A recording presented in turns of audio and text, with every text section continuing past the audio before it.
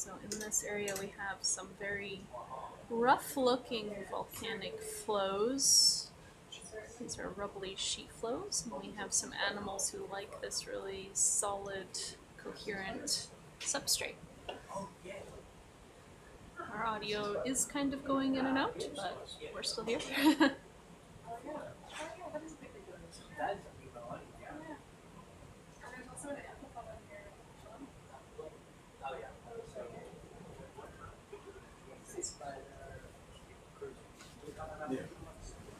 Could you possibly get closer on the pulse? Like on the end of the Well, then it's all good. That's it? Okay. I can try to fly a little bit This is closer. done. I think it's done. I think these are hydroids.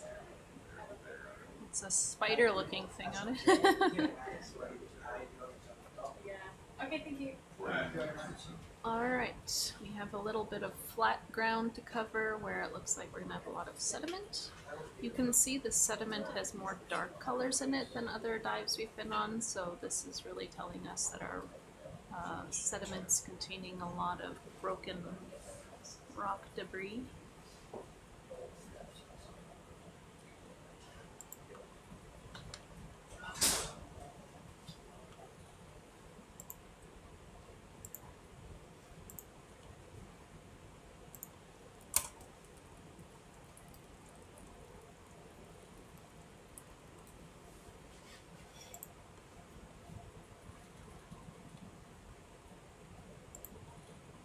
So, John, for geo observations, make sure you're like filling in everything that's applicable, and if you're just trying to do something quick, just do photo.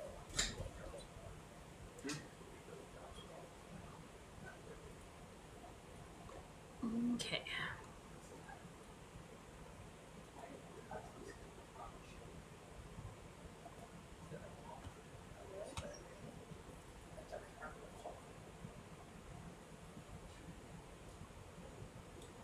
It's a big blocky talus.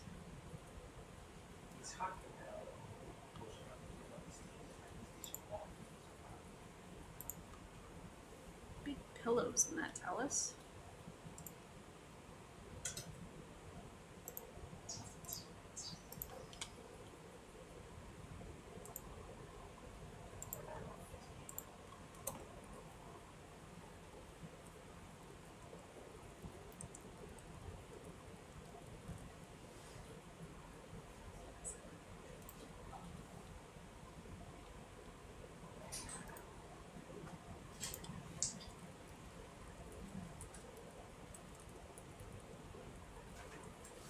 So right behind it, you can already see this big collapse pit. I wonder if our map is a little bit off, because it seems like it might be. We're about where the edges actually move down. Yeah.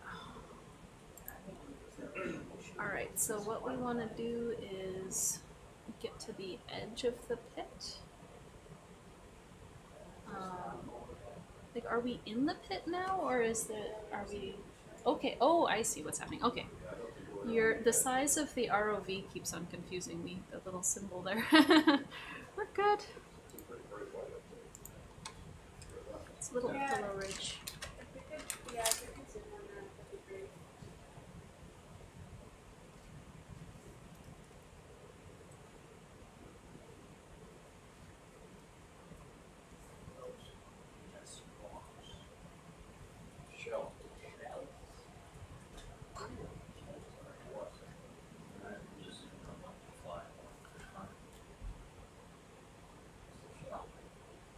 So keep in mind we're trying to do this transit quickly, so if there's things that are important to zoom on, try to communicate how important it is so we don't fly over it, otherwise we might just keep going.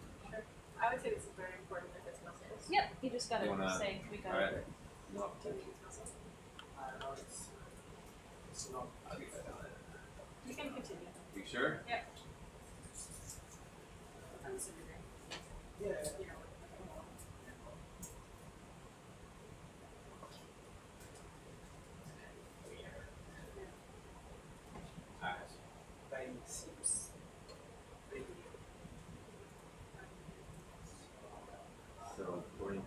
the map. She used to be into that.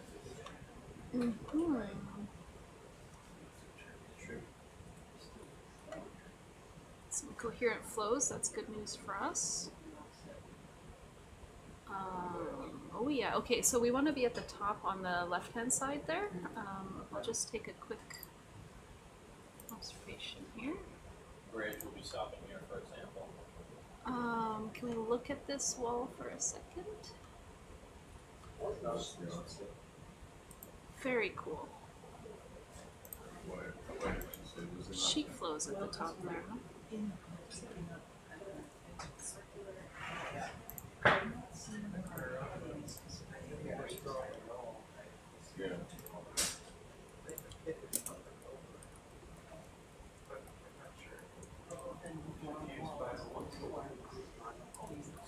Okay, so we want to go and grab again like a piece in one of these coherent layers. All linear there. Yeah, exactly, that layer. We want, well, yeah.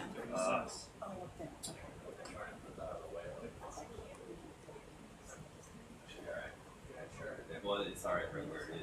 Yeah, we look at it really for. Yeah. We got off there, so I planned out on it. Yeah. There for the right. Do we prefer here or more to the right? Anywhere that you're able to land, I don't mind. Alright. To the right, we have maybe more outcrop.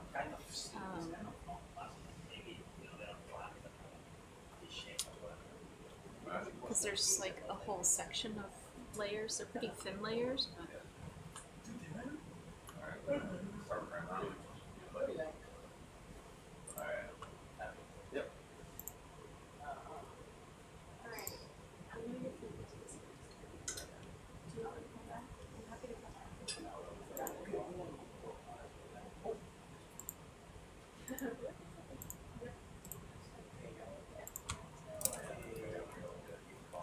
I think that we are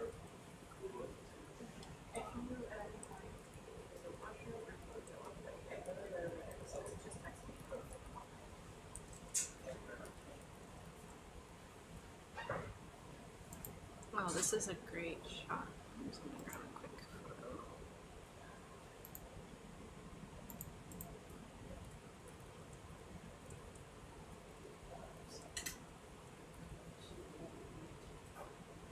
Whatever you can grab, I'm happy with here. I'm gonna land out and then we're gonna try to grab some rocks. Probably further to the left. Oh, that stuff over there. What are we trying to grab? Sorry. Just rocks. Like this guy, Yeah, something that you can pull right off of the wall rather than like a piece that looks like it's fallen down from above. It's like all that striation stuff. Yeah. Grab some stuff. I don't mind what it is. As long as it's connected. As long as it looks like it's coming from near where it originates from. So yeah, some of this stuff in here looks like blocky little ledges.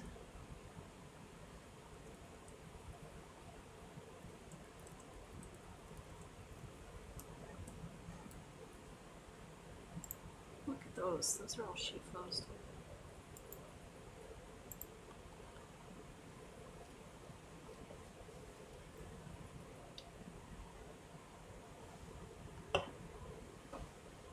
That's so cool.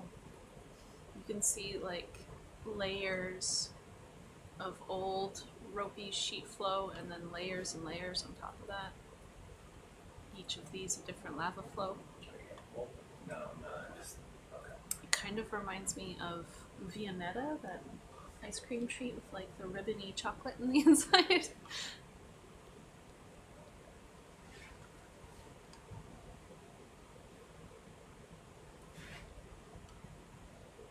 Oh man.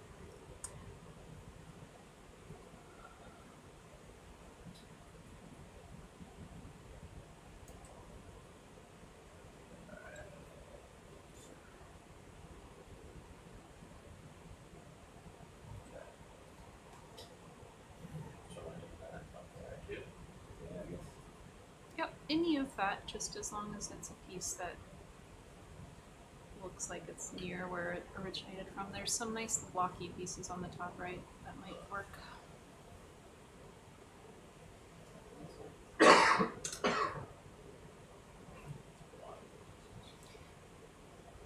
Yeah, right around there in the middle part. There's some like layers that might come off.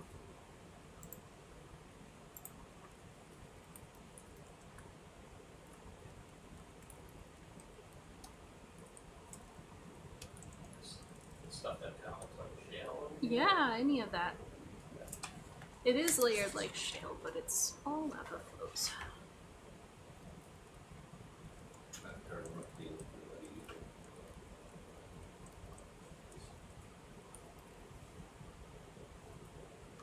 Looks like a spider web there. Do we have sea spiders, Joanne?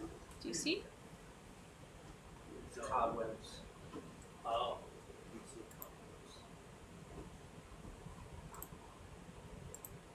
Ooh, that's pretty thin. That might crumble. There might be a fatter piece that can come off.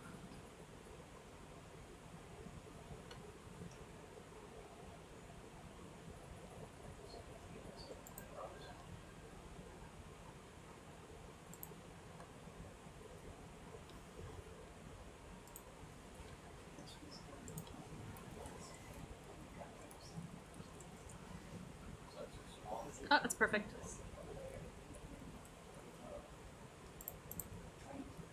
I'm just gonna take a quick photo as you bring it over, and then let's stick it in rock box 1B. Yeah. Very flat, yeah. It's got lava drips. Yeah, little lava drips. John, I'm not seeing like any of your comments or anything when you log. It just says like photo for ID, so I don't know if yours is working or not. Can you look back at some of your old logs and see? Is this sample number 3? Sample 3, yeah. Yeah, okay, now I see. Yeah. That's, it's just slow. When you immediately click on it, it just says like photo rock sample. And then I put it in Oh, I sample get it. and that's- Okay, let's stick that in the rock box.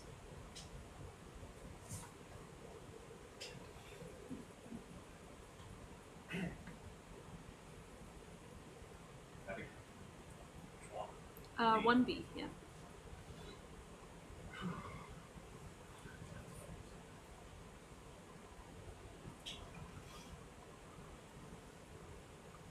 Right.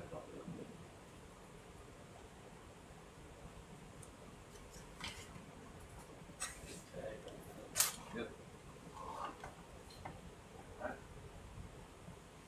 Beautiful. Okay, let's make our way to waypoint 3 then.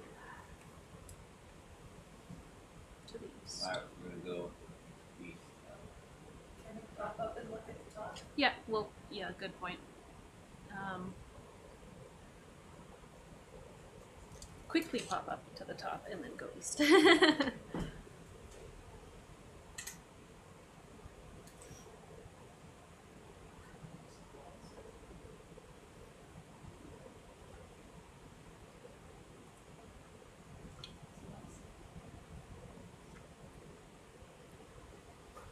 So compared to the first dive we had here, this seems to be where we get the collapse pits is where we have a lot of sheet flows, so that's why I'm interpreting them to be collapse pits.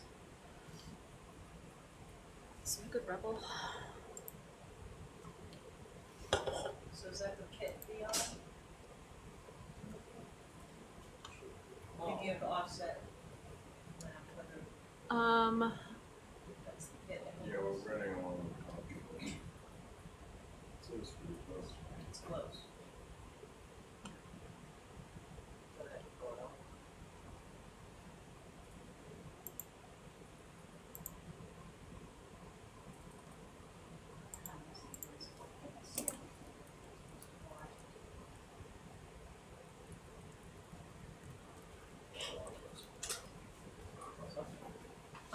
Jenny, is there anything else you need? Do you want to go down to the right, or do you want to just? I'd be curious whether the pit has any drain back. Okay, can we go to the right a little bit and do a just quick survey of this big pit around the edges? Nothing anytime, of course. Yeah. I mean, it's important, so. We're going quick. You all know if anyone's using the uncontaminated seawater right now? My engineer's calling saying he wants to check on it, it's jumping all around or something like that. I have no idea what the issues are. They'd be the ones to ask. You know if you're using the seawater right there or anything? Seawater? Yeah, uncontaminated seawater. Isn't there rocks in the seawater? Lots of. It is in the seawater, but the But it's concept not actually is using time. It's just erratic. I'll just tell them to shut it down and investigate it, do whatever it needs. Okay, so they don't. Look at this, and then I'll start trying to think of it. It's because it's not using it, it's not like the guy's saying it's erratic. So let's just quickly scan around the edges of this part of the pit. Top edges or the Yeah, just kind of being a little bit further back. Yeah, perfect. And then we don't need to be very close, but we just want to look from far away. alright.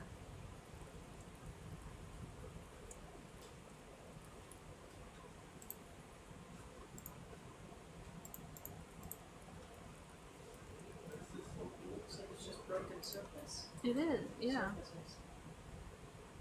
Okay, that- Jen, is this right for you?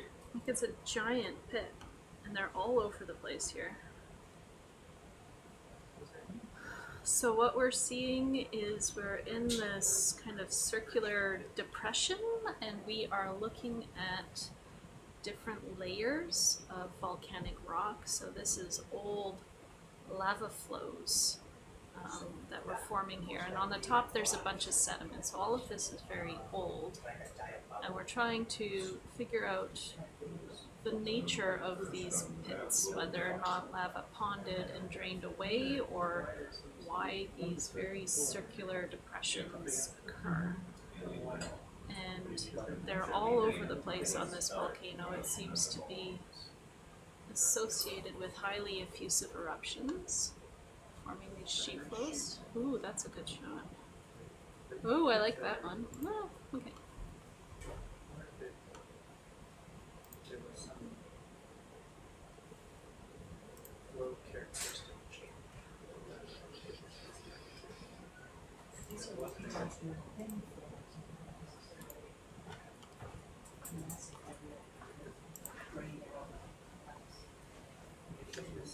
It's weird, right? Like it doesn't look like bathtub rings. It looks like separate lava flows and then all collapse. So maybe And there's fissure very few related. pits up here on this Yeah. level, like none at all to the west of us. Can we quickly look at the bottom of this pit?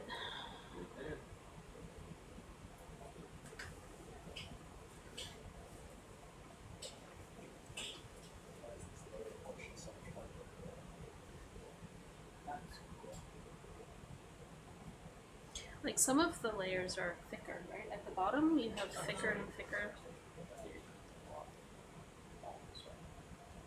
Yeah, here's a And they're all tilting. layer. They're all tilting into the pit. So I think that this, I think it's like a fissure and then the lavas are falling back in. Can you just look up for a second? Just 1 second. Do you want me to stop? Yes, please. Just 1 second. It must have Okay. collapsed into that orientation. It would replace what? This bench is also part of the canyon wall from the fault that's down there. Okay. Let's let's keep going down and then flip around and head to waypoint 3. There's a whole other level.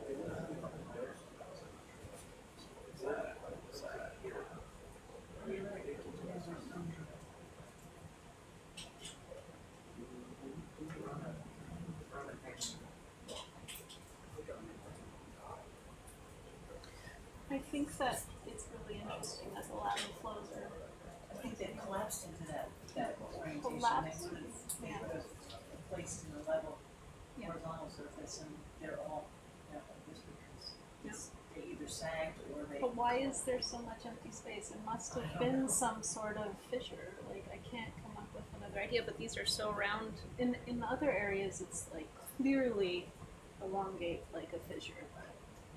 I don't know.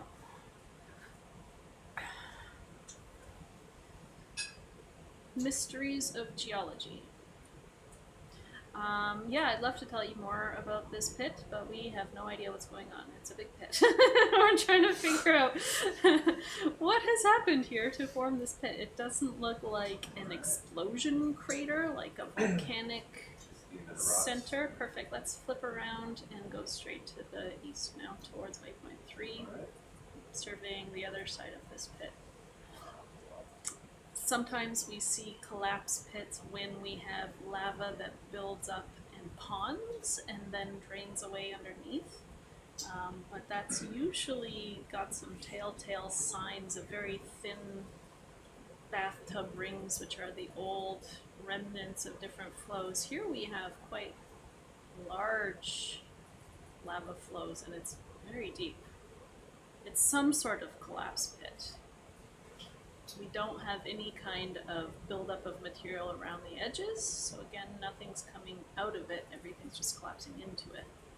So maybe this is the old fissure that the lavas were erupting out of. It's bizarre, and they're all over the place on this volcano. So we did go through a few of them on the first dive of this expedition. You can go back to that dive on the YouTube channel if you want to watch that one. And we're going to see a lot more as well. And we'll be scratching our heads until we come up with an explanation. What do these pits look like on the map? They look like pits. So let me just tell you a little bit about this pit. The dimensions. You can send them. They are 65 meters wide, and let's see, the depth at the bottom to the depth at the top is about 20 meters. Okay, so here's that narrow little rim between here and the wall. So do you just stand there?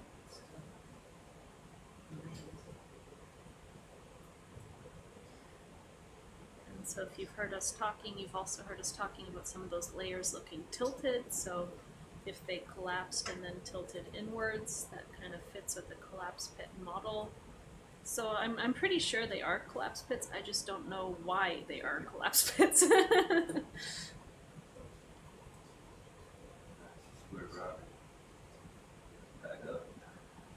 There's another little ledge here that we're going to go over.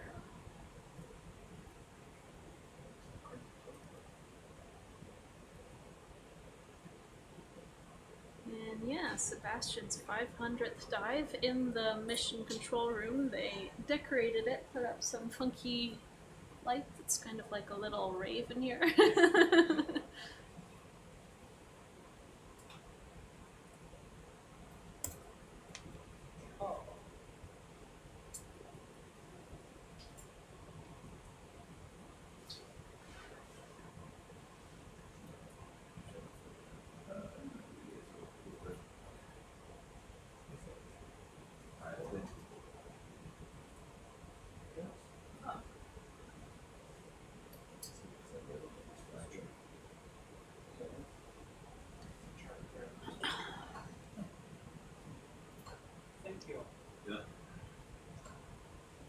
Okay, so from here, we are going to go back down the slope. At the bottom of the slope, we expect to see more lava flows, so young looking lava flows. We're going to transit across these lava flows and see if we see different amounts of sediment on top to tell us whether or not we have different ages.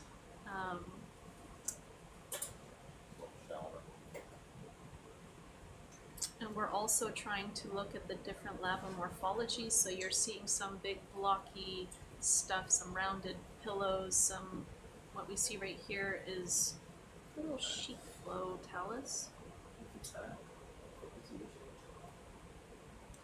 So here it's very heavy sediment, and it's just the tops of the lava flows that are poking through the sediment.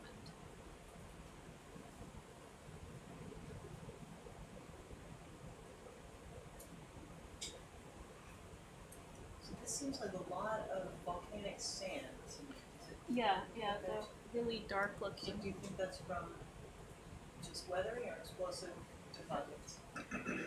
Combination, probably. I think a lot of lava flows are producing a lot of fine-grained volcanic plastic material that was kind of not emphasized previously. There's a lot of light stuff too, so there's quite a lot of pelagic material as well. But all of this is just very old sheet flows.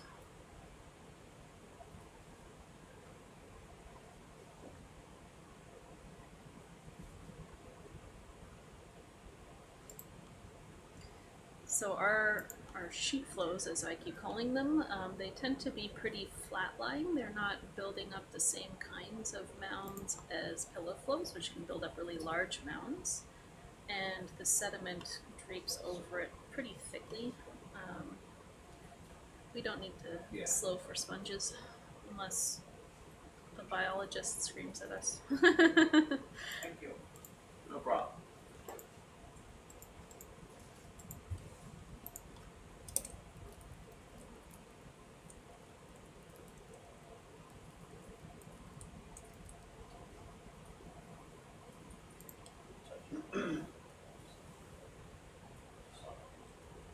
Was that?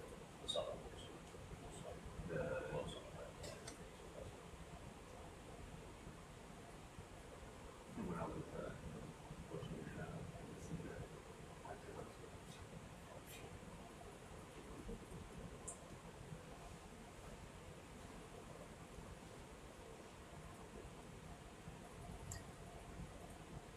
So for those of you just joining us, welcome to SuBastian's 500th dive. We're back on a volcano called Puy Des Folles in the mid-Atlantic ridge. This is where we had our first dive and where our last final dives of this expedition will be. Right now we're doing a geo-transect, looking at different volcanic and structural features on the seafloor. And then we will be heading towards a young vent site where we're going to do a lot of sampling. And we're hoping that it's an active vent site. That's what we've interpreted it to be, at least from the... Ooh, that's cool. We're gonna be starting to move towards. Oh, sorry, I need to make some notes. I think that the success rate of finding active flows has been high enough that you can say confidently it's going to be. Yeah, we're planning that it's going to be an active vent, but you know, we're gonna leave open the possibility that maybe it's not. These are cool flows too. I'm just gonna do that. Okay. So it will get exciting in hydrothermal pretty soon, but these volcanic textures are so cool. You can really just imagine how this volcano was erupting and then getting ripped apart and then erupting and then getting ripped apart. So part of our job is to figure out why those different hydrothermal vent sites are where they are, and also why is this big volcano here? It's in a spot that we kind of wouldn't expect it to be.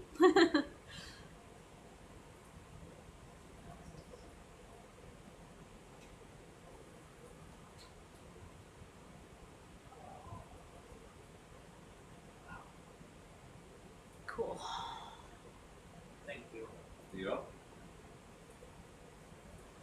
And now we're coming over the edge, and now already we see that it looks more rubbly, more flat. Still a lot of thick sediment on it though. Sorry, can we point the camera down by any chance? Oh, there's a big ridge ahead of us, yep. That's why. Never mind. I will go down. I mean, if I go down, I just get stuff in the shot. So It's fine, it's up to just you, but- keep going, yeah. yeah. Oops. A little early on that.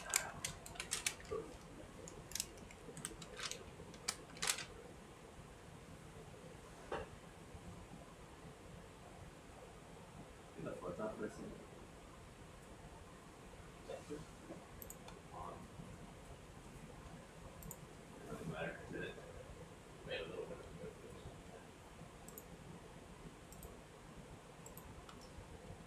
So now we've just lost that thick sediment cover, so I think that this is probably a little bit younger.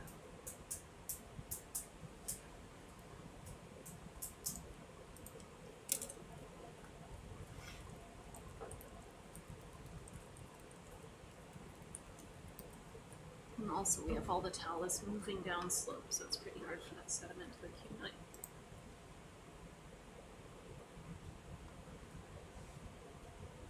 So when we get to kind of the bottom of this slope, I'm hoping that we see where the really young lava flows start.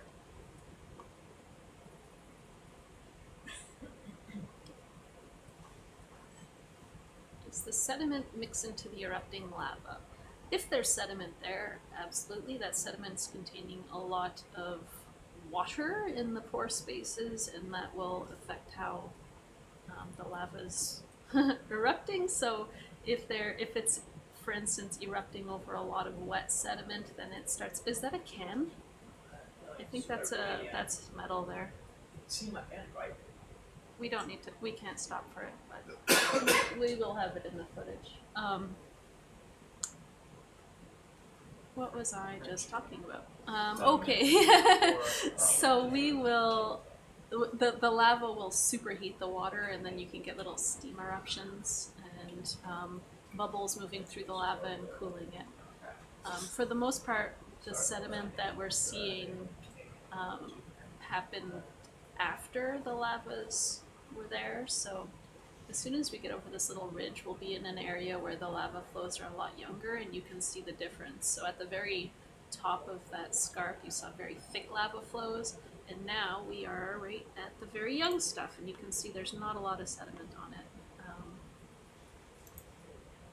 Just gonna take some notes here.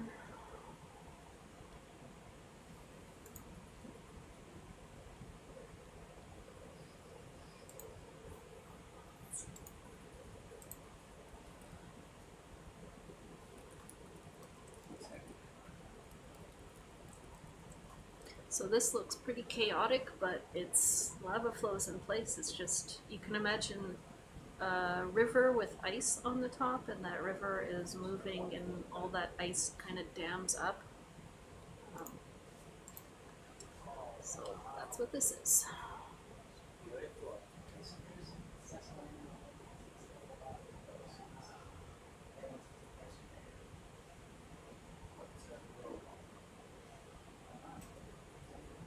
How fast do these bamboo corals grow?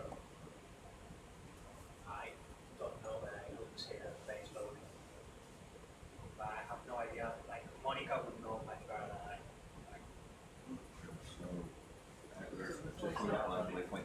Okay, and can we shift the map over?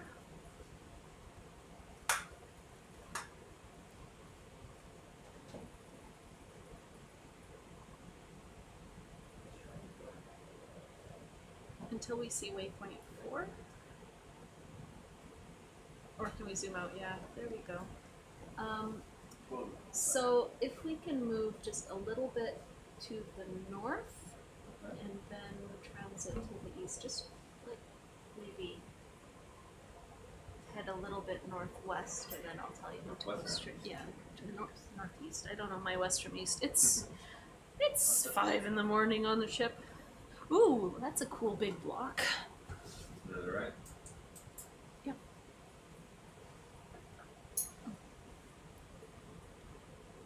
So this really looks like kind of chaotic. And we want to move quickly, but also stay close to the bottom.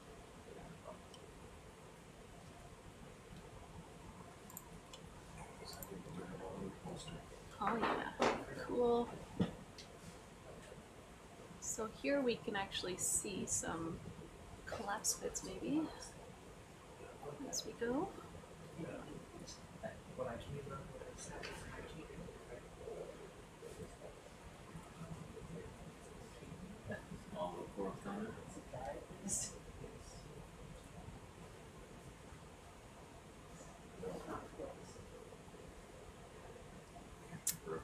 So this is an area where 2 tectonic plates are moving apart, And as the plates move apart, the mantle from deep in the earth rises, and as it rises, it melts and forms magma chambers, and then that magma buoyantly rises to the seafloor and erupts. So we're looking at newly generated crust on the ocean floor here.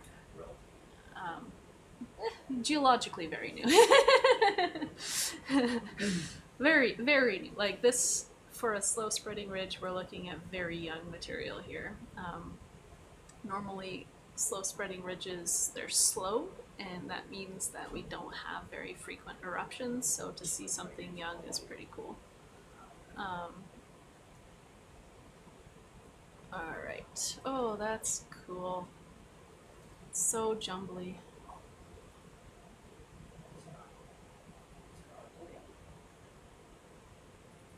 So if you've ever been to some place like Hawaii, you can see the same kind of lava flows on surface. On the seafloor, they do erupt a little bit differently. So we have the cold water that basically quenches them or freezes the top of the lavas instantly. And if that lava continues to move and flow and the top is getting quenched, it kind of turns into this rubbly mess, which is really cool. Okay, let's from here send straight to waypoint 4, so no more to the north. So this is the result of the plates moving apart, is that you can have areas with a lot of volcanism and lava flows, and that's what we're seeing here. This is a very large volcano, so magma is getting focused here. That's part of the story that we're going to be working out. Why is this volcano here? And how does that relate to the tectonic plate motions?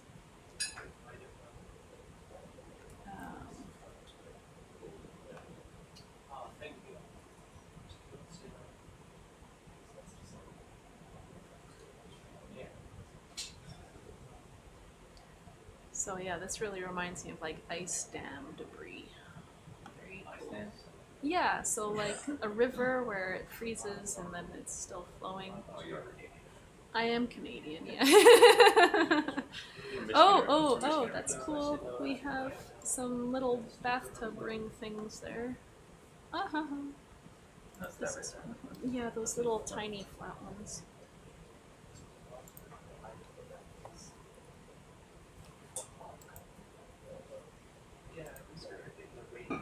So we're going on to waypoint 4 now, then? Yep.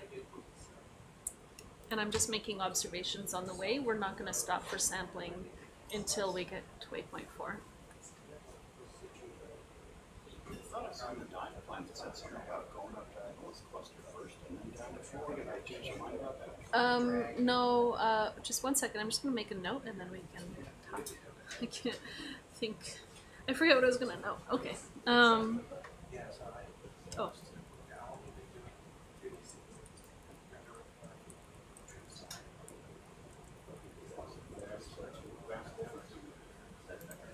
So, no, they were talking about going to Chimney 4 first. So after waypoint 4, we're going to head straight north, and then there's a few chimneys that we're going to see, but we're going to... So Chimney 4 is not the same as what? Correct, yeah. Alright. Can you imagine hiking over this stuff? Your boots would get destroyed. Oh, this is so cool. So I'm looking to see if we have any change in the amount of sediment cover. So, oh, there's a cool little collapse pit. Maybe one. Keep going. We don't need to look at it. Crazy living in there. And this should be a good collapse pit and some sedimented stuff on the other side if my interpretations are correct. So we go from rubbly to smooth. So you can see where this is dammed. Oh, and lobate. You can see lobate in the back too. Can we just go a little bit slow here? No, you just get over this up and down. It's more sediment in here. Yeah, and we can see that in the back scatter too. Okay.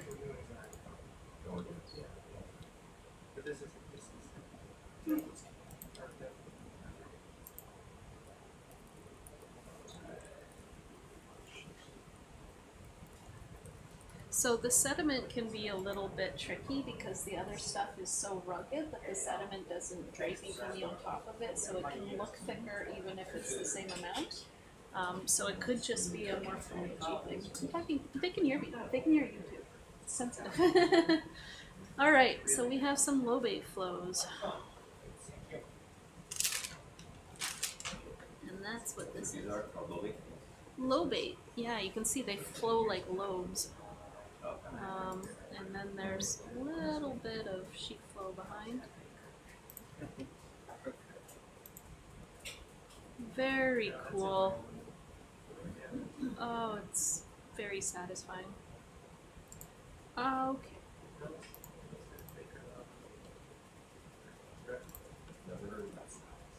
Perfect. Some sheet flows on top of. You know, I just want to make sure it was solid. You know, I want to see if it's hard. Test Or, it. Spoken like a geologist. Ooh, I see bathtub rings. Let's go towards that. Sorry, I'm gonna want to pause to take a quick. Oh, it's not bathtub rings. So here we can see inside of a lobe. It's a cross section of a lobe, and you can see that the magma's been like progressively draining out of it, and so as these lobes are forming, you're inflating them, and then the lava keeps moving. It's basically like lava tubes, and we're turning more into pillows here than lobes. So we can keep going.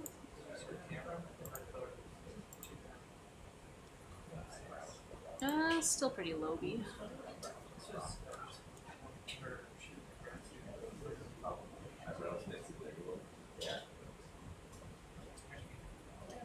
And then there's a little baby collapse pit. That's cool.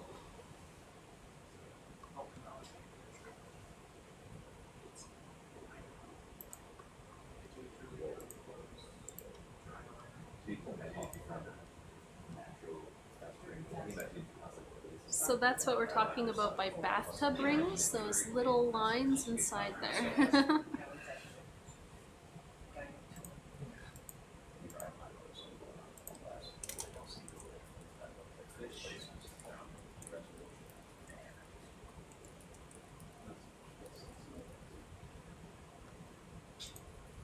And then we're going to transition back into sheet flows. So there was just kind of a pond of lobate flows.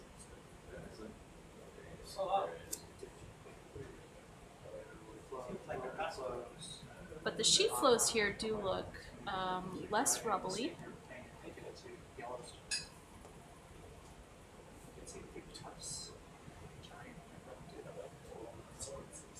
Still some.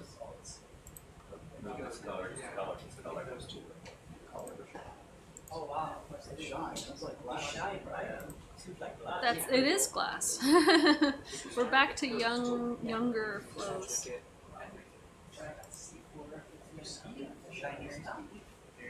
There must be a feast or an order. They're not there with it. Really? This is about as young as you can get on the Atlantic Ridge.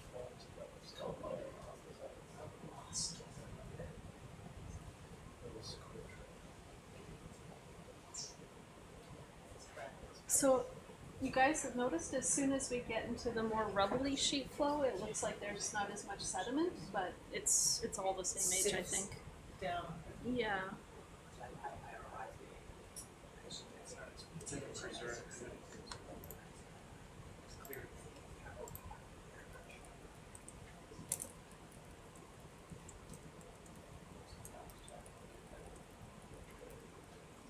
So all of this material is volcanic.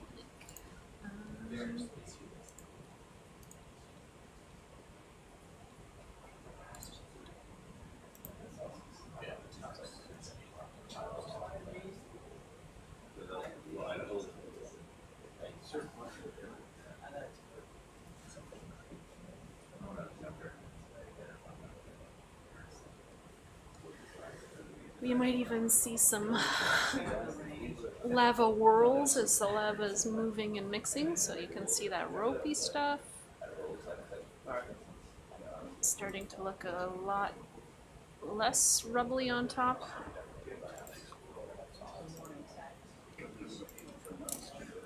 Yeah, I've been hearing about that. Very,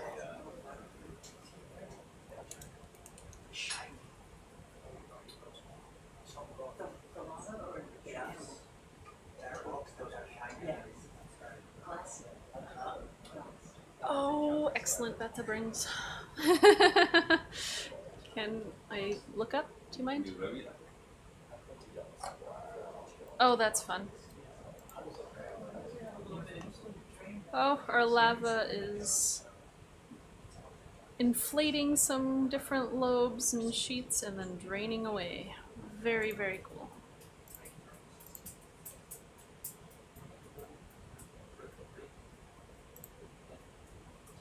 Oh, there's more in the back too. Right. Yeah, let's just keep moving. You get this feeling that I'm more excited about some of the operations. Well, it's maybe your first time seeing it, and that's not my first time seeing it. Truth.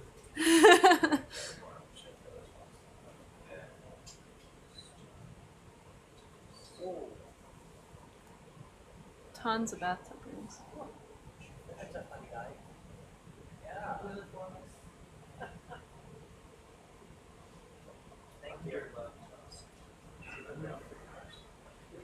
Oh, wait.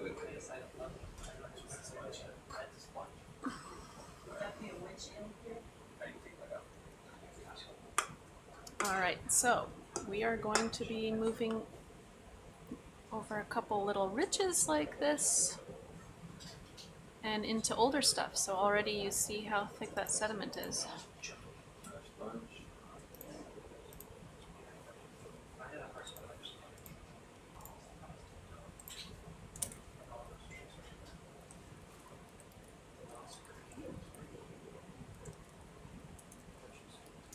And then back into some young stuff, and you're gonna see some whirly looking lavas.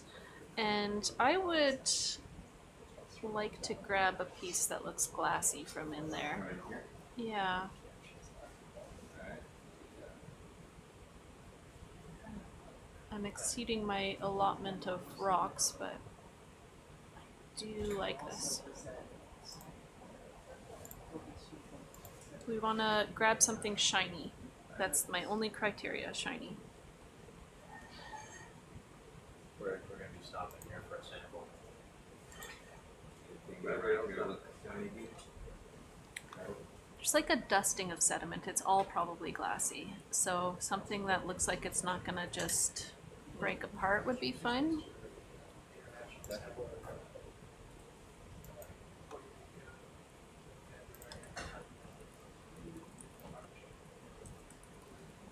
I was asking about that before. Monica says millimeter to centimeters per year. Okay, that one was over tall, right? Ooh, in the back you can see how shiny it is. Do you see the ropey stuff? I don't know if that's sampleable, but anything. There's also like some ropey stuff right at the bottom in the middle there. It's like a triangular looking piece. Millimeters. I mean, yeah, it's one of little mountain is a 10.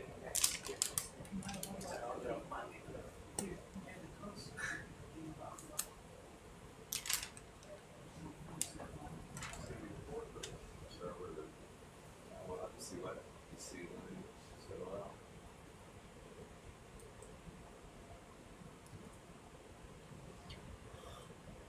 Can we also zoom on the map so that we have waypoint 4 in the screen? Yeah, perfect. Excellent, thank you.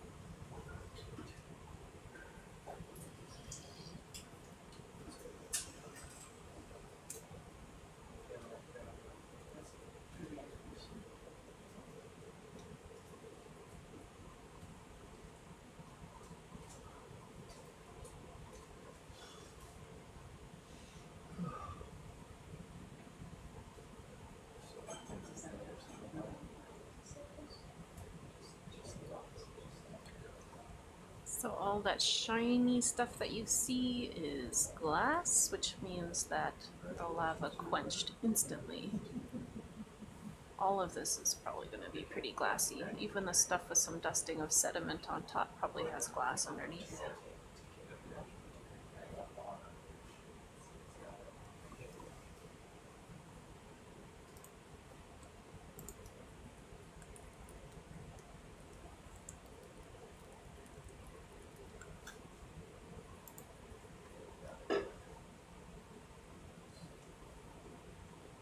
Oh, nice. Ooh, look how shiny it is! No! Yeah, it is. Like you're picking up a wine glass. Think of it that way. Might be easier to soft up on this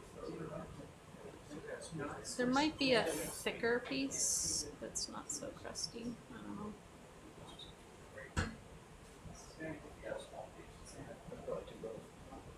I'm happy with that. Let's take that. Can you put it in the basket really gently?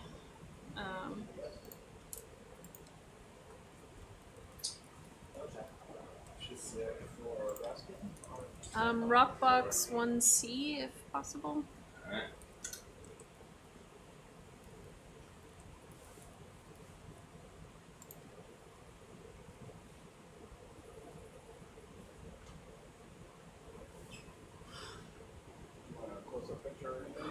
No. I got one while you were doing that. I cut off and go over this.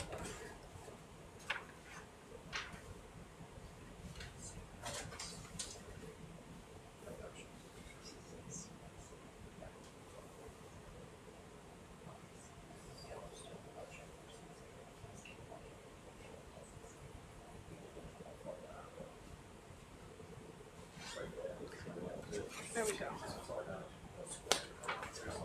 That's fine. We'll collect all of those little pieces and let's just not put anything else on top of it.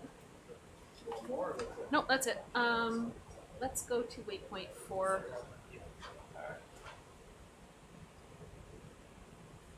Done? Did you like that one? Okay. Perfect, thank you. How deep is this lava? We are at a depth of 1,964 meters below sea level.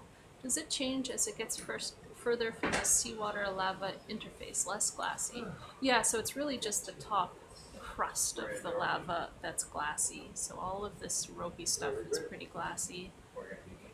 But this glassy crust really insulates the rest of the lava so that it can cool a little bit more slowly and actually grow some crystals. So it just looks like a dense...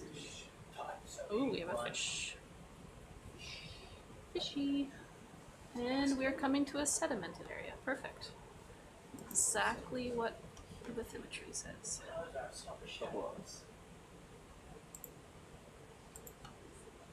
Oh, whatever, dude. We wanted to hang it like we were more interested in this.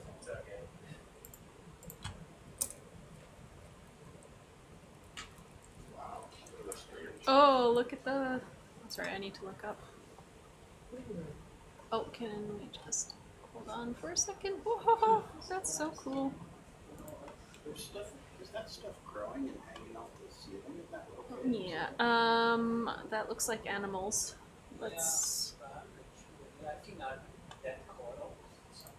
Let's not stop for it though. Let's just keep going.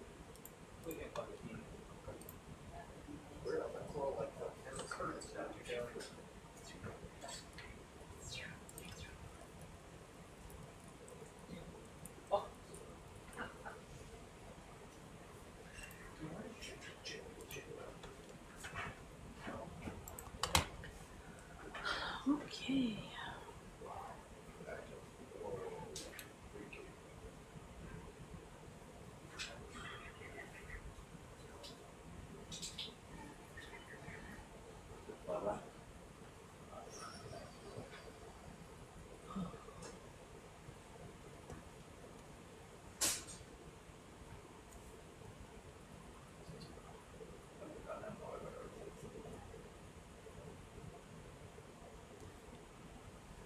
very rubbly.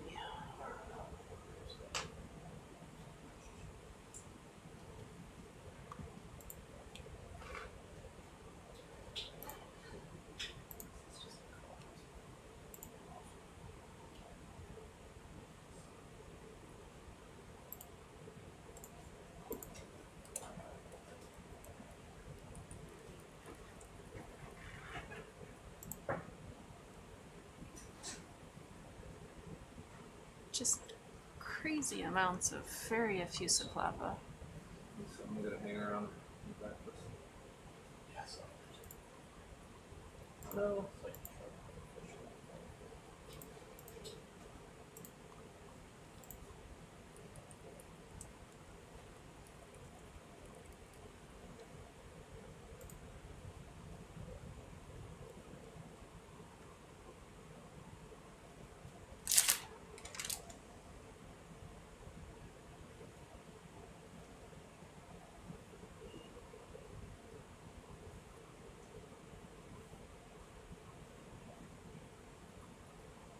It's so glassy, you can see it shining at us from the distance.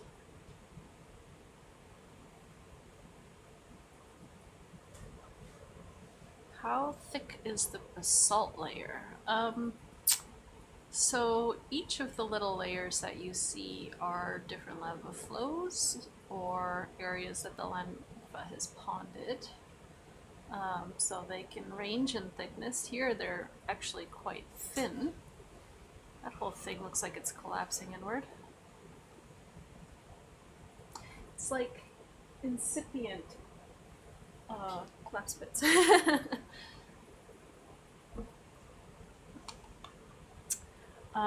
So in general, the crust of the planet in the oceans has these kinds of lava flows, usually not as effusive as this. This is really specific to big volcanoes, but we get a lot of pillow flows, and beneath that we have all of the little feeder dikes, which are basically vertical places that magma has moved up through the crust. Wow, it's so glassy.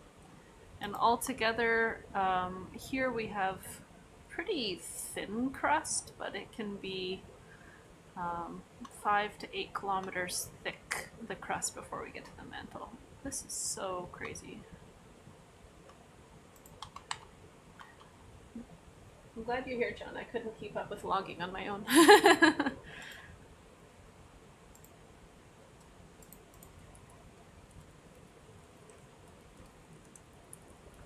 It looks like a lot of little rubbly flow top texture and pillars and bathtub rings, so this was a very active area at some point.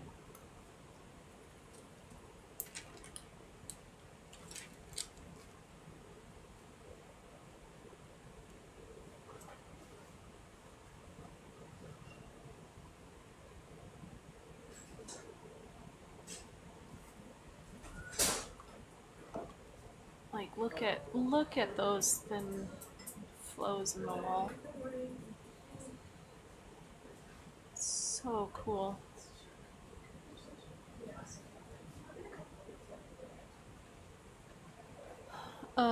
The magma chamber, we don't have a good handle on. It's very difficult to image magma chambers, but generally pretty deep, a couple kilometers deep.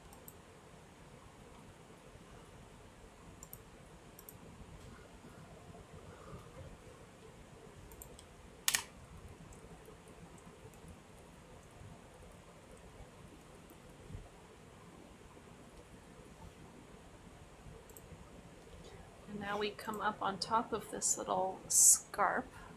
We saw all the thin flows at the bottom, and now we're seeing thicker sediment again. So this is essentially the other side of that area of a thin lava flow. So this is older crust on the other side.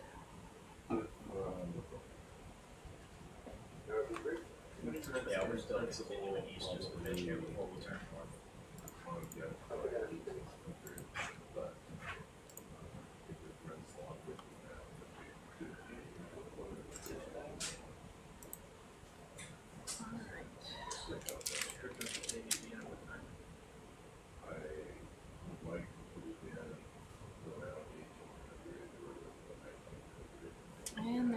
have some more flows exposed. These ones are a little bit thicker. So we'll be expecting to see all of this. Yeah, that was the whole point, was to come over to this side where. So yeah, here we see very thick sediment. So the flows underneath it are exactly the same, but it's thicker sediment. So this is older lava flows. So it's had more time for that sediment to accumulate. You can tell, you expect it from.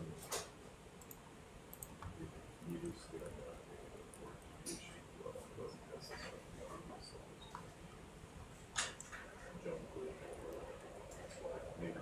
Jenny will probably better. Then we're gonna come down the other side. Whether or not the jump that sheet was expected. I didn't know what, that it would be a sheet flow was expected, I don't know. Oh, the jumbo's just turbulence. Yeah.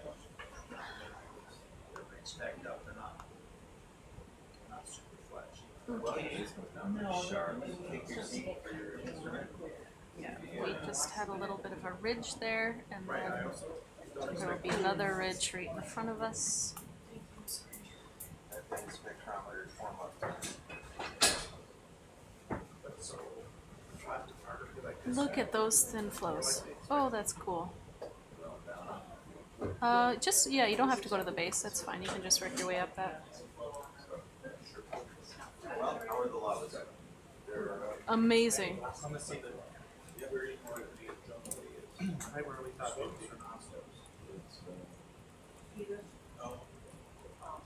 She blows on them, I just turned it off. That's fine. Thank you. Yeah. Seemed to get a little older.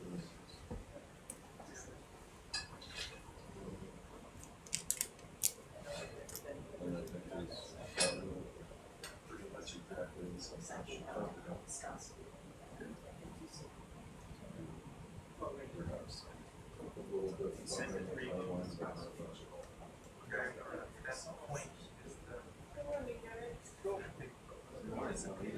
Oh, cool. So then from that point, basically, just north towards the Chimney.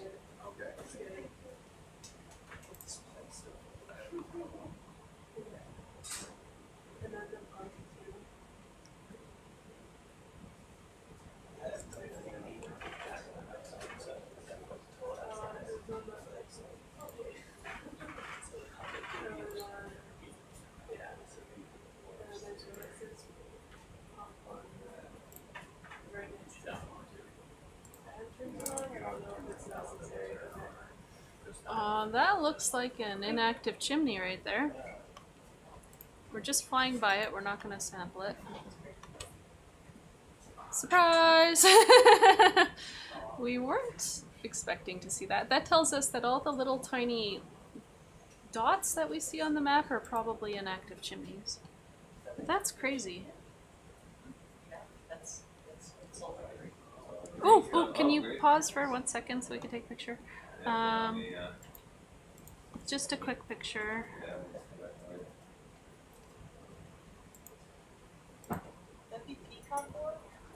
Yeah, so that would be atacamite, so it's a very copper-rich chimney.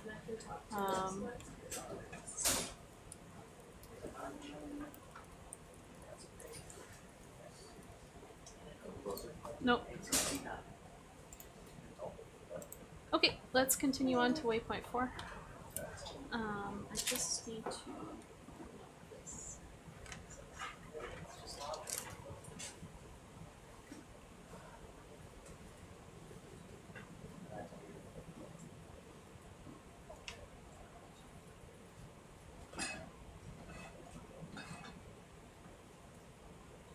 So it seems like the AUV map is off a little bit, so we're already at the top of the scarp and it shows us like at the bottom, so I think it needs to be shifted to the left by just a few meters.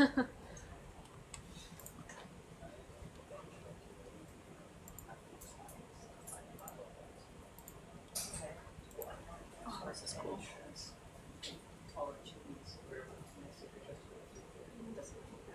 Yeah, there is no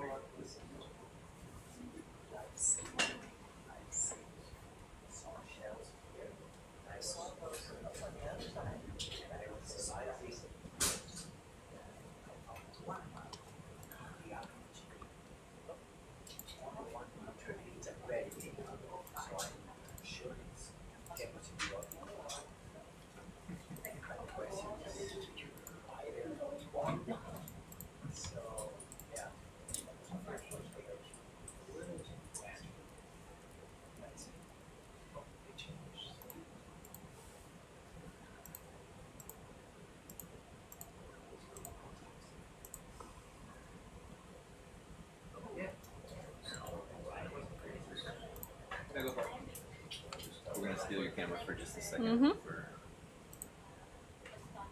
Oh, that looks pretty cool. Maybe we should turn it off. Let's see.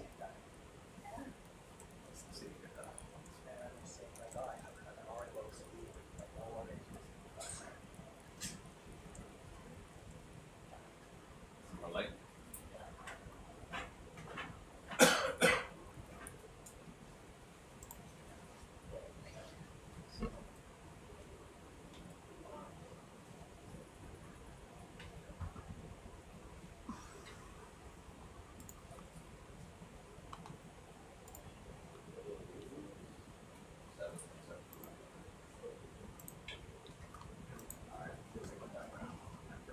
Might be an auto iris.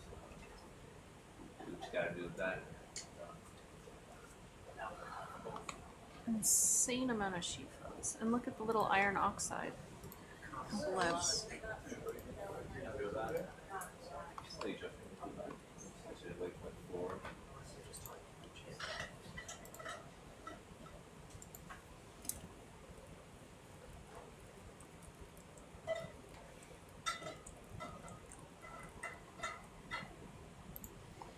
Okay.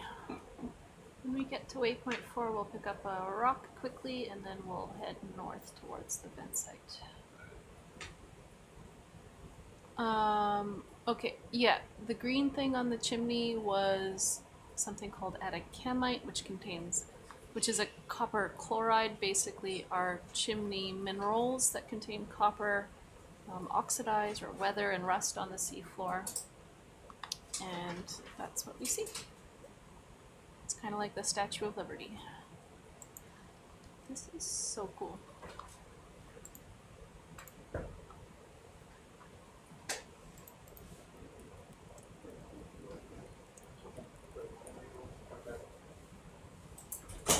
Let's go to the top 4.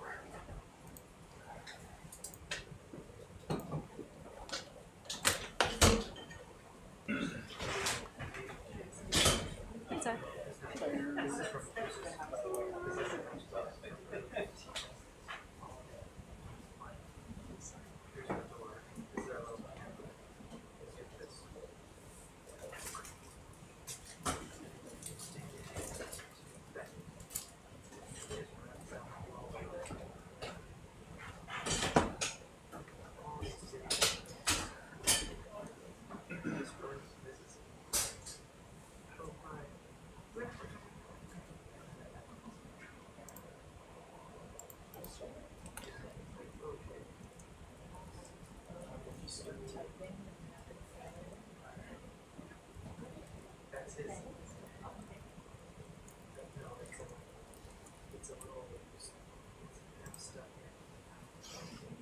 This is so cool and so rugged. Yeah. So somewhere on the top up here, let's find a spot to sample. Something that looks easy to sample. So wherever you see something to set down, and then we'll turn north. So on this map, I think we're already at waypoint 4. I think that it's shifted, yeah, because we just came up that. Pretty much right at that big Christmas tree.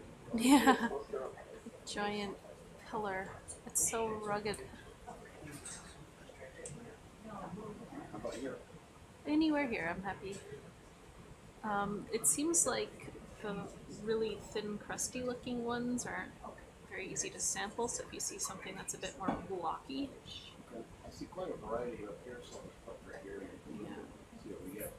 I might Perfect. find out a little bit. I kind of think it's like that. I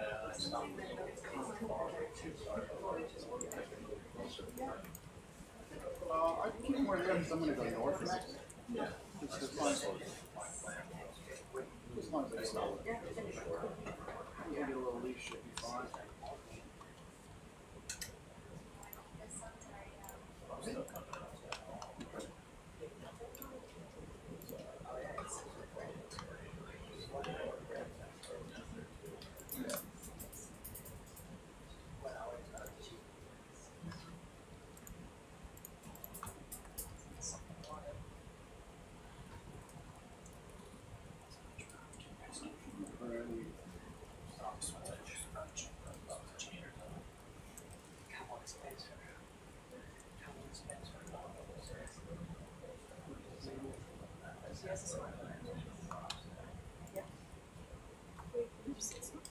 smile on your face is Spencer Lake. Yeah. I mean, I'm sure you want that. Okay.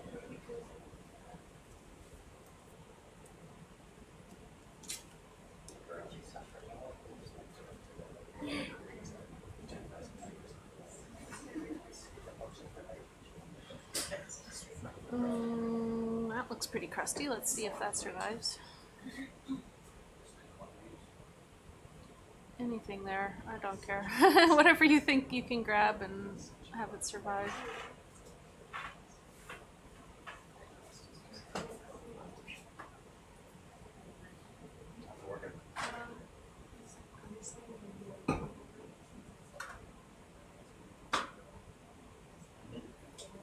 Perfect. Beauty. Oh, that's how we do it. Let's put it in rock box 1A.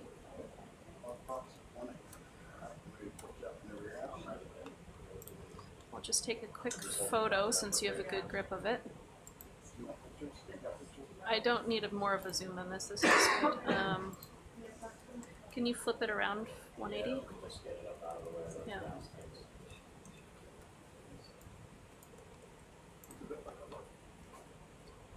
Perfect. That's all I need.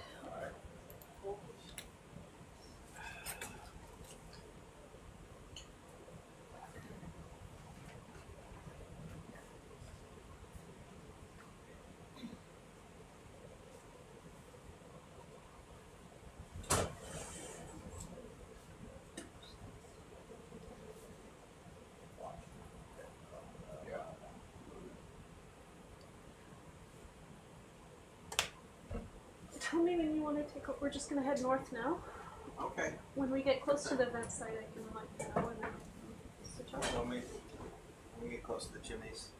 So I'm hoping to see when we get to younger flows as well. It's so cool, so rugged, like an insane amount of sheet flows.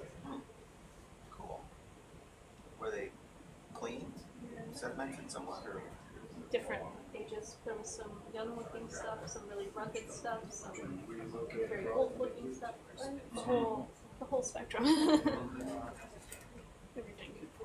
Young, very old, and right now medium old. But the whole central part, that was all Yeah. young Yep. sheep flows? Yep. I mean, it's kind of hard to tell some ages sometimes because the more rugged it is, you don't get even sediment distributions. It's just Yeah. because you have like more backscatter attenuation doesn't necessarily mean it's an older area. It could just mean a flatter line flow. Yeah. That's just So, first. that's just All good ground truth information. Yeah, and Including the little sulfide that you just ran over a few minutes ago. yes, that was Probably pop that up. bump. That was all, yeah. So all of these.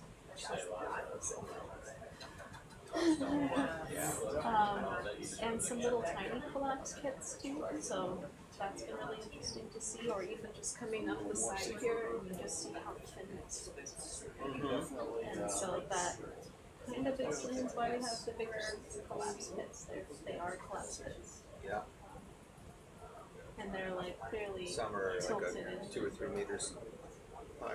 The The pillars. one on, or- yeah, so the one on the top here, this one has some thin layers and then thicker layers, and this is like 20 meters deep and 65 meters across. And then all of these little guys are like little tiny collapse pits. Here we have like low weight flows with collapses in it as the pillar was inflated and then drained back. Mhm. So it's actually kind of hard to sample because it's just the crust and it's not like a thick block, so it's kind of like powdering it. So that has been our challenge so far. But we have enough volcanic samples. Yeah. And some very glassy stuff. It's mind-blowing. Are we doing a temp prep? Are you poking No, the sediment? I or think what? they just dropped it. Okay. It's already sediment, so it's not gonna. We can see it pretty well when we go up the scarp. You can like see that little.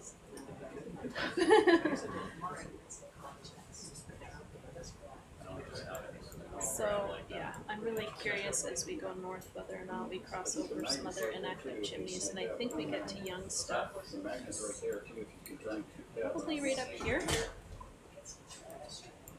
I think this is all we got over, but I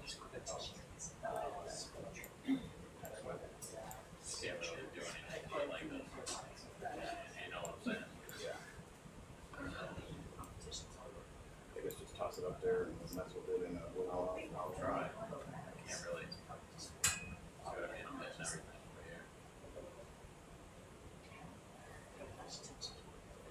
well, it is a bit challenging to be madly making maps and making observations and talking because I interrupt myself and then I forget what I was talking about. Yeah. Platform.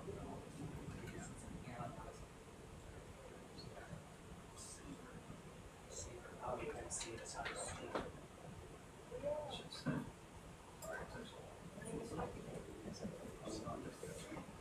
All right. Turning straight north, we're not going to stop. I think we might see a couple other little inactive chimneys on the way.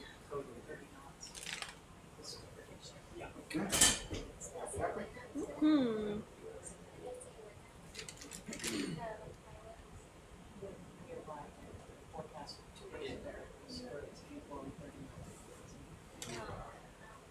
Onward.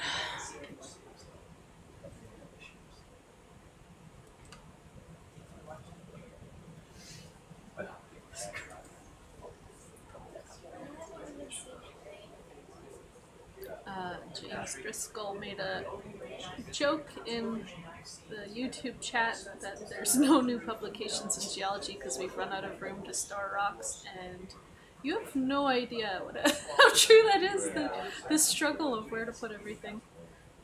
Which is why we're trying not to collect huge rocks, but ones that we can basically use up and crush and digest in acid without too much remaining material to store. Alright, we are going to cover some ground now. We're heading north. We're going to go over some different lava flows. Right now we have some really chaotic, rubbly, rugged looking sheet flows. So again, you can imagine like ice flows in a river in spring as it's melting. And all of this looks pretty old. There's quite a lot of sediment, so we're going to see if we get to some younger stuff as we head north before we get to a really big vent field. Dave, how big is the next chimney that we're heading towards?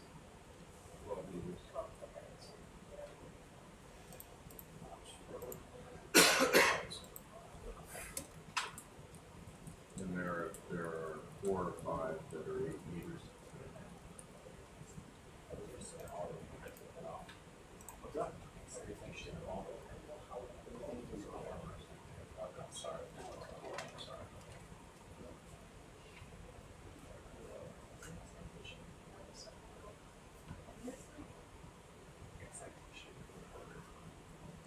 So the key will be finding that first chimney that's labeled waypoint 10 so that we go to the east of it, because I think the map is off a little bit. We'll find that. Sorry, John. We will find that, yes, absolutely. That would be great. We're going to start making our way to the north here shortly. Excellent, thank you.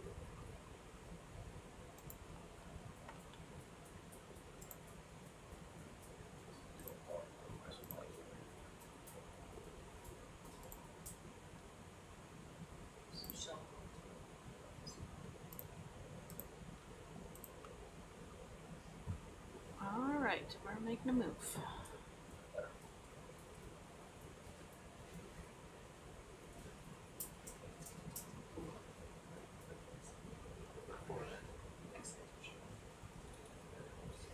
So here it's the same kind of lava flows, it's just not piling up the same way.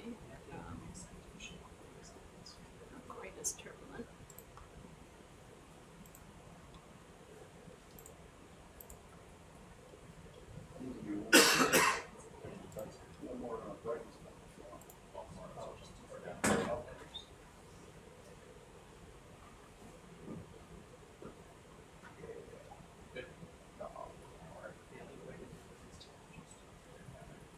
Can I look up at the camera a bit?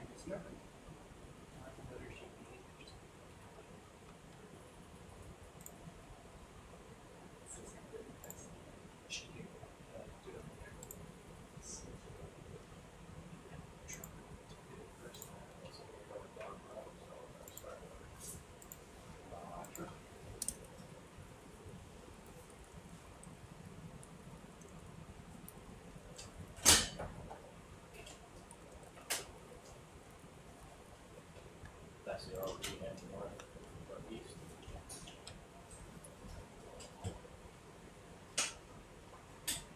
Very good, yes.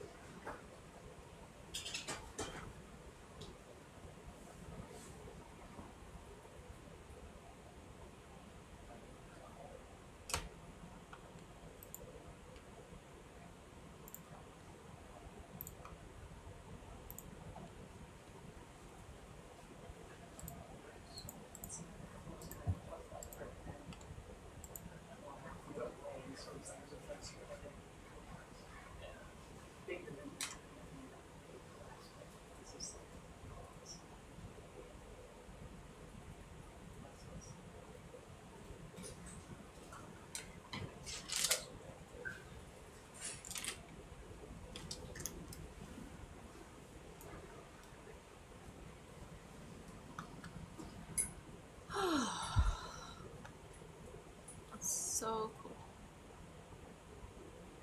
Have here a bit of a mix. We have some low bait flow. Those are the kind of flatter ones mixed with some sheet flow, which is the more ropey, broken up rubbly material.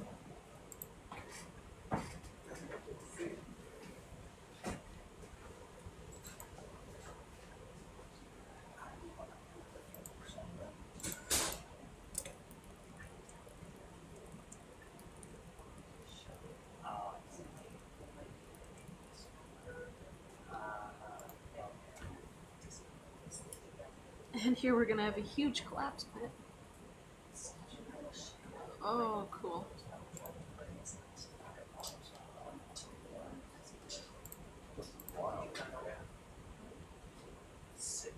So cool.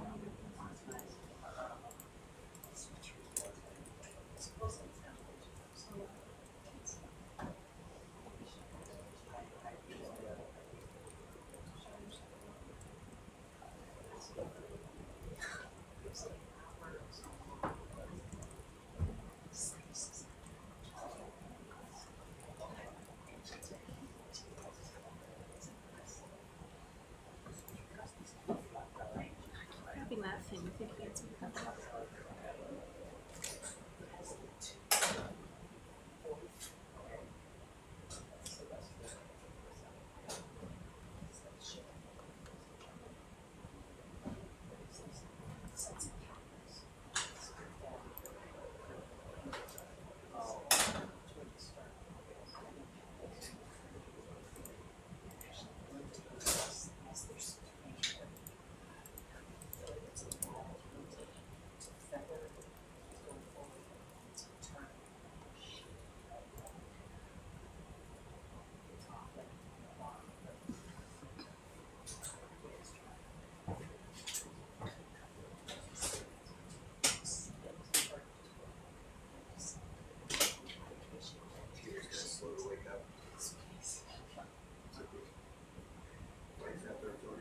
Yeah, exactly. 5 minutes to get to print this.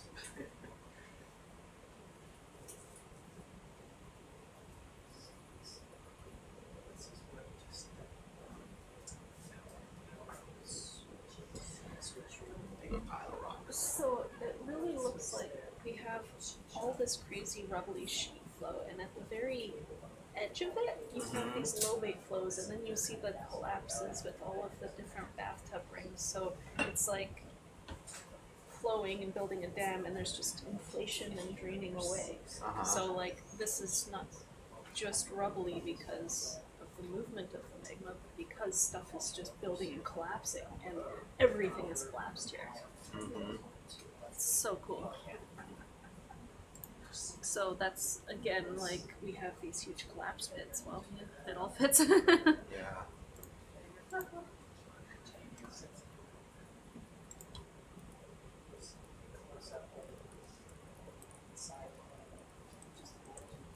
this is good. Gives you all this video to match the textures and contours of what you're seeing on the AUV map.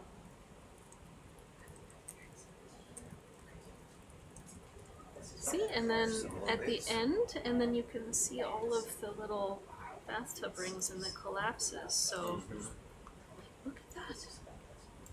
So the lobes on the top are just like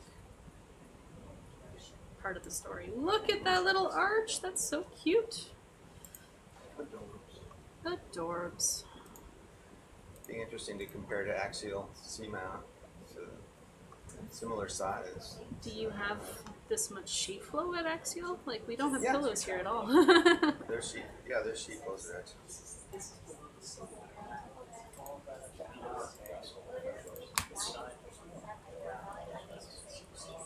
I would definitely keep them to the west, the way that we are, because that's where my long-term recovery point is. So unless you get a flip them, I have to be in the Butterfield with the east, you know what I mean? Like, I've seen ponded sheet flows before, not covering an entire surface. It'll be like a fissure eruption, and you get the sheet flows on the outside, and then you get the lobate flows, and then you get the pillows right along the fissure, but we just don't have pillows here at all.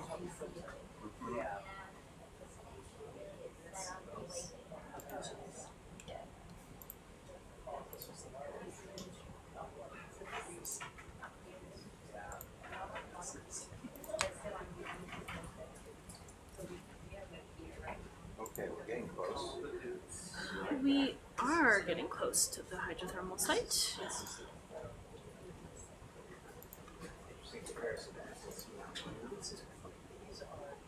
Is it? Well, oh, you said so. Yeah, that's like,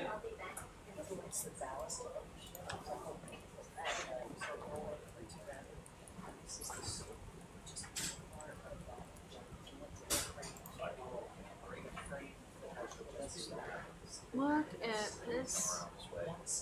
There's so much magma inflation and then draining away, and then inflation and draining away, and it's all extremely effusive eruptions. So it's like olive oil Position kind of like you have it, but spilling out on the seafloor.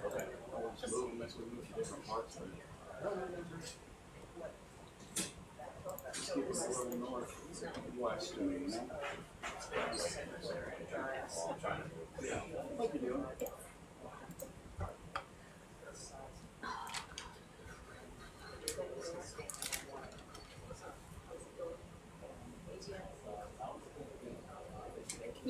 Can you look to the right there for 1 second so I can grab a photo?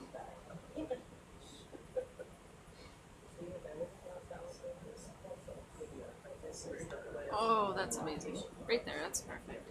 Is that a big arch? Yeah, it's just huge collapse bits. That's amazing.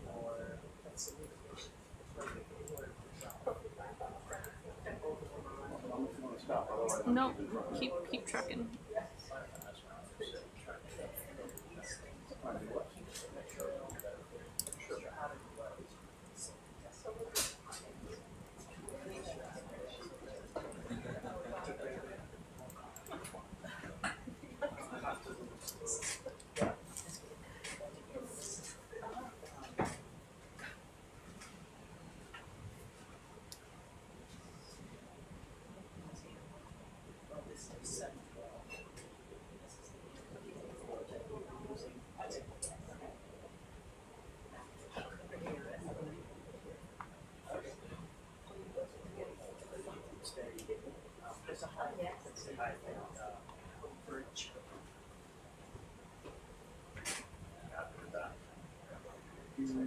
maybe Can one I by look up a little bit? that's good.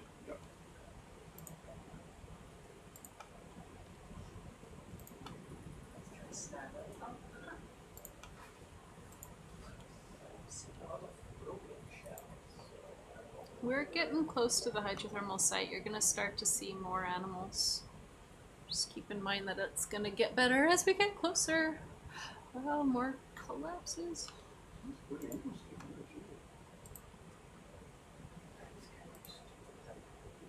What's your sense of the offset again? The map, so we hit a scarp before we got to the scarp, so the map needs to be shifted a little bit to the west. I can tell you how much in 1 second.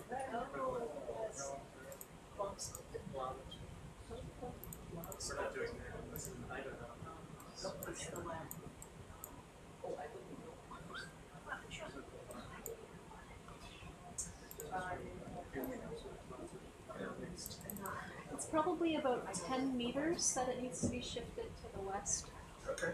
And when we hit the chimney, we'll know exactly. Yes. Yeah. Agreed. Whoa, that guy is weird looking. Thank you very much. I have no idea what is that.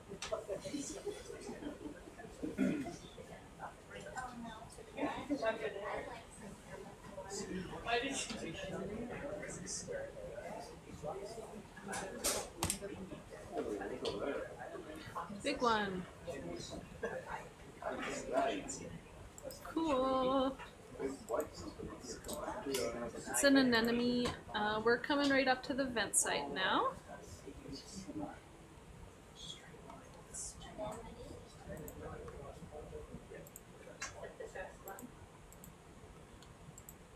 Yep. Can we pause at the anemone and we're gonna switch spots here. So we're about 10 meters further to the west than it shows on the map there. Okay. So like only that much. Pretty close. Yes.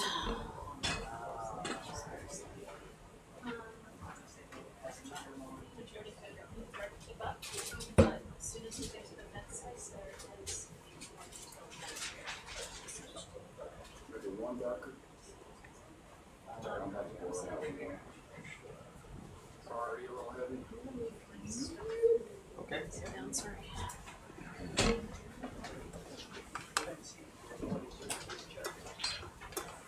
Morning, Doc. Good morning. Smell tea.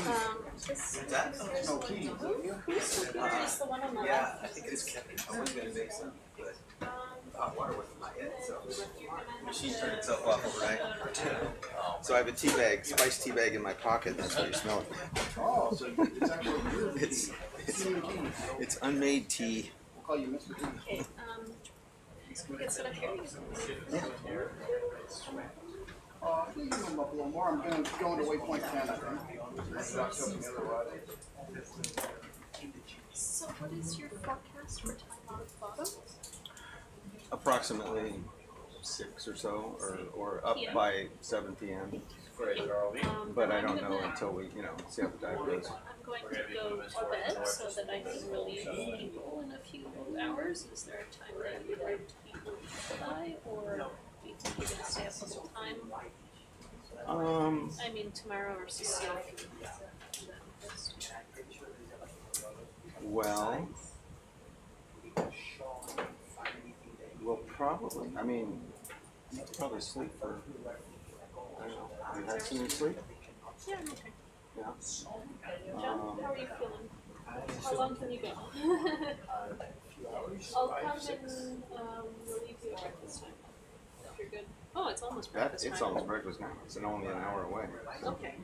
Then I will stay awake so you can have breakfast and then. What time were you awake? Sorry? What time did you wake? Yeah. I'm good for a while. Did you get some sleep? Yeah, I did.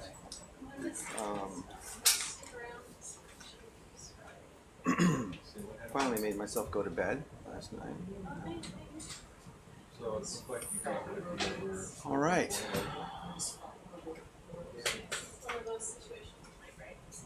Tired and needs to finish, but Maybe a little further away. Don't mind, Doug, just because I might have to go around to the left. Okay, so we're gonna do that. yeah. Well, welcome to stage 2 of Dive 500 for SuBastian. It's quite a landmark for this ROV. And we are approaching a hydrothermal vent field, we think, based on the AUV map that we have. There we go. Here comes the first one right there. Big sulfide mound. At the base of it here, large chunks of sulfide, chimney debris, lots of orange sediment, some white, probably shell debris. We are investigating this volcano, Puy Des Folles volcano on the Mid-Atlantic Ridge at 20.5 degrees north. From Schmidt Ocean Institute vessel Falkor 2. And with our AUV map that we made almost 3 weeks ago now, we have a really good idea where the chimneys are, and we're going to follow that map and check out these chimneys one by one to see which ones are active, which ones have active fluid flow and animal communities on them. And we'll try to characterize those things. Coming to this site, we chose it because it was known to have metal sulfide deposits, such as what you're seeing right here now. But nobody had seen active fluid flow or any animal communities at this site. So it was our goal to track those down, because based on the plumes that were reported here, it seemed pretty clear that there had to be some kind of active fluid flow. But the previous dives, well, there haven't been that many dives, but the one no-till submersible dive here made a big loop around the volcano, but just happened to miss the active features, which is entirely possible when you're roaming around with a submersible or an ROV. You can be just 25 meters away from an active chimney and not know it's there. So this first mound we're coming up is not active. This is the southern edge of the vent field. We've got a chimney here in front of us that's devoid of animals at this point. Does not have even any non-vent fauna growing on it. Of course, around here, it's not as critical a habitat for non-vent fauna, since there's plenty of lava features around here that stick up off the seafloor and provide habitats for filter feeders. Broken off top of a chimney there. So we're going to sort of make our way around to the right on the east side of these if possible, and end up at waypoint 6 at the top, not quite the top, but the right hand side there. Try to check out each of the chimneys as we go along. I'm going to head straight to 9 if that's okay. Sure. There's a little, as you can see, there's a little bit of an offset in the map, but it isn't much, maybe 10 meters. Well, it opens up and there's so much sand. I think it's unconsolidated material and a lot of stuff. So it's not just tail, it's your sand. What are these white bits in the distance there? Snails?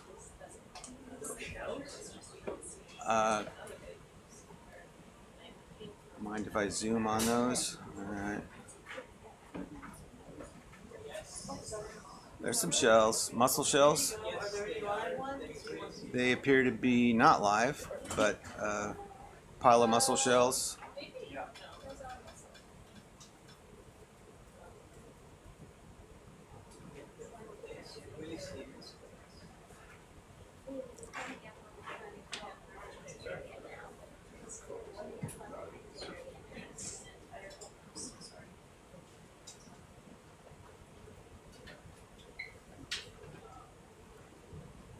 Okay, so there was a mussel community right here, living on the side of this sulfide chimney. The shells are still mostly intact. Okay, we can keep going.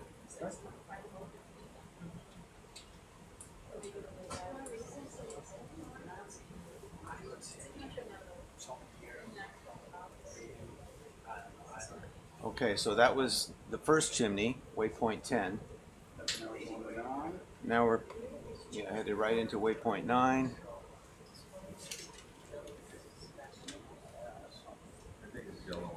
Small feature in between. Here's a nice tall one.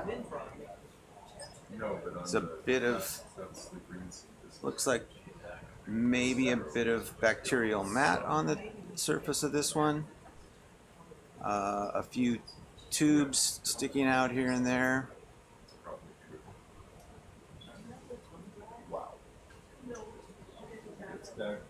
Horizontal growth feature on the right, where formerly fluid was probably ponded underneath that and growing out to the side of the structure.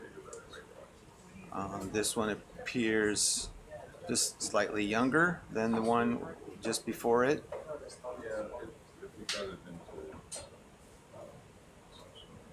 Dark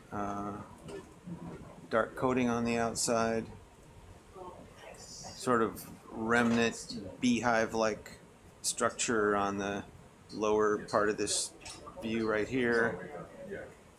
The rounded sort of corrugated surfaces.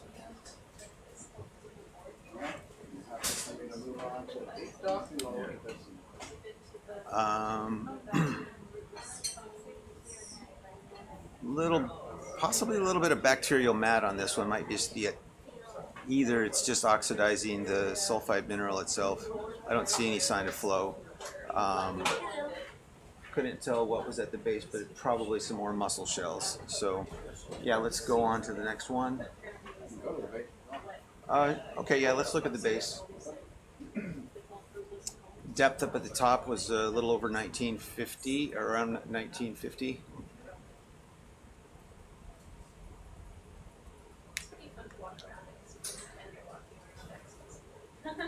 So that was waypoint 9, waypoint 10, active mussel shells,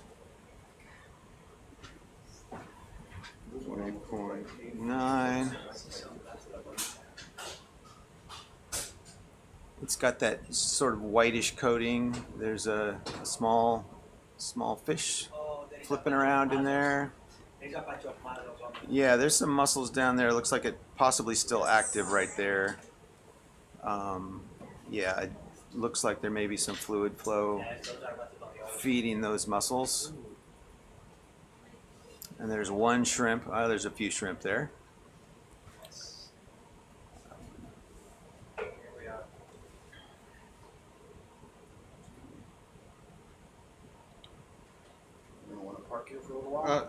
We're just gonna have a look and then keep going. Let's zoom a little bit and see what we got here. Yep, there's some diffuse flow, anemones, shrimp, mussels. Is that a scaletheid or some other? I can't tell what.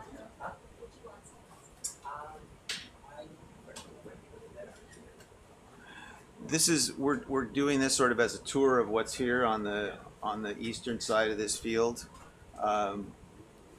We expect that the one waypoint 6 at the northern end of this side is probably active. This vent here has pretty good diffuse flow coming out still. The smoker is done, but there's still some fluid coming out. There's some snails in here.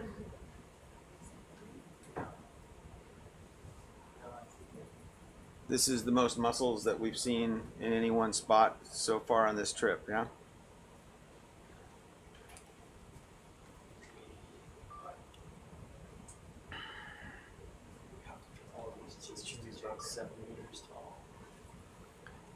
Yeah, we're 1958 now. We were around 1951 or 1950 at the top.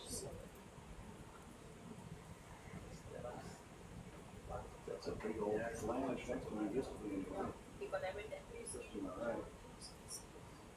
There's more diffuse flow to the left there.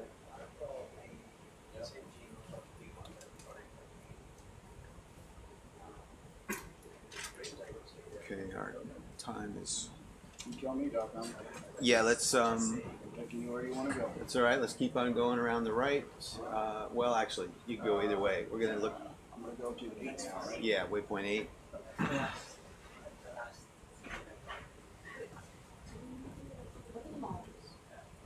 Turn north.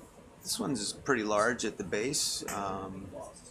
It might possibly run right into waypoint 8 Chimney with a continuous band of sulfide mineralization. Bright white spot down there. Might as well have a look at that. Yeah. Could be some bacterial mat.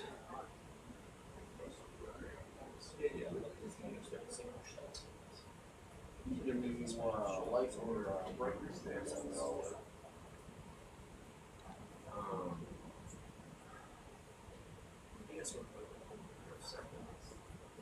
something behind me, so I'm not sure how low we're getting now. Okay, I'm just going to zoom in on that a little bit. We don't need to get that close. Okay, looks like we've got a little area of bacterial mat. Some dark specks in there, which I can't quite make out yet. Let's see what we got. Yeah, it looks like some diffuse flow coming out of there, for sure. Interesting.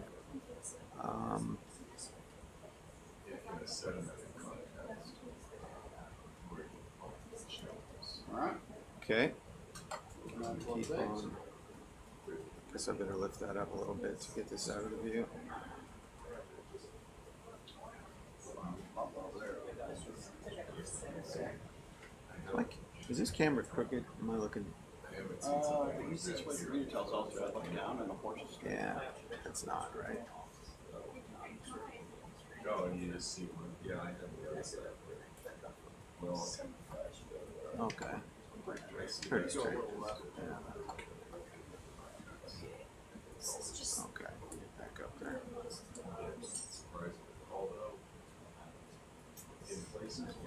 Okay, got a lot of white staining indicating some active flow here. A pile of mussel shells coming down. Bacterial mat coating the surfaces on the upper right. Lots of blocky sulfide debris here on the base.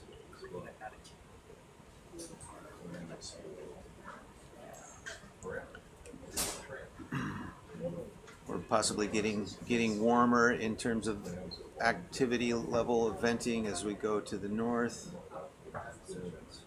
See a fish down there at the base. A couple of fish in the cracks. Bright green there. Yep, a little streak of green on that rock. Some kind of oxidized sulfide mineral. Some orangey staining coming up. Okay, as we're getting up into the big blocks at the base of sort of exposing the core of this sulfide structure. Up here at this level we're seeing right now a little bit more recent growths. You can still see the forms of the small vertical chimlet growth on the exterior of these flanges. They're sticking out a little bit from the trunk of this structure. Back up a little, Doc, just because this is a big structure. Okay. Getting near the top of this one, we're at 1951 meters right now.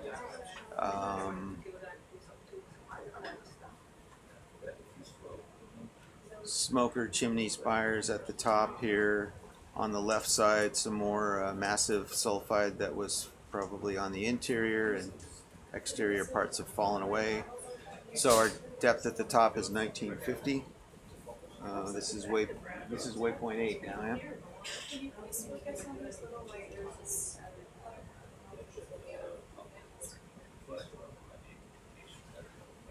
What do we got there? That part of the chimney has some wispy filamentous bacterial mat growing on it.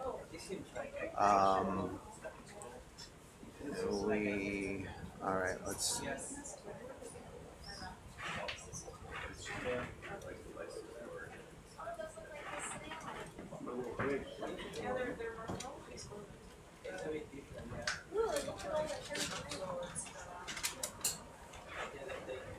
These look like a similar feature to what we saw up north, where snails were putting egg sacs onto a sulfide structure. Bio team, what do you say about this?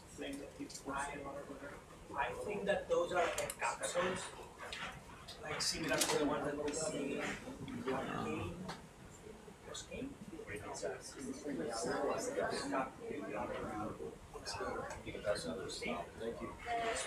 No, it was captured. I think where the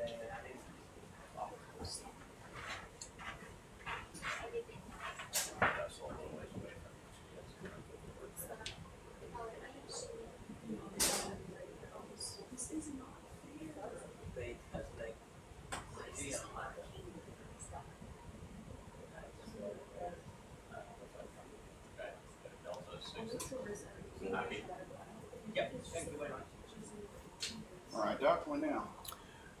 Keep on going to waypoint 7.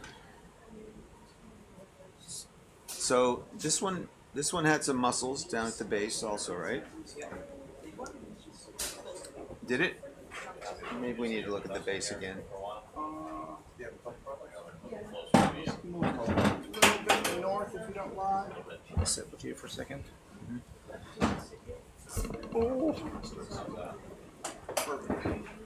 There. Have a new chair. Okay.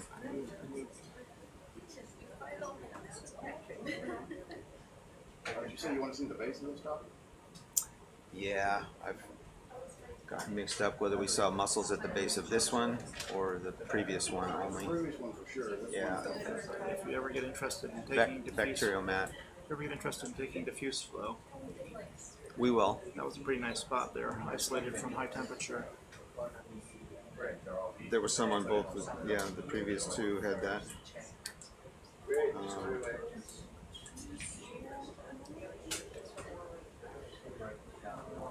What I like about it most compared to what we've sampled so far is that it's pretty much isolated from what appears to be roughly isolated from black smokers. I mean, not fully, but Yeah, this one, the first one was almost totally dead. The second one had some definite active flow in it with mussels. that white mat one. And I think the white mat is at the base, either at the base of this one or between the two.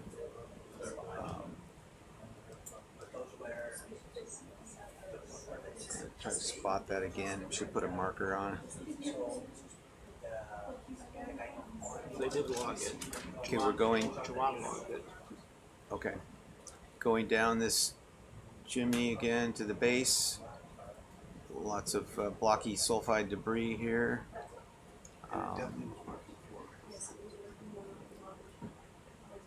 Squat lobster over there. Well, maybe not. Or maybe a different type of crab. Crustacean.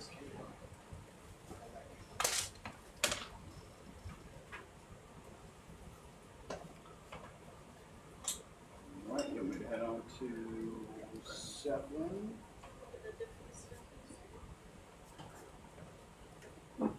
Let's look at that spot over there. Where those chimneys are sticking out? Yeah.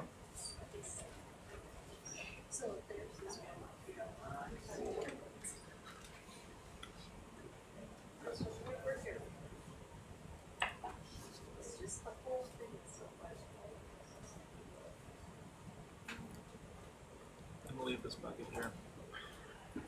Hmm? I'm gonna leave this bucket seat here.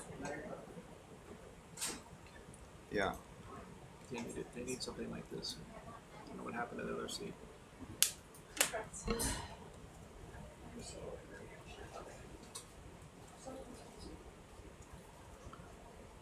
Okay, just a tiny bit of bacterial mat on this piece of sulfide here, and a little bit of staining on those rocks that indicates there's some fluid leaking out right in here, coating those sulfide chunks.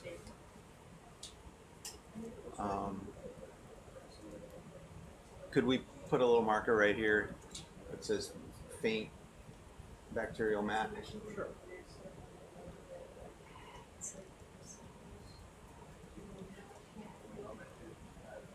Yes, we're in the center of the ROV. Yep.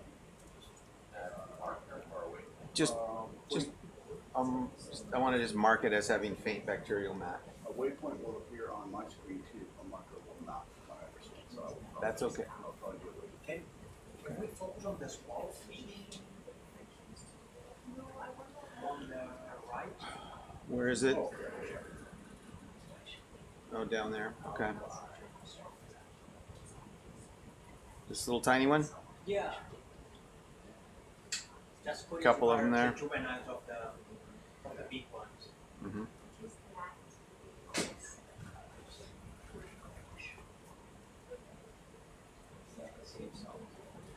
There's a clearer one up there.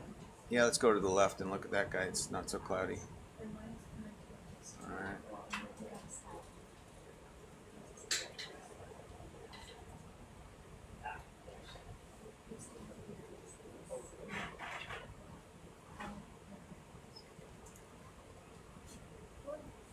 Okay. Thank you very much. Okay, let's continue up to waypoint 7. I think you see waypoint 9 there? Yeah. So I think just to the north of that was the mussels if you wanted to have that mark. Oh, wow. We'll just make a note of it here. Mussels, active flow, base, We got more There's mussels. mussels right here. northwest side. Okay, now we're approaching waypoint 7, Oh my goodness. and we're at the southwest corner of waypoint 7. Can we zoom a bit on the shells? Yeah, we will. Thank you. And that's There's some more. fluid flow and some shrimp. Nice. Oh yeah, I see the shimmer. Yeah, right. Yeah. Nice. Mussel bed and diffuse flow.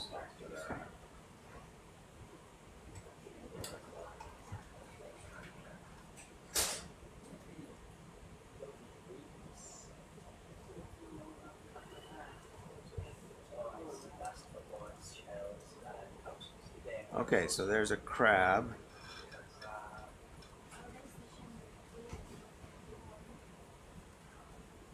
Do you have a genus or family for that type of crab? I think it's the genus Zegonzackia, after Michel Zegonzac, researcher that I remember. They are quite abundant in hydrothermal vents in the Atlantic. And they love azothes.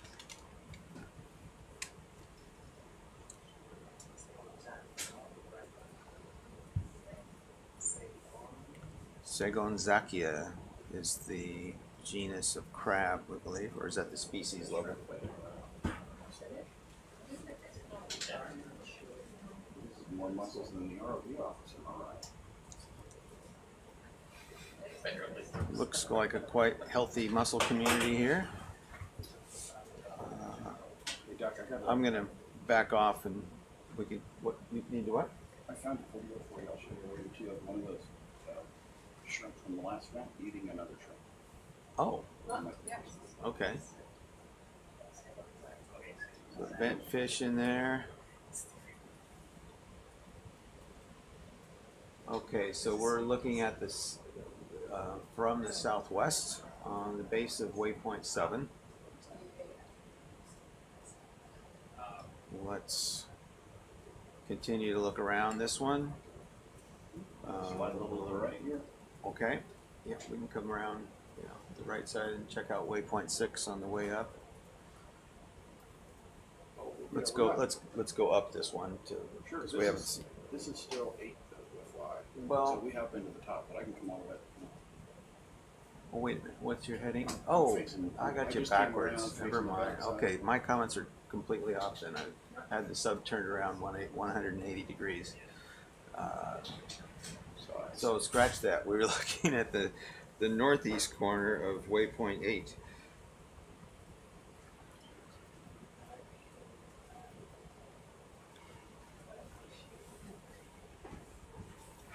Would you like me to flip around and go to 7 now? Yes. I thought you wanted to go to the top of this one. We've been to the top of it. Came back down.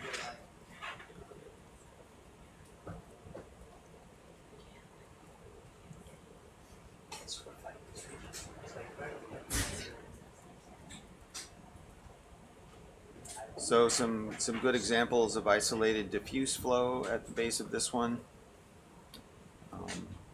The high temperature flow has waned and we're seeing just a bit of heat still coming out here, feeding mussel communities that are living on the sulfide debris of this chimney.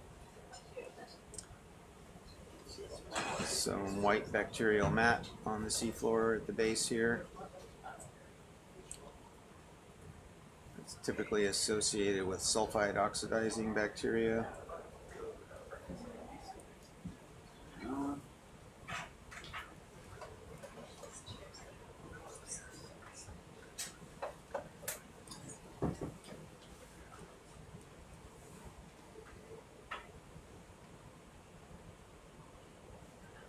There's a lot of stuff in the water. So you might be getting near something that's actually smoking a lot. Okay.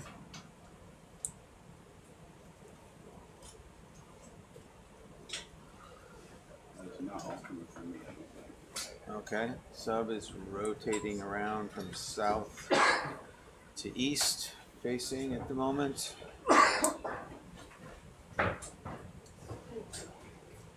We should be starting to look at the base of the waypoint 7 structure. Now that I've got front from back of the ROV figured out on the on the screen.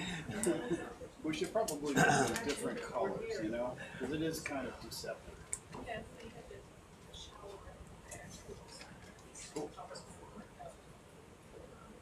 Sorry, Mr. Rock.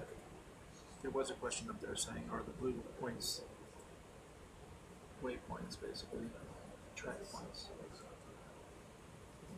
But it's gone. Yeah, It's gone. Okay, yeah, the blue points are waypoints. We're going along this series of structures that we've marked from the AUV map, looking at them one by one. Here's a little transition zone in between structures of waypoint 8 and waypoint 7. There's still a bit of sulfide material in between, some small chimneys. And now we're at the base of waypoint 7. Looking at it from the southwest, and here are some mussel shells.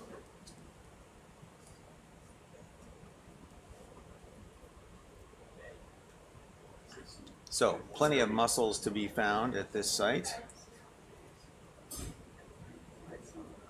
This field, we'll call it. This is the what we've been calling the northwest chimney group.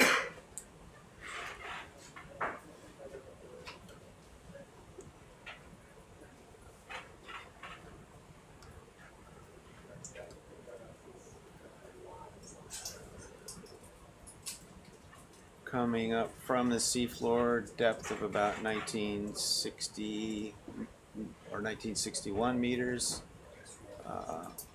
up the southwest side of waypoint 7 chimney.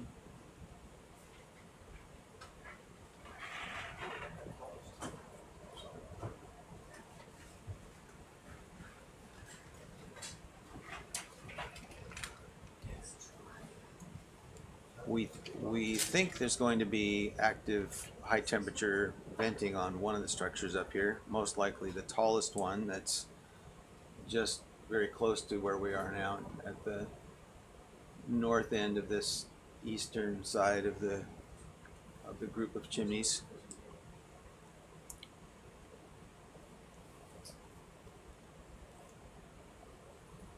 black and orange surfaces of the extinct part of the chimney here. Oh, you can see another one in the background which has a more active look to it. Yeah, this one is pretty much inactive so far. There's a little bit of bacterial mat, just some light bacterial mat on the top, which again, that could just be slow oxidation of the sulfide minerals. Why is the oxidation so slow? Well, it probably forms a coating on the outside, and then it's just a diffusion limited thing. So it's basically impenetrable by the microbes because it's so solid. Yeah. You scoot them a little closer to me, Doug. Yes. Okay, top of this chimney in 1950. You're gonna have to cross a bunch of really ragged stuff. Waypoint 7. Top is 1950.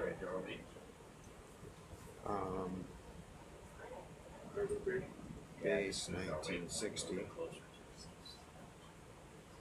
Thank you.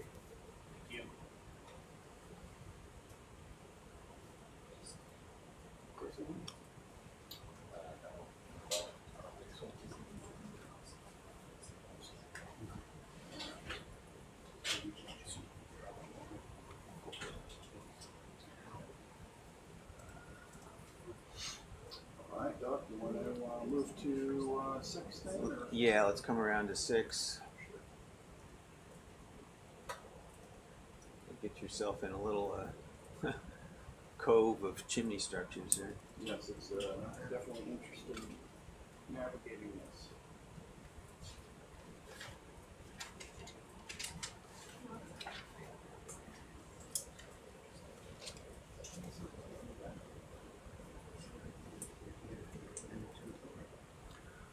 Looks like some little pockets of low-level diffuse flow here where you can see the white staining on the rocks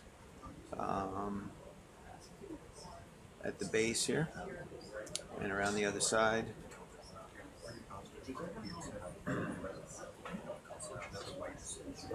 A little group of small chimneys at the base. Looks like that might have been one of the last active growth areas on the chimney. And there's a little bit of flow there on that orange stained one on the right. Maybe. Let's zoom on that for a second. I'm going to zoom in here a little just to see if we got any active flow. Yep. Yeah, there's some in there. Anemones, fish, shrimp, ophiuroids. Mussels.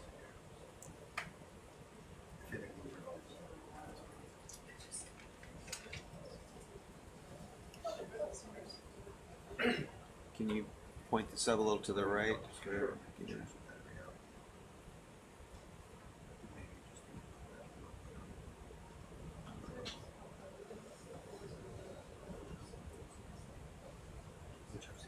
Nice crab there. It's good flow. Mm-hmm. How's that for you, Doc? Yeah, it's good. Let's back off a little.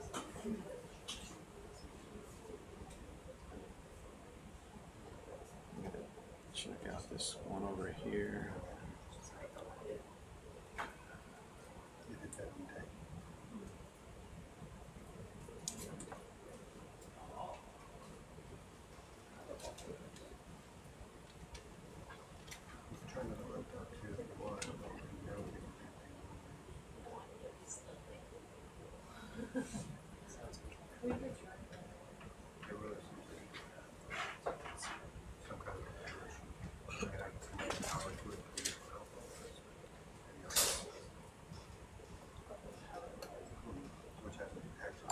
Okay. Just a little bit of diffuse flow in this area.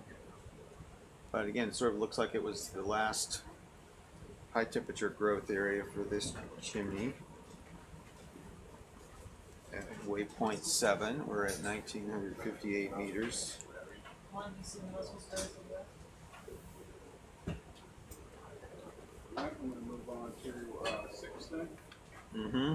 You good with it?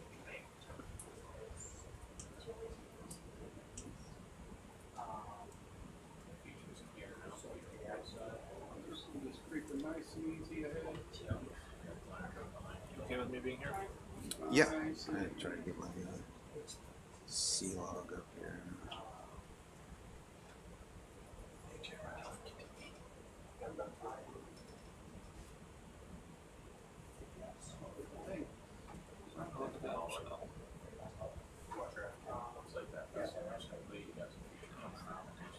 So now we've got the gastropods all of a sudden.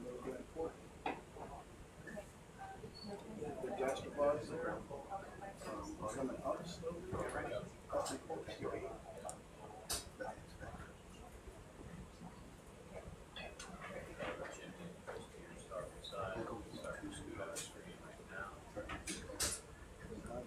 Going up. See if he's any weird resistance on stuff. We are in a little cove with chimneys on our right and left, and one in front of us. The one right in front of us is waypoint 6. It's got mussels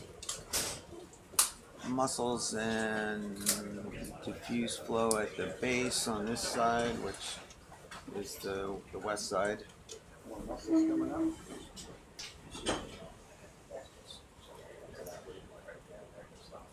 Basic observations in here.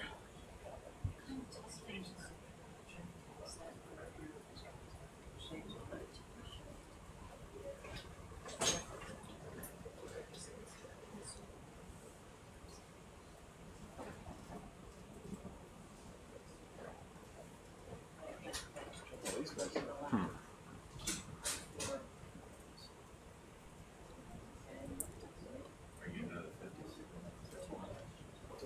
1953, more mussels.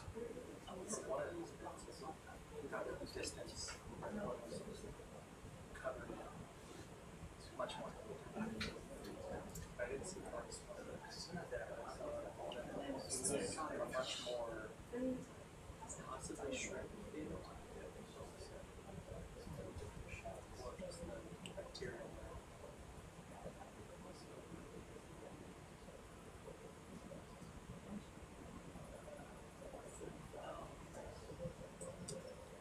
Not a lot of flow there, but the mussels look pretty healthy, enough to keep them going.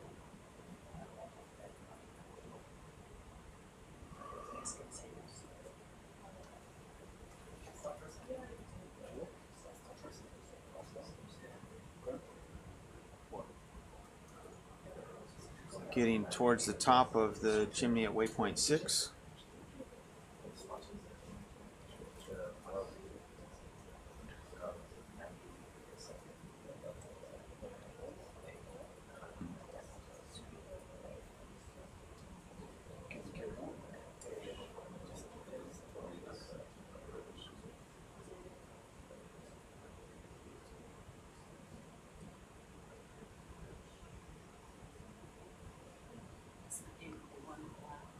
Okay, top of chimney, 1949. This one's not quite where the waypoint is.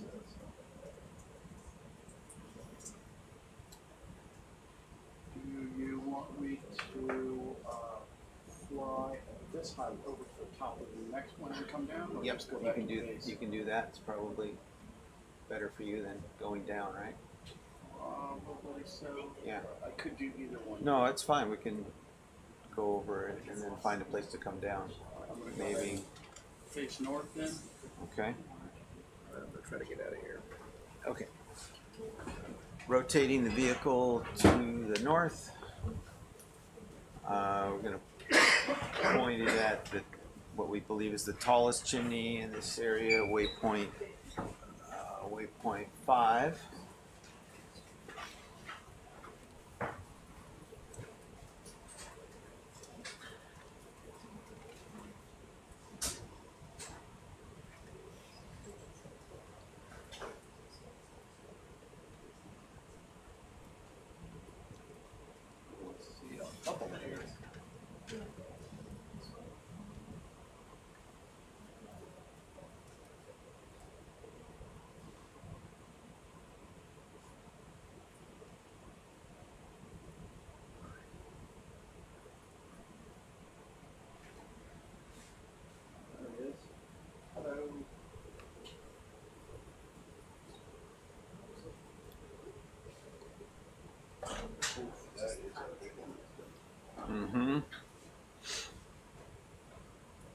This looks different than the base of the other structures that we've been looking at. It's less eroded, more covered with recently active growth. Do you want me to say that breakfast here? Sure. Yeah. Okay. Yeah, that'd be good. Sure. Just put some cover up. Thank you.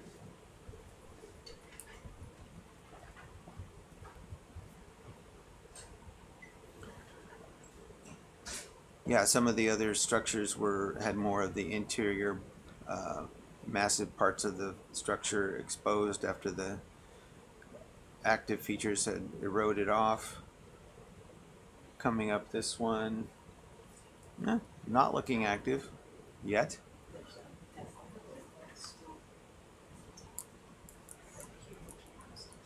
Hey Dave, does your fluid sample come out of water dispenser from the clay pump is not working? No. What's going on with the clay pump? It's just like there's no data printout. I've tried it did it for like a second, and it was just a bunch of symbols. Do you know what I was thinking? Maybe there's some like water in the cable or something. I can't. Like, it's not. Yeah, it's just not working. If you want to see it, I can show you what it looks like. You get the menu, control menu? No. You don't get the control menu? A couple of times it like tried to pop up, but it was like a lot of symbols, and then like if I tried to type in a command, it wouldn't do anything further. I would just redo your serial, port up here. Try that, unplug it, put it back in. It's if we can't get the control screen up, then there's no way to make it work. So then Spencer just sits on the dive and then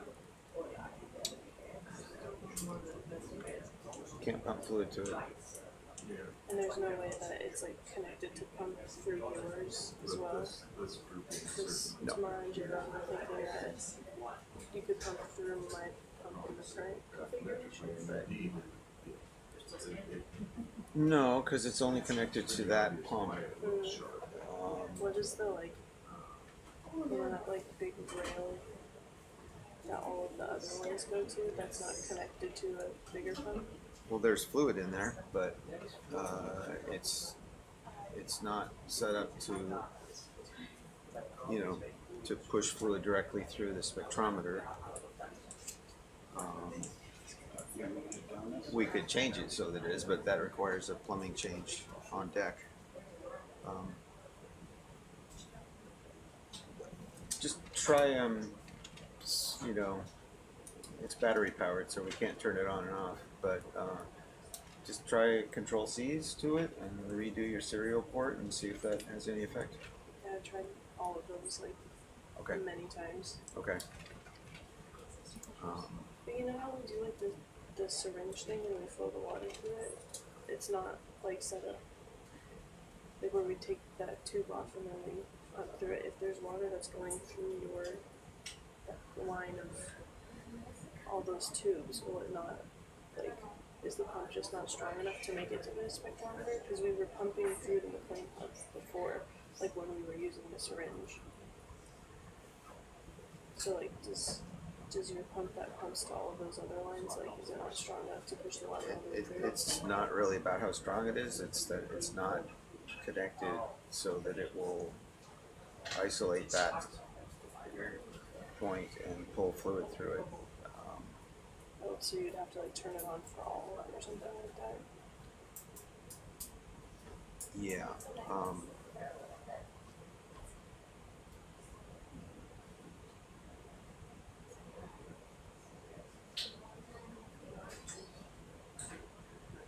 Let me pay attention to this, but the only thing I can say is we just have to keep trying to get contact with it because we can't. The plumbing, the way it's set up now, will not pull fluid through there. There'll be some seawater in it or something. Whatever's in that line, you inject. It's whatever was in it. Probably diffuse or distilled water or whatever it was he pumped through there the last time. So we can't just like let it run for a while to clear that. It's like Spencer's set up to where it goes in and out until I switch the valve when it gets introduced. It's like if we pump fluid for long enough, we would clear that line. We can talk about it. Yeah. Alright, good.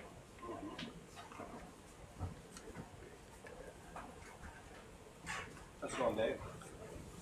Going okay. Just discussing some issues with the spectrometer. Our pump that delivers water to it is not communicating. Yeah, I was trying to help her, and it doesn't seems like it's a bad connection, so that's all I can figure. I thought did you say that there was a way to get the water to her from yours? There is, but only if we change the plumbing. We'd have to connect a specific valve port to it to isolate it and pull water through. And Is there anything else you want to see at this time? If you want to go somewhere else? so, with your sonar, are there any other? So, we're at the northern end of this. There's nothing further to the north, right? Based on There's sonar. there's something off that's to the south though. Let me have a peek. Let me have it in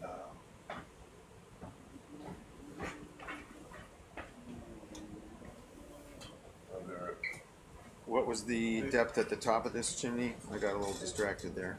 It was about what it is here, 1945. 1945. All right, the very pinnacle, 1944 at the skinny little top. Okay, waypoint 5. Alright, I got something out in the distance. Not active. You already went there. So We're out going to the to west. jump over to the waypoint 13 next if we're not seeing activity here. We've got a few more to check out. A little bit of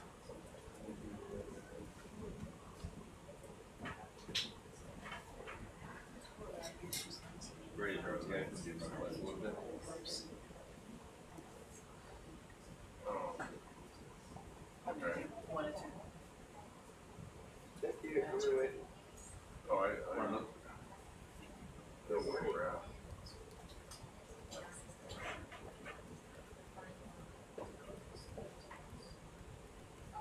So there are a number of other features around the ones that were picked as waypoints were the ones that were 8 meters or taller. okay. So 8 to 12 meters higher. All right. Currently driving west through the water, seeing some white staining.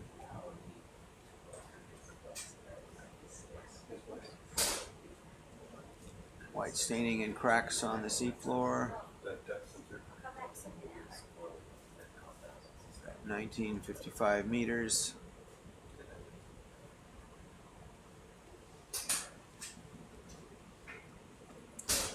Indications of low-level diffuse flow coming through these cracks.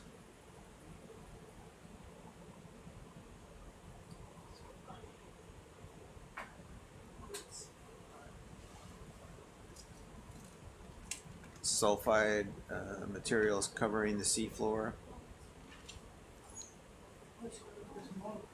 You want to look at that fish again? No, just. No, it's okay, it's okay. It's the small brother. That was another one of those frogfish that goes hard. Frog or toad. Not a lot of animals here, so not suggesting that we've got That's some a lot of activity, but yeah, some anemones.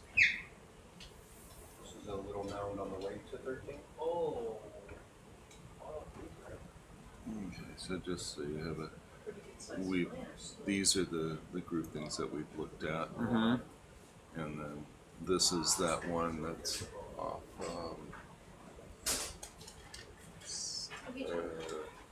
whatever the number is. I can't quite see what the number is. Mm-hmm. And then there are these things Over there. around to the west. But, Right. you know, clearly the tallest things we've already visited. Okay. Okay, well, we'll just see what else we have here. Want to check out that white spot in the background there? After that, I'll come back around, so come up to the top and then lateral back. We may end up just taking some diffuse flow samples here and then making a beeline for some other active chimney site. We don't find any high temperature flow here. Okay. And we can check out Yeah, individual spires along the way. Yeah. So well, we'll see. We'll finish this and see what we have.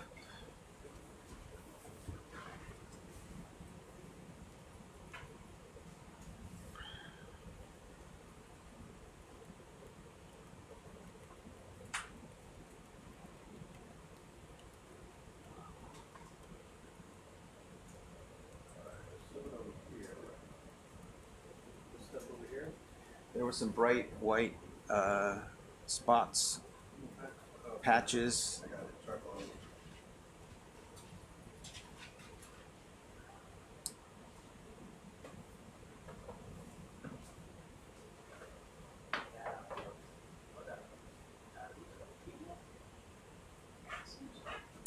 This stuff? Probably. Mm-hmm.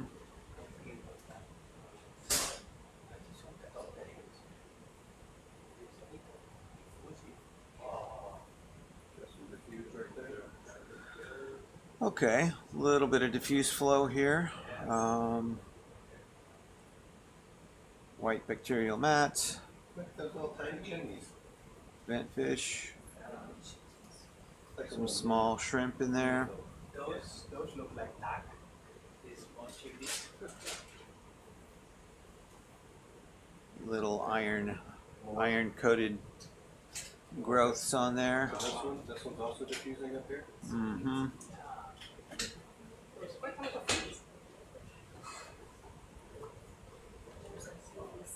Some shimmer. Yep. Has all the brittle stars? So we are between waypoint 5 and waypoint 13. Yeah, there's a little mound. So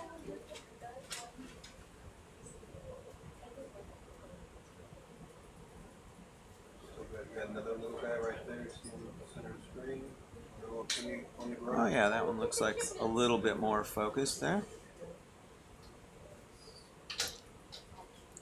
While we're here, why don't we, you got your temperature probe? Why don't we just take a temperature reading and see what we get here? That one's got a little tiny spigot of warm water coming out. Is it hanging?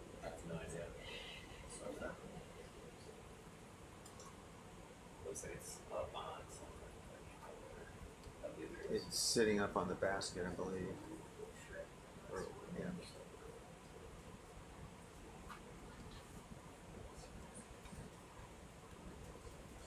Not sure what the cable issue is on that.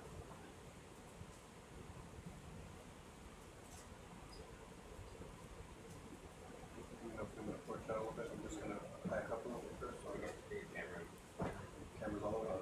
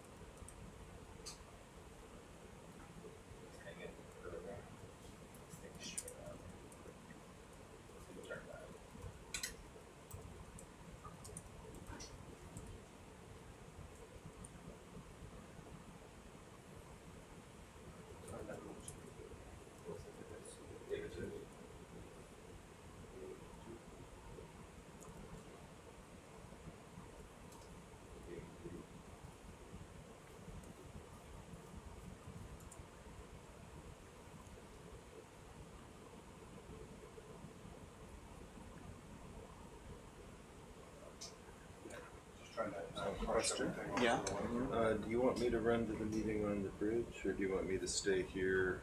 Are you gonna need guidance on waypoints in the next few minutes? Or? In the next few minutes, probably not quite that soon. We've got these other chimneys to check out. But then, if we don't find much here, we'll probably take a diffuse fluid sample and then try to move on to another target. Okay, so it's 1.2 kilometers to get back to the known vent. Okay. There are some sharp features here.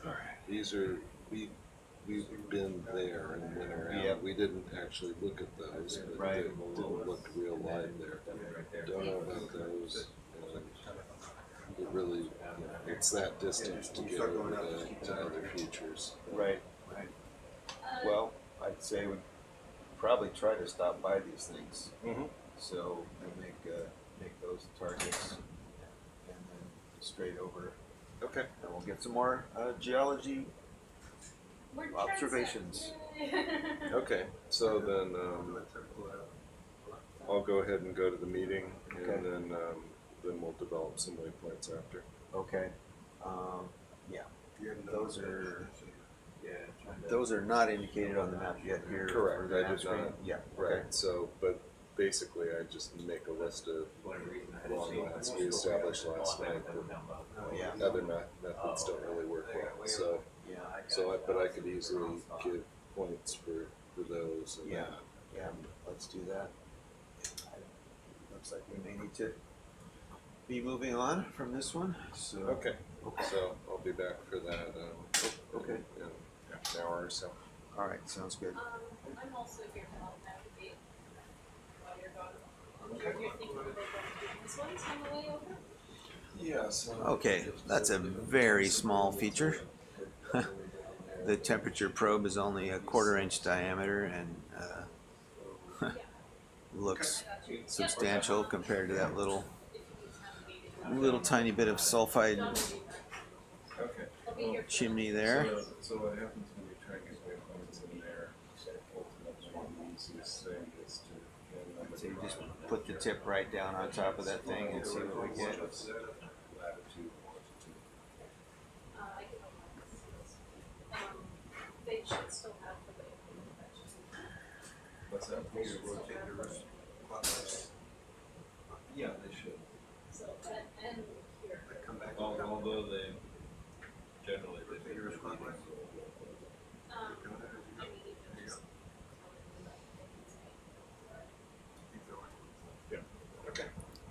Yeah, the navigation they use, so it's. Alright. Cool. Now you got plenty of So, slack. yeah, we don't need to like rush it. Yeah. You wanna come up to the top of this little chimney or down below? Dave? Just right on top of it. Just sort of put it right down on the surface. Put the tip right on the surface. Oh, yeah. I did. Yeah, you can try that. Okay. That's yeah, tiny. Whatever you want. Let's see what that does. It's so small. Please zoom in. Barely enough to cover the temp probe. It's rising up to 13. Yeah, go to 13, yeah, up there. Do you want a breakfast plate put aside there?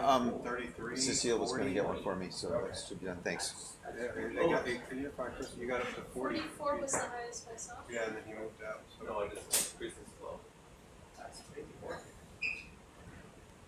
And you Well, can there's Chimney. you could put it right down on the base of it as well. Just skip the little tiny spire and go onto the white surface there, maybe. That's just a little twig of a sulfide structure.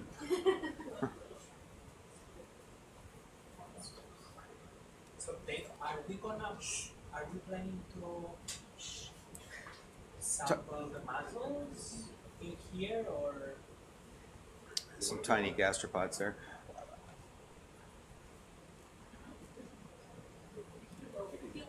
We could, if you feel you need some mussel samples, yeah. Just said yes.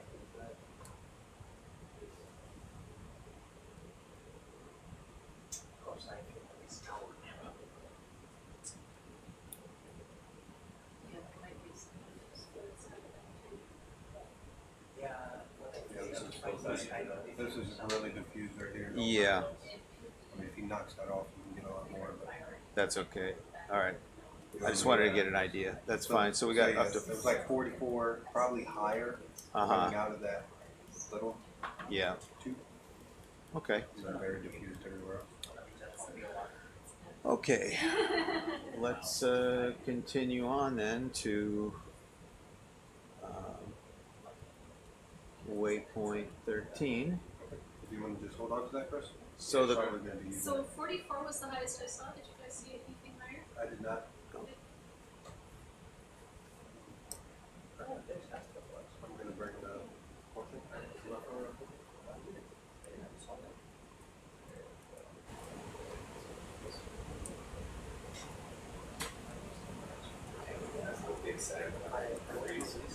Yeah, the elbows up there. What's that? The elbows. Here, can you take off so we can check it right? Yeah.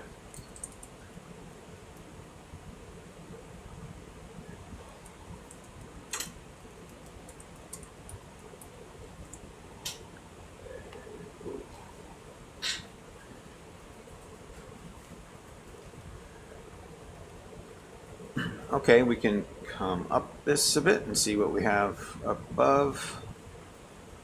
Lots of anemones on this one on the right.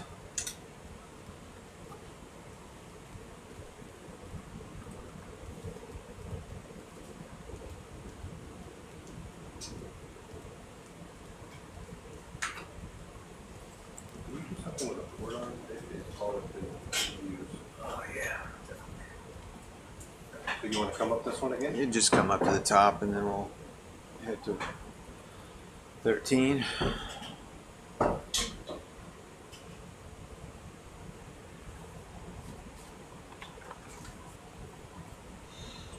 Okay, right, 1953.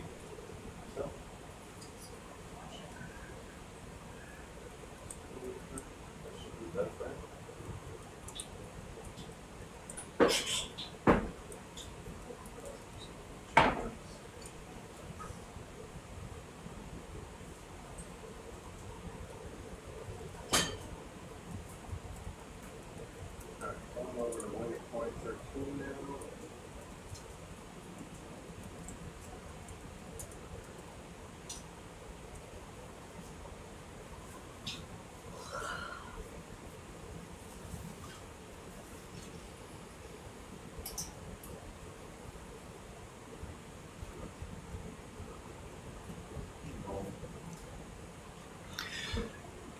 So searching for hydrothermal activity. We have a lot of points on the map that are chimneys, but you don't know if they're active until you actually get right up to them and look at them. We are heading across to a little western side of this field, and we'll see if there's anything venting there. I got real excited. We did see several mussel beds at the base of some of the chimneys on the eastern side. Coming across now towards waypoint 13, which is another tall chimney.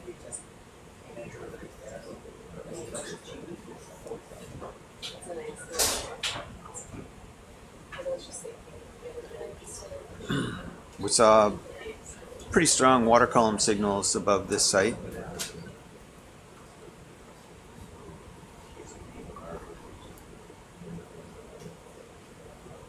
Oh, yeah.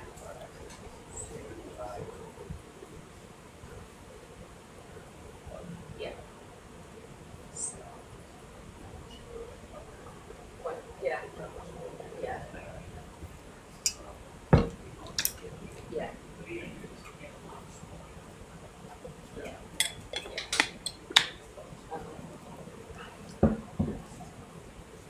From looking at these chimneys, we can't give really an exact or even a rough age for them.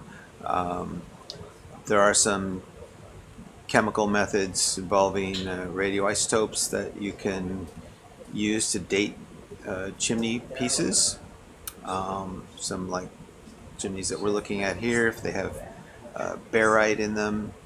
There are some radium isotope methods you can use to get a date for the chimney formation.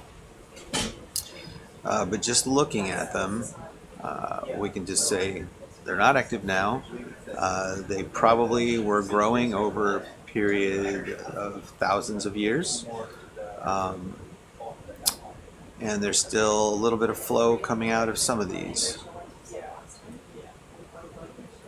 You can get sort of a relative idea of the age of the chimneys by how much they've eroded. This one looks quite broken up and eroded here at the top, indicating that it has been a while since it was forming these structures. Yeah.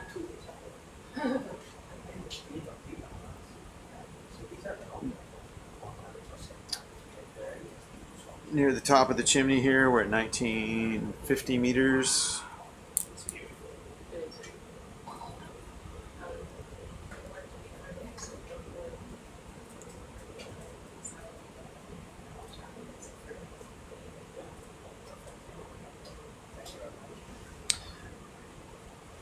Chimney structures are around 10 meters tall right in here. The AUV, when it's doing its mapping runs, is flying at 50 meters above the bottom. That's to keep it at what we hope is a safe altitude above spiky things that are sticking up from the seafloor. We use the ship-based multi-beam sonar maps to make a dive plan for the AUVs. The Embari team looks at that data and programs a route that is designed to keep it close to the seafloor, but not too close in case there are objects that are smaller than the ship-based sonar can detect. Ship-based sonar has a resolution of something like 15 to 20 meters size of objects on the seafloor, 15 to 20 meter scale when things are working well. So you can miss spiky objects. You want me to go over to this mound right here?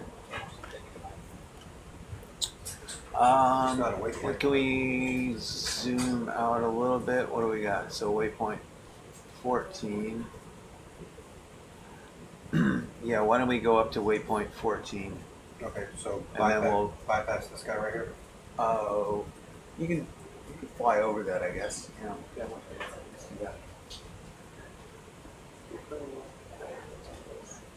Looks like we had a peek at the base of it and did our temperature measurement just south of it.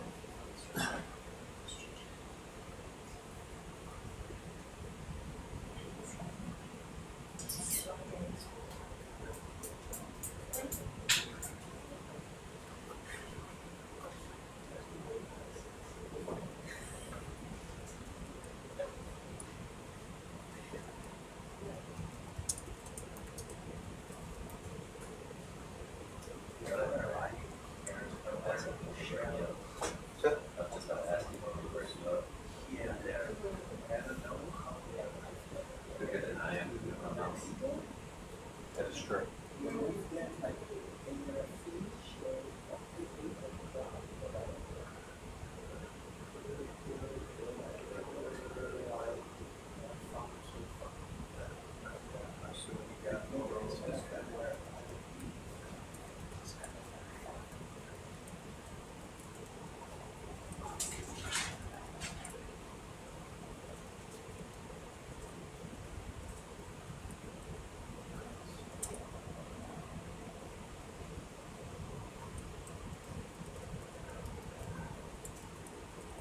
Got a little bit of white stuff down there. Be tough to get in there, but it is there. What's that? What are 3 and 4? Yes. So Got some old flanges right here. Mm-hmm. That's quite a structure there. Flanges on a post. What's the height of that? 11 meters probably? Yeah, roughly it's 1950 here at the top.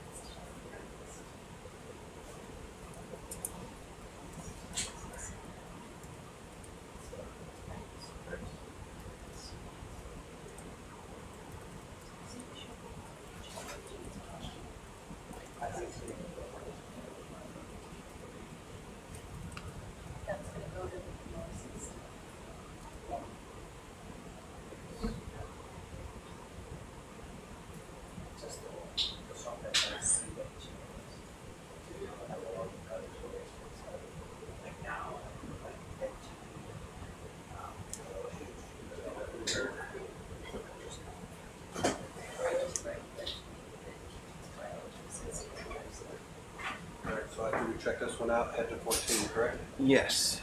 Go We're ahead and gonna start moving. Gonna check out all the notable sulfide chimneys in this area, see if any of them have high temperature flow. Whoever that. If they don't, we'll probably select a site, maybe a mussel bed area with diffuse flow, and take some samples there. And then we're gonna head towards some other big chimney areas. Probably end up at the previously seen high temperature chimney that we were at on dive 491, or whichever. I think that was the first one we did, right? 491.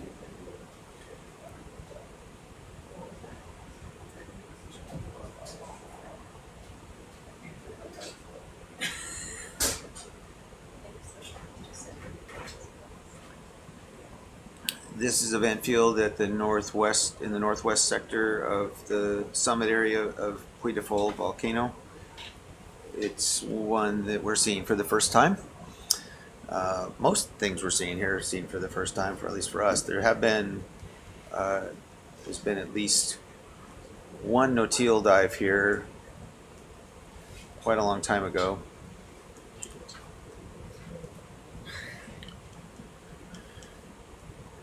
And they made a big curving dive transect, but they didn't get lucky to run into an active chimney.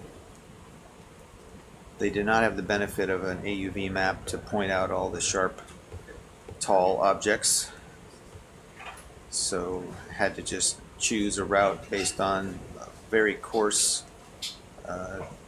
multi-beam sonar activity from a ship, looking at the large faults.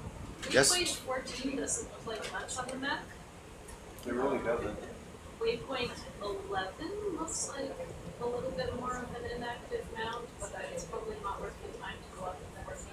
What is waypoint 14? I don't know, like it's hardly even a bump on the map. So. Okay, well we can, okay, now we move the ship. That's okay. Well, we let's, can stop them. okay, yeah. Alright, if it's a very small bump, then we don't need to go there. So we're going to 11? Yeah, we go to 11. 11 is definitely inactive, so if you just want to sample Thank you. muscles and then head on. So. You're going to 11. Yep. Alright, you can get there without moving the vessel at all. I so agree. that'll work.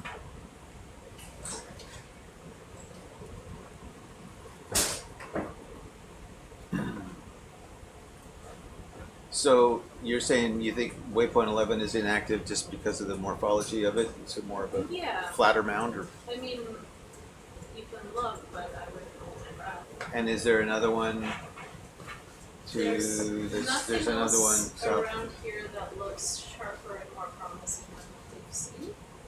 Doesn't mean it's not hunting, but there's no animals really at all. So I would go to 11 and then just sample the diffuse stuff and spend the rest of the time transmitting the high temperature vent air. So today we are gonna visit the first cheap everything here. We don't find anything here yet.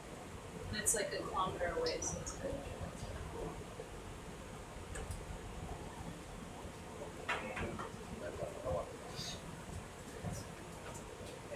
another dive we're gonna go again, or? Juan, what are you talking about?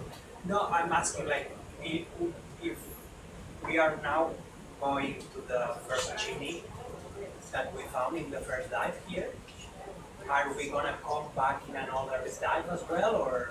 Come back to this site? No. No, to the first to the birthday bed. Possibly not if we are able to do it today. Okay, We do have like 3 other targets. I know, that's why I'm asking. Just because the amount of samples that we can collect today then Kind of decrease. So, based on that, then tell me what you would like to sample here, if I anything. would like just a biobank of mussels and a suction sample, and that would be fine for us here.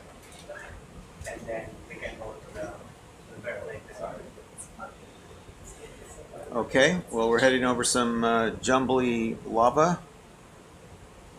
Gap in the sulfide coverage between that other section to the east and what we're pointing towards now, waypoint 11.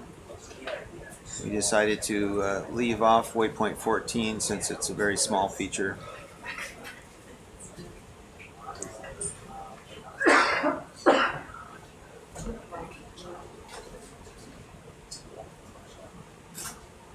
Lava drain back features there, bathtub rings from an inflated lava flow and right up to the base of a sulfide chimney.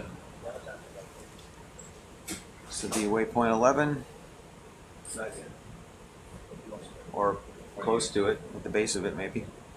You know, I'm just gonna go up and over this guy.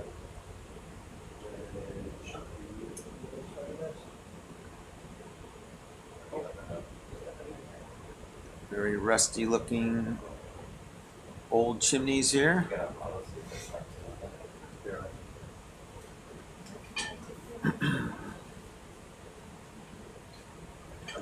Now we've got some flat, looks like, it's like flat, broken up sulfide material. It's indurated sediment, I think, and a lot of volcanic stuff. And then at the very top, some chimney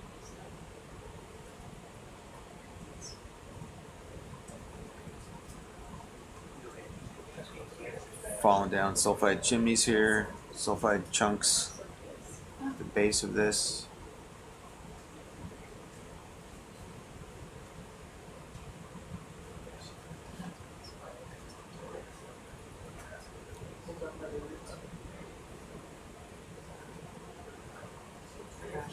A little bit of diffuse flow there with some anemones, white staining. You can see some shimmering water there.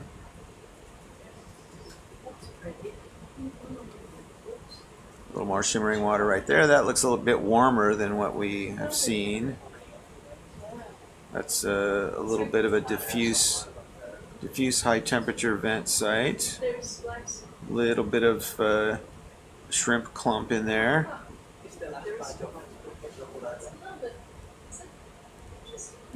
Could we put our marker diffuse smoker on the? Alright. I guess you can make it a waypoint. I'm not sure what the options are. Marker. What marker guy general? Okay, we're on the north side of waypoint 11, looking at some diffuse high temperature flow.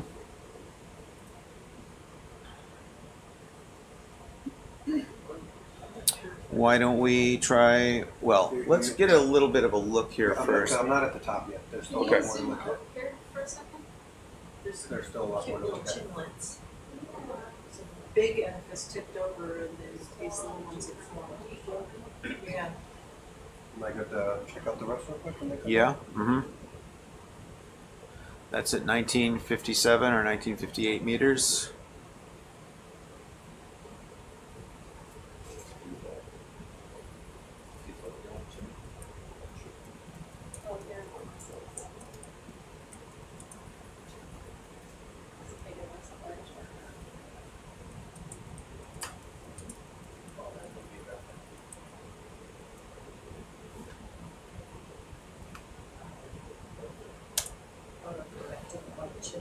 Mussels, mussel bed. Mussels.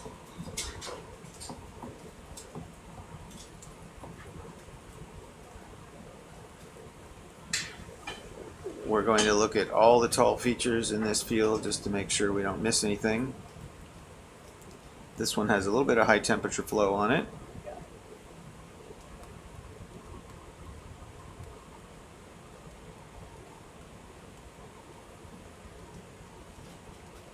Oh, come on. Something good.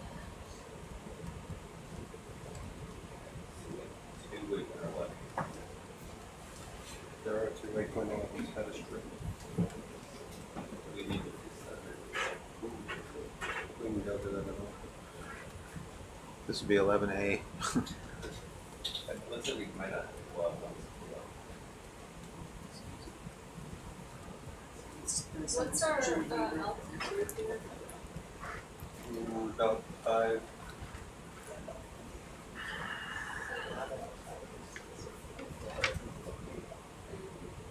Got some bacterial mat on this side, over here. Mm-hmm.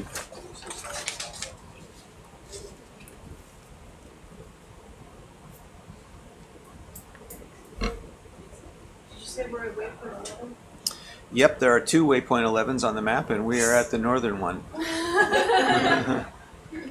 11A or 11N.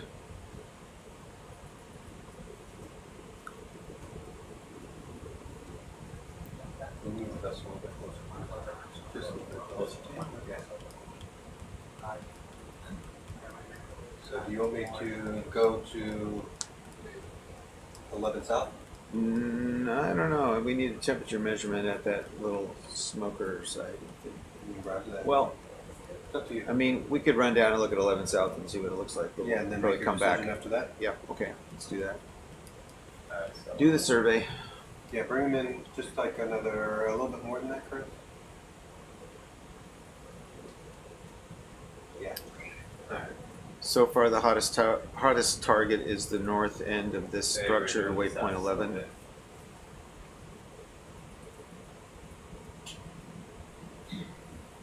At 1,955 meters. Alright, we bring copy, new waypoint.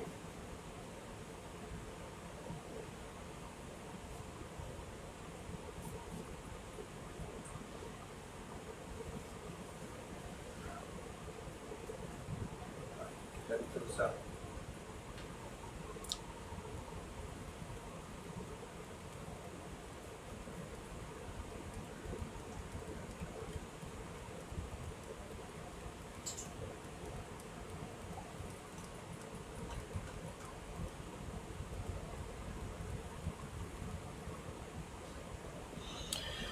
Okay, moving south, we've got some more old sulfide chimneys, small ones. Mussel shells. Quite a few mussel shells scattered around the area. Sulfide debris here coming up. Big blocks of sulfide. It's about a canite.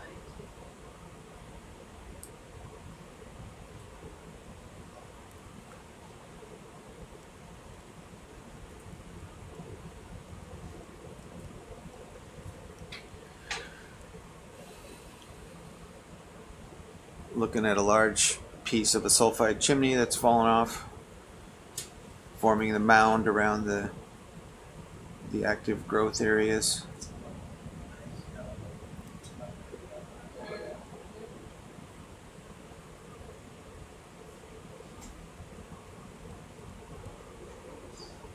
Laying there like a broken tree trunk.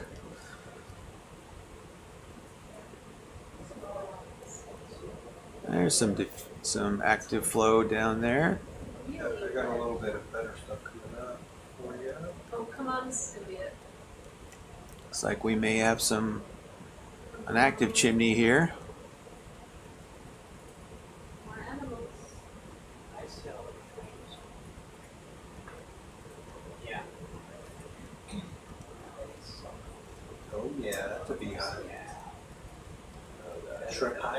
Shrimp life? Sure. Horrible, terrifying. Oh, wow, yeah.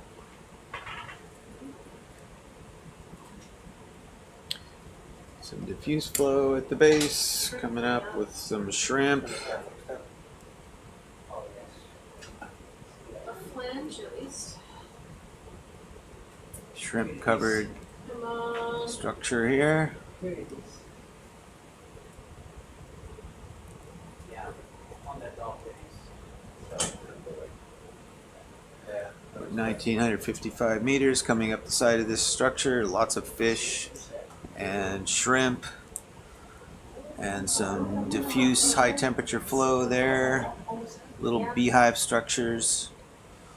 Oh yeah, there's gotta be Lots of shrimp here. There's some smoke. Gotta knock over a big piece to sample that though. This was, Something better up here. as it turned out, the last tall structure on the list, which fortunately we did not skip. Oh ho ho, nice. Dun, dun, dun. Woohoo! Right. You happy, Dave? Sure. We don't have to transit all the way to the other side. Yeah, that certainly changes the dive plan, which was about to evolve into a long run over to our previously seen active chimney. But we've got a good target here. This will give us another point on the map for what the hydrothermal system is like and what the chemistry is here compared to the other spots that we're hoping to sample. And this looks like it's going to be our high T sampling spot. We'll just take a bit of a look around here. I don't know. Like there's so much. Another neighboring spire here. It's got shrimp and black smoke. Bring them in a little bit closer, Chris. That's another potential spot. That looks like a pretty good one for sampling. It's nice and low. Well, you'd have to perch there, but it's a small structure. I like that for vent fluid sampling. Yeah, you're definitely gonna have to get Lots of nice black smoke. sample there. We're gonna have to get in a lot closer to the vessel. See what's up on top here. Looks like another smoker up on the top. That would get beautiful. Ooh, nice. We found the source of the form, you know. Yes. Hey, just gonna deal with it for the We south. need to see how tall Here's this like is. It's gonna be awesome. So as the plan would have it, the very last tall structure that we've looked at has active high temperature flow on it. Maybe just a good point about that. Can we get the height of that, putting the bottom of the ROV at the top of the chimney? Pretty cool at the moment. We are basically right at it right now. It's 1950. We're getting 9-meter altitude reading right there. And we're not, the altimeters at the bottom of the ROV, so it's kind of Top of the chimney, 1951. So we'll call this waypoint 11 south.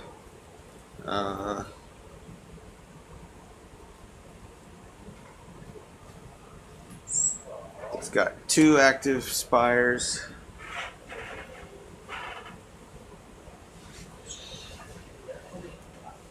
So what waypoint number was the first? Somewhere.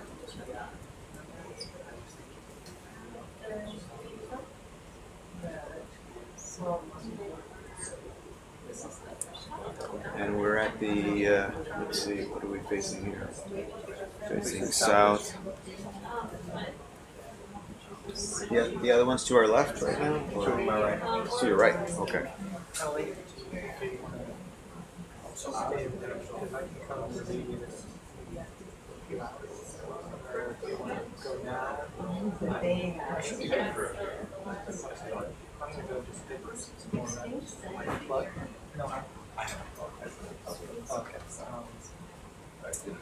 If you're good to see that.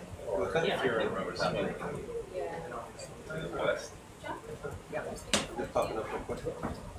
Another giant, another stroke cut out there. Yeah, so it's southern.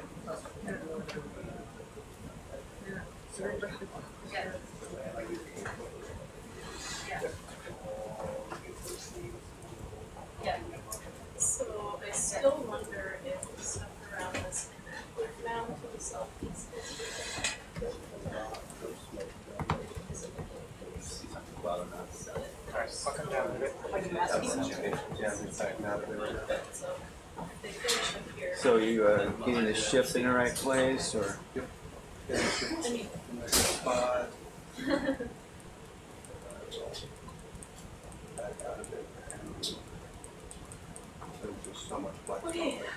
So there's two spires there. One on the east had the black smoker on top, roughly east. I think they both have. They both did, yeah. One on the west had more shrimp.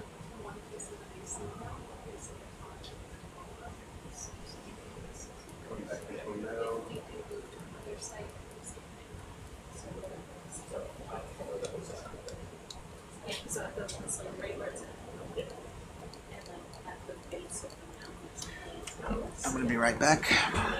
Do you want me to set up on anything in particular, or do you want me to just get back in there? When you can, get back in there and look at the other top of the other structure again. It looks, from what I've seen, I want to probably sample the one on the east. That didn't have all the shrimp around, but it had a good high temperature site for sampling.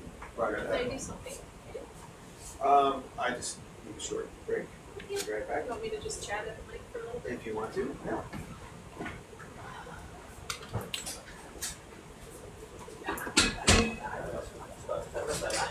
What's that? All right, another successful vent discovery. My name is Melissa Anderson. I'm an assistant professor of geology at the University of Toronto. This vent is at a depth of about 1957 meters below sea level. This is a very large vent site. There's been a long history of venting. All this material that you see right here is all talus from chimneys that grew and broke down. So only one really good area where we had this venting. We're in the northwest part of a volcano called Puy Des Folles. We're pretty close to some young lava flows that we sampled earlier in the dive. And here we're going to pick a couple spots to do a bunch of sampling. So there's going to be some biology sampling. They're really keen to get some mussels. You can see there's lots of shrimp here. They're interested in doing some observations of different animals, like some of these fish that are just hanging out on the rocks. There will also be fluid sampling, both for the chemists and for microbiologists. The microbiologists are more interested in the lower temperature diffuse stuff, and that is basically the warm shrimp bath that we see in front of us would all be diffuse venting. And then also sampling of this focused black smoker spires.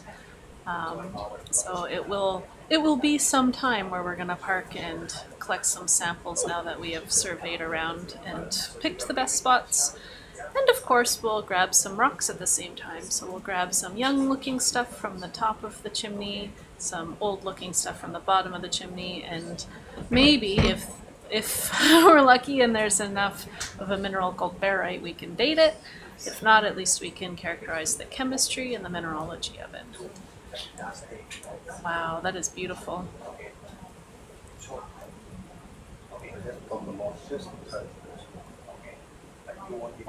Nice.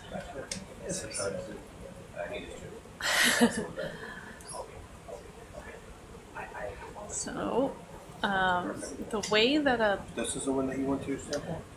so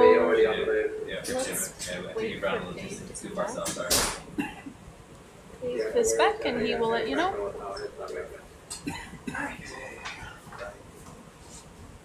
Okay, unwind it. Now that it got exciting, I'm going to bed. Yeah, it's different. Yeah. So what you thinking? So this is one on the west. Okay. Just a little bit this way. That other one that's out over there. Yeah. That is a little bit taller. Nice, nice. Okay. Okay. Well, I had my dive plan was at this point to do a video vertical up and down video survey of the structures. The method would be to try to be about pretty close to it, like about this close, and just go up and down, get a vertical transect. Do you know to turn the A-snap to 1 second? Did they shut, did John and Carl show you? Will you message John real quick so we can get that swapped over?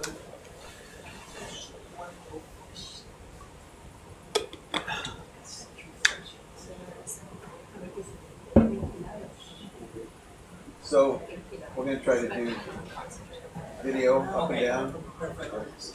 Megan, David says that they are gonna try to do up and down video. Yeah. Also. Yeah, so I was just saying to JR that there's fish in the back, concentrate. I don't know why they concentrate so much in this band. Alright, well, while we wait for John to get the A-snap, I'm just gonna have a, if I see any issues. The last instructor. Yeah. Video. Just because we have to read it. So Megan and Joanne, how would you want to run this video transect? We'll see if what JR thinks when she's looking at it, but yeah, we chat last night about going kind of to the basin up, but not necessarily round, but sometimes about this on this thing.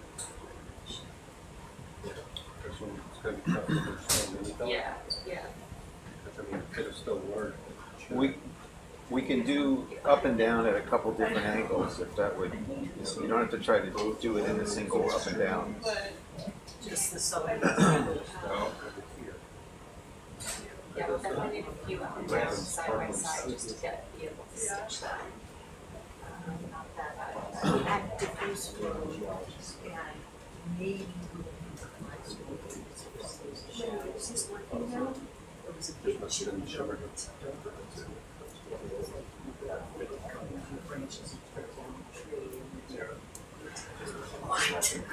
Yeah, so 1 second. What the heck was that?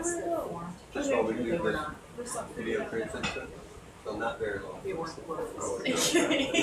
Up and down, yeah. 40 minutes, 45 minutes. Okay, so it's just this one of. Yeah, it shouldn't be a problem to do at all. And going up and down, yeah, if that's okay with you. I mean, going around this one is gonna be a little tougher because I'm gonna blow out some of the shrimp at some point.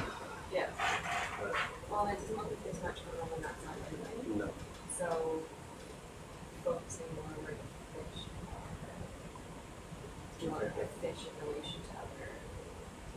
what about the shrimps? You don't care about shrimps no more? I mean, I Shrimps have souls too. do, wow. Yeah, I do,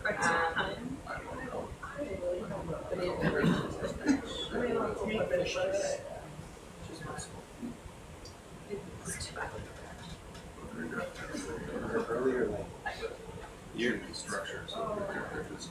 alright, here's your fishies. Okay, that's what I'm seeing under the icon of the ship. So So, Yeah. over here, Yeah, so where they all are, like this camera here, this looks like a good spot. okay, so like kind of like this view right here. Hey Dave, You're doing, Yeah, the pump has started to work. okay. I would include. That's good. Good. Yeah, but you. Nothing. Did you yell at it? So I mean, a little, yeah. Here, Okay, yeah, perfect. Okay. But yeah, Up and down? so Yeah, whenever yeah. you want to. yeah, so we do. We're not quite to the point of sampling fluids yet. So whatever, if you've run your standard checks or whatever you're gonna do, then Just wait. stand by till we get some fluid going through there. All right, So, good. Sounds going good. up and down. Look, then, if I turn the lowers on, you're gonna get a little bit more washout, but I think that will filter out in the stitch, all this stuff. Okay. But you'll get less shadow. So it'll probably look better this way. It's coming up like this. Okay. And then where we can bring the laser, I mean, this structure here is a good place To put the lasers on. to put the lasers, but then we're gonna need it in different spots along Yeah, so these different structures. I can probably take it that way. A little more sand. Wow, lots of fish. Look at all these fish. We love fish. So we're I don't know, but it looks like it's a nursery ground. let's focus, people. We want to get this video transect done. Yeah, I'm just waiting for John to tell Yep. me he's changed to ASAP, and then I'll get going on it. Alright, so getting the lasers on that one's gonna be tough because I got a tower to my left. So I can still do the up and down, but you might have to get the lasers up and that one. So we can start them on this one right here. That way I can stay with pretty much the same heading. So I can get a little bit closer. So I can do the lasers for that. Yeah, I think as many times as we can, that's a lot of water. And we're gonna leave them on the whole time, or are you gonna? No, just turn them on when they're up in the top, turn them on when they're at and wait for it to make sure we've got it, like, yeah. We're gonna turn them off when it's going to the actual, like, the transect.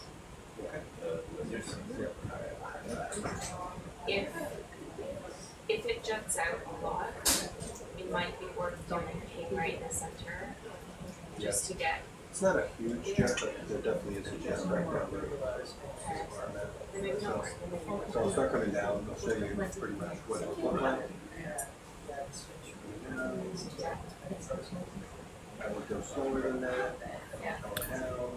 So what we're doing right now is getting set up to do a close-in video transect up and down this chimney for photogrammetry, Loud noises. studying where the animals are on this chimney. That doesn't jet up too much for the image. What do you think? Just trying to work out how to, what distance to be, what the light level is, where the lasers are, when they're going to be on. Right here? There, yeah, Or the one below it? Kind of the thing? yeah, I'm fine with the one right above it, Okay, and then and I then, can come around and do that again. yeah, Okay. love it.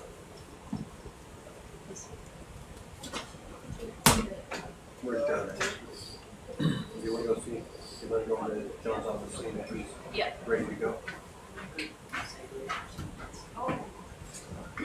Move on. No, well, you just wait for John to change pace now. And so, once we get done with this transect, photo mosaic, you're gonna wanna set up where? The hottest spot?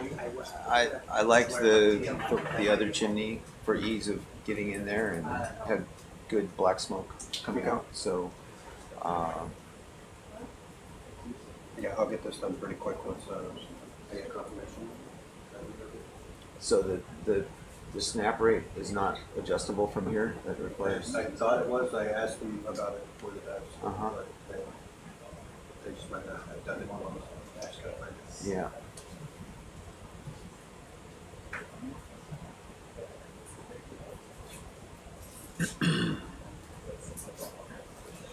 Okay, well, we can look around while we're waiting for the technical stuff to get set up.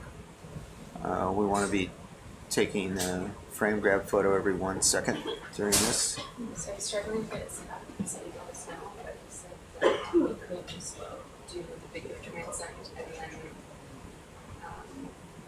figure out the screen crowds on the video after that. That's gonna be tough because it's not gonna have the time stamp. We could also go into sampling and then sampling what they want and see if John can get this done and get this after that. Yeah, we better do that if we don't know how long it's going Or I to take. can do a quick video right now and then hopefully. No, maybe that makes more sense, as long as it's not like physical sampling that's gonna disrupt where we are. No, he wants to go somewhere else. Okay. Right. Yep. Okay, let's do that, and I'll go check it out, John, and see how long it's gonna take. Oh. And you can just leave it on 1 second for, you know, the time that we're here. So Okay. That'll be a lot of data, just so you know. okay, it's like a frame grab every Second. Yeah, right now you're at 10, so 10 seconds. Okay. pretty sure. All right, coming over to this other thing.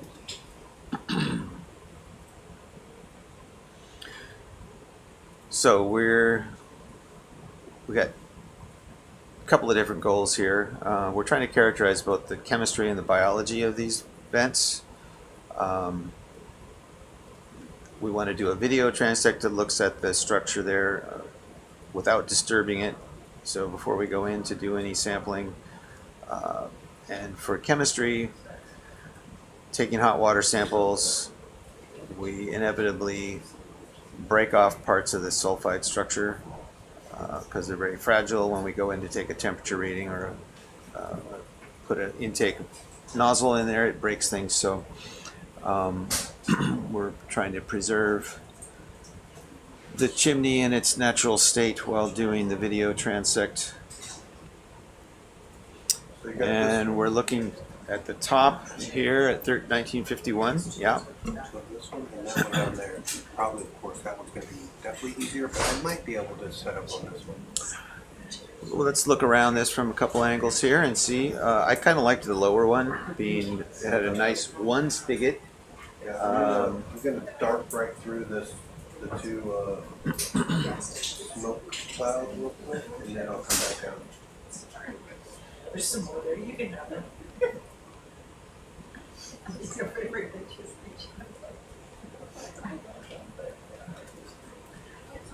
You know what?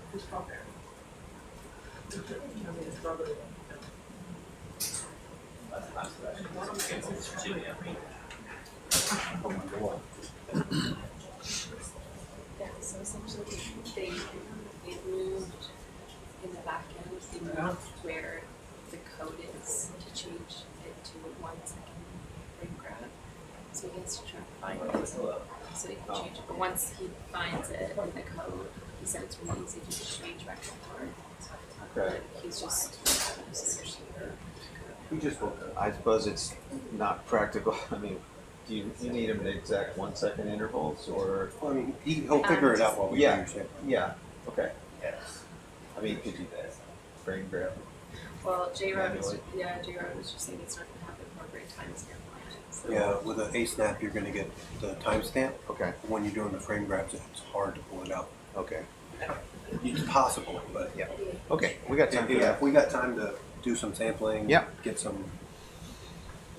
Change the order a bit. if No it gets problem. An hour or so to work on it, yeah. That one looks pretty good. That's what I thought you were gonna say. Do you wanna Yeah. come look at this one up here?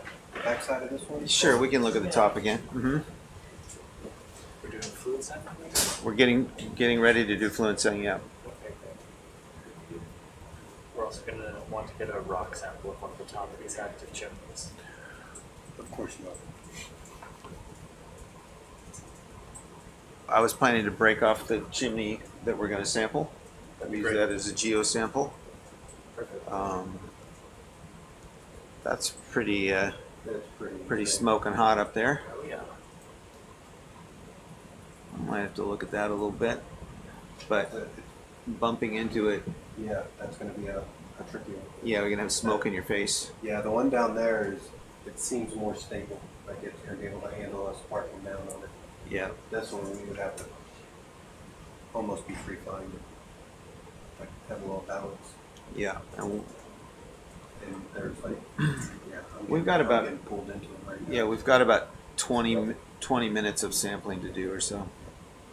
Well, no more than that. It's a little more involved. So I like the lower one for what we're going to try to do, because we want to keep it set up so that it's it's low in front of us because we're doing that multiple levels above it after we take the hot fluid samples. Okay, so you want me to go ahead and start parking? Yeah.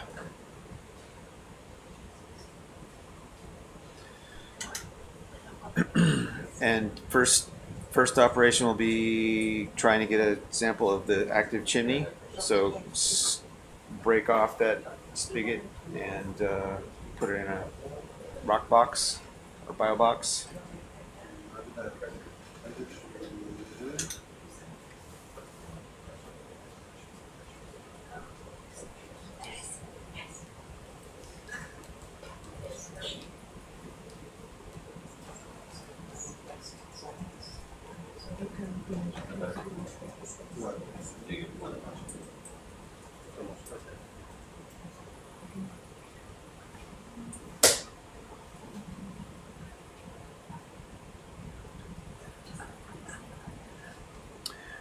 Classic beehive diffuse high temperature vent there in front.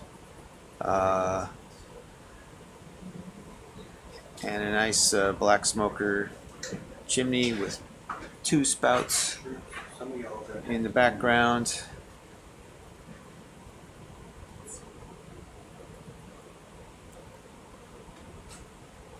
We're going to try to sample a piece of that chimney.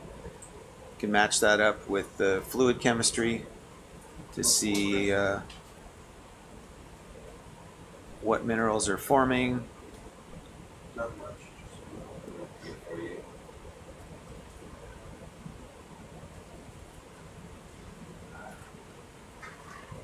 That's gonna be too tough to really get to.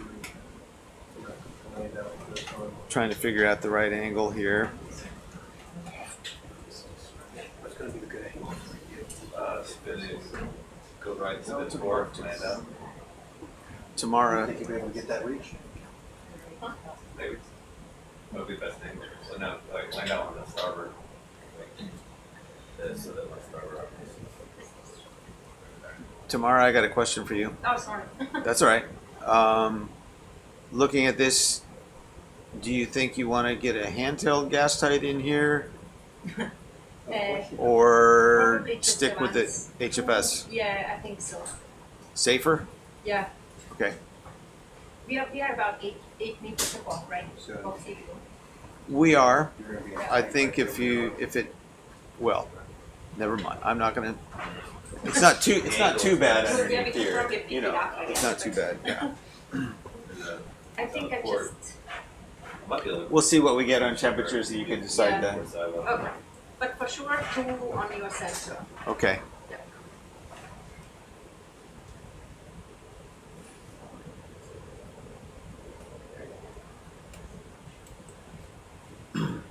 So we're facing approximately due north right now.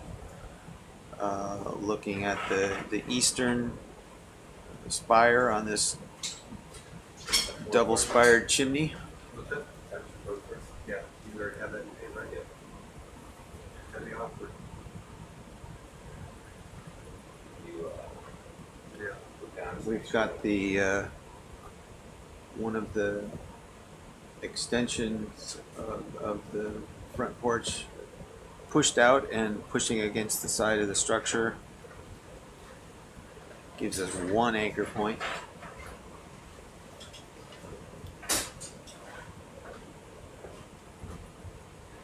Helps to hold us steady during these operations.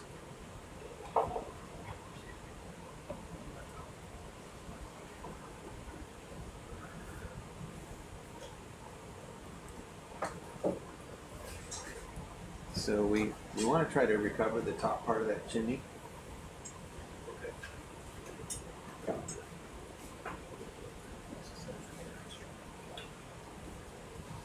Torch is coming up, Chris. I gotta move it nice and slow.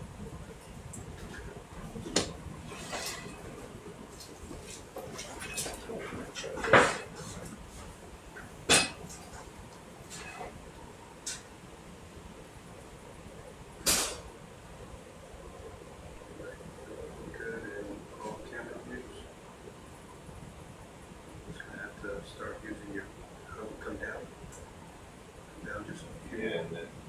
start using your yaw.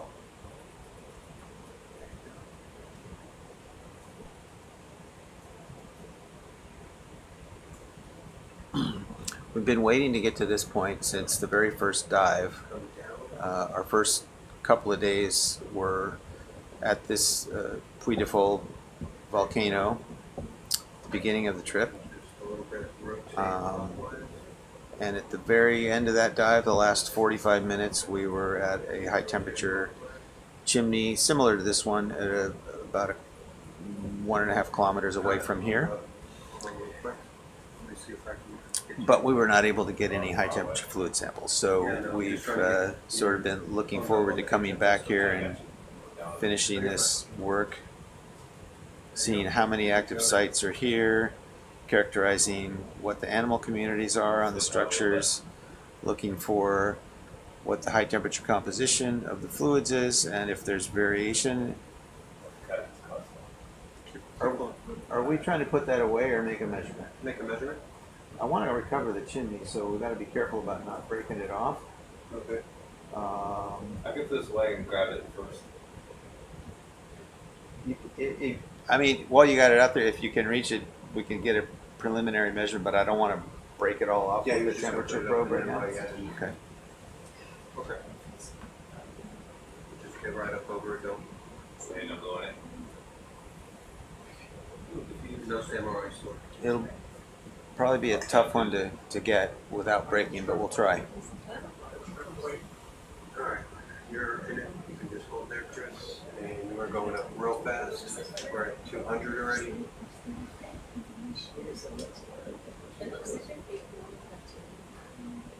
Just about 200 at this, not even that great of an angle on it. So Right. that's pretty good. Going up, 250. Alright, oh, definitely outside.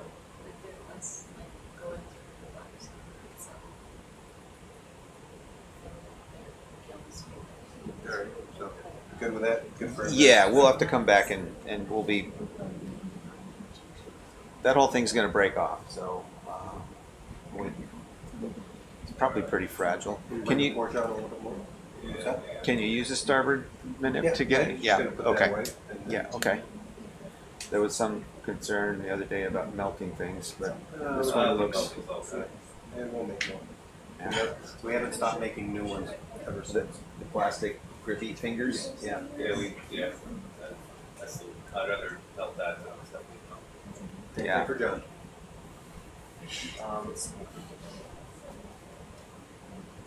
What's up? Just need to get around that. Port's coming back soon.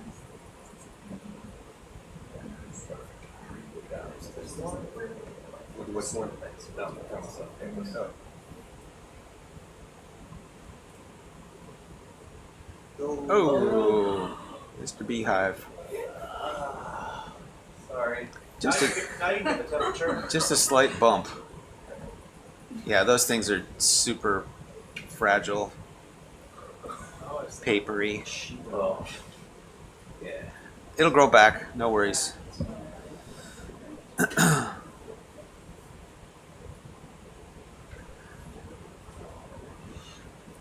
And as you can see from looking at these features, they're constantly growing and falling apart. And the animals are used to dealing with that. These shrimp really seem to have it figured out. They can just swim around and get into the zone where they're getting their chemosynthetic nutrients, energy sources, feeding their symbionts and making a good living right here on the sulfide structure.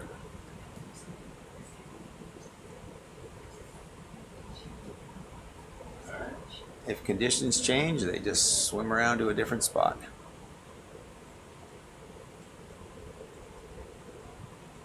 Where's this sample going to be going? Ideally rock box 1D, so that should be fine. Yeah. Chimney and Tom? You're okay with it going in there instead of the bio box? You want it in the bio box to be a Yeah, little sure, more we can put it in the contained? bio box. Yeah, that might be better. Bio box 1A. You're good. Okay. That's fine.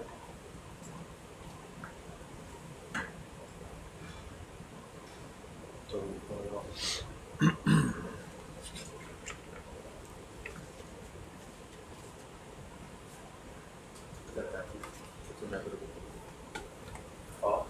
Okay. Oh, yeah. Hey, it's fine. That'll be okay. Alright, now I have access to the data here. Alright, I'll bring that 14. Alright. Hold on, sorry. There you go.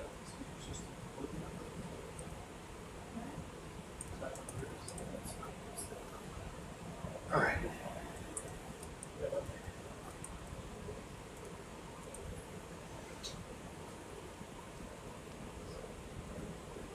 If you're scared about it, I'll I'm gonna do nothing over.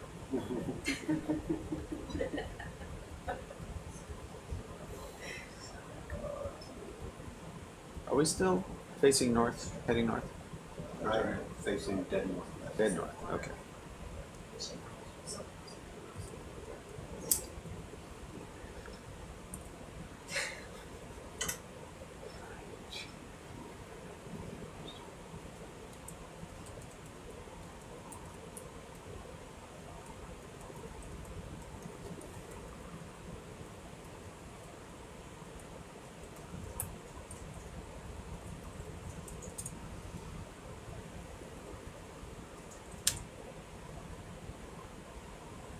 Got a good view of net cam.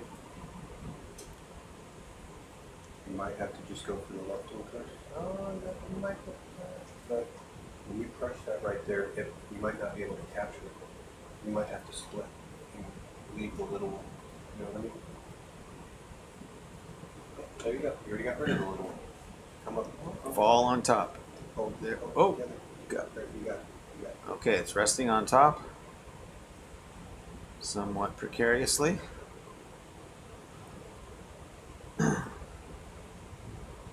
So BioBox 1A. Just y'all left. No? Let freeze. Freeze over. I wouldn't Don't- freeze. Don't freeze.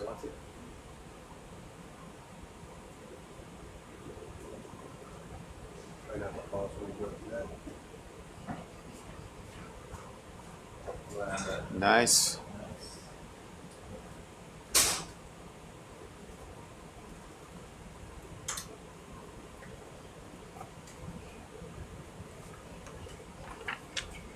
Still smoking. That thing's taking straight up at me. Yeah, you'll be fine. Don't worry about it. It's been. It is. Oh, yeah. Oh! You know, I was gonna say,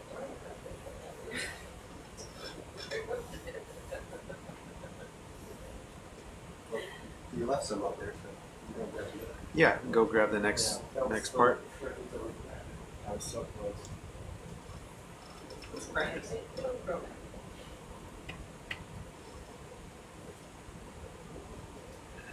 Kill free weight loss.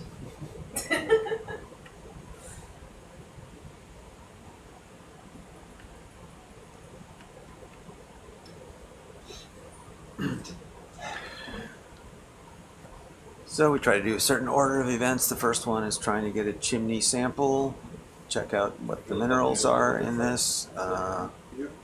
Inevitably, we end up breaking things You need off to open your jaws. while sampling. So this is One more time, step okay. one, try to get a mineral sample. All right. Yeah. Yeah. Go Step a bit two away is from us. getting a temperature measurement. Let's see. 6. You got to open it really well.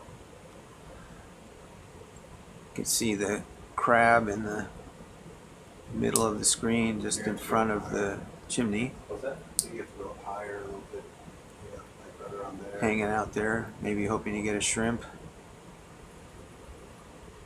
Yeah, it's all fine. You're pushing me off.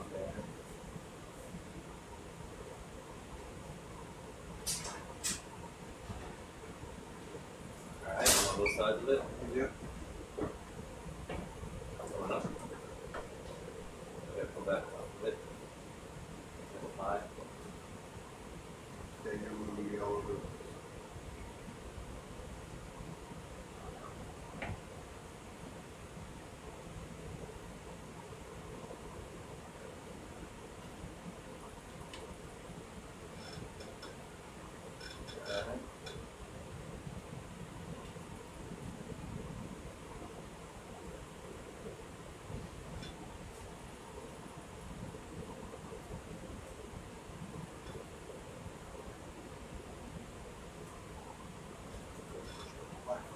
left hand.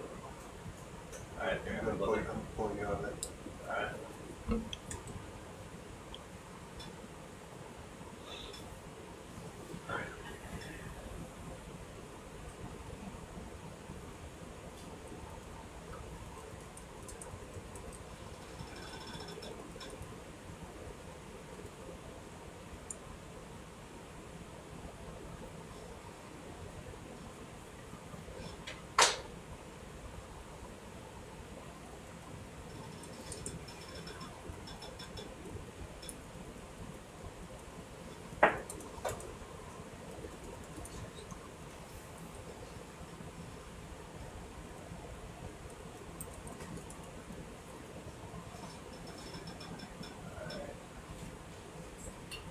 Try to see if we can get in there anymore. I don't really look like that. Like that angle right there. That angle, do you want that angle right there? You can actually be able to hit it. Like that. Alright, let's do this then. And then slow. Alright. Very close. Do I need to come up? No. Okay, outward is the question here. Yeah, outward. I got it. Work with me a little bit? Yeah. Sit me up. Look on.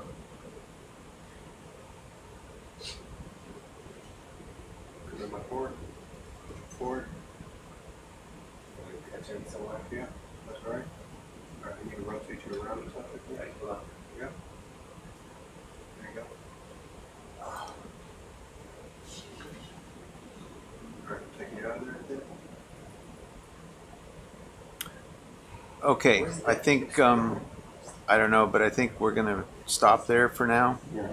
There is a chunk in the back there if you can pick it Yeah. up, but I think we should go to the fluid sampling stage, and then when we're done with that, we will try to break off another piece or grab that one that's behind there. Yeah, that one piece I said. It's obviously got some Yeah, 'cause that- chalcopyrite in Yeah, it. that's when it exploded right there. Yeah. Shot off the Yeah, back. I think that would work if we got that. That would work if we got that? I think so, yeah. Okay, cool.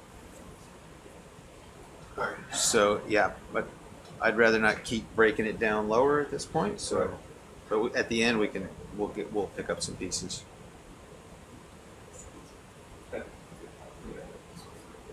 What's that? Nothing to get. They're a little hot. Alright, I'm gonna try to get you on this side, Chris. I don't know if it'll be too far to reach, but I think it'll give you so much more room to work. So it's gonna be nothing but smoke in our eyes. What do you think? Too smoky? It's pretty smoky. A little higher. Alright, I think those shrimp heads are really good.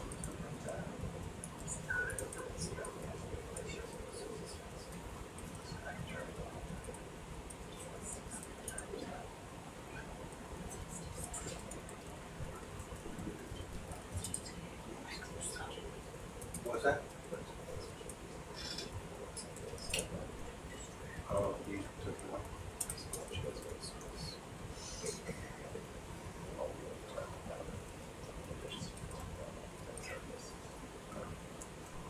Sounds good.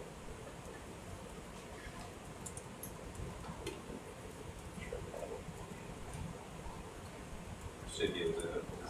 Yeah, and I'll be able to, see if, Let me just see it. yeah, we'll see. Let's see. If this one keeps going this through, I'll have to move. Hey. So presumably you're gonna be sampling a lot here for a long time, right? Campfire situation, Yes. not too bad. We've got Good thing. high temperature fluid samples to take. We've got a video survey to do. We got some diffuse fluid samples to take. Fairly well. So we'll be here for some hours. It can come down lower. So at least we found a hot one. Yeah. It's great. Yeah. Happened to be the last one. Yes, it was the Oh, we can go last the- of my picks. It wasn't even one of the purple nets, it was just, I went ahead Yeah, and well, put it on the waypoint list. I'm glad we had all of them as waypoints. That's good. Yeah, and I've looked around, I don't think there's anything obvious else to go searching for here, I think this is it. Okay. Well, this will do. Okay. And we'll see how much time is left when we get done with all this sampling stuff. Yeah, you're clear now? Good. It's a little bit. We've got some latitude from when we come up. So we'll just evaluate when that's done. We could try to move. We could at least go along the bottom and check out some of those other spires towards the. Call it Falkor vent. That was going to be the original name for the one we saw first. But we probably want to get all the way over there. Yeah. Okay.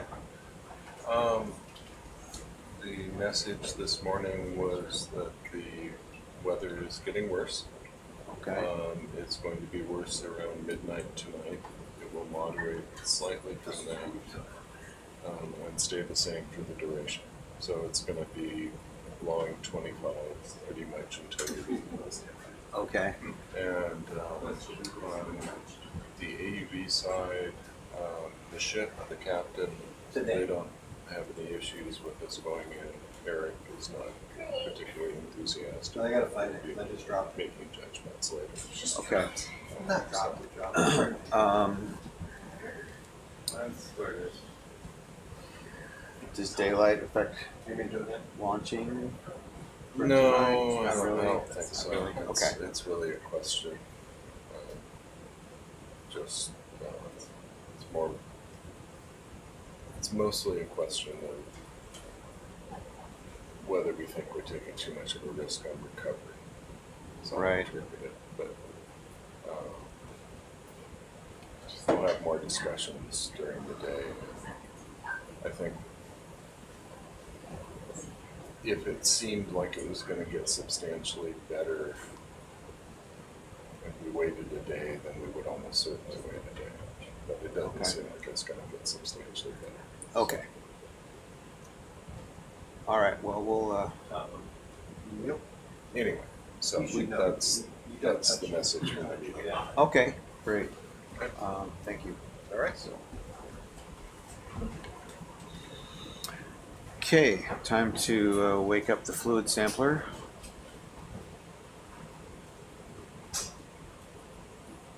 Good, I use a little bit of your pitch.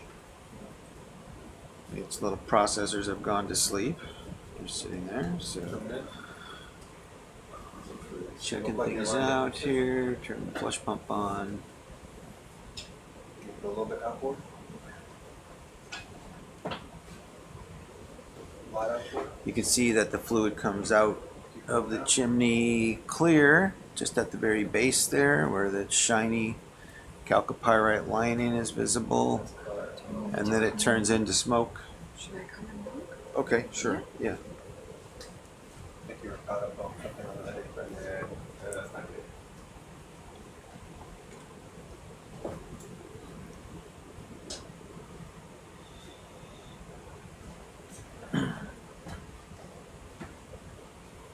This looks like a very good spot to sample.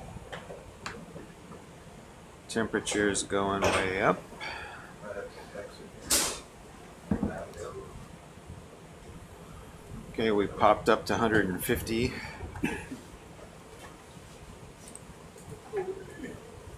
Sorry, I didn't put it back anything on there. I totally forgot. Ah, okay. We'll figure it out. Still visible.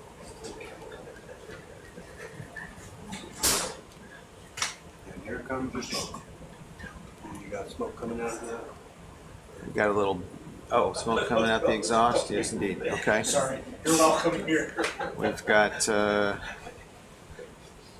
temperatures going up.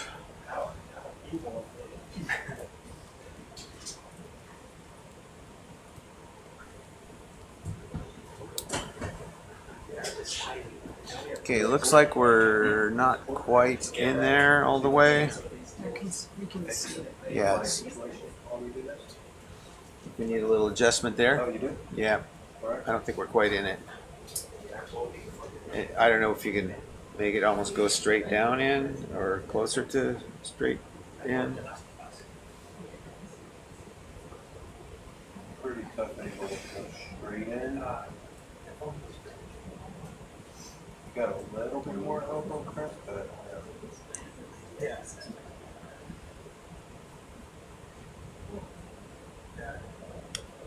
Darn, that other smoker in the foreground is blocking our view somewhat. yeah, there's a lot of block. Okay, that came down. Down? Yep. Want me to rotate around a little bit? No. Should I try one that's No, Okay. no, the front one, no, it's Can you cycle back and forth? it's lower temperature? that back one's good. We just have to get the right angle. On the other one for now until we're ready to do it, then I doesn't get too massive, I think. But that's up to you. I'm not, if it's easier just to leave it. We got loads of space. Okay. How's that? Going up. What they are proposing, French means a good thing. There's the French area. Some Ukrainian names. Seriously. Still going up? Getting up to 200. It is darker smoke coming out through, your exhaust pipe. That was so sincere, like that was from the inside. I'm going to zoom in a bit and just, if the smoke clears, I just want to see how that's sitting.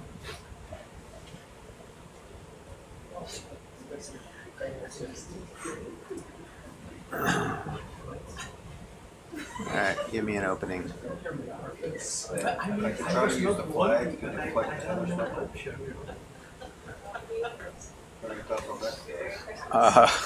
That's a novel idea. The 500 flag. First look down with the 4K again.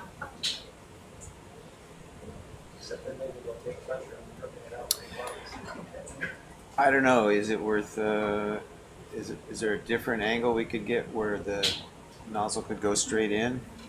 Maybe if I came up higher, but that is gonna be tough. Okay. I'm not ruling it out.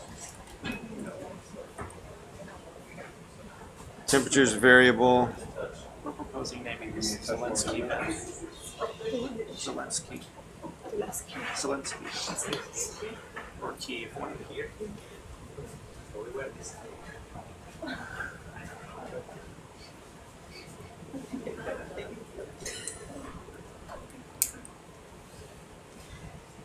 That's an in-your-face name. Yes, of course it is. What Would you expect anything less from me?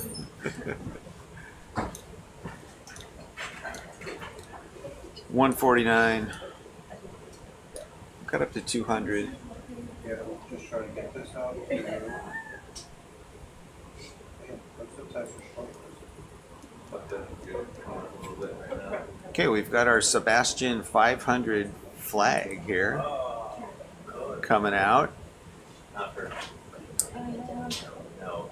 We're trying to use this. It's a little. It's got everybody's name on it. We're gonna probably get it covered with black smoke. We're gonna etch it.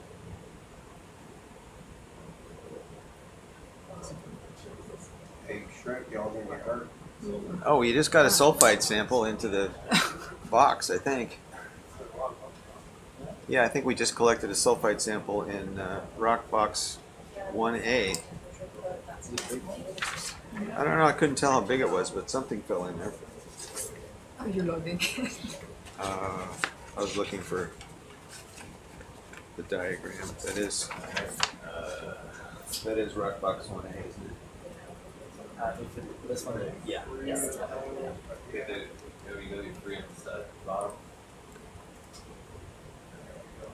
Alright, let's try to use this thing as a deflector ship. Dave, what temperatures are you measuring? Around 200 at the moment. Okay. We got up to 245 briefly. Uh-oh. Where'd he go? One on the port side. Starboard side. Okay. I won't be able to get over there. There it is. Where's the flag? I might be able to get that. We go in. What else? As you said, you're at 10, and we can put it back. Okay. Can I get?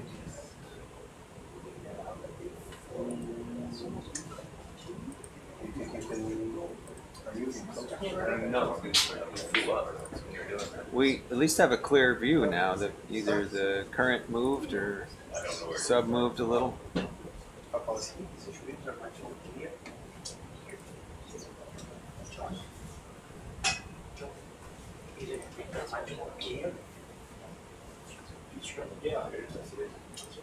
You back in? Look good? Fill some bags that we've already used with seawater. Go, zoom in more. Add hydrogen, see if hydrogen does all.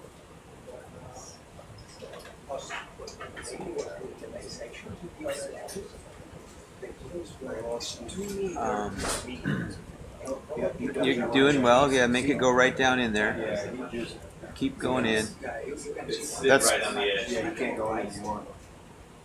Okay. That's going up 250, 260. I think you're right in there. 295, 290. Okay, yeah, that's good. Now if we can keep that stable, we'll be good. Okay, so we're gonna start with some bags, right? The flag sit right there. Um, The port, you think? You go for the 23 Just first? might as well just do that. Yeah. Fortune starboard rail. Get it while it's good. I was trying to use it. Nice. Yeah, nice. 335.5 at the moment.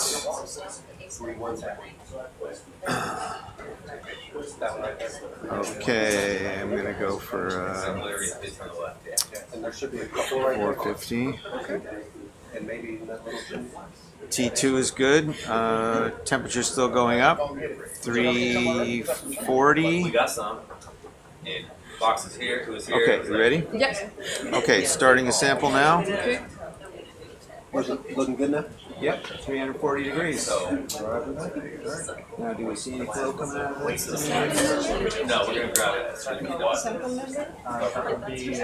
No flow yet. It's over on the beach to get. 06. Where is this? It's right there. Time. Alright, you see the. Got flow. You got flow. You can see flow coming out? You got flow right there.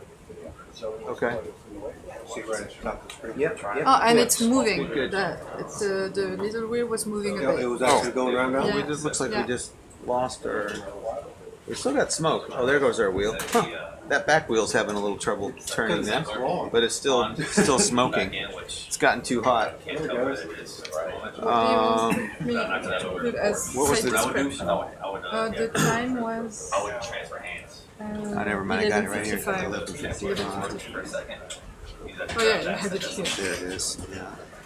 Yeah, there's no UTC clock that I can see right here, but S500 HFS 6? 06? 06 B23 and the UTC clock is over there, behind me. Okay. So just give me a text. What do I put at the site description? What's the same place? Waypoint 11. Waypoint 11S, 11 south, Okay. Okay. heading 35. Got some nice temperature here. Yeah, It's you're really steady, very good. 339.6. Somebody out there guessed 339, I think. I saw one guess on the screen as 339, so that happened to be right on.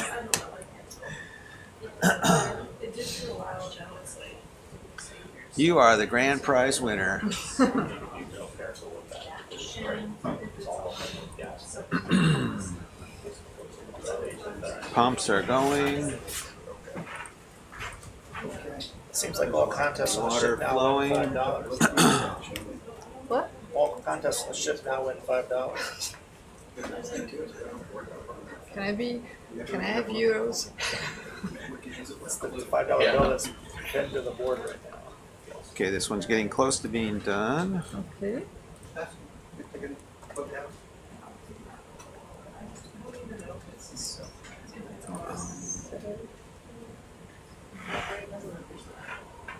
Okay, I think we're done.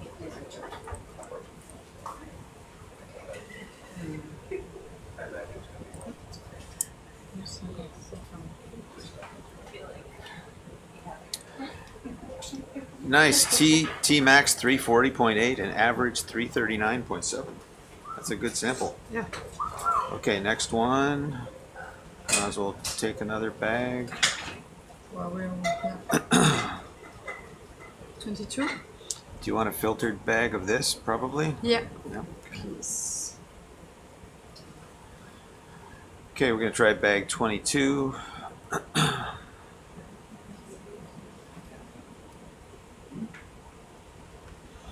Wonder how gassy these are. It's a little bit hard to tell. I might do a little bit less on this one. Okay, ready? Yep. Sampling now.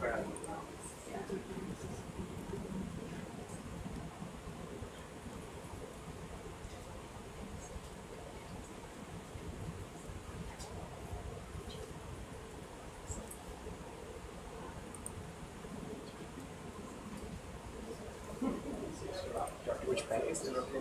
22.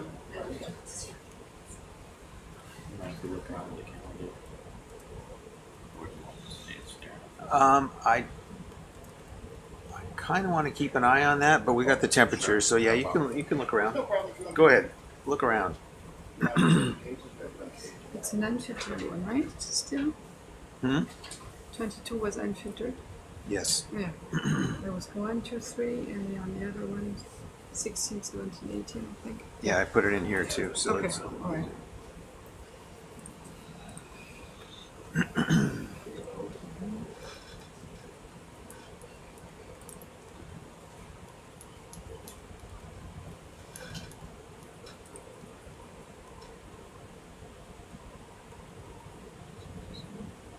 yep, definitely got diffuse Oh, yeah. water coming out of there Mm-hmm. pretty well.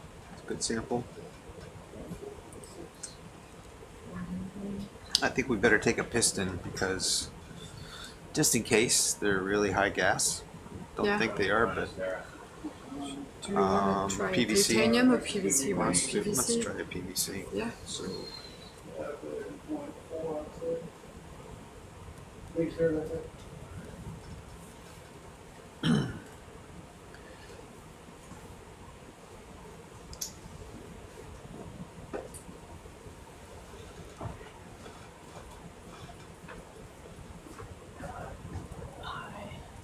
What would be the best time to coordinate this?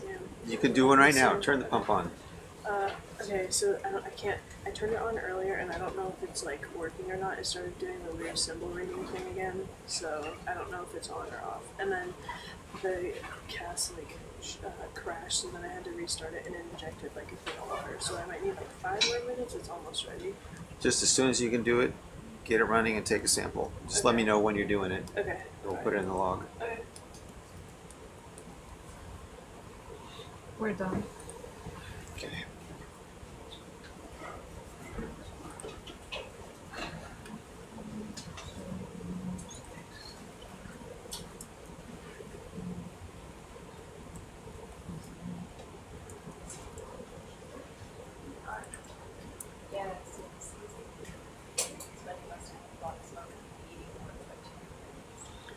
Okay. So PVC number 5. And then a filtered one? Then at some point. Because there are so many that aren't actually. We should have 2 good samples up here. This is not that smoke here. They're really concentrating. They're not actually. So yeah, we've got, I think we have 6 filtered bags altogether out there. So we'll get you one right in the smoke or right in the vent.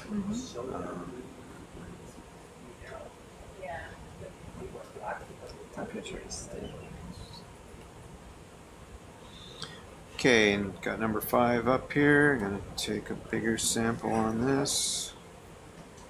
Starting now.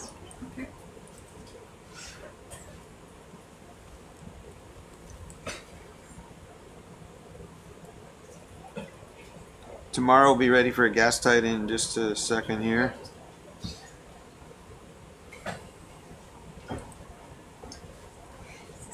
You lost them from me? Yeah, of course.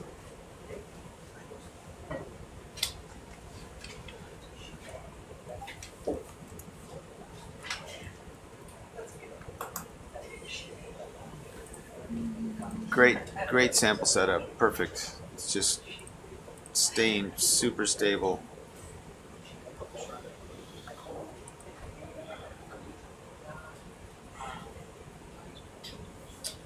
And we appear to be getting good good water flow out for this piston also.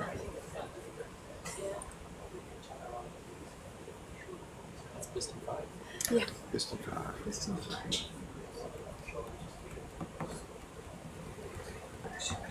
We'll do a gas tight. I think I'll take another piston because this is the only hot vent we're going to see today, probably. Yeah. We've got plenty of samplers. And they only take a couple minutes to do. So.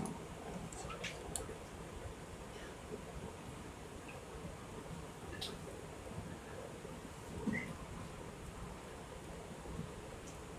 you want to go for the filter bag after the gas tight or before? We could do either one. We're good and stable.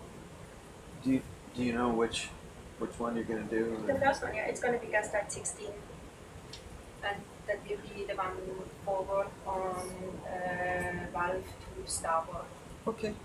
Let's just do that. Yeah. And then we'll continue with the other ones. Before we fire it, could we look at the gain of the 16, starboard 2. What are we Still doing? loading. that would be valve to starboard. Yeah, that's good. And 60-60? Yeah. That's what you want? I think that's what, yes, that's what we had the other time, yeah. Do you think this will be pump shots or not?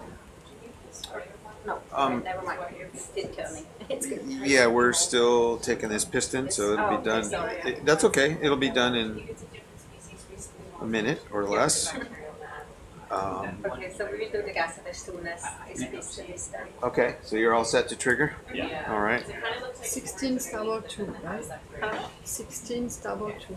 Yeah, Okay. and is it sample 8? It's gonna be sample 9. 9. You're fast.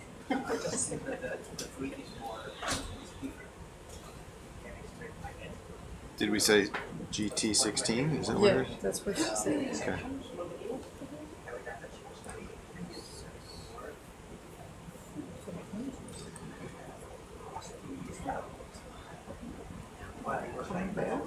Still pumping away, getting good flow. Things look good. Got gray smoke coming out of our exhaust tube and the distilled water coming out of our sample tube as we're pulling water out of the backside of our piston. So much particles, the wind is still stuck. Let me close again. Yeah, it's good flow there though. Okay, are we done? Yes, we're done. And you can fire the gas tight. Yeah, the pump is Ready? working. Pump's running. Just rate, yes, I'm ready. Yeah. 1, 2, yeah. And retract. Retracting. Excellent, thank you. Should be done. Do you want to fire the second one? Yeah. Okay, I'm not go. ready. Yeah. Okay, wait till we get this Take it a logged. bit But slower, yes. just get set up for your number The 2 there. next one I would like to fire, that's the one in the middle, also on the HFS, and this is going to be gas type 9, and you have it on valve 5 port. Correct. And the numbers is the 25, 60, is that okay? Or do you have 60, 60 also, or what is good for this one? Oh, yeah, sorry. That one. It is. 5 port. 1 5 port. Yeah, 60. Okay. That's So good. gas type 9. And this is gas type 9 and port 5. Okay. Just whenever you're ready. Yeah, we are ready. No, actually, we are Temperature ready. is still Temperature's good. And the pump is running. Okay, we are ready. The previous one did not shut off the pump. Okay. Yeah. Ready? Too much flow. Yes, we can trigger. Okay. Yep. And retract. Sorry. Retracted. And that one did shut off That the did- pump, yes. so which is a good sign. Looks like a really good sample. Yeah, I think they're great. The setup is amazing. And that was number 10. Sample 10. Yep, sample 10. And then GTI. GT9, yes, that's correct. Okay, we've just taken 5 fluid samples in a row. The last 2 were gas tights that are attached to the manifold where we're pumping hot water through. When we triggered that one, it shut off our flushing pump, which it often does. It gives it a sudden jolt of pressure when the bottle gets opened. Cure is ready for a method measurement. Shall I lock it, or do you guys? I can do it Yep. Okay. as soon as. You ready to do one? You got the pump running? I don't know if it's going or not. I turned it on a while ago and it's not letting me control it, but it might be on because I set it to run for a long time. Oh. So I don't know if it's on or off right now, but we can try it. All right. Should I put start or reading them? What, I can do that, or unless you want. No, just if you tell me, I'm just logging it. But if you prefer to do it yourself, you can. It's So up you to can do you. it if you can, yeah, start. Okay, just tell me when I start. Okay, ready? Oh, yeah. Yeah.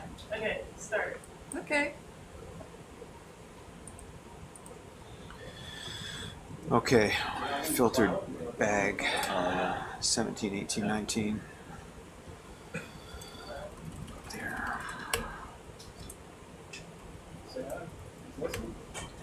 Gonna move to bag 17.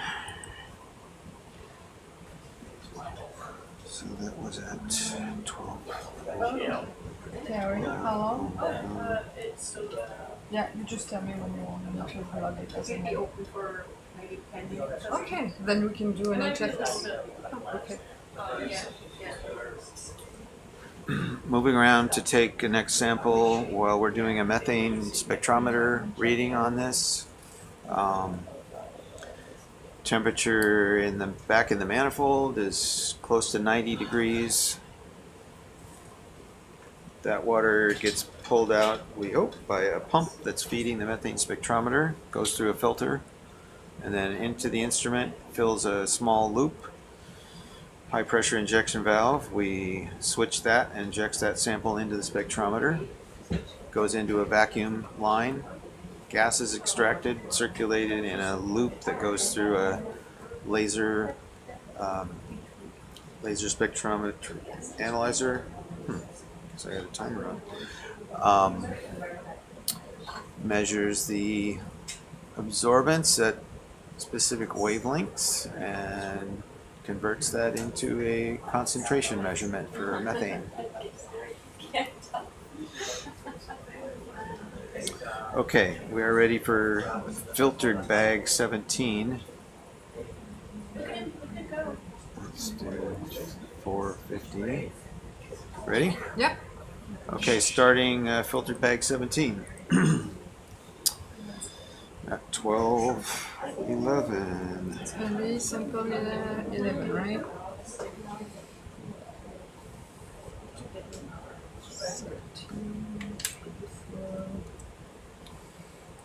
Filtered bag 17.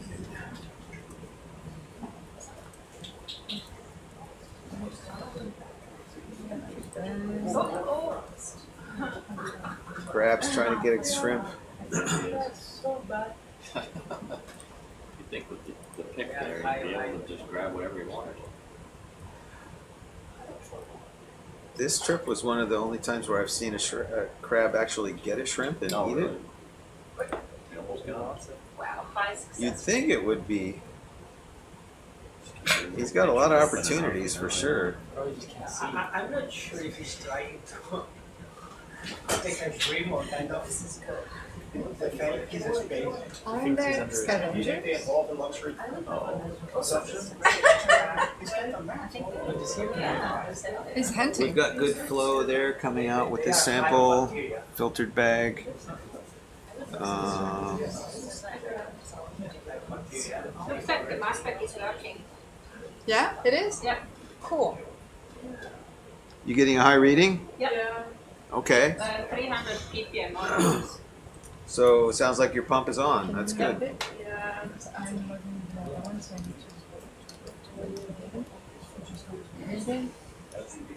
How many injections are you gonna do? I just did 2. You did 2? Yeah. Did you get 300. He's a little guy from It's still in the program, but it's right now at 290 megapascals. Yeah, I know. Okay. Good jumps. They look pretty even. Yeah. How do you like that? Compared to last night? Yeah, I'm happier than last Uh-huh. night. Yeah. See the 2 injections. Yeah, that's good. Okay, we got some readings on the methane spectrometer. Some nice big jumps. We did 2 injections. It's only about a half a milliliter of water for each injection.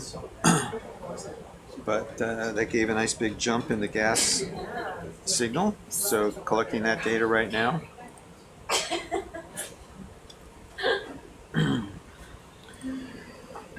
So I don't know, Kiara, we got, it's up to you. You can take another injection or whatever you want. This is going to be it for a while in terms of vent fluid. So if you want to add more in there. I have to like restart it, but I need to dry it out first. Okay. It's gonna take time. Then just go through whatever process and get ready for another one. But we'll probably be out of this by the time you're ready. Yeah, okay. But there'll be some diffuse sampling later. Okay. Dave, Yep. are we about done here? No. Okay, We got Niskin's plan for Cecile. So.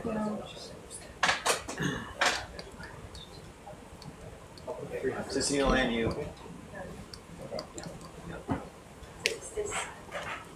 Is this gonna be the only high temperature one? Or there's enough to migrate It's to the don't know. Probably I'm not. thinking about the bodies of We probably will not go over to the birthday okay. event. No. So it could very well be the only high temperature right here. Yeah. I'll think about it. What about diffuse, Dave, what about diffuse flow? Yes, we're going to do some diffuse flow.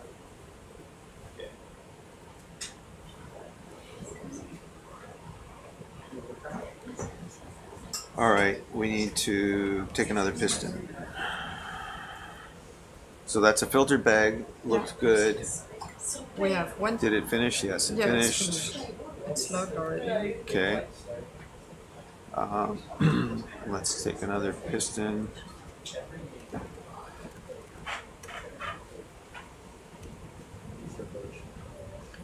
You guys heard me. I'm taking the third one as well. That is set up on the sample. It's such a good setup. I think Okay. It's really high quality samples. Yeah, and since the first one didn't Yeah, I'm not stop quite the sure pump, maybe exactly, it didn't go. Not quite sure if that worked or not, so I'm just doing the third one. So then we still have to do hand in case we Find something else. Yeah. Sounds good. Whenever we'll you guys are ready. just be about another 3 or 4 minutes, Yeah, and we'll sounds do good another. to me. Okay.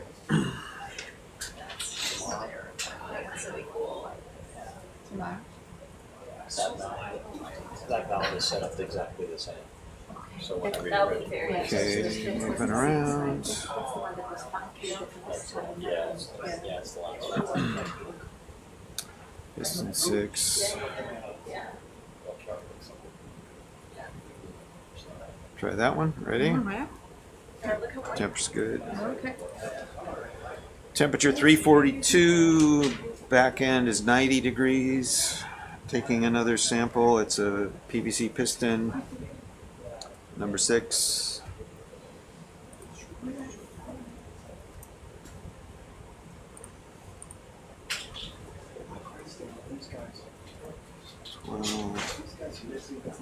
P6. Starting at 1217. I think the chemistry of the fluid that probably the other ones every time that they clean the field, it was like full of dust. I'm seeing good flow out the sample pump. Probably its chemistry is 100% different. That's an max. The other one was super high. Fluid sampler is behaving itself today, working very well. At least so it seems on the seafloor. You never know until you get the samples back up. One for 650 milliliters.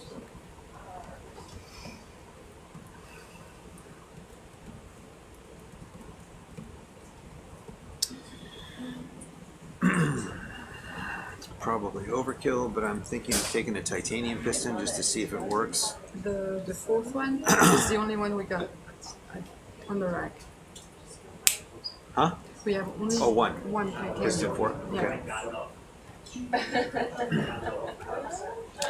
There's a fuzzy crab. Juan was calling him Gandalf the White. Well, there's a species of crab that's Gandalfus that looks similar. Yeah, there is from the Mariana. And it's this type of crab too. I don't know how closely related they are, but I just want to brush it. What's the nemesis of Conrad? You know the other one, the Saruman. That could be a Saruman. Yeah, I don't know. No, it's just the other Witcher in the Lord of the Rings. That you have Gandalf, which is the nice one, and Saruman. Yeah. Saruman, yeah. So Right. it's like maybe that's the counterpart. Okay, yeah. Just to pay attention. Yeah, that's right. Gotta pay attention to what we're doing here. So yes, we're getting a sample, piston 6. Like really trying to Still get got good flow, looks good. Okay. Okay, and then we're gonna do one more because they are quick, and I want to see if the titanium piston will work. So try to go through this quickly, and then we take a series of samples up above the vent in the smoke using filtered bags to look at the particles and the fluid chemistry as the smoker fluid mixes. And we're gonna have to steal the camera back when we do that, but not quite, not yet. We're good with the animals. We like that. Keep the people entertained while we're doing our fluid sampling. It's amazing that the shrimp stay away from the ground. Yeah, but I mean, How do they know they're there? how do they know they're there? I mean, they seem to pop around and ramp on it. Okay, this one's finishing. 6 is done. Great temperatures. Wow, 342.9 and.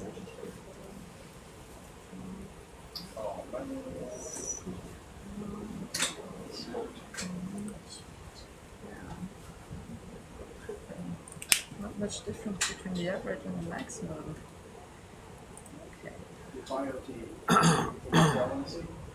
Okay, we're gonna go to piston number 4, titanium.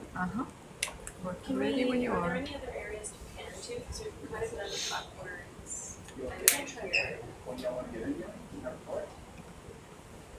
want to go try to? Starting next sample, piston 4, titanium. Sample 13. Piston 4.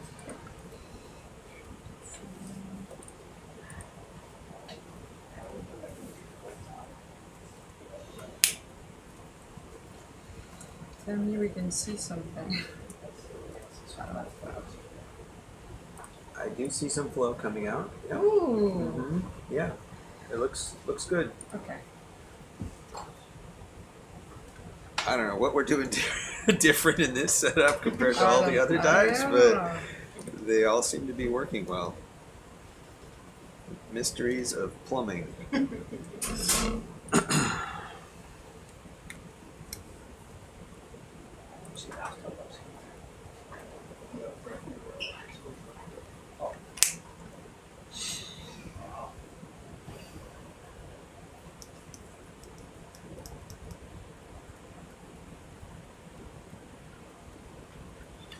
Seeing the base of that broken off beehive structure there.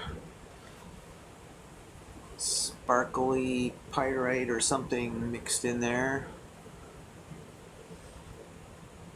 Usually these structures are a mixture of anhydrite, which forms when high temperature fluids mix with seawater to make a calcium sulfate mineral. And yeah, it's insoluble at high temperature, but soluble at low temperature. So it's also one of the things that forms during the mixing process, along with various sulfide minerals that form when there's a change in pH and temperature. Zinc sulfides are often in there.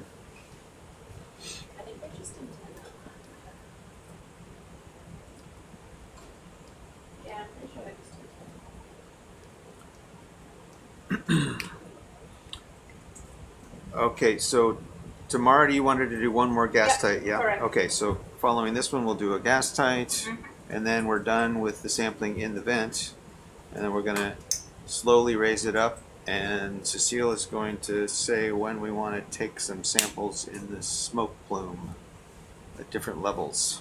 So they made a stick with 10 centimeters marks on it as well, so that we have an idea of the height. Okay, of okay. the- So we have to pick up that stick with the port arm, hold it up there. That was, you can see it, it's the one on the left, and you see the yellow stripes. Okay. Not 100% sure we'll be able to get that out without moving. Yeah. But if it's not possible to get it, then we'll just go like this and We can, Calibrate it out also, it'll be within 0.5 Yeah. centimeters. we've got our green lasers, so, you know, can't turn them around vertical, but we I'm can more interested figure in out. keeping a constant temperature with the probe, which could be challenging because it's a lot of volutes, but you'll have to like this with the object. Okay, that sample's done.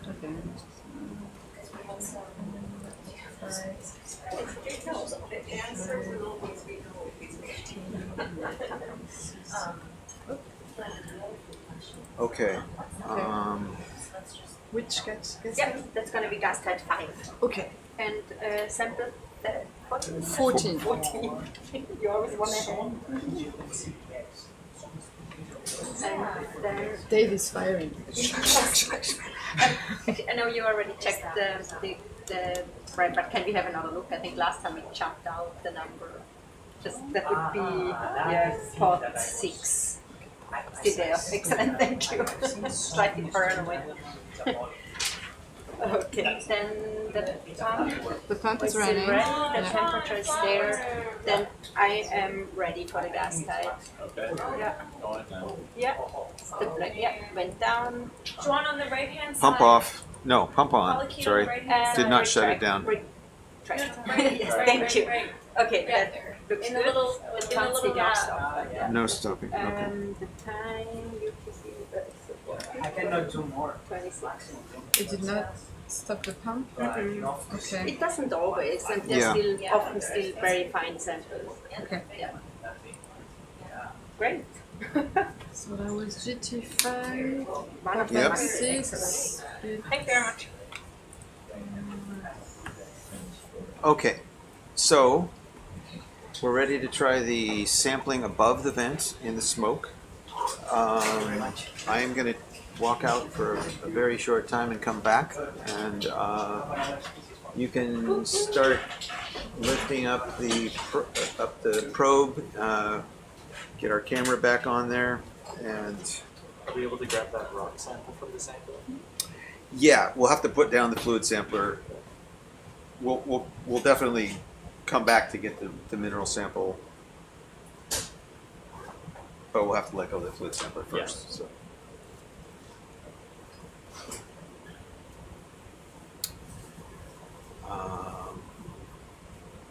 So we're ready to pull this out, correct? Yep, that was a great setup. Yeah, that was that like was very nice. so good. There was not even like 0.3 degrees of differences between the average and the max. Yeah. We want a high temp measurement in that vent as well with your high T probe, just to compare.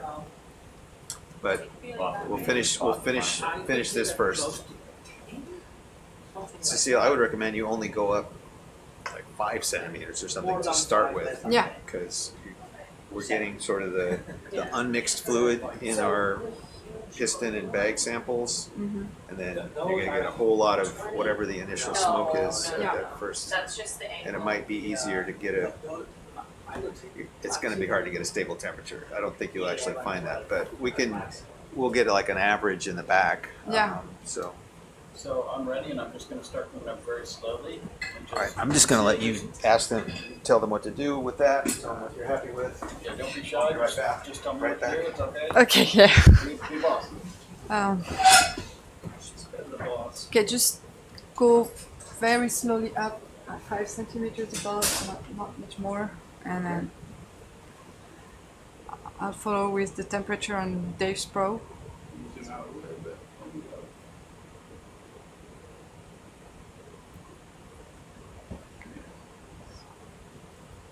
All right. Yeah, don't. Okay.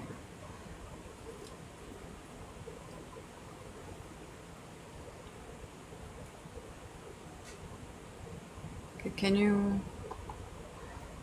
Seems to be a bit stable right now.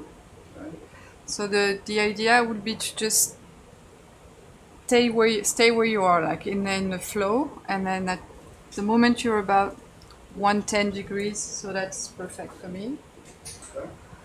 Alright. No, you just drop. Just go back where a bit inside the flow. Yeah.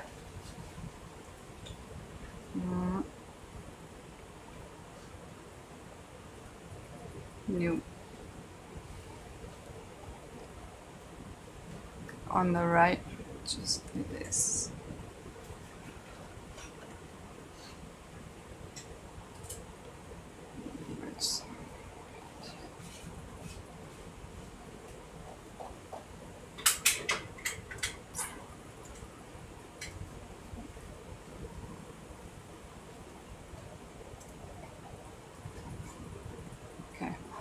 Okay, I'll go for that then. Just one. I'm just gonna squeeze it there. Yeah.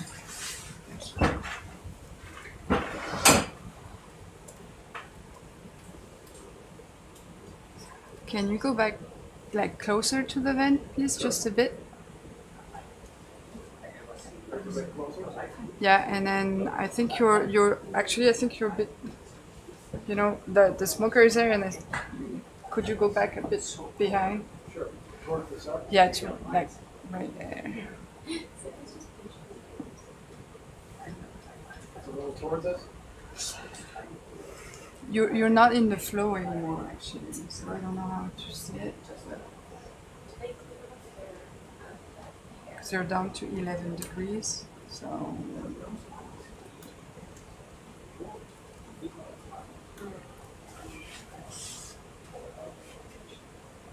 Yeah, it's rising up again, so that's cool.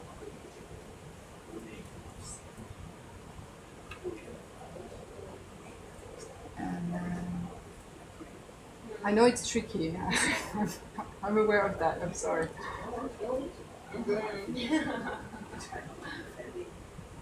Okay. Okay. Mango for 15.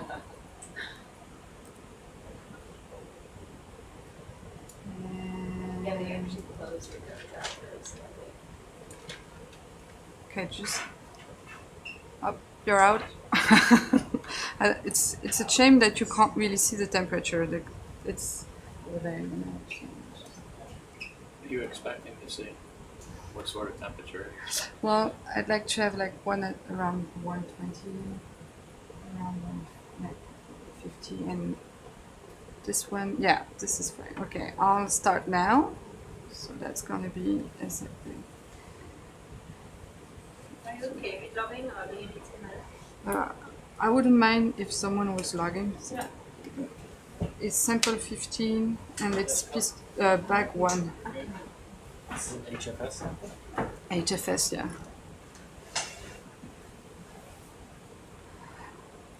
You're doing great. You're 50 and you're not. Yeah. Thank you very much.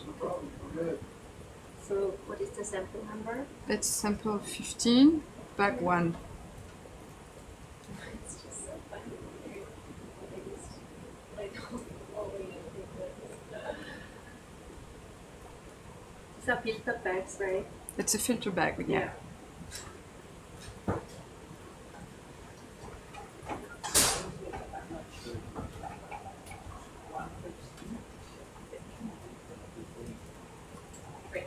How you doing, Cecile? It's fine. Can you go back in a bit? I'm sorry. Sure. Just trying to keep it right in the snow. Yeah. Is it about 5 centimeters above? We'll see with we have the laser, Oh, so I see, yeah. it's about it, yeah. You're still getting smoke out the back, so you know, Yeah, push pump. we're doing great, and Zach is maintaining around 50 degrees. 50? Yeah. Oh, great. So you're quite close to it. Yeah. Yeah. Yeah, it'd be very interesting to compare fluids between them. 200 more milliliters, Zach. Don't worry about me, you just get your samples. I'm good. Looks like there's good flow coming out of the sample pump. Yeah, I can see some volutes. Where do you see the outlet for the sample pump? There's those two pumps with the orange wheels on them, or the Yeah, I don't see. they're only on the lower front camera that you can see.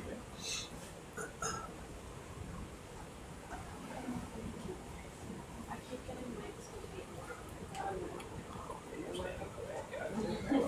You see them? I did do it, but I wouldn't see. They're not moving, It is but, funny. but there's smoke coming out one, and clear water coming out the other. We're good? So you just a few centimeters up, or what do we say? Yeah, we're like 5? not even 5 centimeters.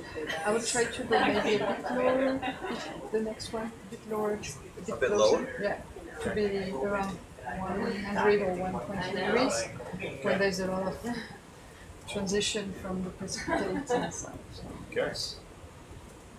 Whatever you want. Okay.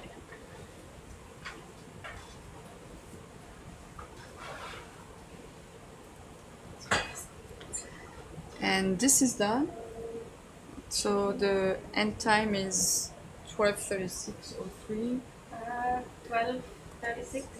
03, max temperature 87, and an average temperature 53. 53, yeah. Yeah. And the volume comes 452. 452. I would add T2 in there for your just Yeah, and while you're T2 at it. T2 was around 20.2. 22.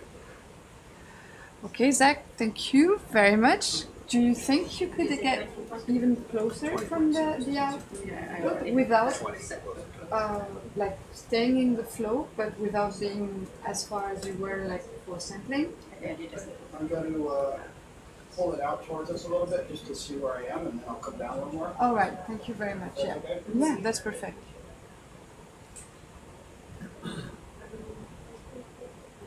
The idea is to document the gradient, the mixing gradient between the fluid and the water, And then we have filters, so we collect the particles.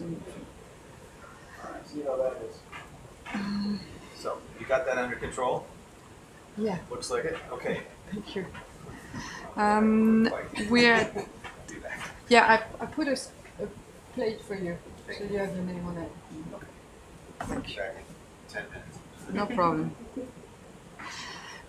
We, IT probe after this and I think you're not in the flow there, because I'm at 13 degrees Celsius. yeah, we're I'm backing up real slow.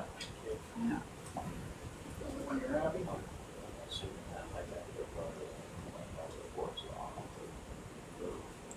Yeah, coming up. So that's nice.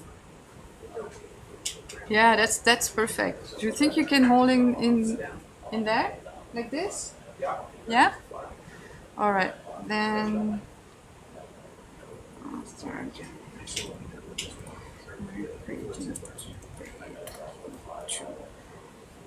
Okay. Is it okay for you? Starting? Yeah, starting Yep. right now. That's perfect. 164 degrees and it's not moving. You're just pretending I'm dead. Back to Back to, yeah. and sample 60. Yeah, sample 60. I should have done that. So can you call the bridge and tell them to stop moving the boat? Sure.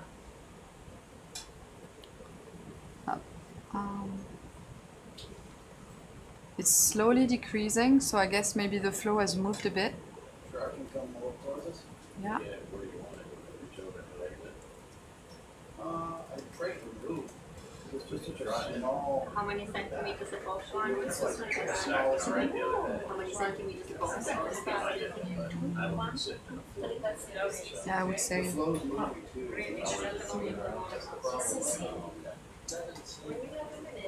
The one with the long rostrum is kind of transparent always, like more like a normal swim. You're doing great. Some of these, either a male or So, oh, Zach, yeah, I think we're not in there anymore. Okay. Yeah. Can you go back a little? Yeah, I think maybe, you know, with the currents, the flow has just like maybe pushed the plume a bit. Yeah, It's definitely moving. yeah. Oh, it's coming back up. I think you're right in there now anymore. It's just kind of hard to see because I got this one in front. Yeah, I'm sorry. The setup for this is maybe not perfect. But you're doing good. Like we're back to 100, so. So hi everyone, I'm Cécile Catalot. I'm a researcher, a biogeochemist at Ifremer, France. And what we're doing now is trying to document the mixing gradient between seawater and the hydrothermal fluids at the very beginning of it. So I'm targeting several temperatures like that traces the mixing, the conservative mixing between both end members. And we have filters in the bags that allows us to look at the precipitates that are happening during this gradient. And the sample is over. Yep. Okay. So time 12, 40, 47. Yep. Max temperature 165. Average temperature 93.1. Yep. And T2. T2 was 26. And Volume? 451. 451. Thank you. Thank you. And let's close that one. And Zach, so now we can go up like about 10 centimeters, even a bit more in the smoke, and we'll stay there for the last sample. Big. That is about 11.23 centimeters. Whoa! That's precise. Okay, cool. Are you ready? Yes. Okay, then we can start. Oh shit. Back 3. Yeah. Yeah, back 3. Okay.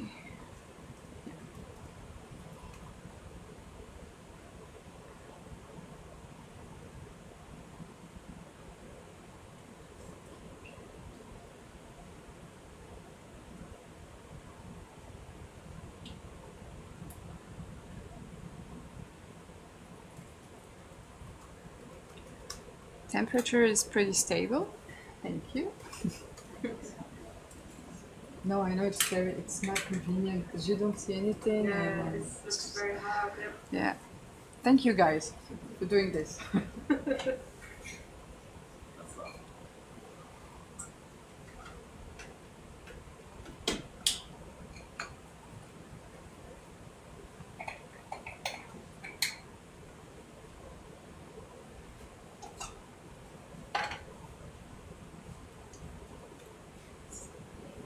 Are you good, Zach?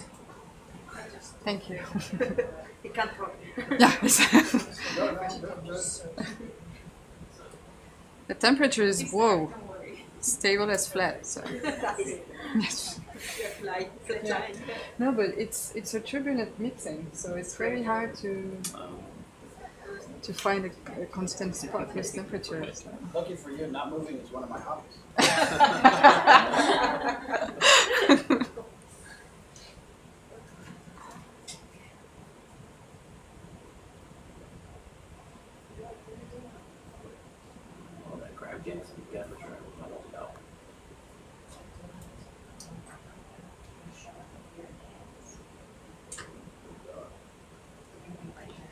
We're halfway through. Crab fight.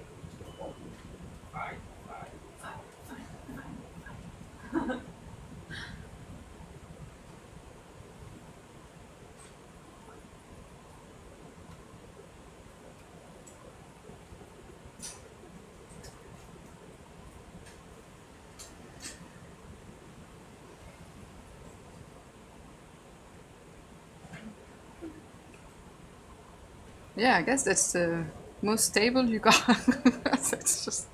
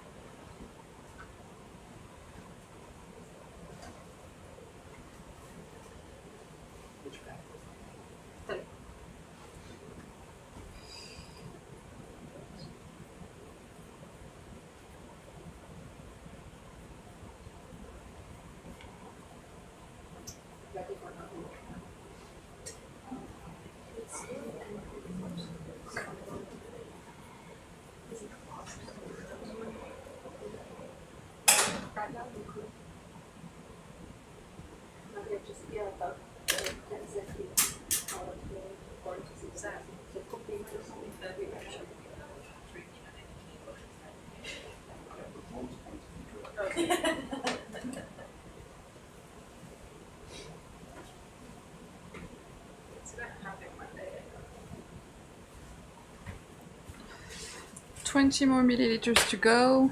We're almost there. Still okay on your count? Yeah, it's very nice. We only have a 10 degrees, oh, so that's done. 10 degrees difference between the maximum temperature and the average. So average temperature is 86.8. Second. 86.8. That's average, wow. Yeah, and max temperature 97. Yep. And volume pumped is 451. 4.1. And topping time is 12:45:37. Yep. Got it. Thank you very much. Thank you. You happy? Yeah, I'm happy. Very happy. So I guess what.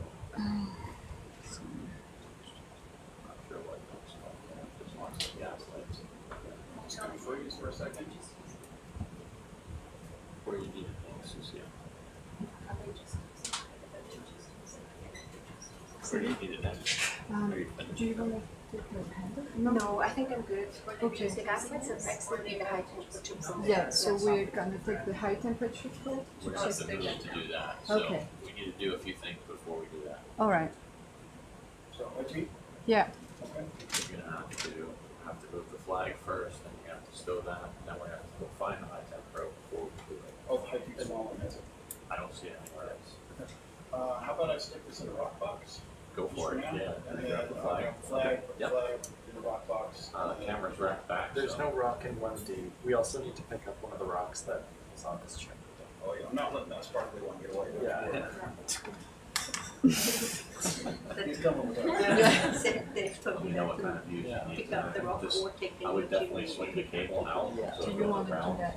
But the gas we tight. first need the temperature. You know what I mean? Just counterclockwise on the wrist. To the There you temperature go. first If you're because stuck on one, see it? so max the There you go. And then bring it around, so you get one of the rock pocket, whichever one's easiest for you to get back out. And then yeah. Okay. Everything else there is Yep, just the stuff makes now. sense. Like I said, I highly doubt that cable would make it go off, but I don't know how sensitive they are. Okay.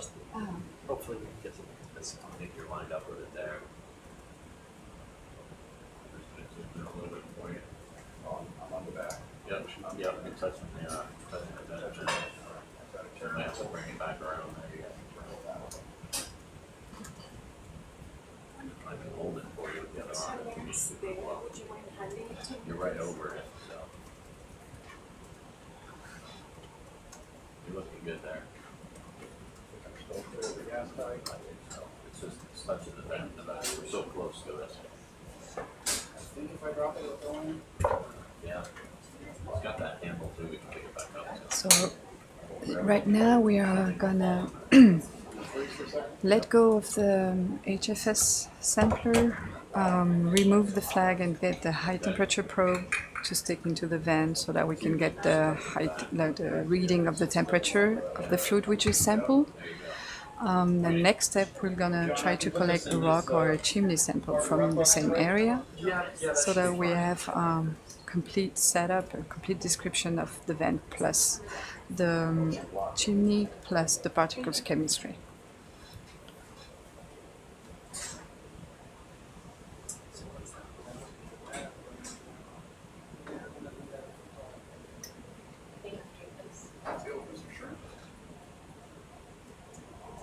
I can't give you much better view than this.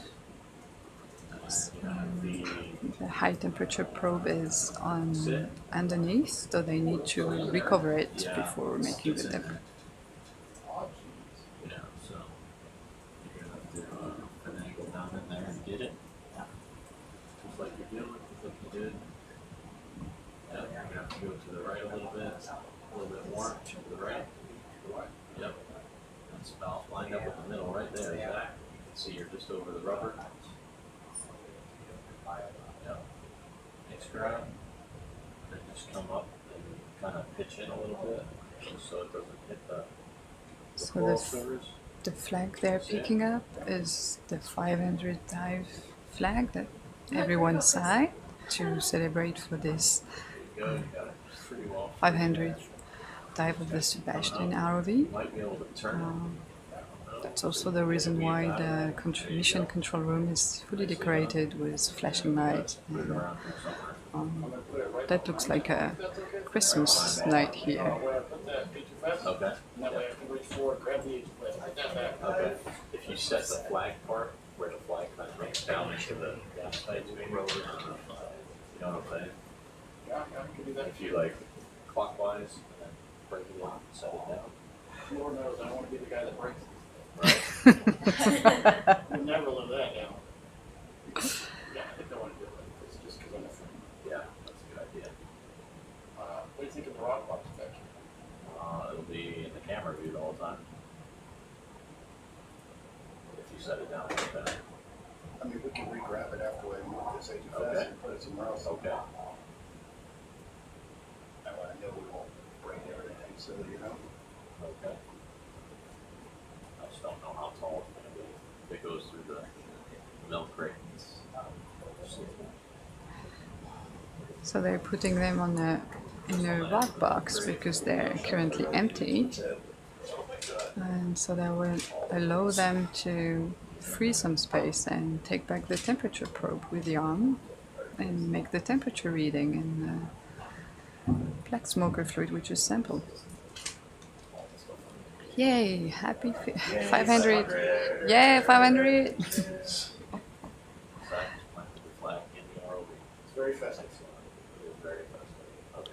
I thought I'd be messing with subsea quorum. I think I want to grab that. You want that in the best position for you to be able to stow it at. So just watch those gas tanks, but You want to review the arm? So now they're picking back up the HFS sampler and they put it back to its place on the right side of the ROV There you go. so that it doesn't get in the way. Down a little bit more, get more reach. There you go, right there. Perfect. But, there you go. There you up. Just going first though. And you can see that the shrimps are still thriving. Unfortunately, the sit is going to be your best view for this snack. Almost done. There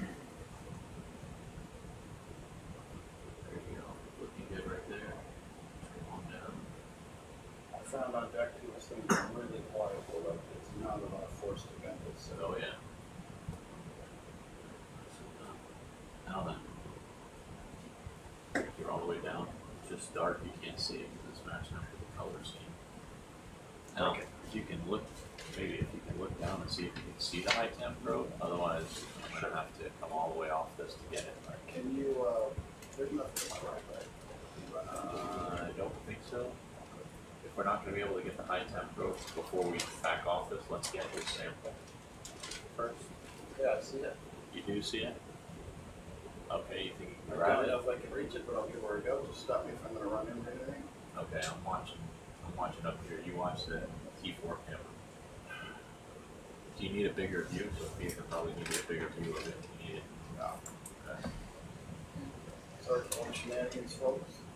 You're No, looking- it's you're fine. looking good there, so Put a lot in our, yeah, So a little busy. it's a bit crowded in there with A this. little bit. So there's a suction sampler, the high temperature probe, that's the one that the pilots are trying to reach.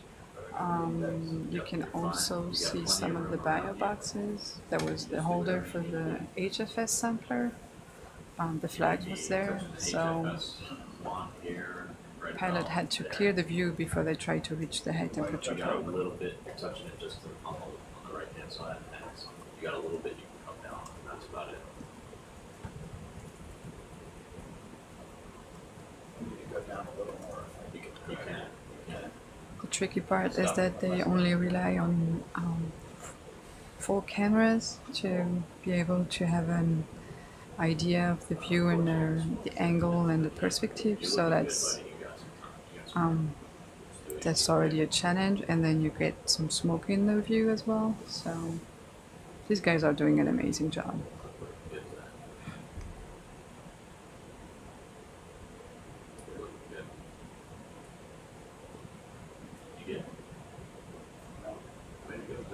Yeah, so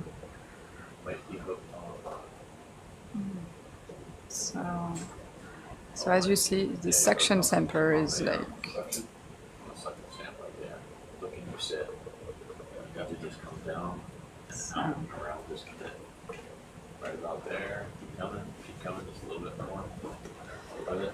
About to punch the, Yeah, a little bit around there. punch the vent there. Yep, if you can maybe so. much more. And If I just come this way. You might. Oh, and there you go. Nicely done. Now you just gotta get the tip of that in there. I think I can just try it like this. You can try it like that if you want. It's not the best grab in the world, but it's got the metal on the bottom, so it's not gonna mess nothing up either. Alright. Alright, so re-index. Most length I can give you is with the port job, just like this. so we are now going for a reading with the high temperature probe. Pull on this, right? For a little bit. This probe can go very high, like up to 600 degrees Celsius. I have no idea what's in Fahrenheit. I just need to move like But another, Yeah, you're on top of the gas type. like I'm right here. the difference between the temperature probe we have in the HFS is that this one is only a thermometer, whereas the one in the HFS we're making water flow through it at the same time. So we might actually have Bring this up here. more My disturbed temp temperature probe is at measurement. 339, 340, 341, 342, Yeah. 342.7. Can you try like to put it a bit more inside just to be sure that's the highest that we get? So far it's 343. Okay. I don't know if we can move that exact, but just trying to see if we can get any higher. 343 is the highest. Okay. I can, but I'm. Can you Yeah, crank it a little more. just we got a bit more inside just to see? Yeah. Can you zoom out a little? How do I do that? Just I got it. oh, sorry. 343? 343. Yeah. That's super close to what we had. Yeah, that's what I was actually saying like, oh, you know, we're pumping water through with the HFS, so maybe dropping. we have a disturbed temperature, but actually no, Dropping. it's dropping. It's coming back up. It's coming back up. 330, Oh, it's actually 38, 339, 340, 341, I think I'm in there. 342. okay. So I guess that's 343 was the highest. Might get there again. But okay. Are you happy with the temperature measurement today? 342.7 on the second try. Yeah. Yeah, it's good. Yeah. Okay. Alright. That's good, guys. Alright, let's go ahead and stow that. And then we got to get the rock sample. Yeah. On top of the rock box, I suppose. It's really the only place to put it or stick it in there. Flag box. Yeah. Towards like A or something. I don't know. Those ones already have stuff in them. We just gotta watch out when we pour Chimney down to snap that flag. Yeah.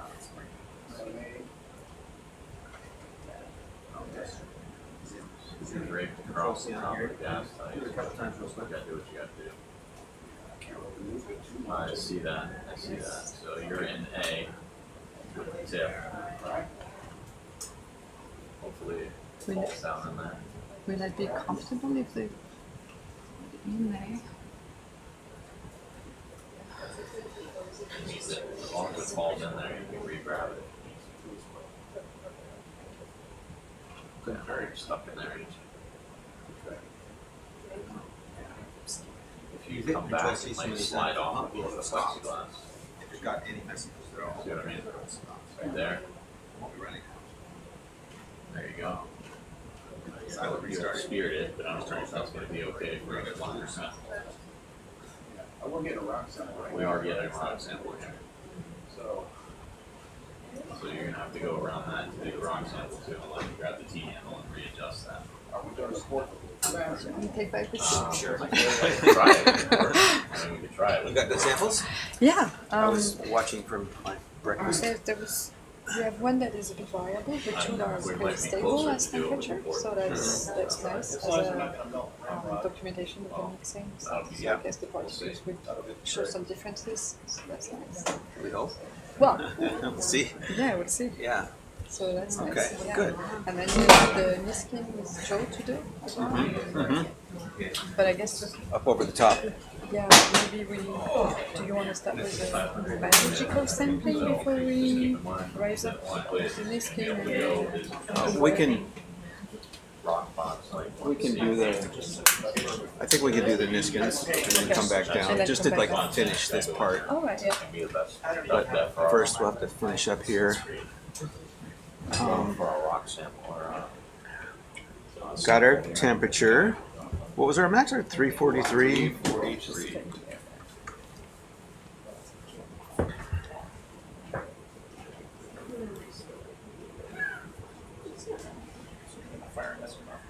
you can make some really good shrimp here. So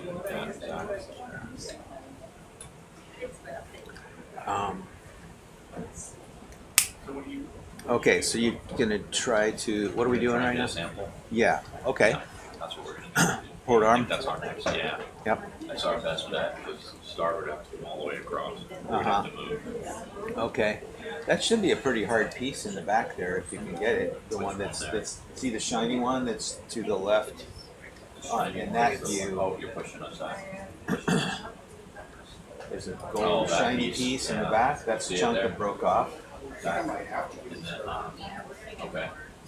I'll try one more though. Because that's already broken off. Do you see the piece that he's talking about back here? Yeah, the one right here on the bottom of my jaw and Right there. No, in the back. Yeah. Yeah. It's the same one. I can't give you a deep there. It's kind of under your jaw and to the left. I don't know if you're gonna get in there with that ram out. Yep. Sorry about that. We have a piece of the beehive, I think, in that 1A. I think that's what we got. Yeah, but we really want something that's more like. No, I know. Yeah.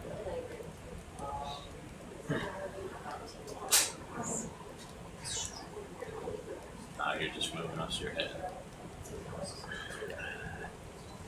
Interest over, I guess. Okay. I don't know if you'll reach all the way across there, but give it a go.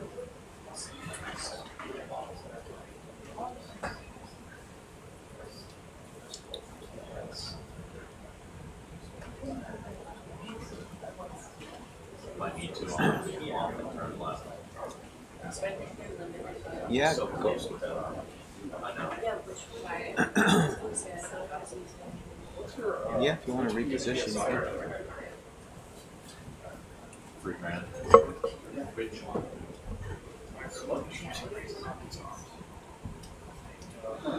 Just keep running, you gotta reach over that pencil. Okay, so we're trying to get a chimney piece right now, getting the mineral chemistry that pairs up with the fluid chemistry here, tells us something about the mineral formation process. The fluids give us a look into the subsurface about what the reaction zone conditions are, where high temperature fluid is reacting with a magmatic heat source, hot rock above the magma. Temperatures here 343 degrees. Bring it across the front some more too if you want. Do you see the piece? That shiny piece right there? Yeah. Trying to come across more if you need to. You're up inside with the cameras now.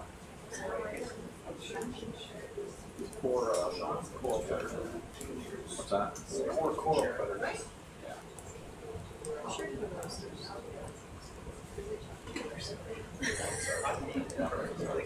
Up to the right, straight out from there.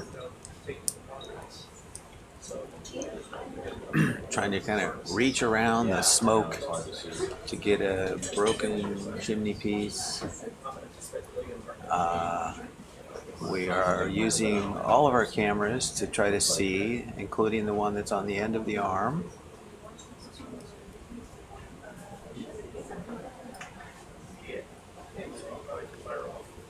It's right behind that smoke everywhere, so. What's that? I'm just watching everything.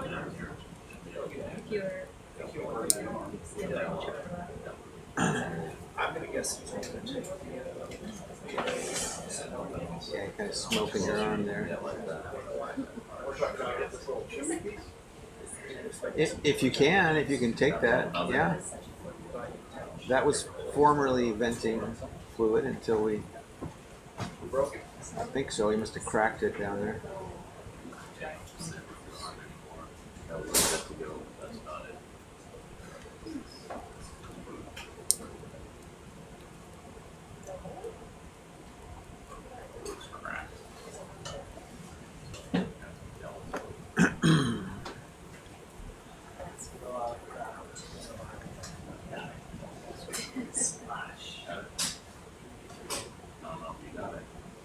It broke, but is it there or not? We'll see.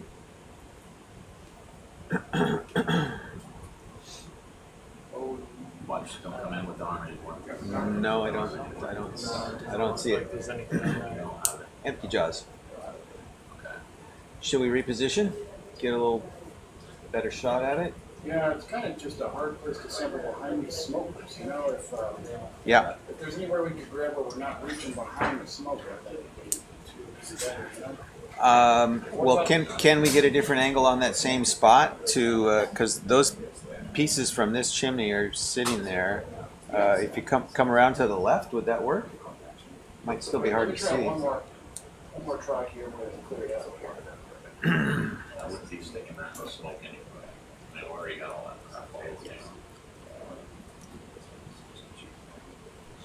You've been measuring the temperature up above there, so you know how hot it does cool off pretty quickly, but it's still 100 degrees or so.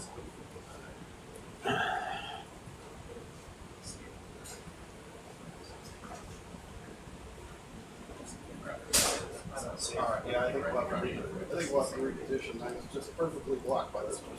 Yeah.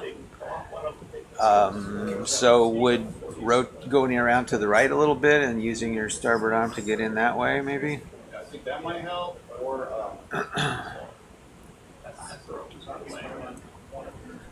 Let's not roast our cable.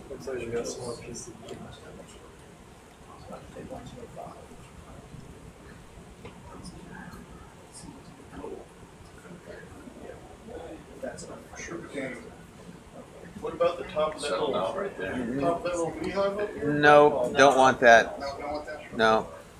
Sorry.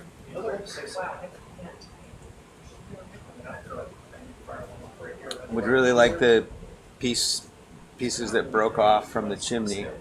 No worries. Or you can break another one off if you.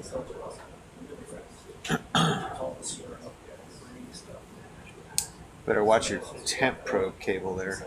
It's almost sitting in that smoker, in the diffuse smoker. I guess it's all right. We'll get a good view on there.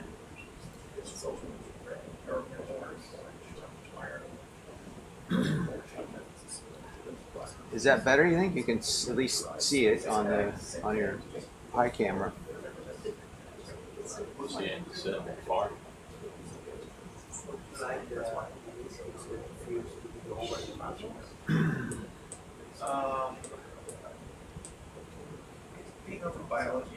That's the only place you can see it. Yeah, yeah, it's totally behind. One's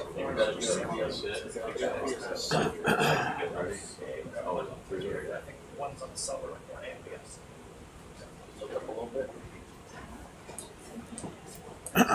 We've got single camera view, well, plus the one on the end of the arm.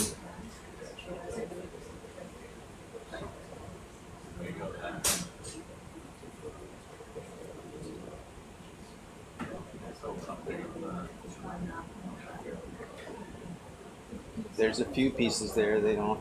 Some are the exterior up.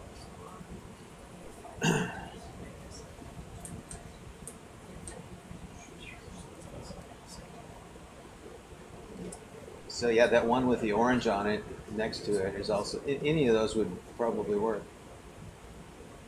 Sorry, Brad. Move above. There's some bigger pinchers than just the crab.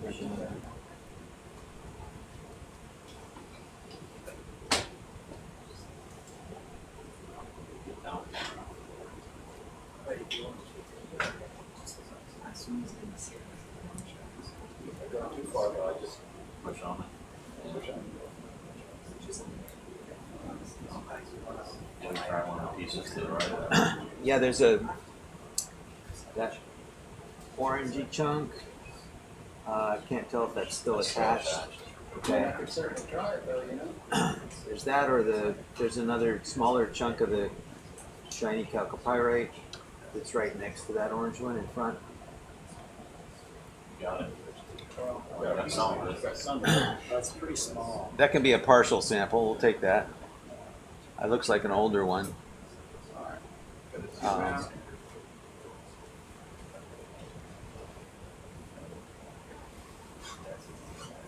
Oh, it is the whole little chimney though. It's a chunk of it. It's a cross section. Yeah. Put that in Bio box. Firebox 1A. Bio box 1A, please. 1A, okay. And the other pieces can go in there as well with that. We're definitely gonna need more than just that. Oh, yeah, no problem. That's not a bad piece though. No, it's not. It's a little small.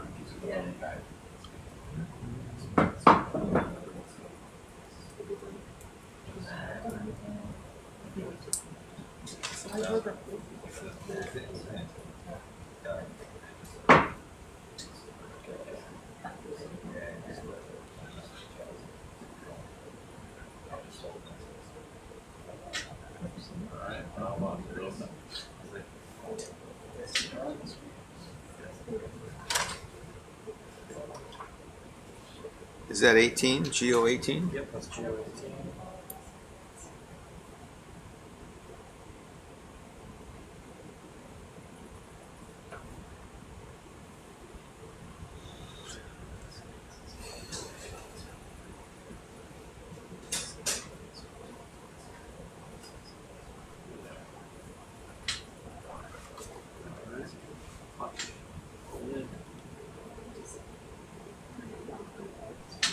Go back in.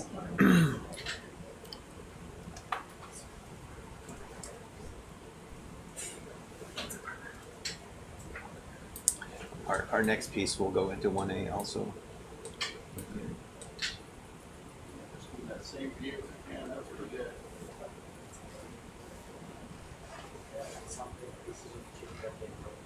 See the one a little closer to you.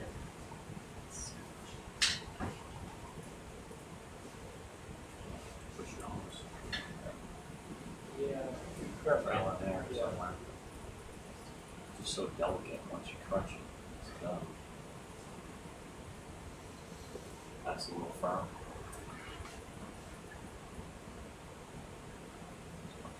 No.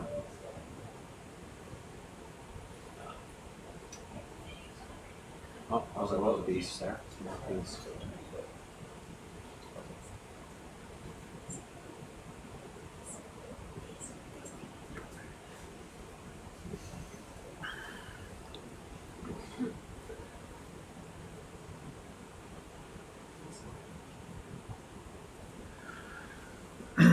So overall, what we're trying to do here is characterize the chemistry and the biology of this site, of the active hydrothermal features at this volcano.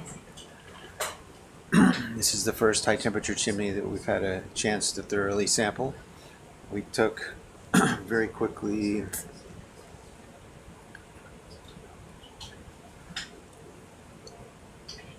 12 fluid samples.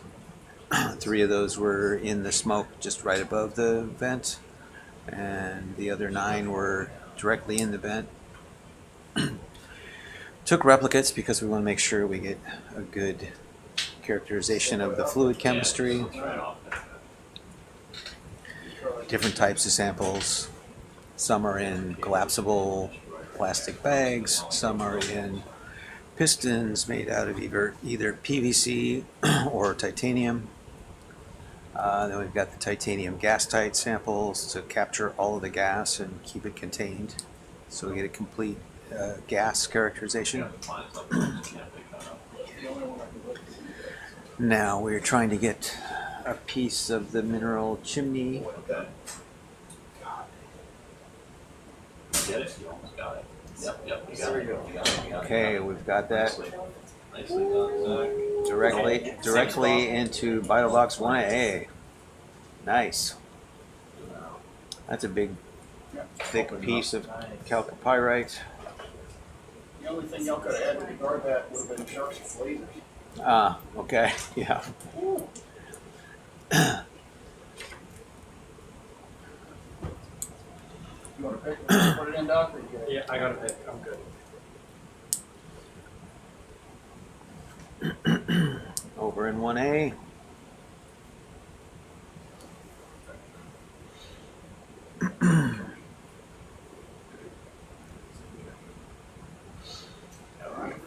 Awesome job, guys.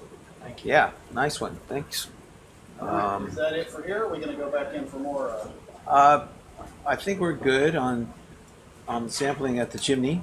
Can I just ask for one picture real quick? Sure. Can you guys rotate it so we can see Spencer's and I can get a picture of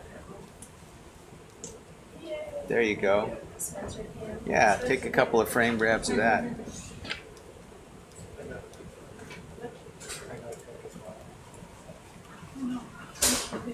kept the pump running so that it can flash a bit. Okay. Mm-hmm. Good. Thank you. Thank you, guys. All right, what's next, Doc? Next, we're gonna take. How many Niskins do you want? 3. 3 Niskins up in the plume. Yeah, so I would say maybe 5, 10, and 15 meters above the plume. Above the vent, sorry. Okay, so this will be the last part of the chemistry sampling on the chimney. Rising up a little bit and firing Niskins in the plume. I don't know if you want to get settled now, Zach. Sure. Once we get up there, it's gonna be Gonna get settled for triggering the Niskins. Just help me not punch this flag. down. What I'm do trying you to log watch them? that stuff. Yeah, who do you want to log? Shall I log them or are you guys logging? I am taking the paper so if you can log it. Yep. Will do. Thank you.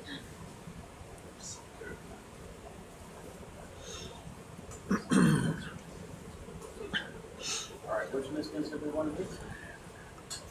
We gotta move before we do it. You guys just want to Which do ones 1, do we 2, wanna 3, do? or what do you? No, I think 1, 2, and 5 because 1, 2, 1 and and 2 5. are 2 and the 5, okay? Yeah, 5 so just hang meters, tight. and then 5 is this 2 Yeah, meters. and then I'm gonna come That's off what here. George told me to Looks like do I'm the trying to fire so that you settle, can have other I'm details nowhere near the constrained flag different or the things. height. So, Okay. I'll just leave the pointer on while we do this. Sure. Okay? 1, 2, and 5. All right. Alright, I'm coming off here.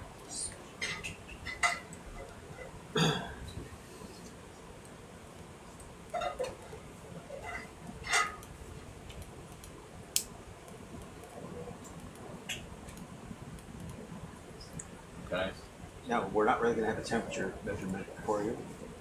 Is that okay? Yeah, Just gonna- I'll trace it with the numbers. this is, There'll be CTD temperature maybe. Oh yeah, sure. Is it possible to look at the CTD temperature? Is that displayable? no, try and see it. Okay. 3.97. Okay, Zach. The I'm height in this is cloud. 5.5. Okay. You hear me? Nope. I'm in this cloud and I Okay. can't see anything, so. Okay. And just what your altitude is, and go for it. Oh, that's what I'm doing. I'm in auto depth from 10 meters up, so. Okay. And we're good for 1, right?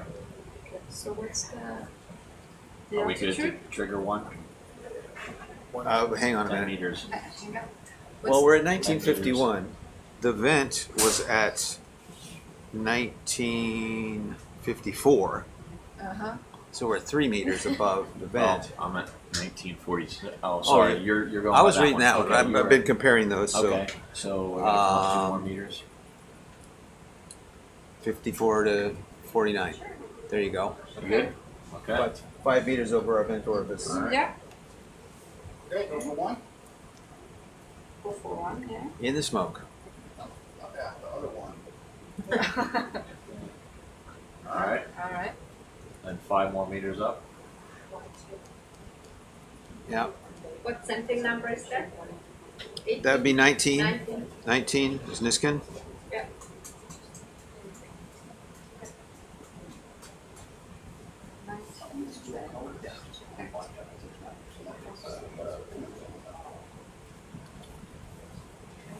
Okay. So what did you want? 41? We were 5 meters. Or 40. sorry, Yeah, 40. Okay. Vent's at 54. Yeah. So Are we 44. good there? 44 is what we want. 44, yeah. You're good for 2? Slightly down. Hang on. All right. 20 meters over the bottom. 10 meters. Okay. You good there? Yeah, it doesn't seem to be moving. Okay. Okay. Okay, let's go for it. Niskin 20, Coming up. 19, 43 to 44. Okay. What depth are we looking for now? 39, right? high? 10 meters higher, so 10 meters higher? 33 then. 33. 19. She's going 10 meters up from the last one, so yeah, 33. Yeah. And I would be in speed 5. Yeah, I'm ready when you're ready.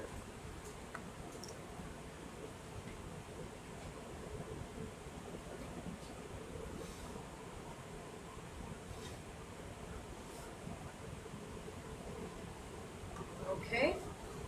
Go for it. Yeah, can go for it. Okay. Okay.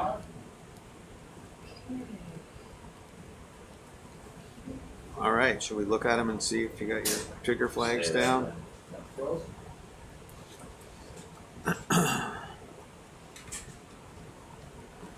This new fancy flag system Carl made that 5.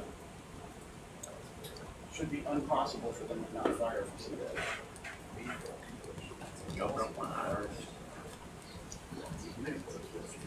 How far above was the last one? 15 meters? 20 meters. 20 meters, sorry. Yeah, thanks.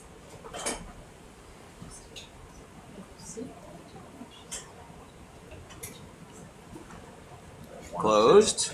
1 Closed. and 2. All right. We saw 5. Okay, they all worked. Okay. Yes. Great. Okay. Now we're back to the video transect time. If we have the, Okay, is this where I need to call J-Rod, I think? we were gonna J-Rod is in do, the building. Alright. we were gonna do the, do we get the 1 second rate ready or? 1 second. I'll copy. Yeah. Is this when we're gonna do the flags? The porch is still out, but I just didn't move it until we were done with all this. Okay.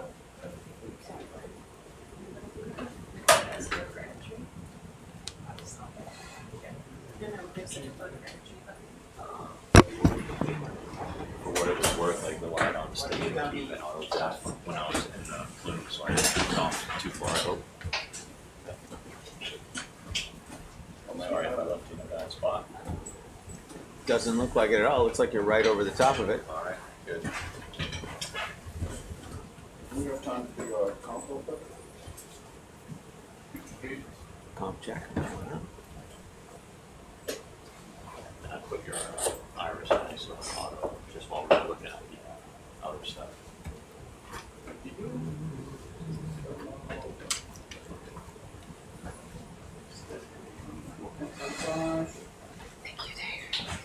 Yeah. Do you need help or are you fine? No, I'm fine. Just putting some comments in here.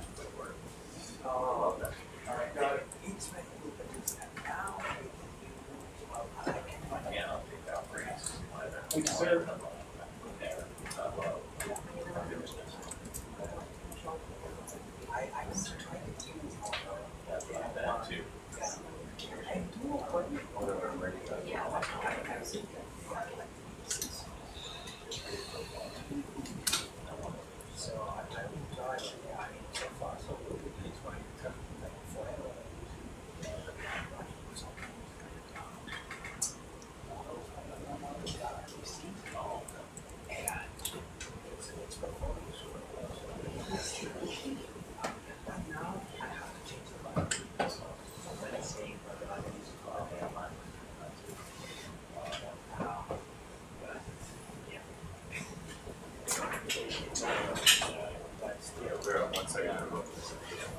You already there? Yep.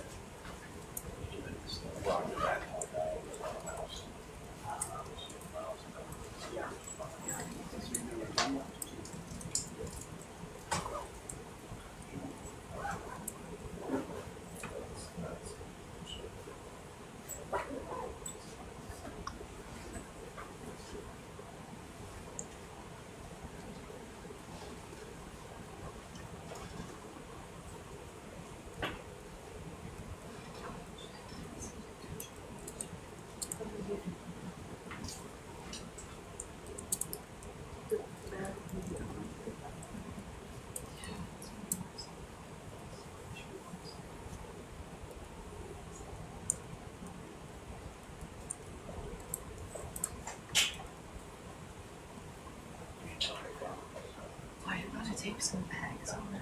diffuse area? Yeah, we'll take some samples in the diffuse. But there's going to be video survey first, Okay. and then we'll, I'll come back when it's, because like an hour or two or... yeah, probably an hour is An about hour? right for the Okay. video. Cool.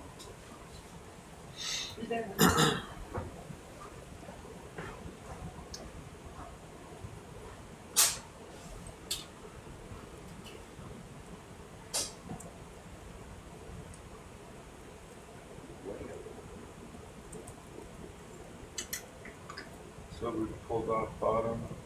We just came up to do plume sampling, and then we're going back down. Okay. I'm going to do the biology video survey up and down the chimney, Okay.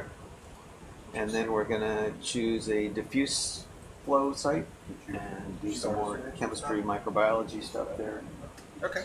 and some animal sampling. So still a few things on the list. And it's Great. 10:30. Okay. We're approximately on schedule. No, I just looked up and we were on bottom. So Yeah, that was finishing off the chemistry by doing the plume sampling. okay, cool. Thank you.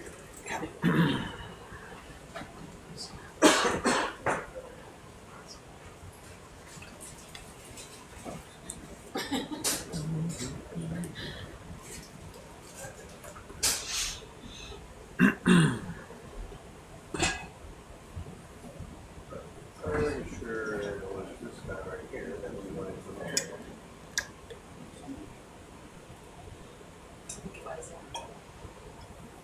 You just get the cameras all back.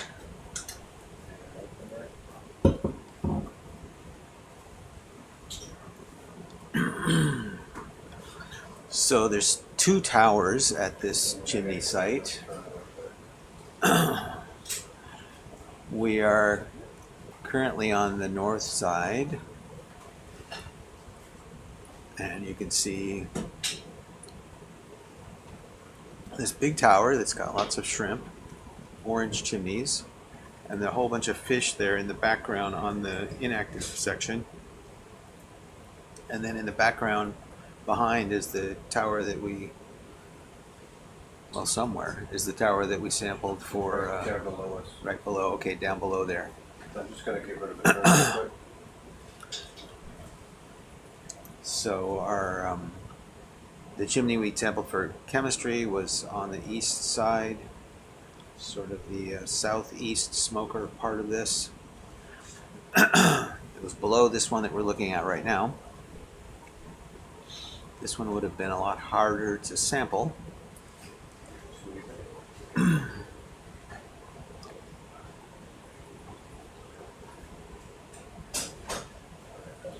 Turning around now, coming around it now, looking north.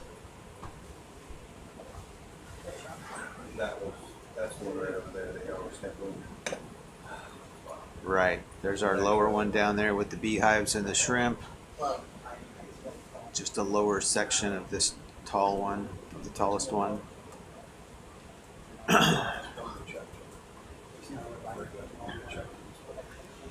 And then this one to the southwest. Southwest corner is the one that we're trying to do the video transect on. We haven't touched this one yet. And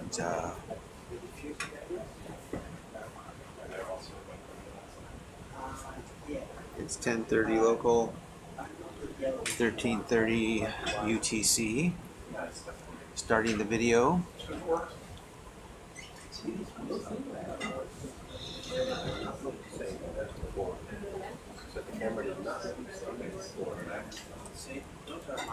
So this is the rock you wanted to start at, right?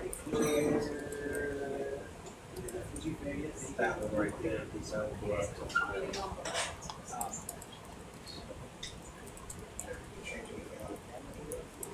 I'm trying to work through it, I'm trying to undo whatever we've done. That's it.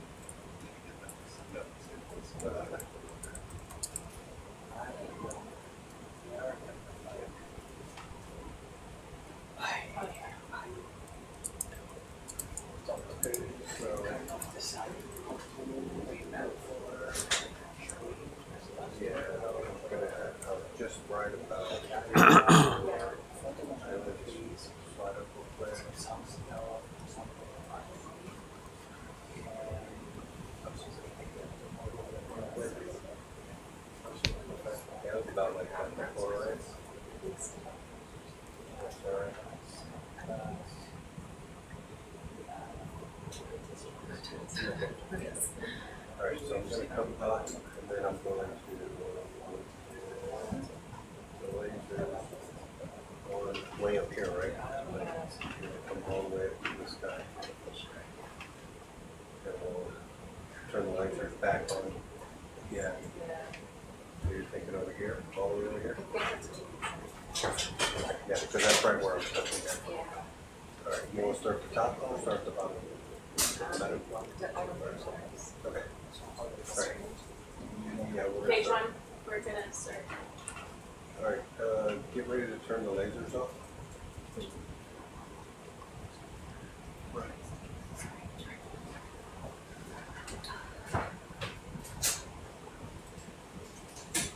John, you ready to start it? Yeah, no, already on one hertz. Yeah, but just came to the log of starting. Let that settle real quick.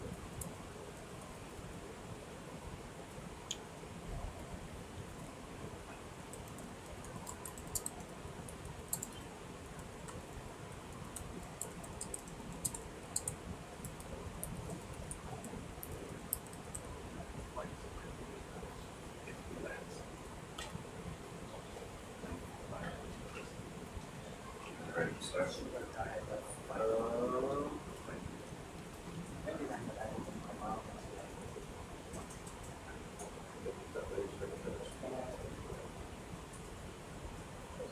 Right here. Okay with that? Right, Oh, yeah. Alright, start there, Bill? See 1, 2, 3, 4, 5. 5 fish in plain view right there. Starting this video transect up the chimney, taking photos every 1 second. Can be stitched together in a photo mosaic to show what the side of this chimney looks like. Yeah, I don't know.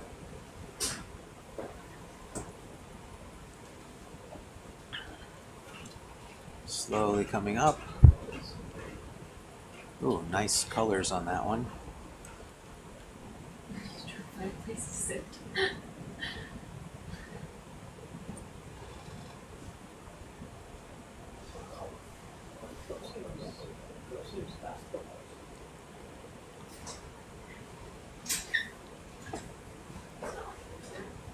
Alright. Hitting this roll right. It'll be alright. I'll fix it from all right.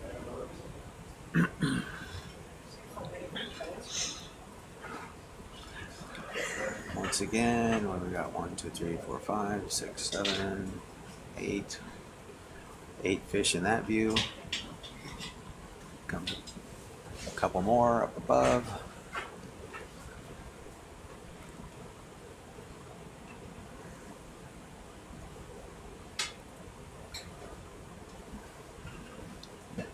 That original rock is too much part of that.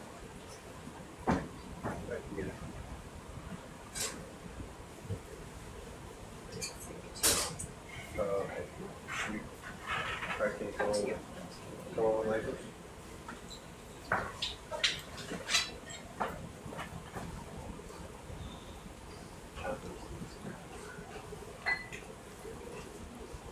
Where's the lasers? Yep.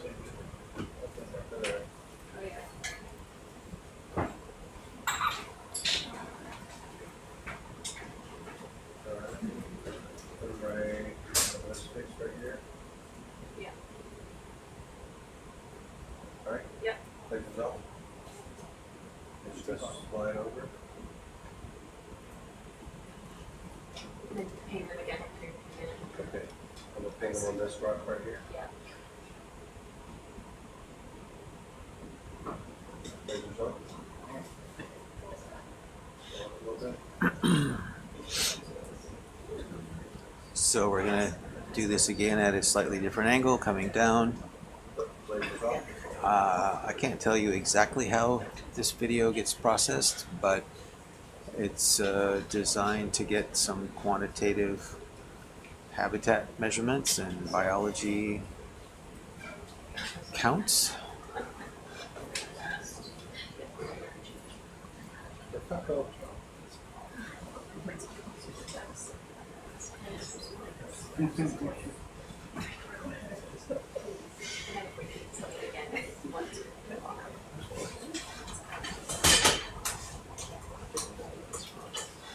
Ooh, nice picture. I don't know what that would be. Yeah. I don't, we can maybe do a zoom afterwards, see if it's eggs or see if it's depth plots. Okay, well, we can do a zoom afterwards. Unless it's not some kind of egg. Yeah, that's what I said, it's either an egg or depth.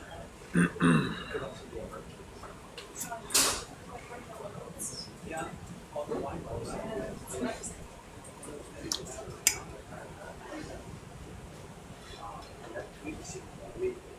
Yeah, they will.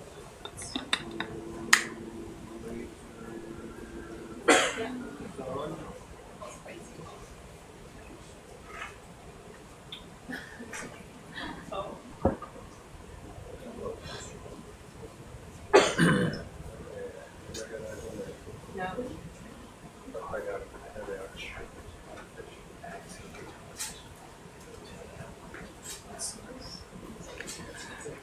So we started off this dive, SuBastian dive number 500, to the west of here, up looking at some volcanic features before coming into this vent area. We looked at some older lavas that were up high up on the top of a scarp, then dropped down into a sheet flow area, came across that, encountered some sheet flows, lobate lava flows, some lava drainback features, and we took rock samples at several locations to get the lava samples from different ages. Then we came up to this area of Chimneys, where we had nine chimney targets, and we happened to choose just the right order, so that we started with inactive chimneys. Then we saw a little bit of diffuse flow around some of them, and we were ticking them off and finding nothing hot. Then a little wispy diffuse smoker, and then the very last chimney that we looked at is this one here. So we had a great set of targets from the AUV map, and if we didn't have that, it's quite possible we would have missed this, because we would have maybe looked at 4 or 5 dead chimneys and decided that the area wasn't active, although we did have a good plume signal here that said there was something going on. But we were able to pick out all of those chimney targets and go through them one by one, and the very last one on the list happened to be the hot one. So now we've been set up doing some chemistry sampling at one of the black smoker vents. We took quite a few water samples there, 6 samples with the hydrothermal fluid sampler, piston and bag samples, 3 gas tight bottles, titanium gas tight sample bottles, some filtered samples to look at the particles forming at the vent, and some Niskin samples up above in the smoke to look at sort of the next stage of particle development that forms the smoke particle plumes above these chimneys. And now we are on to doing a video survey of a different spire on this chimney complex, looking at the biological communities And while we're doing this, we're considering where to take some low temperature fluid samples, and also looking at the animals to decide which ones we would like to sample to compare to other sites up and down the Mid-Atlantic Ridge, including those sites that we sampled earlier on this trip, the new vent sites at E-Mark, Mid-Atlantic Ridge, Cane, Fracture Zone intersection, eastern side, where we found a large vent field with multiple active chimneys along a stretch of the Rift Valley wall that was about 800 meters long. And also the vent that we found up at the Cluster 2 Grappe 2 site to the north at 25 degrees north.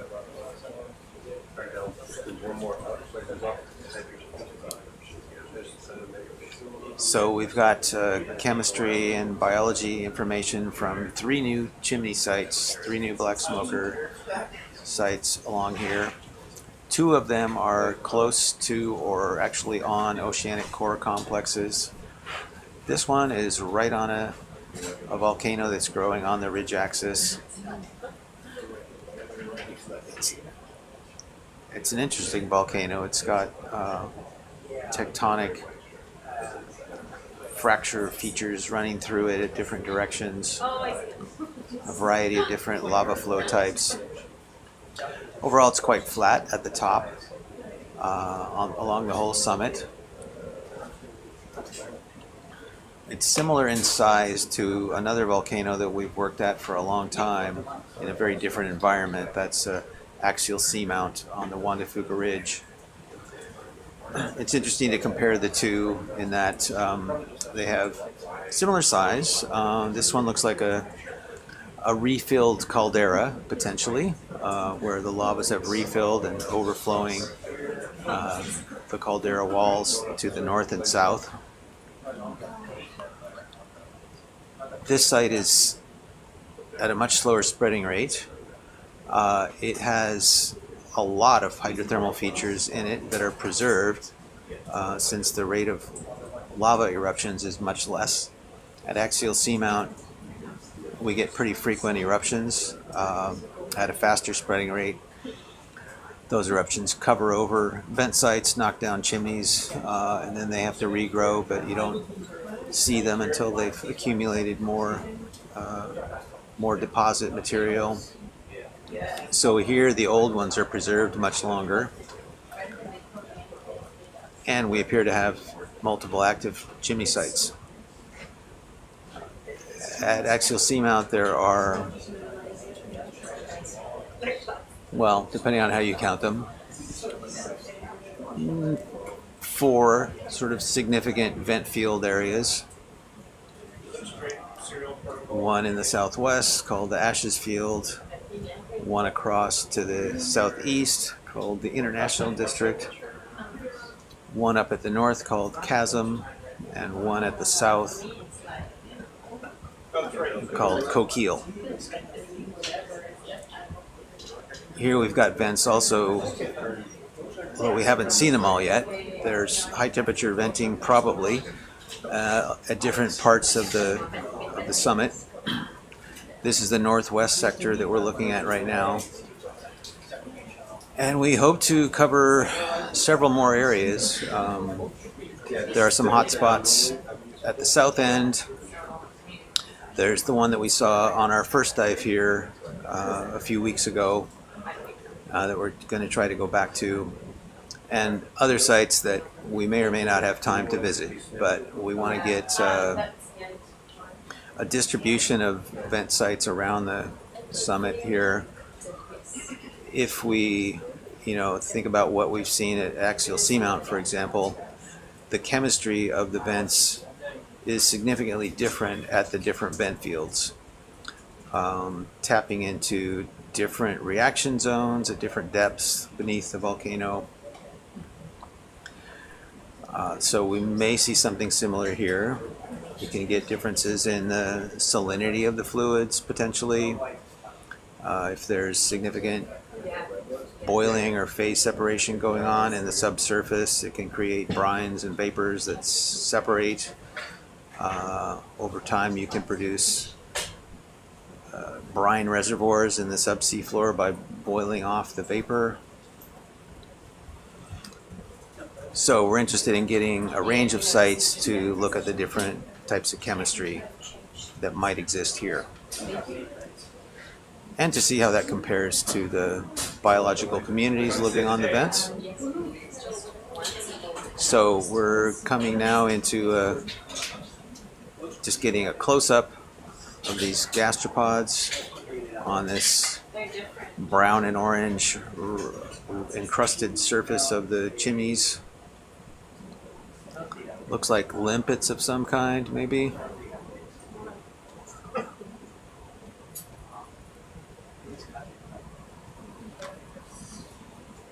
Limpets? Yeah. Any known genus or anything? It's hard to tell from the Yeah. but definitely those are Oh, that's true. That's true. No, you don't need to. Limpets are pretty common. At Axial Seamount, actually, they're extremely common, and they cover everything around the edges of diffuse vents.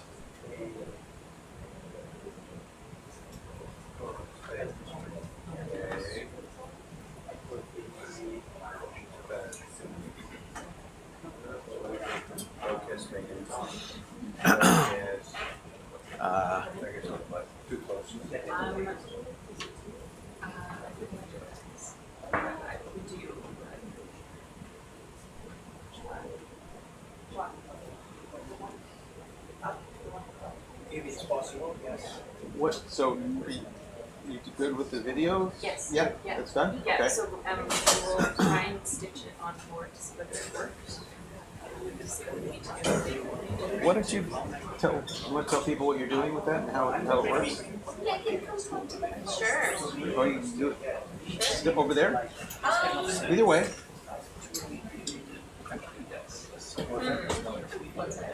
Yeah. Let's try it on this one. That spot where all the shrimp are right there, Yeah. I think would be a good spot to kind of throw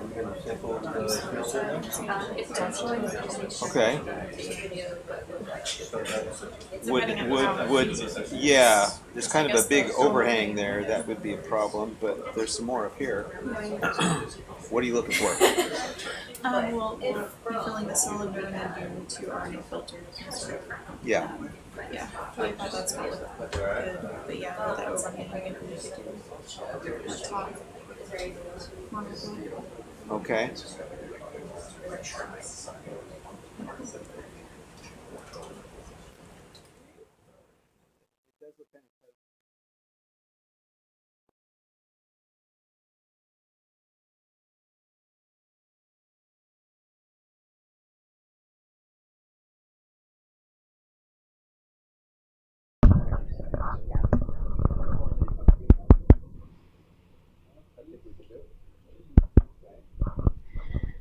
Hi everybody, my name is Megan Davies. I am a master's student at the University of Victoria in British Columbia under the supervision of Dr. Amanda Bates. And yeah, so we were just doing a photogrammetry transect with the video, and we were using the scaling lasers. You could see we were turning them on just at the bottom and at the top of this, at this chimney feature. And essentially what we're doing is we're collecting this high-speed, video recording, and what we programmed it to do is to take 1 photo every second. And then there are a lot of different programs out there that you can take this imagery and you can feed it into it and essentially stitch these photos together and end up being able to make a 3D reconstruction of whatever it is that you're taking the photos of. So what we are doing here is trying to get a sense of, we can see there are different patches of these animals. So there is quite a strong community structure that we can see here. So even just in front of the camera now, we're seeing this patch of densely packed shrimp here. And so when we first came to Puy Des Folles, it was very interesting how many fish we were seeing. And just the density of fish that we were seeing of this pachycara fish, this eel pout. And but it'll be interesting to be able to stitch these photos together and then see where the fish are in relation to the other community members. So in relation to the fish, the gastropods, the crabs, etc. And so in my master's work and then in my honors work, I was dealt with a lot of different photo imagery, usually just from normal transects. So when you're passing along the seafloor and you have the scaling lasers turned on, and then from that getting an idea of densities of animals through different transects of the seafloor. But here it's a little bit different because you'll be able to stitch them together and when you do, as you could see, so J-Rod was flying the ROV with some overlap, and so this is used in the program to essentially just stitch them together, and then you get this 3D profile. And so I haven't done this yet. This will be new for me, something new to learn, which is exciting. But the idea is to be able to do a 3D reconstruction of this event, and then we'll be able to see very clearly how these species differentiate themselves in terms of location on the vent. Nice work.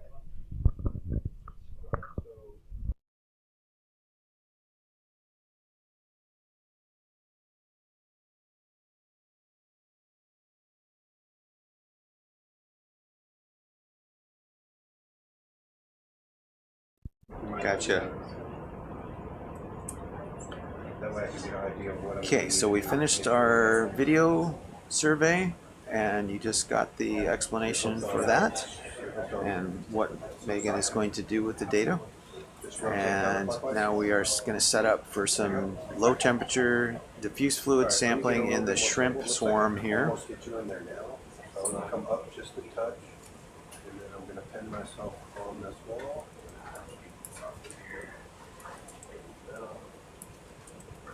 I can get underneath there or get on it however you want. I think you need to go like center screen right here is what I'm guessing is where they want you at. So where that middle where they're all like moving around really fast. I imagine so. Is that correct, scientist people? Say what? Where y'all want this probe to go is like where the main swarm is at? Like Yeah, right center screen pretty much? Yep. Usually in the swarming shrimp is where the hot water is, or the warm water. Yeah, you might want to now rotate a whole bunch of counterclockwise so you can have as much strip of it. Looking at our very blackened high temperature titanium intake nozzle. We've been flushing that with seawater as we've been moving around. Yeah, so I go this way sort of about the another one.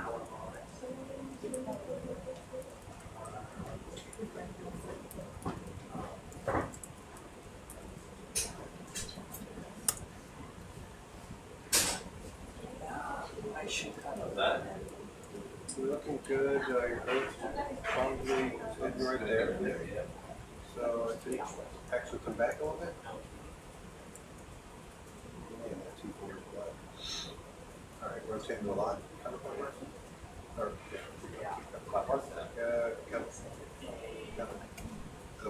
Oh, downer. How come I got the hell two of these things? Hold on.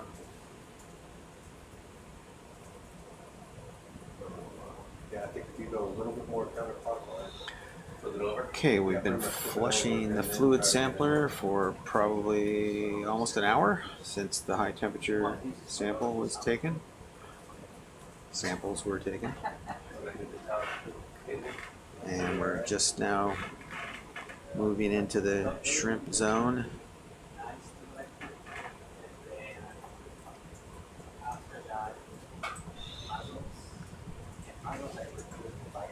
Getting slightly warmer temperatures right here. The ambient temperature was about 3.2 or something, and just starting to see temperatures of 5 degrees Got a little bit clear in there. going up. So this is where he's at right there. You want him to get all the way till he hits the rock? You can, yeah, probably get up touching the rock. Okay, he's on the rock. Okay. Okay, let's see what we get there. We're getting 10 degrees. 10 degrees and going up. I think I'm gonna slow down the flushing pump to get a little less seawater in there.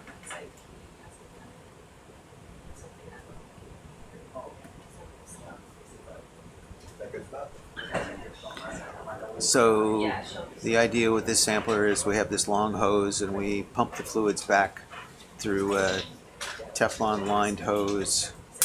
It's got that stainless steel braiding on the outside and a stainless steel spring to keep it from getting kinked off as we twist it around. So we can put the nozzle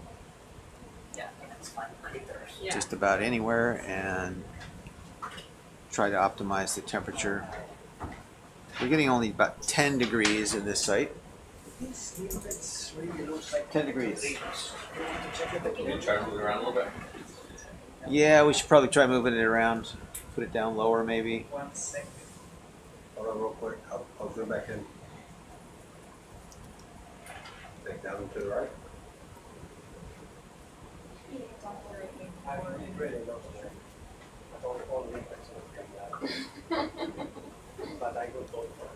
Look at the crab attacking it.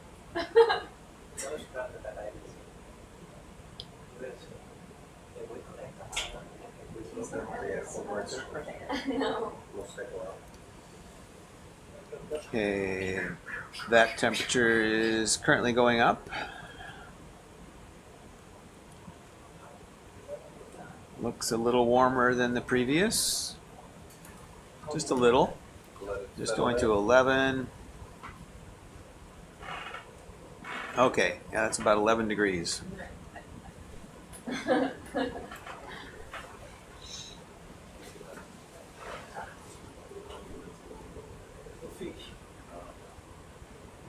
That's a really nice color. I think we want to see if there's anything warmer, so we can just keep moving around a little bit. So far, it's been pretty consistent, 10 or 11 degrees.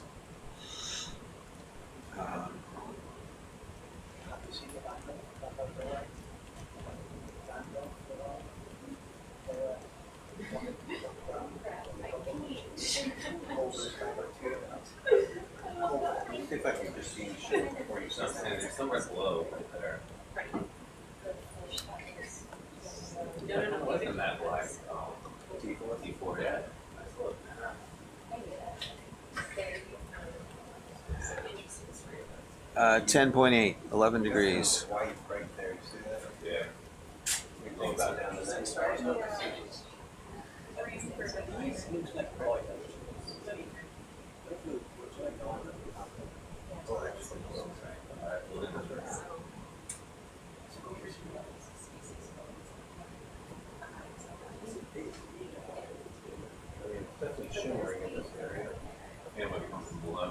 That's going up a little bit.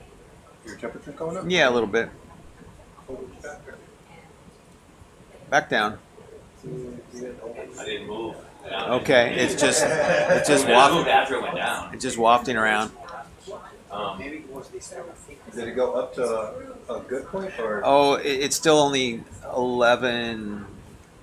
Here, let me reset this thing here. Down there, lower. We haven't gotten to 12 degrees yet, so it's not very warm. It's just, that's what's here.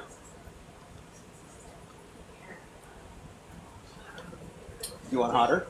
Yeah, we want a bit hotter. Maybe we could try that site that you had suggested. What's the target number? 20. Roger, Chris. I don't think we're going to get that here. It's not. We're gonna get it. Oh, you think so? All right. Sorry, shrimp buddies.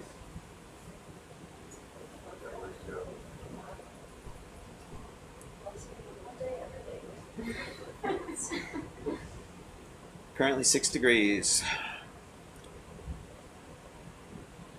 Coming up a little, but just barely.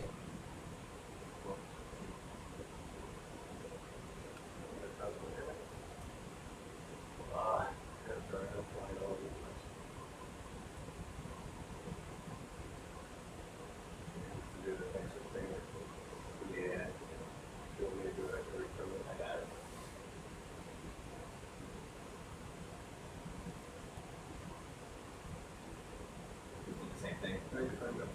It's not bad. No spike, right? Cold. Yep, cold, 6 degrees. It's not this spot. Is that Just that the lighting's different, or this shrimp different, but the color or what's it? I think we should probably just move up to the other side. okay? I don't see much flow in there, and the shrimp are all hovering over the 10-degree site. So Try that site that you suggested, Dave. there's one up to the right by near a The smoker. white balance, what the lighting's like, they can't do all those things. They adjusted the light. Yeah, we need to replace different So like that ceiling. Matte glass. That's what the light level So you want to come up to this higher spot? Yeah, the shrimp that are swarming around the smoker there.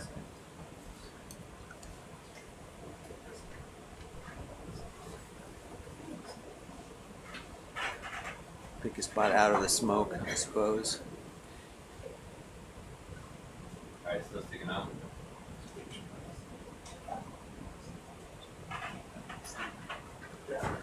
Looks like a lot of activity at the top there. There's a diffuse beehive thing there, There's a lot which of we shimmer. probably don't want. Clean shimmer. Right up to that rock. That's probably too hot for microbiology, yeah? What about down here a little bit lower? There's pretty good flow coming out of there.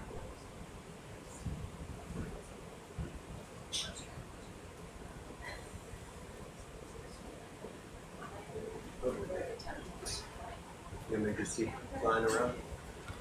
What's your range you're looking for? 20 to... Is there a maximum? 20 to 20. 20 to 30 probably.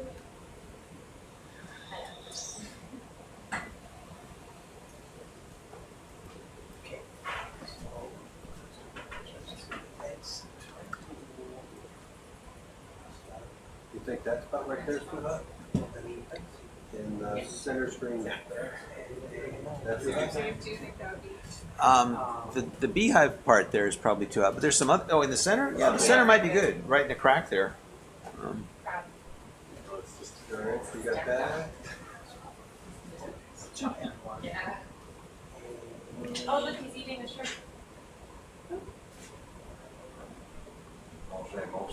There you go. Holy crap.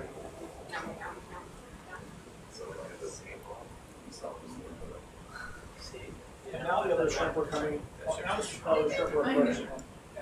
Oh, interesting. Is he eating a... No, what has he got in his... He's got a shrimp tail, okay. And the ROV sampling muscles. And all of a sudden there is a polyp that, you know, it's like, smashed like this, blood everywhere, beautiful crabs. And the other shrimp are in there trying to get there. Body blows. Have you seen that? Yeah, I put really set up to 90 is okay. All the other shrimp are avoiding the one, but they're Okay, avoiding the up to one. 90. Yeah. Look at that, it's very different behavior of the two. Well, let's try it in here. Okay. Candy buds. Well, look at that area. You're not kidding. Oh, yeah, area crab. Why are you so big? Those here are curious. He's really hidden. One of these trying to steal it. Those are some furry crabs. Yeah. Alright, let's find this spot.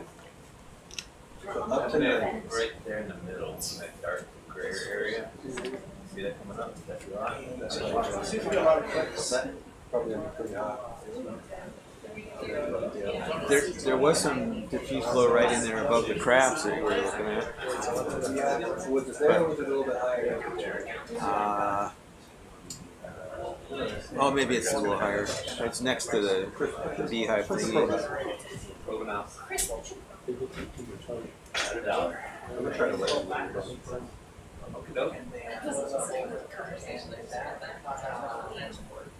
The dive, let's put it on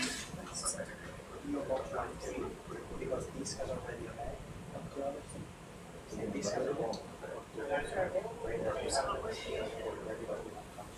Go straight out, you want to angle down a little bit? Down a little bit, definitely, a little bit straighter.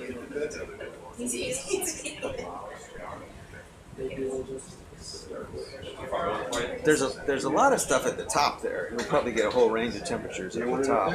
I don't know. Do you, Yeah, I mean, we definitely want steady temperature so that we can hold kind of that temp. Yeah, for all of the samples. So there's right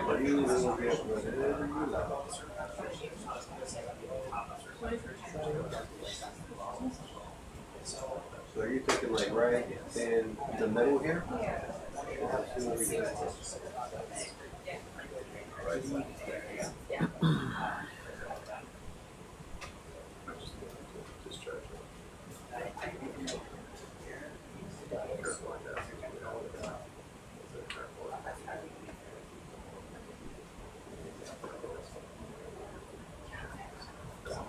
hang on, looks like the pump stopped. We're gonna get that going again.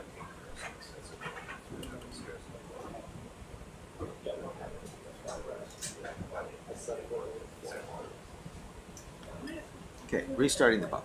It's pumping.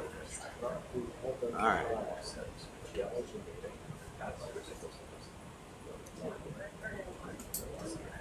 All right, I think we're locked. Hang on a minute. Did you break it? Yeah. Most of the time it's our fault. It's just a software glitch on this. I have to restart it. Okay. Oh, 20 degrees Okay. with no pumping. Turn the pump back on.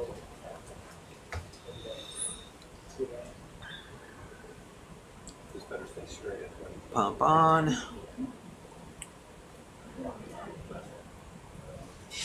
What's that? She's doing great. So I can lock an arm.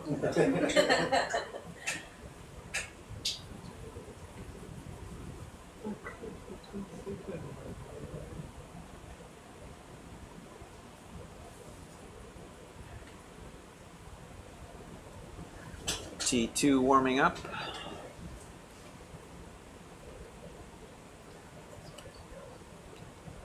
Give you some stats here.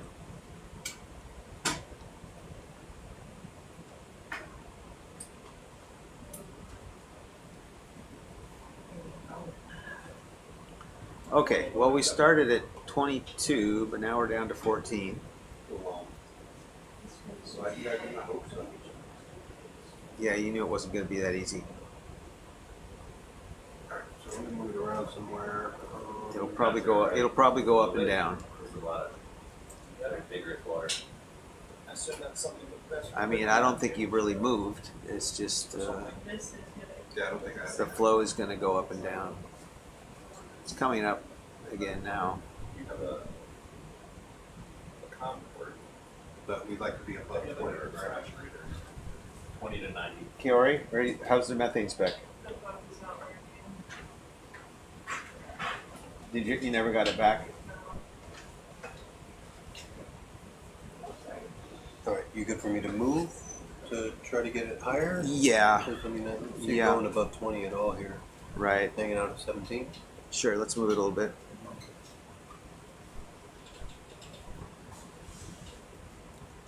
It's a bit to the left, maybe. I don't know. You know the settings, right, 96, 89. Good spot. 16. Dropping a little there. Going way out. Yeah. Okay. Coming in there where,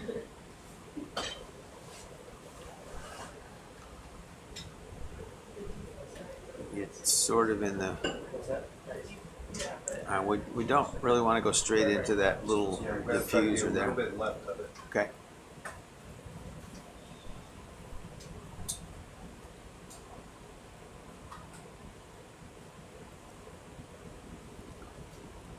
Okay, it's going up. 15.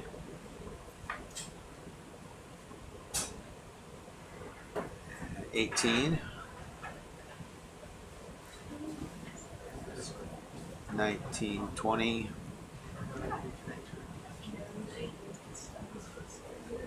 21. She said above 20. 22. Like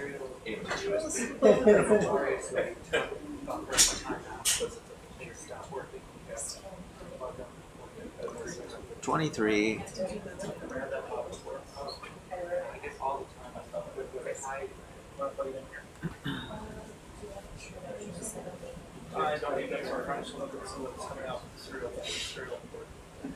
'Still going up. 25.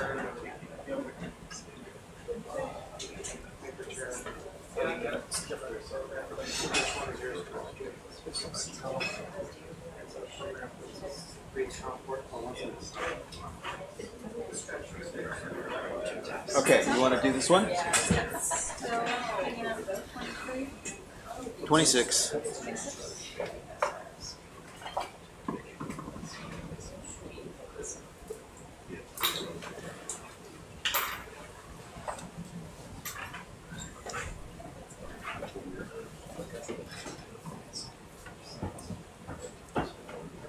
Okay, so what are we taking? Two filters and a large volume cylinder, Yeah, right? 2 are new filters and none so. Do you guys need help with logging? Yes. Yeah, okay. Do you have a preference to start either with either one of those? We can just start with a cylinder.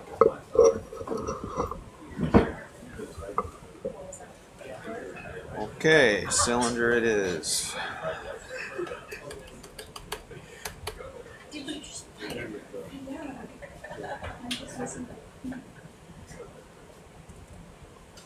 How far up are we in sample numbers? 20?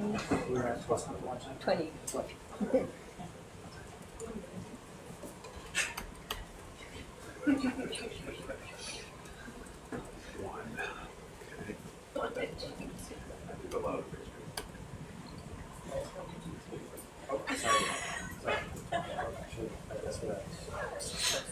Not 20. Okay, we're getting ready to take a filter sample. Oh, I did actually. Oh, yeah.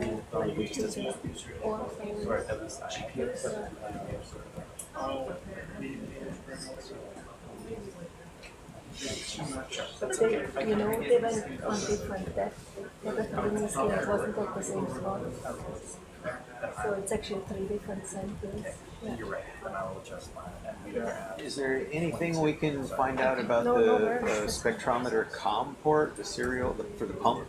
Is the auxiliary pump? It doesn't need any power, so Yeah, nothing well, needs to be turned on. It seems as though, like, there must be some kind of water or something in the connector, because she got crumbs going the whole time. Yeah. And then lost it, and everything else was solid, so. Yeah. Pretty sure it's, Yeah. y'all changed the battery, pulling it out, putting it back Yeah. together. Yeah. Something might have happened right there, because it's weird. Like, we Then wanna- check the connectors and redid them. Yeah, it should, like, it's just, we're getting these weird readings on it that Yeah. aren't like what we were doing. Yeah. Okay, let's start I this will try guy it. up. I mean, I just was wondering if there's anything we could try, but. All right, starting that now. What are we up to? 22? 22. And this is large LEP9.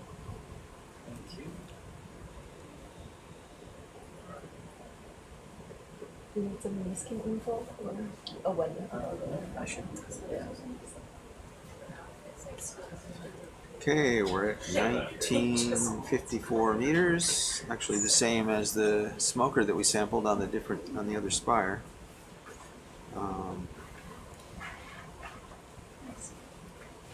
Facing southwest.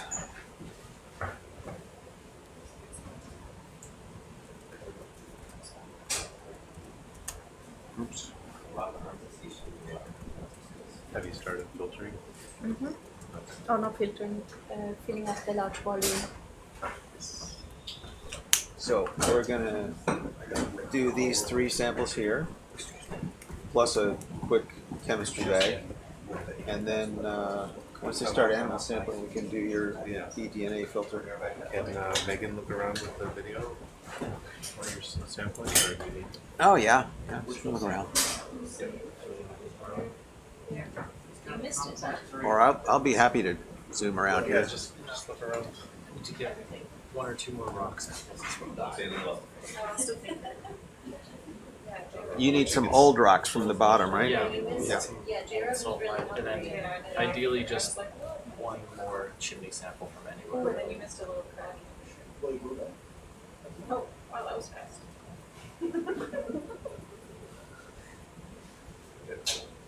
Huh, had a little drop there, but it came back up.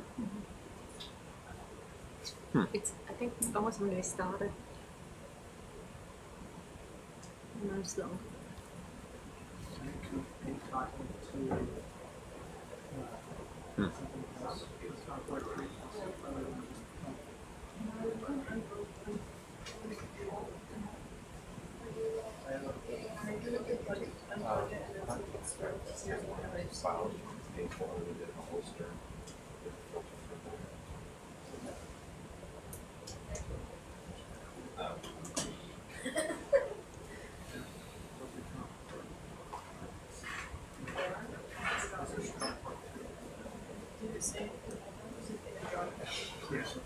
You just held on.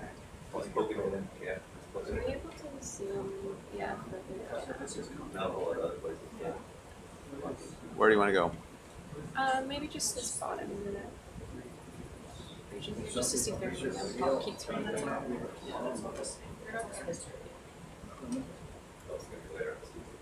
I'm gonna visit in about. Doing the-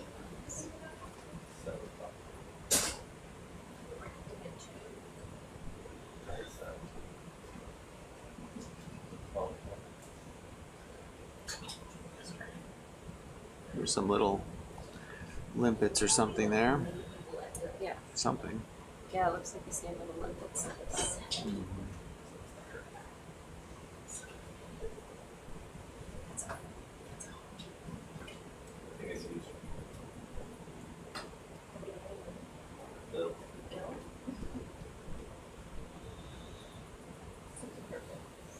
I guess in that case, I will be moving it.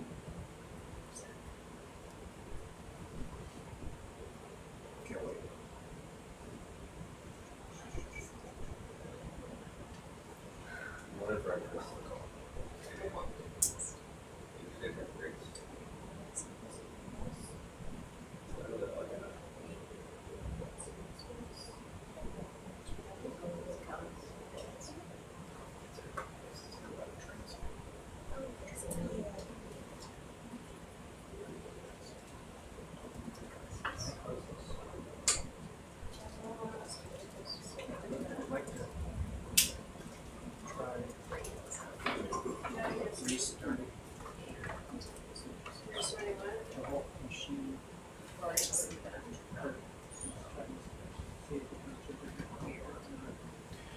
Too much shimmering there.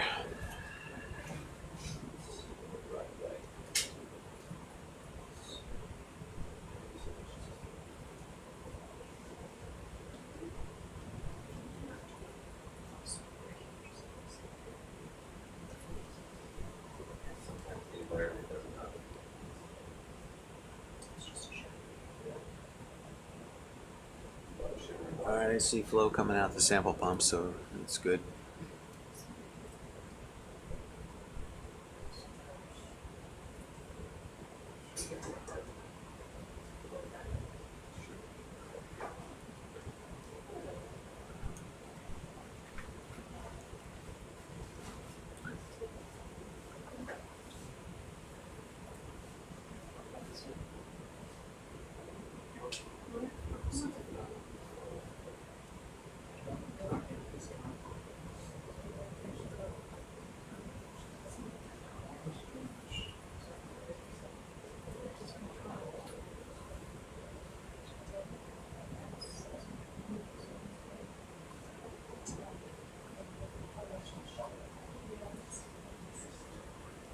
let's see. We could see pretty well right in there.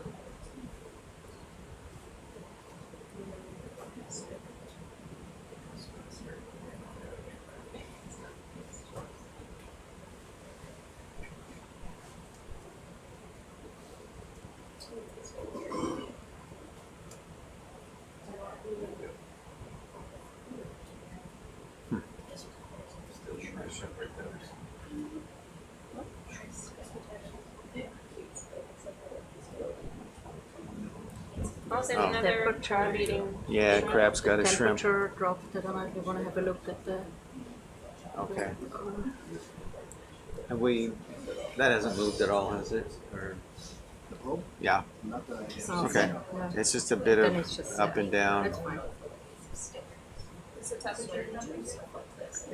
It coming takes up, the actually. occasional drop and then comes back up.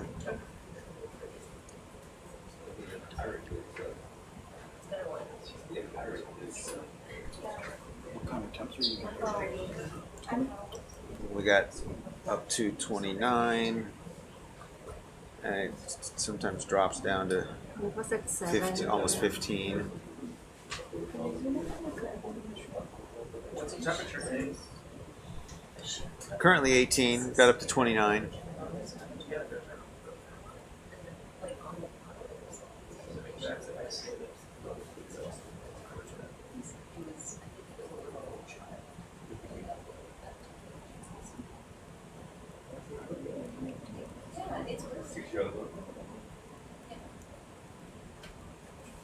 So you should watch this circle of life here.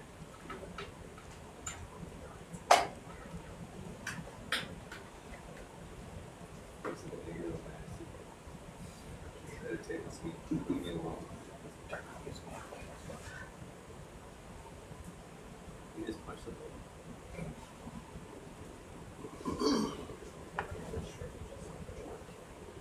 Yeah.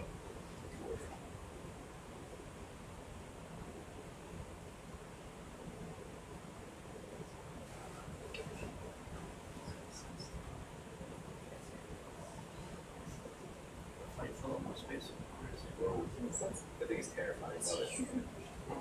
Look up. Huh.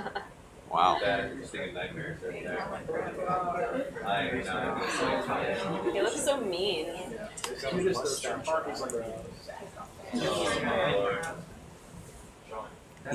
He's missing one claw, but his remaining one is quite large.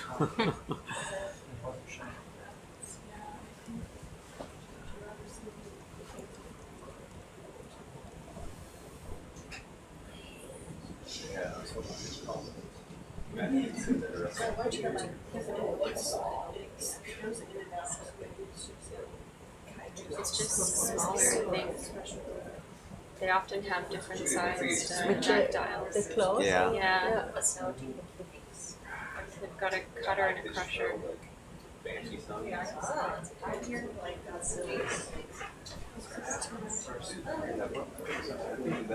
a few nightmares.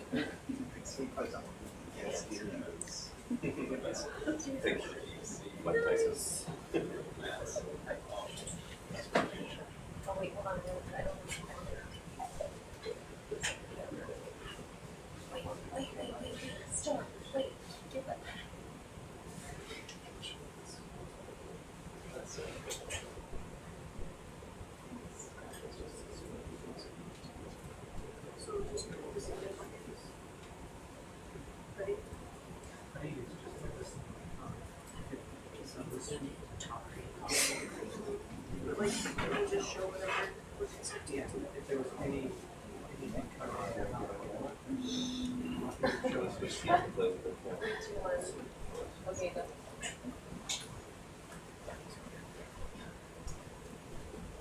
Still pumping away here.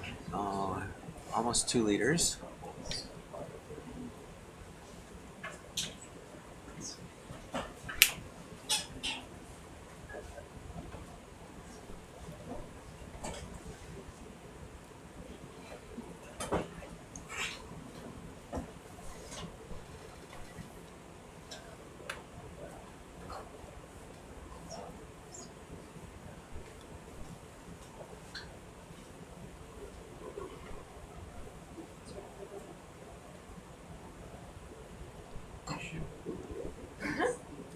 could get a command. What do you think?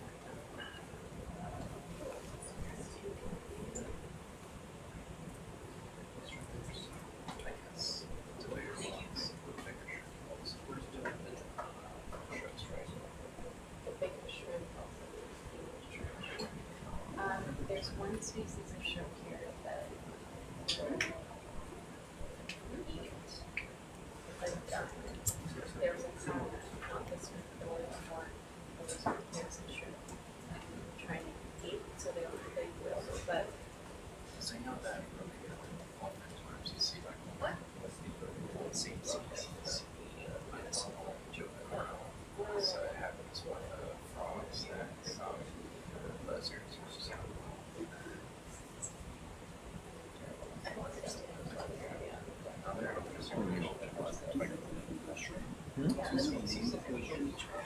Should be a Rimicaris exculata. It's definitely Rimicaris. Same as at the last bit, right? I think so, yeah.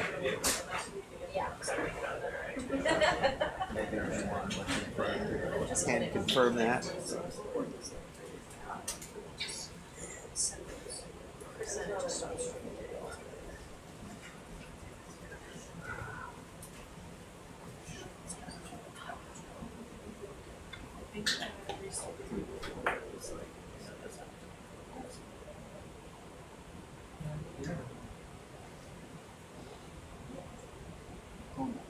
Are these the Rimicaris exculata? That's what I was thinking. Yeah. I have no idea what you said. Okay. Yeah, these shrimp are that night. Smell like Yes. Yes, they are. that's bacteria. Okay.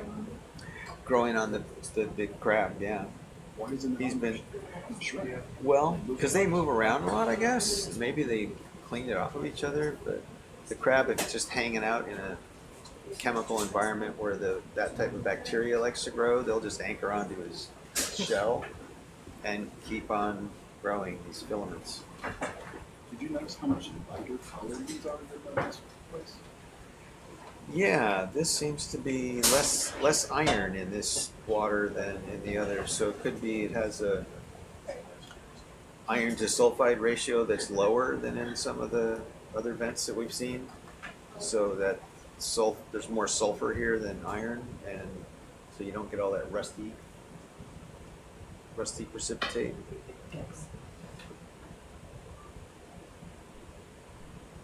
We'll look at the chemistry of the fluids and tell that later, but we won't know on the ship. Dave, what's We your can- temperature? It is 29.5, average 21.1 on this sample. That was the maximum in the average, so averaging around 21. Are you sampling it right now? Sampling a large volume cylinder bag for micro, and then we got 2 filters to take, and diffuse chemistry sample. I detect that you're interested in this water. I would be. Okay. Yes, thank you. If you have a spare anything. Yeah, we can get you one. And then I What guess species? I don't. we could also fire Yeah, off we this want, skin right so we here. want to do it. We're pretty far away from the black smoker. They look similar to the same We're not ones, in the or immediate they area look of the black same ones, smoker, except yeah. in a different spot, but- There's some. It's a lot less than most places around this chimney. All right. I guess we could fire off this skin here as well. Oh, yeah.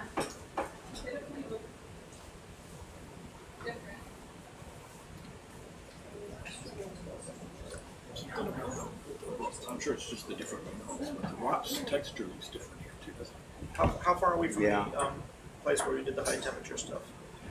Oh, let's see. We're probably just a few meters away from that. Oh, okay. I don't need a skin. Yeah, we're just on the other side of the. So it's all been around that one target station there, the All right. waypoint. Yep. We could see it. We're at the same depth, only we're on just about a few meters away. Okay. So you don't need a Niskin? I don't need a skin. Okay. Okay, that's done.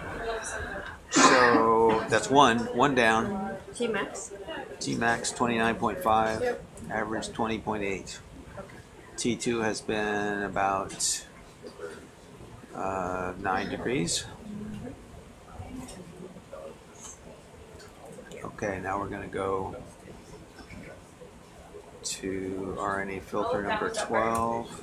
Actually, I'm going to go with 13. The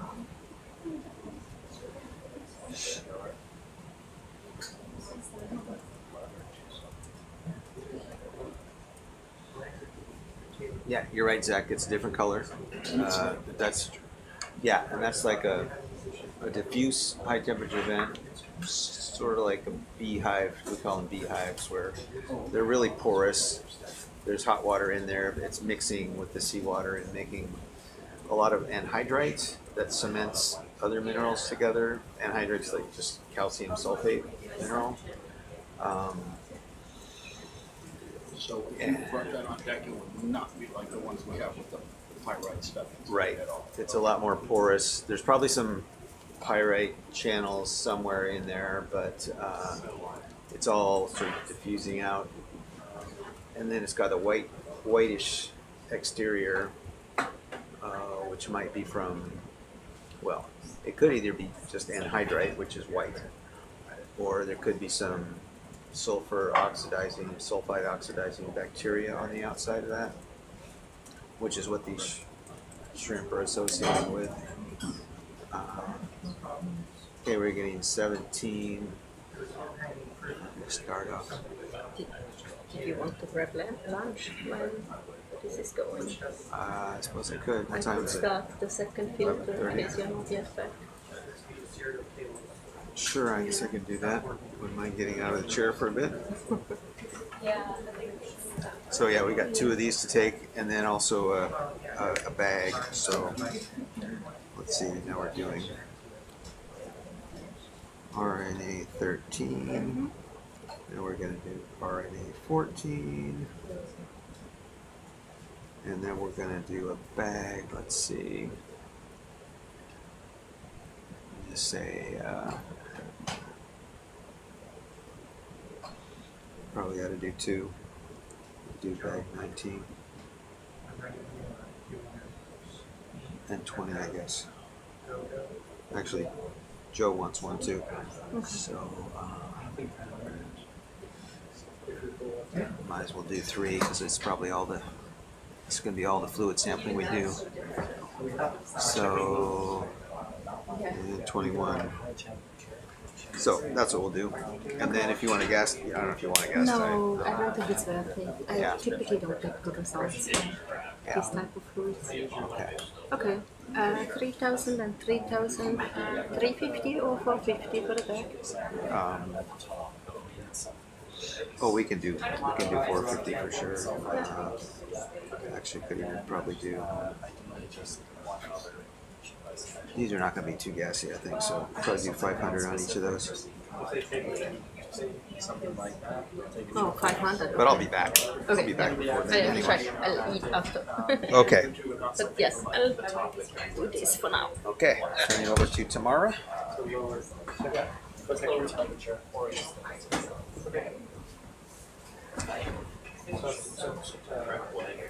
Okay, Tamara here for now. Dave is having lunch. So, no pumping?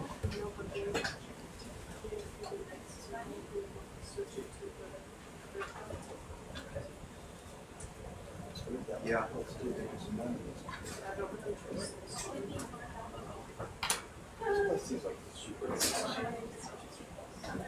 Well, it hasn't been a problem with the flow back up.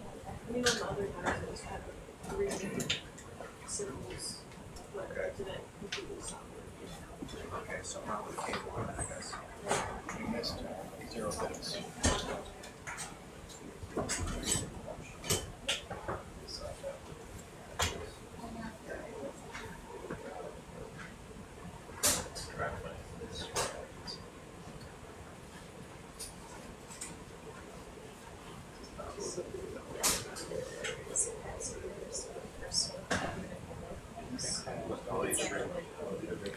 We are in the middle of biological sampling of the diffuse flows. So we are filling up a large volume bag that has 3,000 milliliters, then 2 RNA filters, and afterwards some bags for chemistry analysis.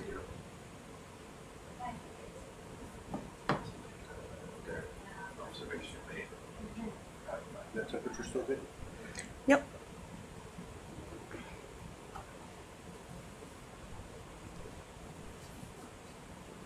It's varying a bit, but it always goes up and down.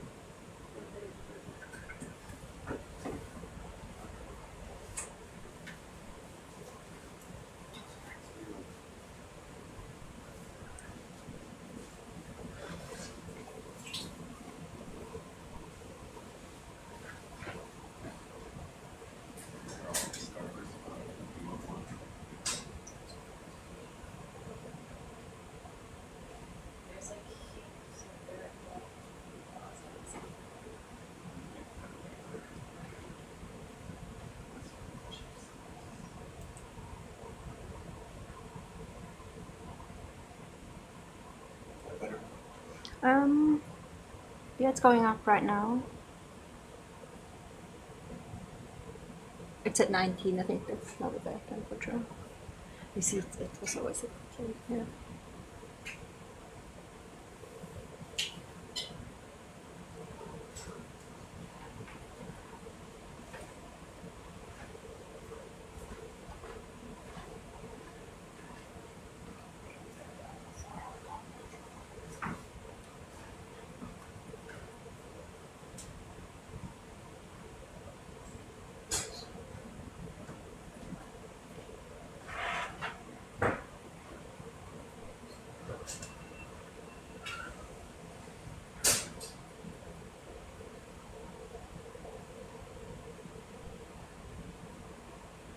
Yeah, now we are up to 23, keeps rising currently. Yeah.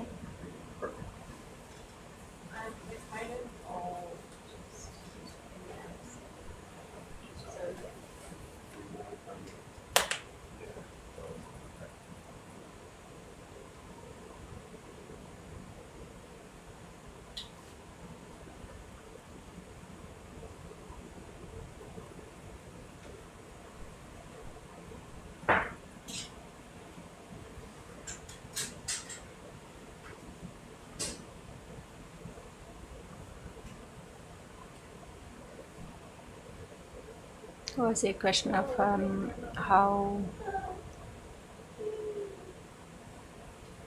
the shrimp are eating. So they have symbiotic bacteria in their gills, and these bacteria are using the diffuse flow, like the energy from the chemicals in the diffuse flow, to live.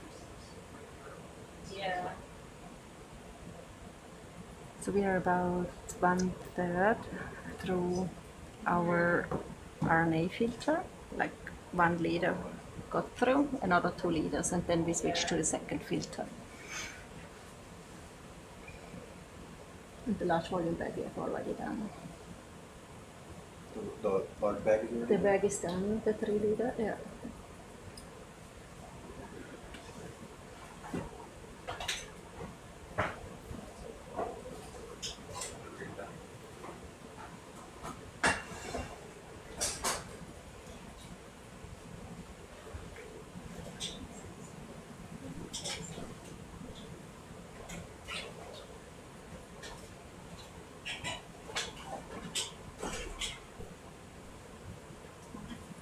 So have we finished the cylinder? The cylinder's done, yeah. And we're on We are on the first photogrammetry. filter, and we are 1,300 milliliters through, yeah.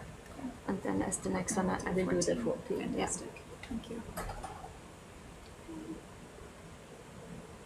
You're welcome.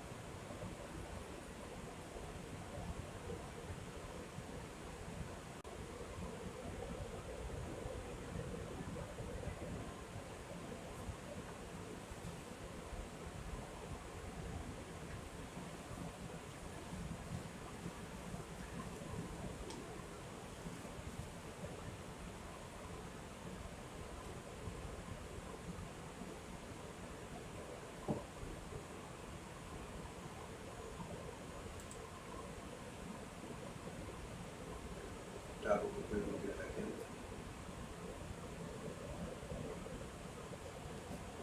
in. Yeah. It dropped down to 15, yeah. Back in now. Mm-hmm.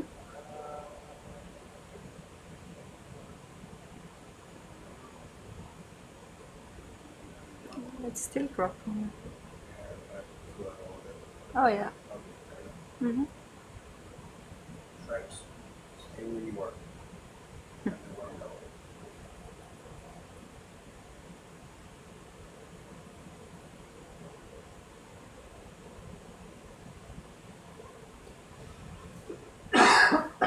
Okay, rising.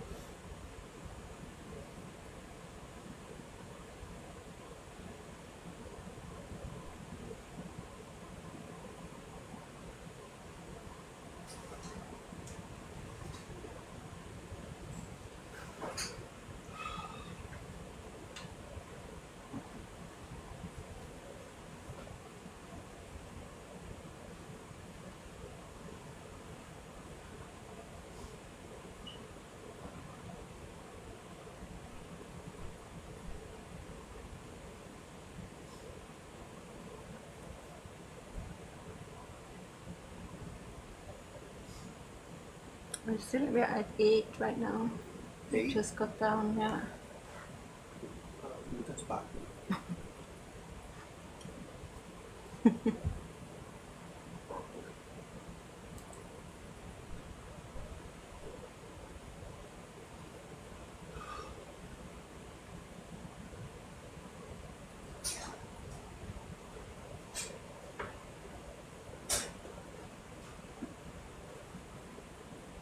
It's steep curve up.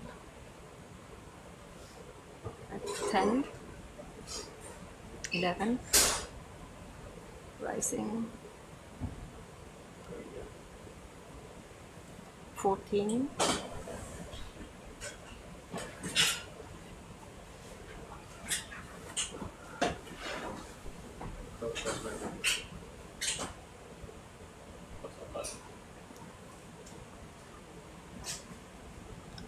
12 currently.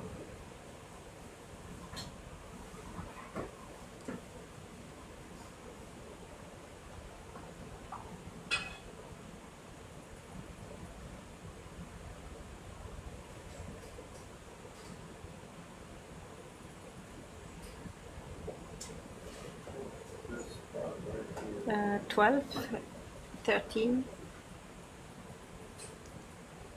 14, yeah, it's rising.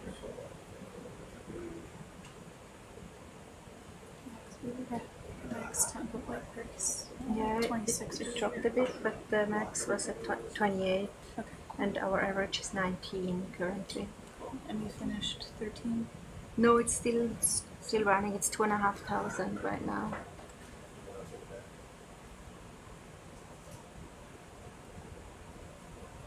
Is it rising right there?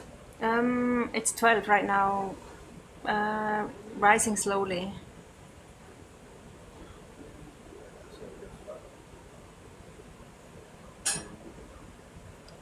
Yeah, 13.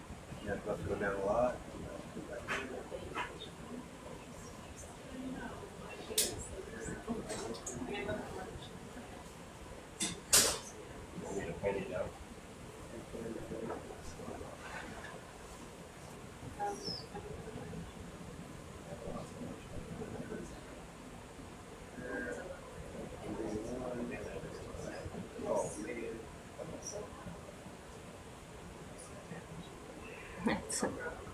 It's actually hot back there. Really hot? It's 15. Can you stop the pump?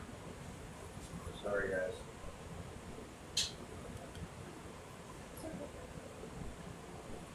And we can call this filter done and take the next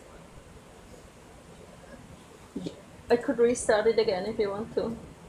No, we can just Yeah.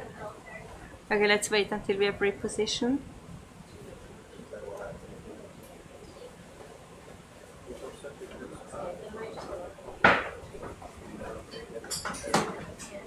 Alright, you got it off right now?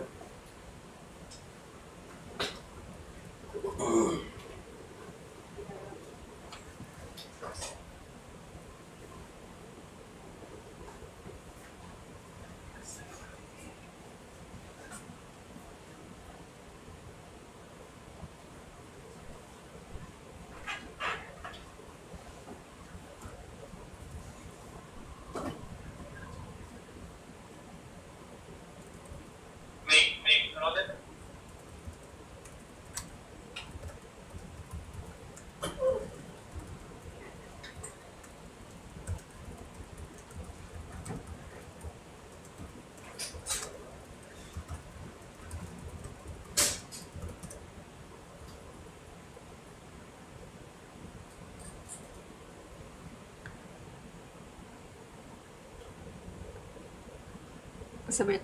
Oh, okay. No, no. Hmm. Find that spot again.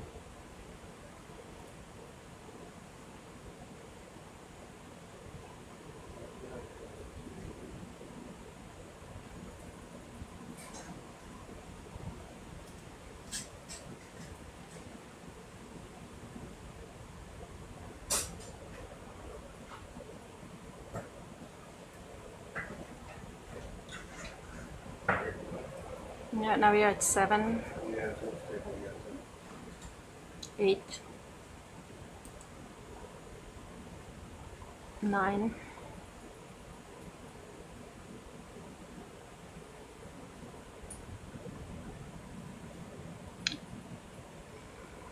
It's 10 now, but it's not really rising anymore.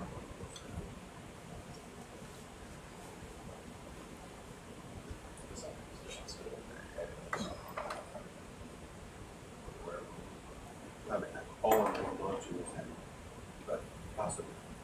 Yeah, possibly. No drama. Doesn't look like this. No. No. You can try the freeze thing really bad on that arm, so every time you go to freeze, the elbow goes to stay. What about that? What about that spot right You can try, I can check the temperature while you try there. Okay. So we are at 9.4 right now, so. Just back up and try this little front spot right here, where you got the diffuse slope.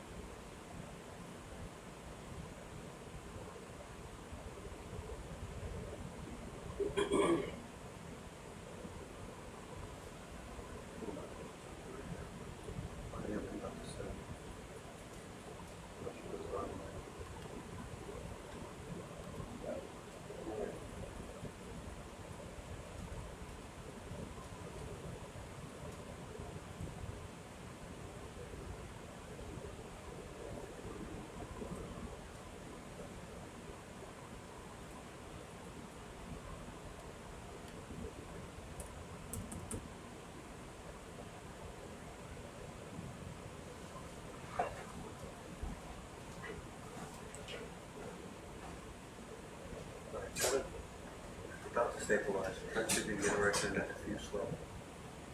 You have to hit exit. Talking about that one right behind it. Either that or right closer to us. Right where I put the laser. Okay.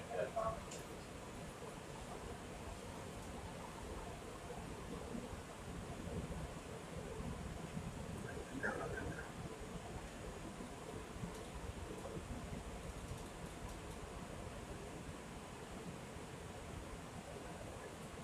You getting any rise there? No, it's 6, 7 degrees. So maybe if you just stick it into the shrimp a little bit more to the left or something. Can try there, yeah. I don't know, just trying. Yeah, there's definitely a good spot. Yeah. Yeah. So now we are at 10. You're at 10 right now? Yep. 12. I have a steep slope right now. 13. 15. It's rising. I think it will be good. You're good here?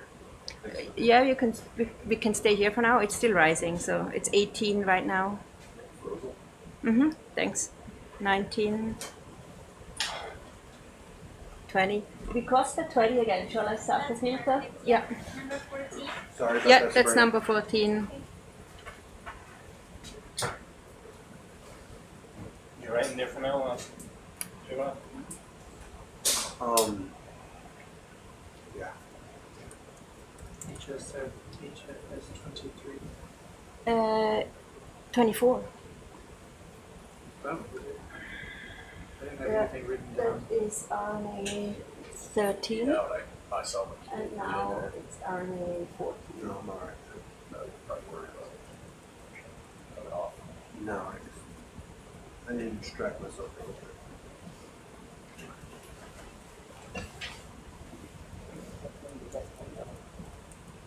About 15 minutes ago. John must have used a Yeah.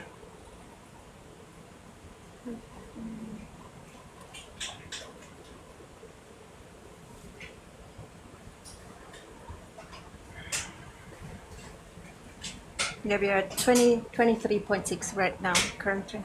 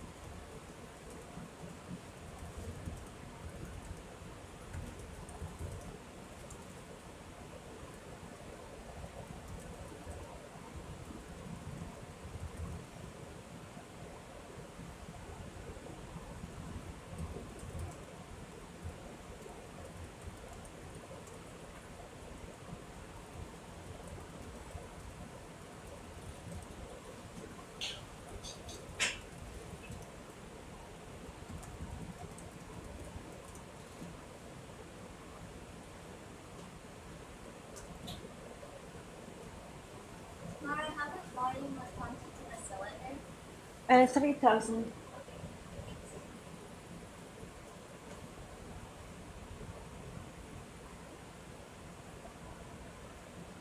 And the filter before was 2,700 and this one is set to 3,000.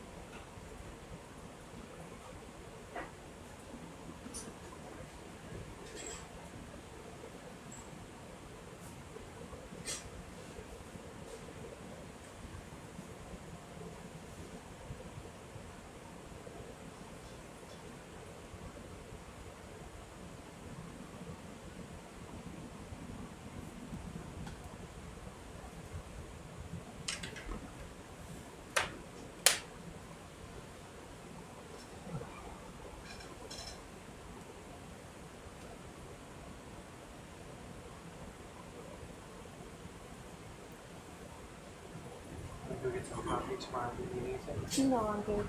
I'll eat and take it. Oh, you eat? I'll see if we will eventually come back. What's that? I'll see if we will eventually come back. I can add sample to I had Yeah, there will be 3 more bags for chemistry.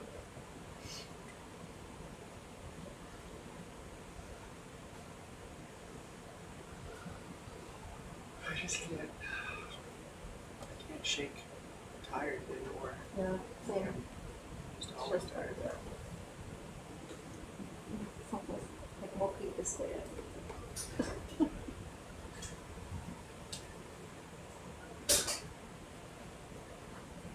It's hard to be motivated.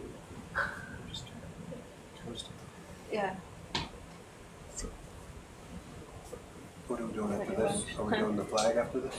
We have 3 more bags that we want to take in the same position here. Like for chemistry, these are short ones, just like 3 more minutes.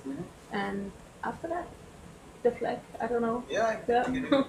Well, we got animal sampling to do, but we can do the flag and then do the animal sampling. Okay. We still have any lunch. We are doing the second RNA paper right now. We have to wait position between the 2 papers. This one is 1,000 in, I believe, yeah. So it's still a few minutes left. And then we still have the 3 chemistry bags. We are up, right now up to sample 24. Okay. I saw a bunch of moving around. Just come loose for a while. Or? Yeah. But we found a good tempo. Well, it's still kind of, actually the temperature dropped a bit again. Do you want us to But move it might be rising, you know, it's going up and down. Okay.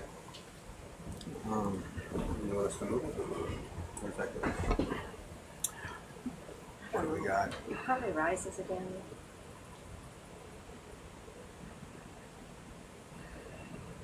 You set that I- up warm water? You're just resting against the probe, right? No, he can move it now. I'm leaning up against the wall. Okay. Yeah, I don't know. Have you been? You've been trying that for a while, right? Getting different temperatures. Well, we got there for a while.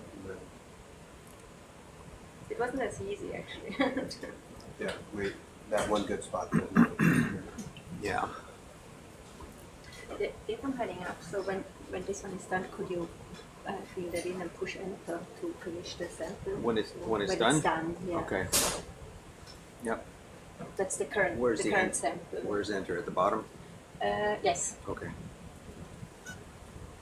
Mm-hmm.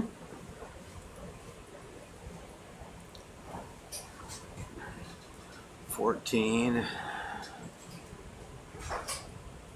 It's going back up. Kind of fluctuates.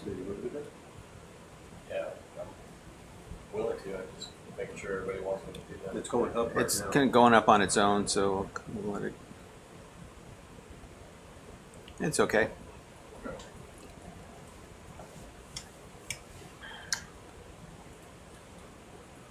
Seems a little more consistent right there.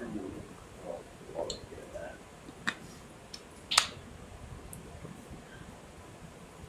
that. Yeah, going up all by itself.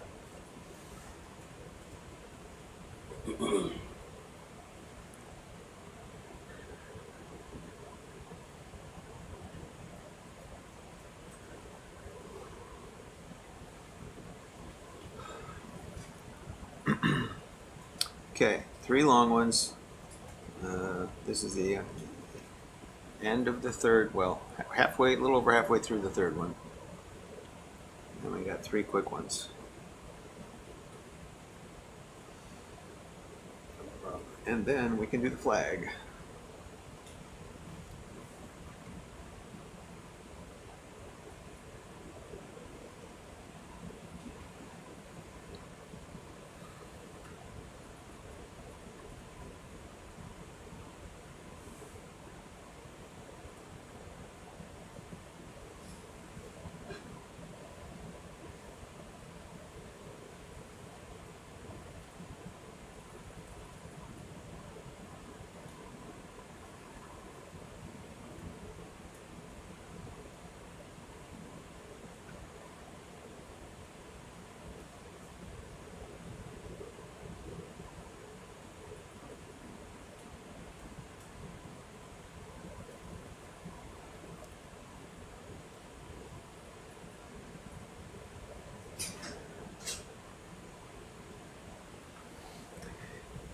Is that hardware already rusting on there? A little. Just from the one dive. Pretty corrosive environment. Finish this one thing up, do the flag, and then keep it. Is that a titanium tube you got there, or what is that? I think it's just Steel? stainless. Okay.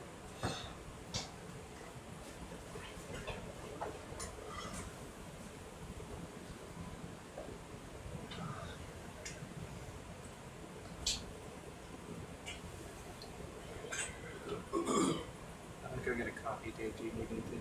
I think I'm just fine. Gonna be sitting here for a little bit longer. Thank you. Yep, a little bit longer. 15 minutes.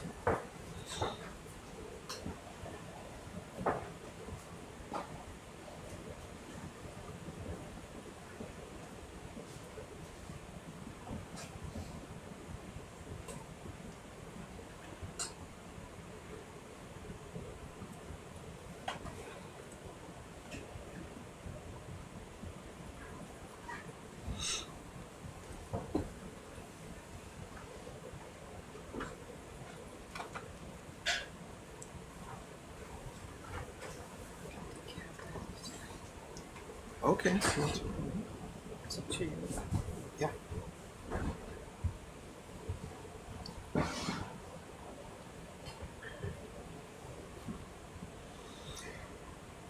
Let's see. What's left after the diffusing? We need to. There's animal sampling to do. We haven't done any suction sampling yet. That's still on the list.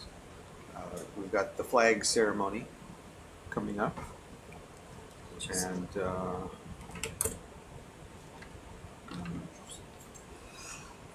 Just to write. what you looking for? Just to write. Yeah.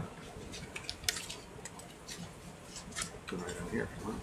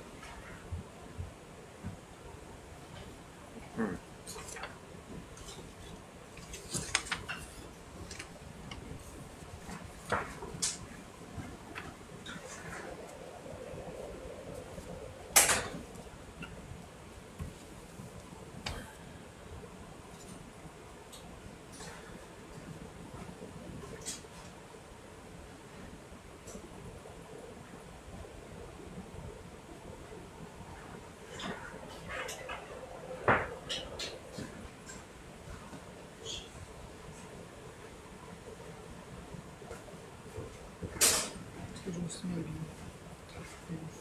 the handling ceremony.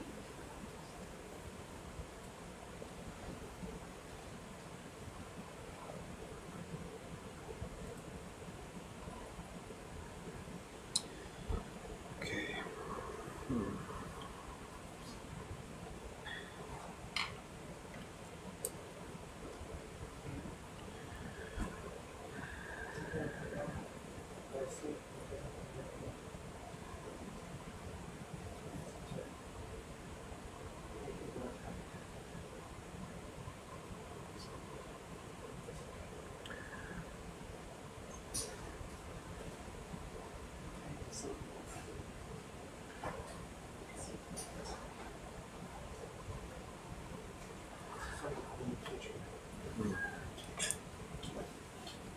Okay, well, we'll continue with our sampling here.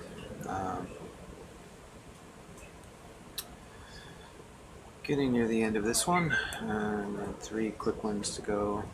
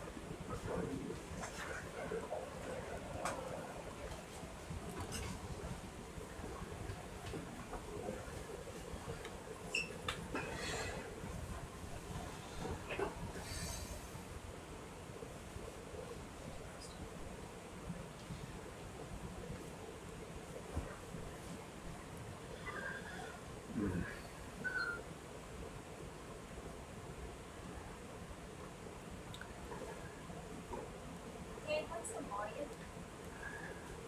Oh, it just finished 3,000.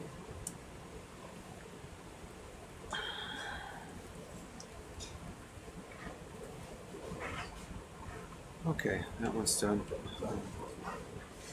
You got your numbers there. 24.1 max, 15.9 average. Okay, I was going to do 19, 20, 21.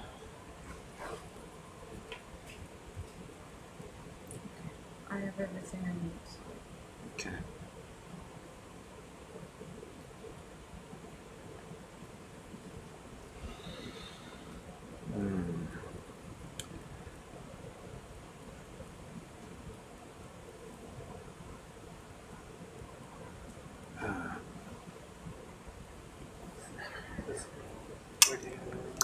We're taking bag 19, but it doesn't stop.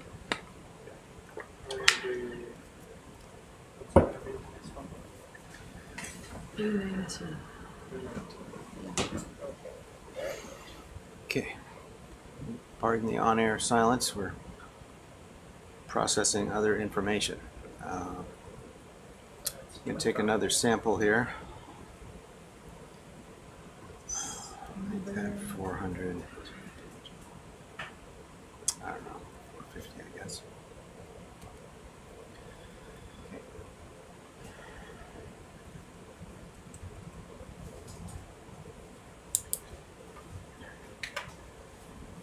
What's the sample number? 25. 25.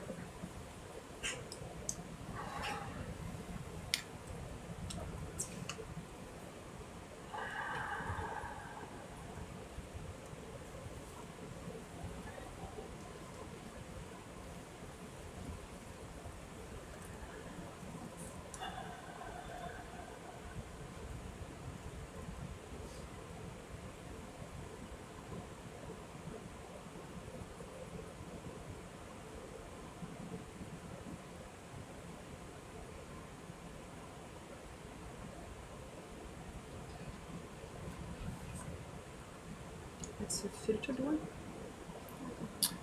It is filtered, yes.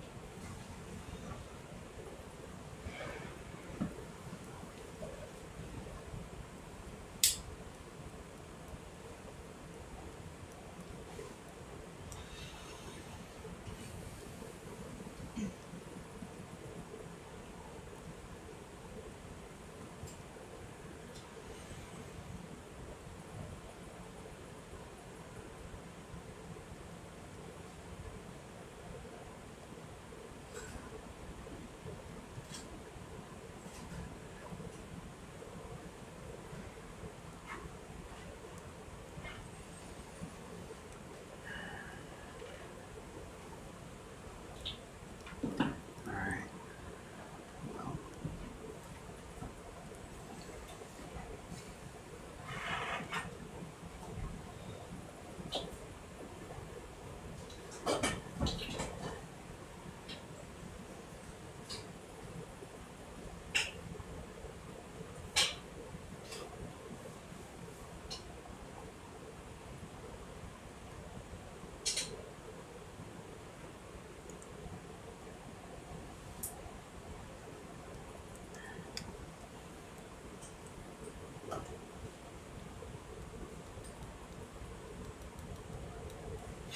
Okay, that was that.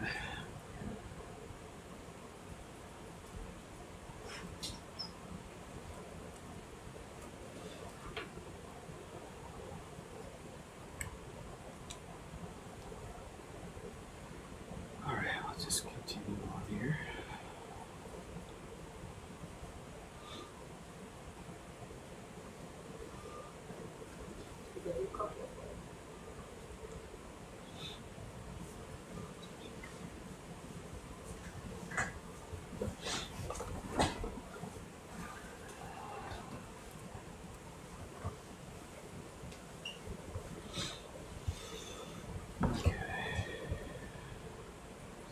Okay, we just did 19. We're going to do another one here for 20.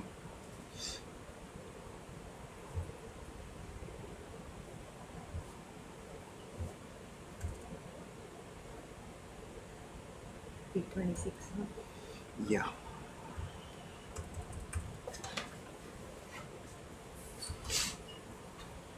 Yeah, back 20.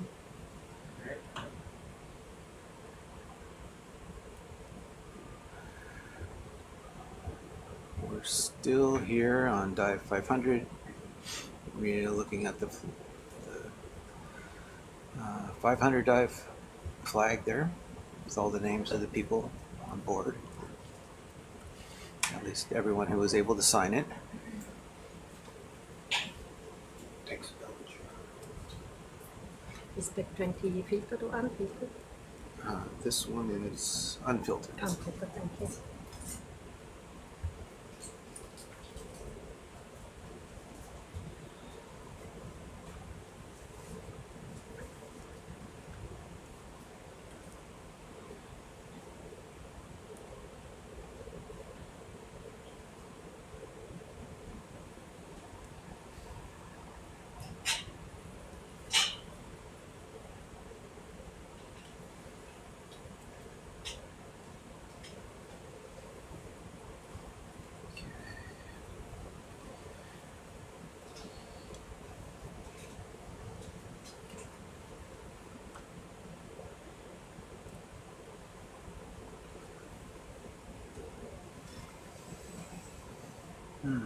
Temperature fluctuating a little bit.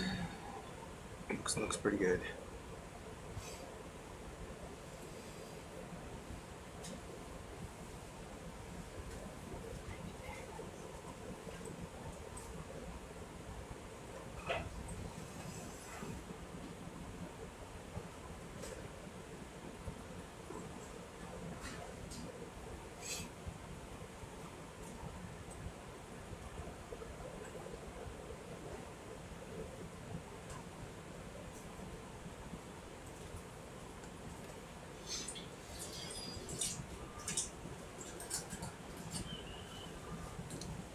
Almost done.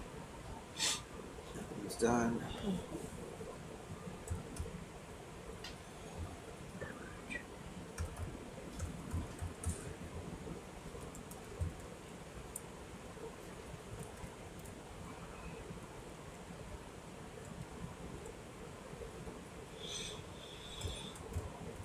Okay.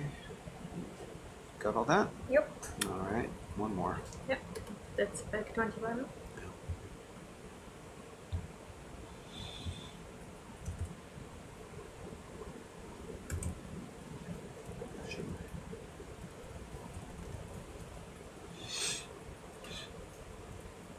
Smoke blowing in.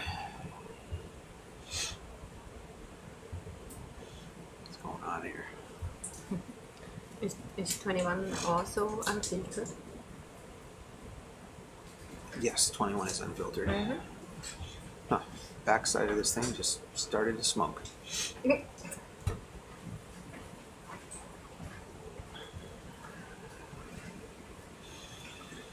Current shifting or something. All right, that's 500. That's 27. So this is 27 is back 21, B21.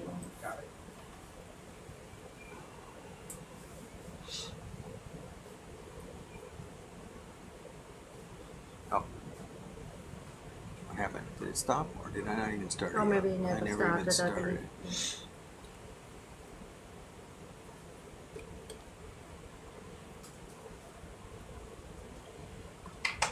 Okay, there it goes. Did you adjust your mission? Yeah, I've redone the mission again. I thought you might. Yeah. Third time's the charm? Okay. Yep, we'll see. That's go in the water. I have a chance. The mission is playing. Okay. Options for what to do next. We could do the biosampling or we could do the flag. Get the flag out the way real quick. Yep. Are we done with it? In just a couple They're minutes. still sampling, yeah.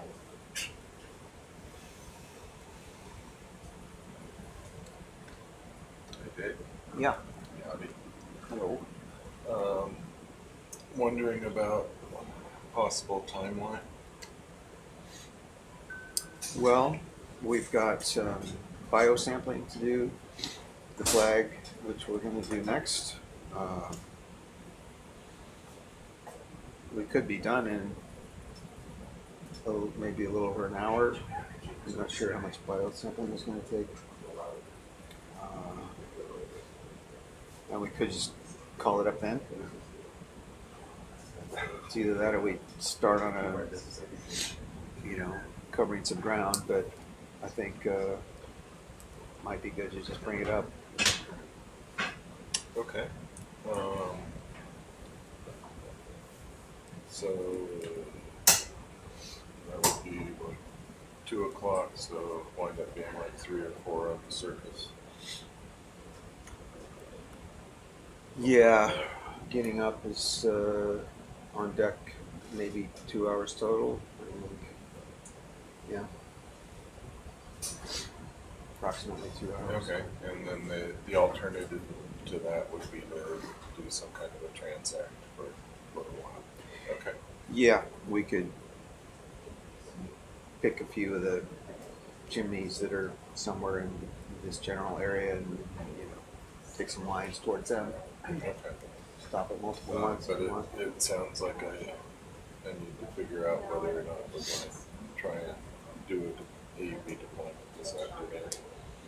Yeah. And we could go in and during light. There's one upshot of this is it could still be light when we went in. Yeah, it might be light when you win. Okay. I don't have like a strong reason to stay on the bottom. I know we could do more geology runs, but we got a whole lot of samples to deal with. Okay. And some. I will go explore that. And it's Okay. not that we haven't been thinking about it, but Yeah. it's not an obvious decision as to whether or not it's viable.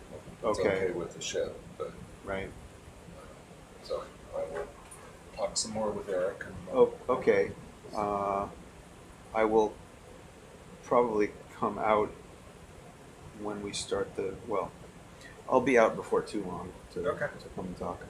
All right. Okay. Thanks. John requested a rock from here, inactive, and then up to this. Other chimney should be inactive. He said, or diffusing, not a smoke. Not a smoke. Okay. And then at the talus or at the rubble at the bottom. But Right. that's what he told me before So- he left. He wanted a piece from here? Yeah, he said he pointed at a piece here, like one of the little knobs, like on the left. The orangey? Any of that dark he one? said would be fine for like. Okay, we can try to get that. This is about done. Yep, we're done here. Done here, so okay. Just close. Yep. Okay, so we can put away the fluid sampler one. We're done with that for quite a while. That's not right here. If you want to use it to stabilize, that's fine. Yep. That not? That would be, that's what, and you know, though, if you can reach Yeah. one or the, Closer one or that one. Yeah. either one. Any of those? Can you look shear sample? Either the chimney How long tank or is the it? one that's laying down right there. Thanks, tomorrow.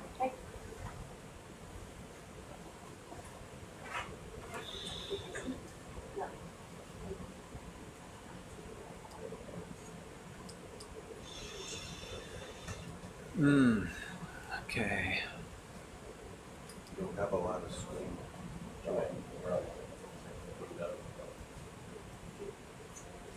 You got a little bit, but just you don't have a lot.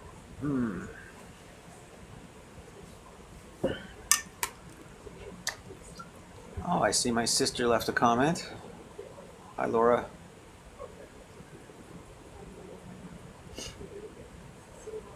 Glad you're able to watch Sunday morning back home. You're watching the view that way.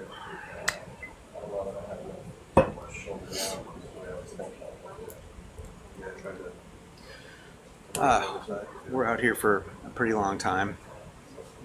Been here on the ship. Oh, this is day 30, I guess. And we have a few days left out here on the ridge, and then we start our transit back home, or back to Puerto Rico.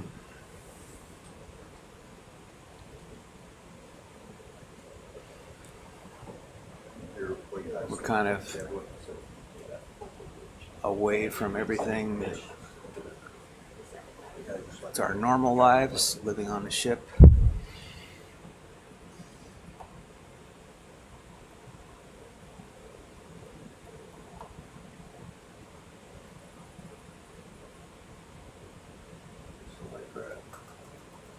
Living in the world of science, oceanography,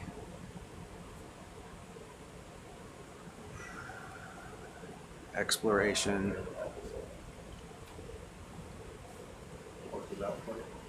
Where's this thing going? Let's see. Biobox 1B maybe, depending on how fragile. Biobox 1B? Yeah, let's. What's in Get a there? picture. Is there something in 1B? Yeah, we Yeah, could put it in B. we just need to get it put in the biobox as soon as possible. Okay, we're gonna put Yeah, one. bag in 1A is. You can put what in there? I know where it went. It's a new. I got it. Oh, yeah, that's. Okay, so we could. Okay, we'll just say rock box. box. Rock box. Okay. Yeah. Just like Box D. 15, 20 minutes or something. Sorry for the indecision. There was some stuff in the bio box.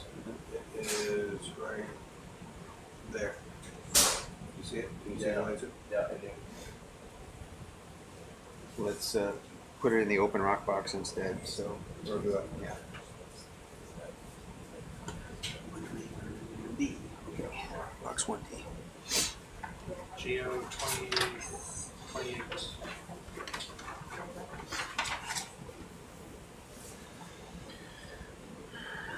That'll go in rock box 1D.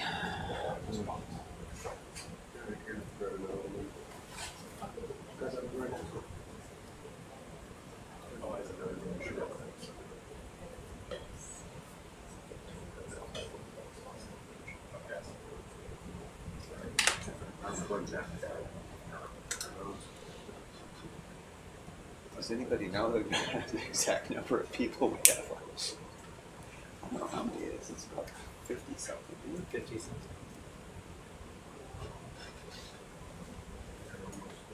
Who knows that? You're right. Sophia might know.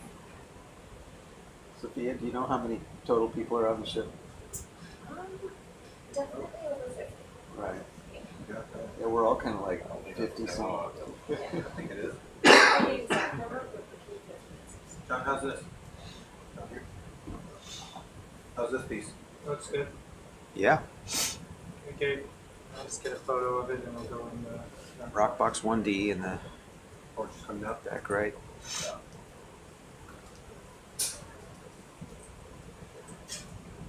We.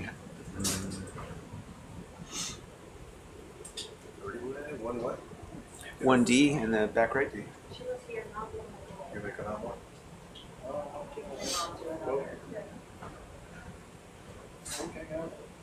Bring this out just in case it Oh, it's drops. with the flag. Right in there with the flag. Right over it right now, pretty much. You can get it. There's something in 1C, right? Yes. Yeah. Okay. What's that? Worried about the flag. Okay, all right. You can sit down. I can, yeah, I was just getting the image of it. Okay, you're in too much.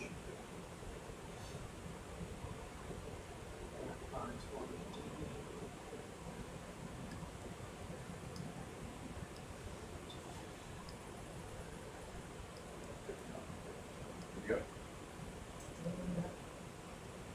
Okay, good one. Okay, sulfide from the diffuse area. Check that off. Flag size?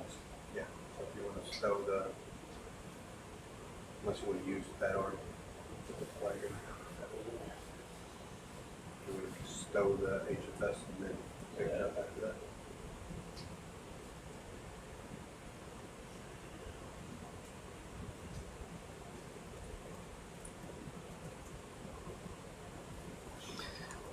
That was an inactive chimney from near the diffuse vent area.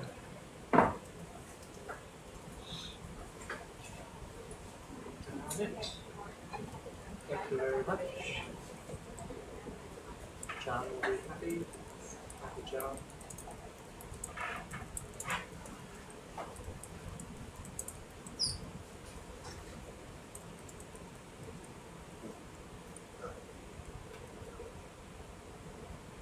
I just can't get you to do that yet.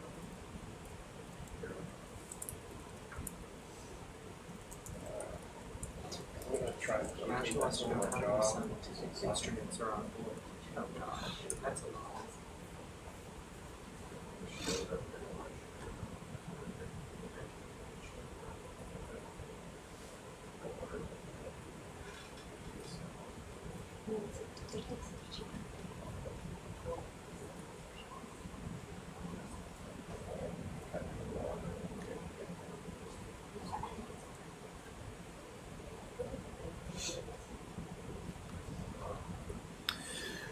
We've got so many scientific instruments out here, it's just ridiculous. On the ROV right now, we've got the hydrothermal fluid sampler, got a methane capillary absorption spectrometer, temperature probes, suction sampler, gas tight samplers. In the lab, we've got a gas chromatograph,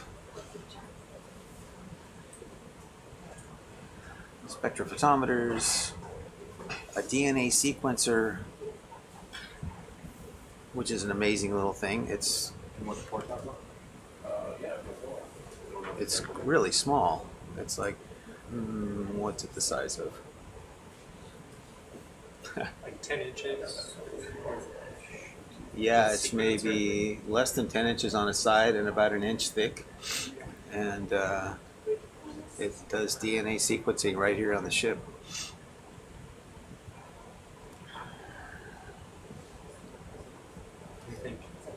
I was thinking about this before, that the multi-beam is the largest single instrument, and then what would be the smallest instrument? The DNA sequencer is pretty small. It is pretty small for something that does what it does.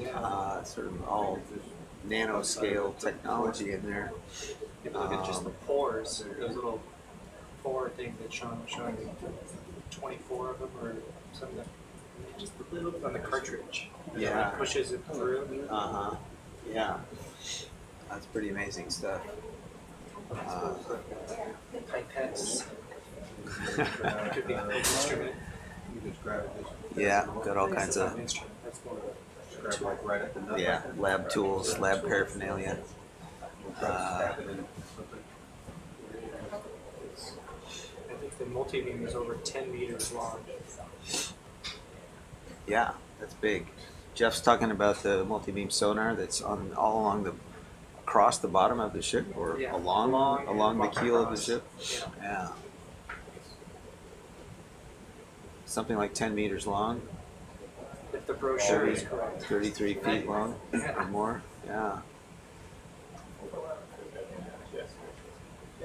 That's just one. They have three. Mm-hmm. Different sizes. That's the big one.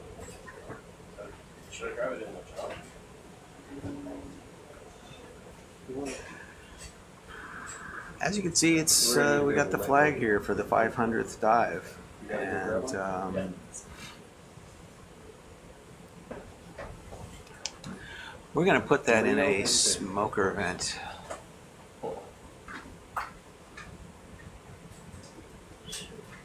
$500 dives. That's since about 2013, early 2013, I think. I was around on the ship for the 100th dive. Also at Black Smokers. Yep, also at Black Smokers. That would have been in the Pacific, Lao Basin. Yep. I'm gonna play a video or something. Yes, please. Before we plant it. Before, okay, Well, go right. while we're planting. Yeah. Okay, you bet. Okay, Sophia's going to play a video for you.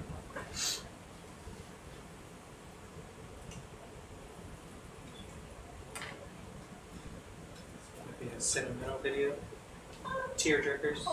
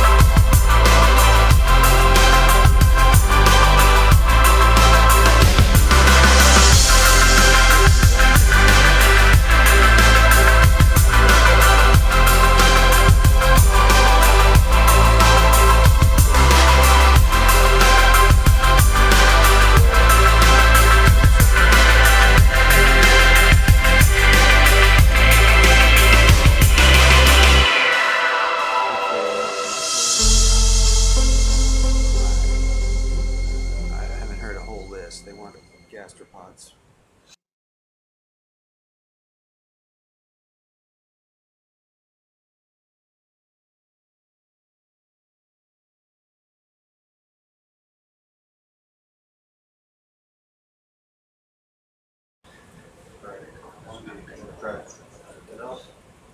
I didn't go in there, that was too cold. Oh, really? Mm-hmm. Oh. Try to go next to it. Take a core sample. Where we're gonna be able to see it. Push that button.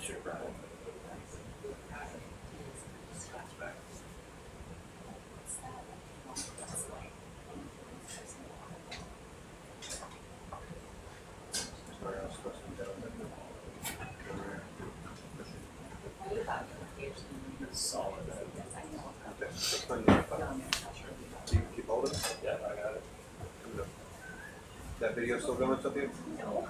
That's all right. That's all right.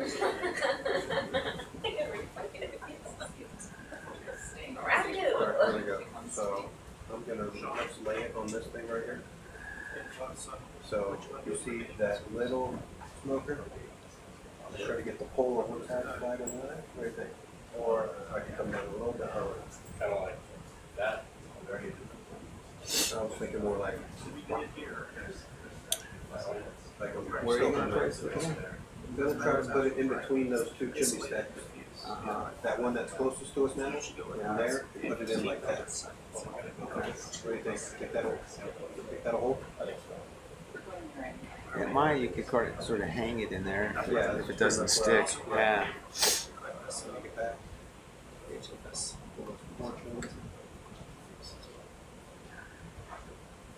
That's unfortunate.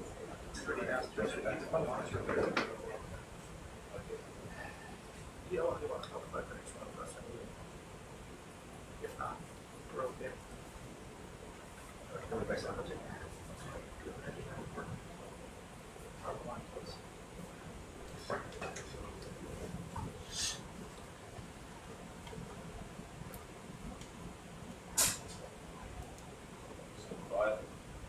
I think so. I'm gonna need your help.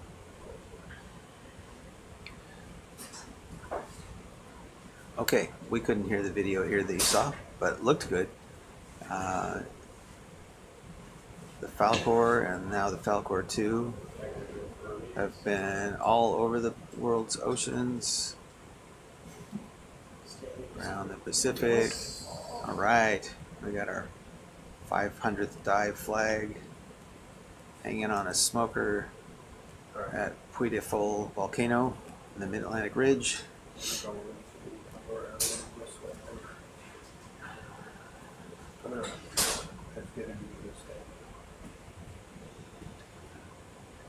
We've got approximately 55 people on board the ship out here.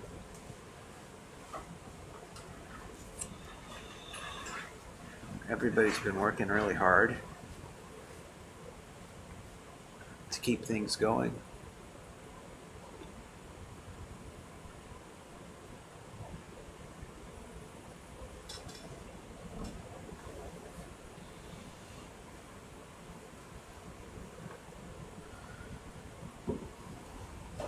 Looks like that metal is changing color as we sit here and watch it. It's probably corroding from the fluids that are coming out of there, getting a little stained with black smoke. You're getting it.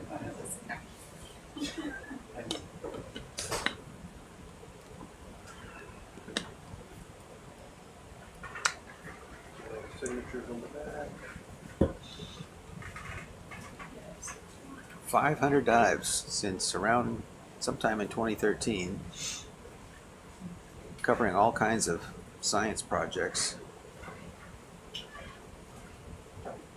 A fair number of those have been hydrothermal vents. It's a good use of an ROV to go and study hydrothermal vents. You need them for taking the samples that we need to understand these systems. SuBastian's done an excellent job of sampling and everything else we've asked them to do.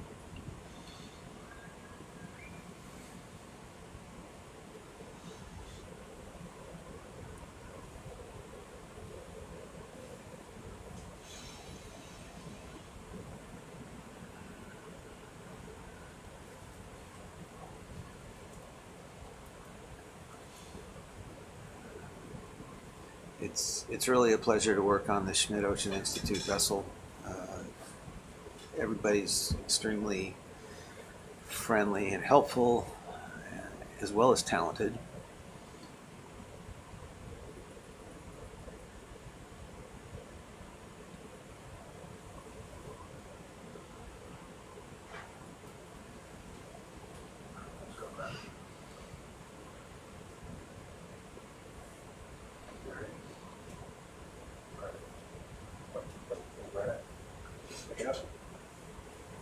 This flag's coming back with us. It's not staying here, but we will leave a marker here near this I mean, vent. you could leave it here if you wanted to. No, I don't. You can come back. If you want to grab it by the nut or by the nuts. If we left it there, it would just be completely encased in sulfide before too long, or it would probably dissolve actually with these fluids surrounding it.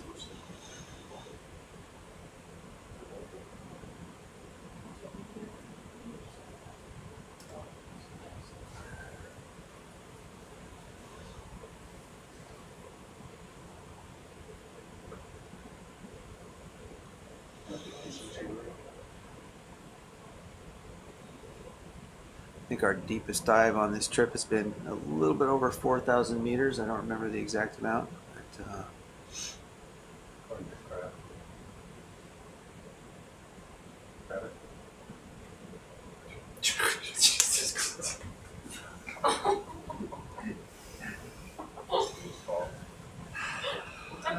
Well, not the first time we've done that. Maybe the flag's I thought you were is the flag still there? down at the base. Did it fall down? It fell down. Yeah. Oh, okay. Look at destroy.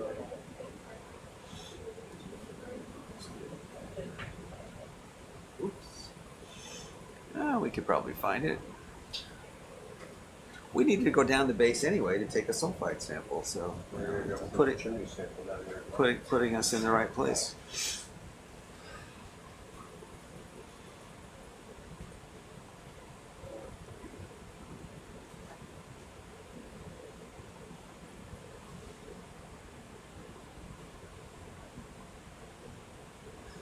Okay, where's our flag?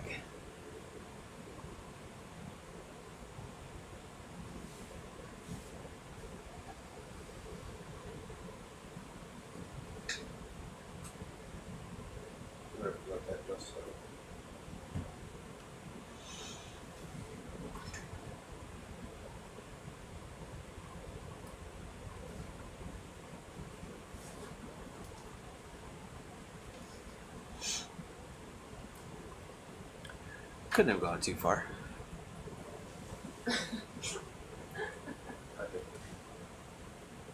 John wanted a piece of the rock at the bottom. Yeah, exactly. Let's not get that thing. It's at the bottom. It's at the bottom there, yeah. Yeah.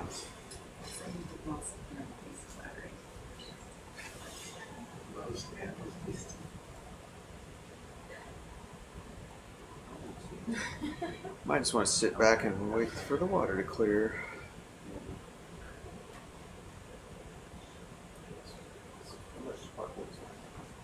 Yeah.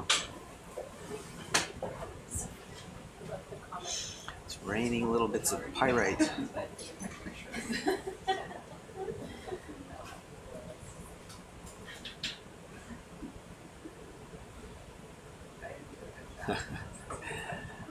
Yeah, we are on live.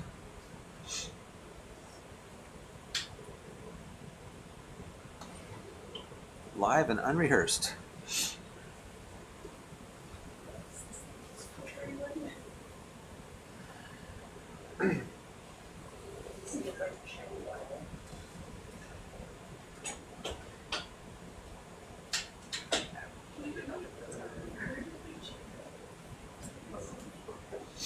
What's that?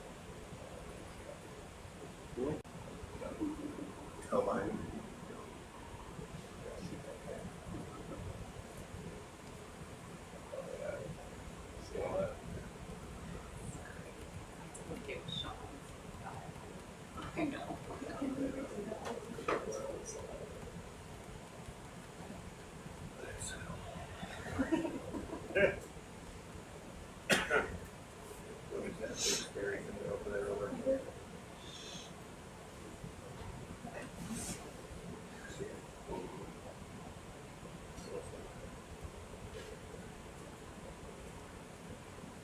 Did you hear the commotion?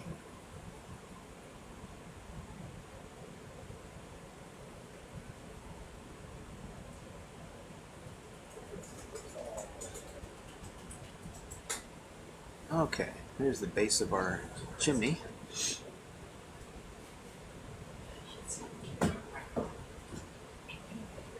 checking out a rather large rat tail.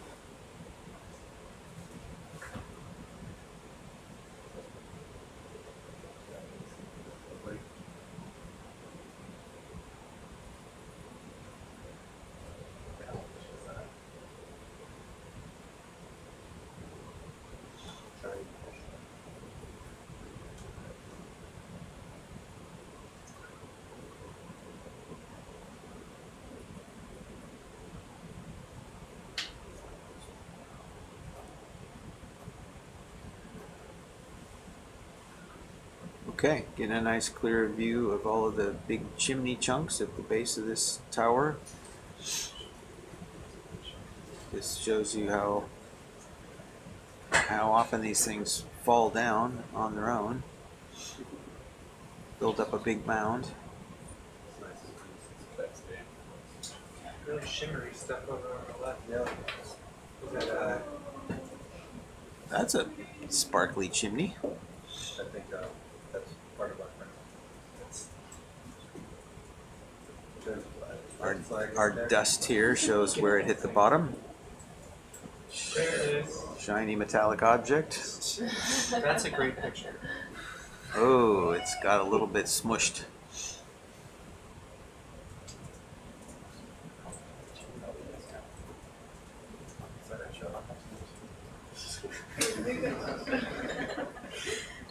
I mean, if they get it back, it's a great inventory.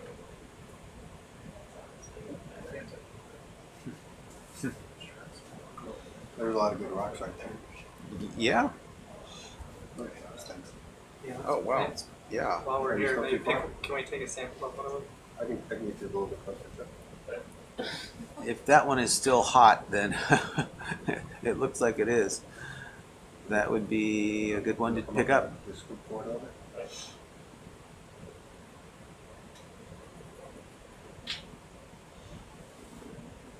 Where can we put it?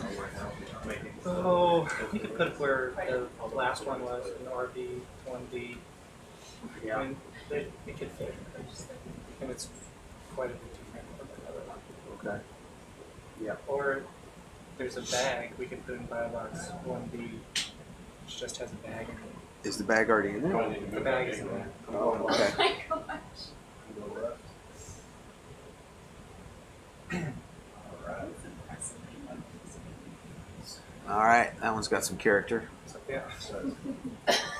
I'm gonna fly back just a little bit. Let this stuff pull off. I'm just gonna what's coming up. Survivor of Dive 500.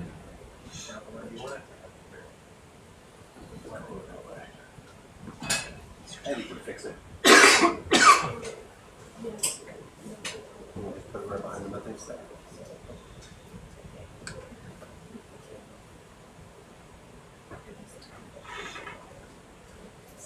That's right in between methane stack and that. Okay, we're going to stow the flag and pick up one of those rock mineral samples that just broke off and fell down. We could see it still shimmering hot on the seafloor. And then we'll pick up an older one that's also fallen down previously in this area.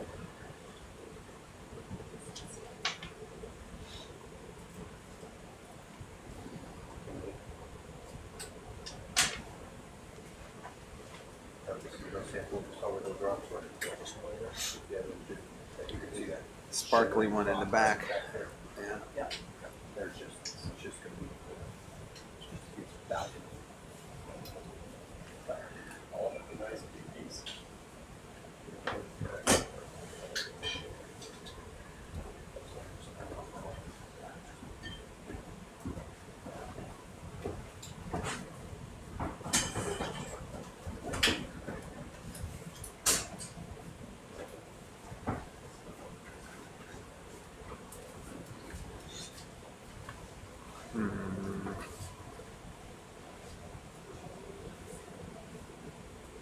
I think back to the left is where.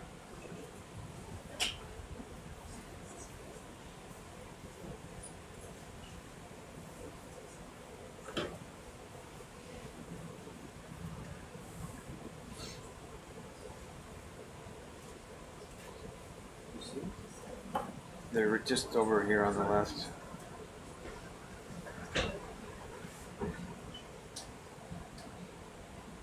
The really sparkly one on the left there. Yeah. Yeah. And there's another big chunk. There's two good sized ones down below it that are.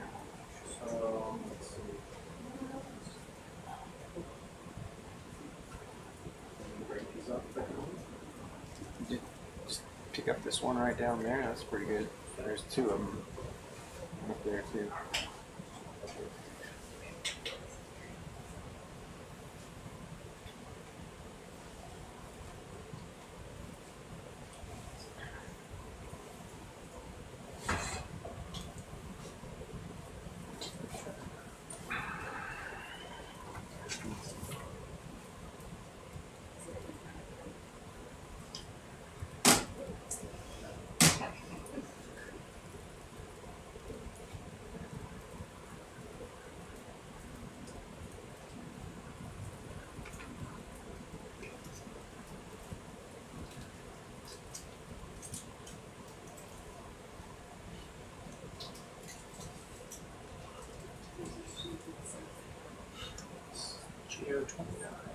Going in Rockbox 1D, get a good photo of it.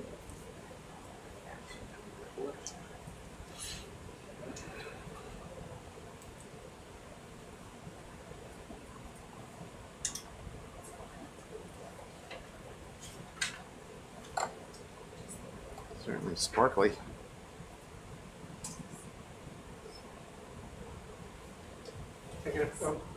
Hmm? Got it? Not yet, hold on. Not yet? Okay.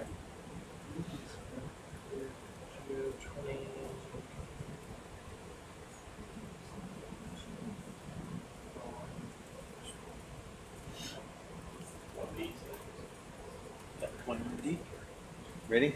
Or do you need a picture still? Okay. Oh, sorry, firebox or 1D? We're gonna. I think we're going for 1D. No? Oh, 1D. Sorry. 1D. Okay.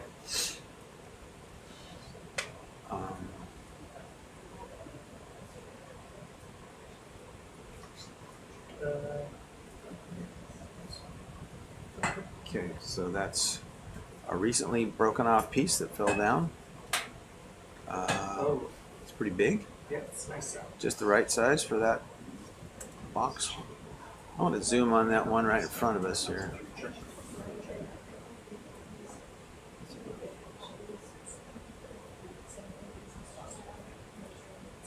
Still hot.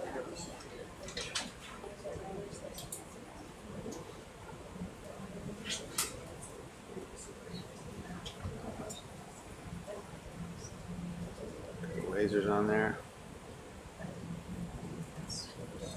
Can we iris down a little bit? Yeah.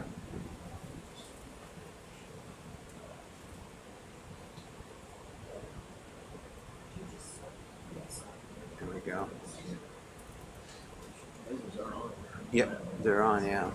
Pretty cool layers in there.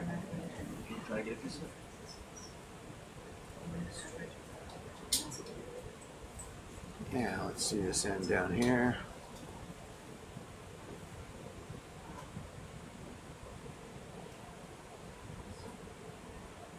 That's some interesting layers. If you get a chunk of that, that would be good. You grabbing that?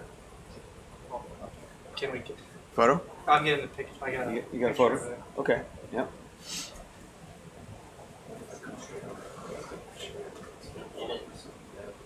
That's really cool looking.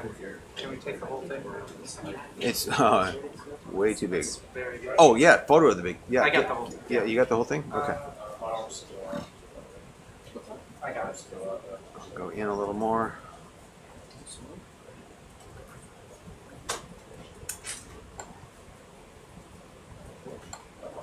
There. Okay, how's that? Take that one. Okay. Wonderful. That is such a cool shot. Yeah. Interesting layers in there. The white and the dark red on the outside. So yeah. Well, there was a request for a piece of talus. Yeah, we'll get that Can we too. get it here too? Yeah, Any of these like old rusty ones. rusty pieces. Yeah. And then I think the geo samples are on.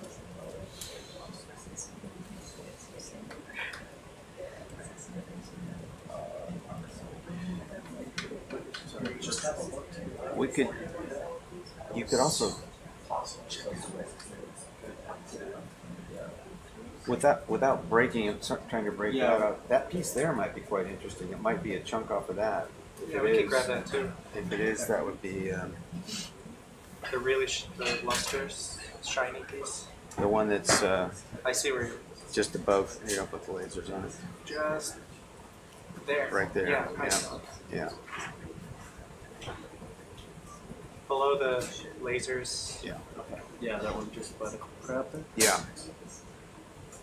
It might have the same mineral layers as the one that we saw there.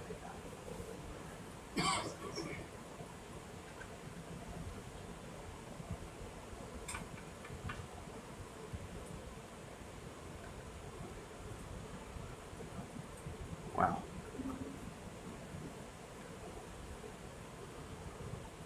If we pick that up, I could. Well, we'll see what it looks like. It could be just the same single. That inner sparkly layer is most likely chalcopyrite, which is copper iron sulfide. It's got that color and brilliance. Typically forms the inside lining. Tends to precipitate at higher temperatures. We measured 343 degrees at the nearby vent. That's kind of right in the temperature range where chalcopyrite is precipitating.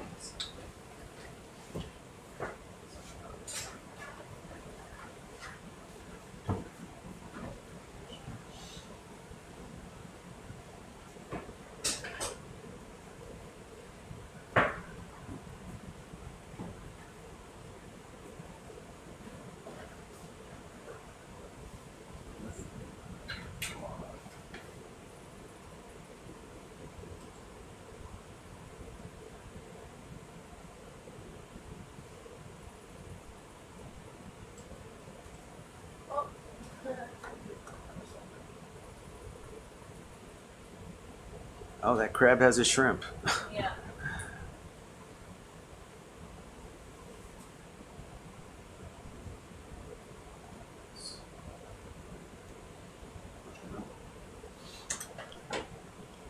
We'll just call it another geosample. It's cracking. Let's look at the side of that thing to see if it's got those reddish colors on it.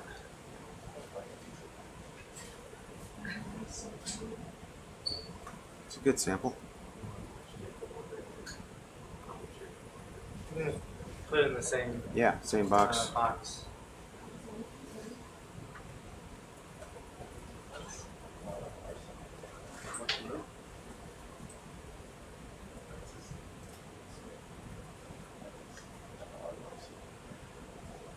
And where do we have to put our old one?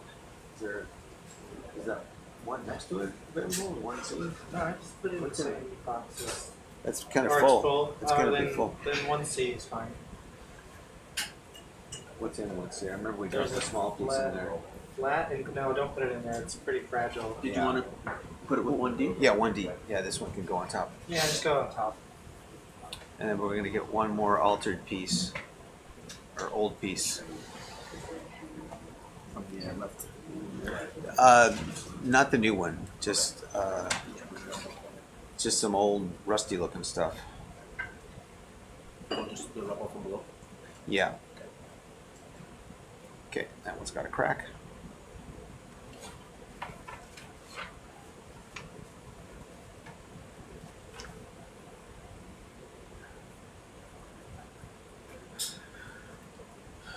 So, there's a loose chunk right over here. Just on top of the big rock there? Yeah, just beyond where your, what do you call your skid over there? What One's is it? Rockham, the other one's Sock'em. Rockham and Sock'em, okay. So that like broken piece right there? Yeah, that'd probably work.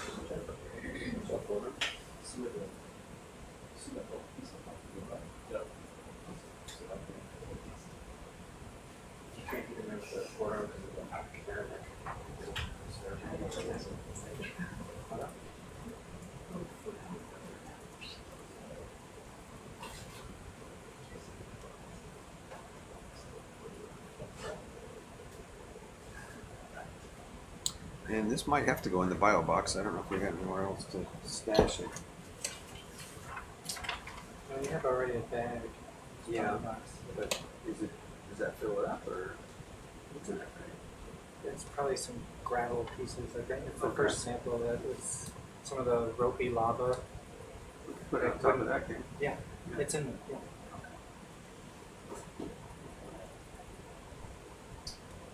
Yeah.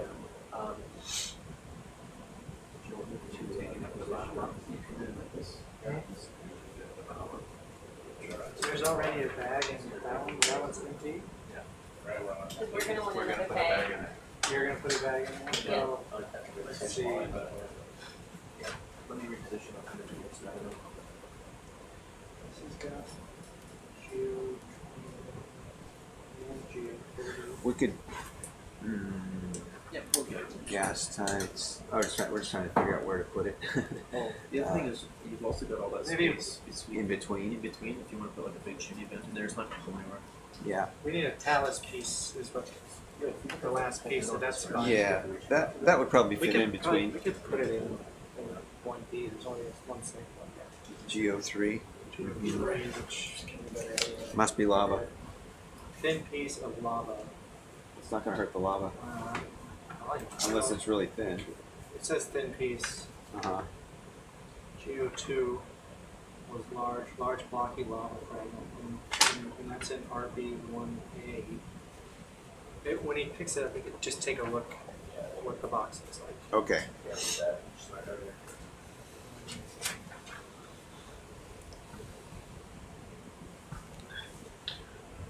Oh, what's on your bio sampling list?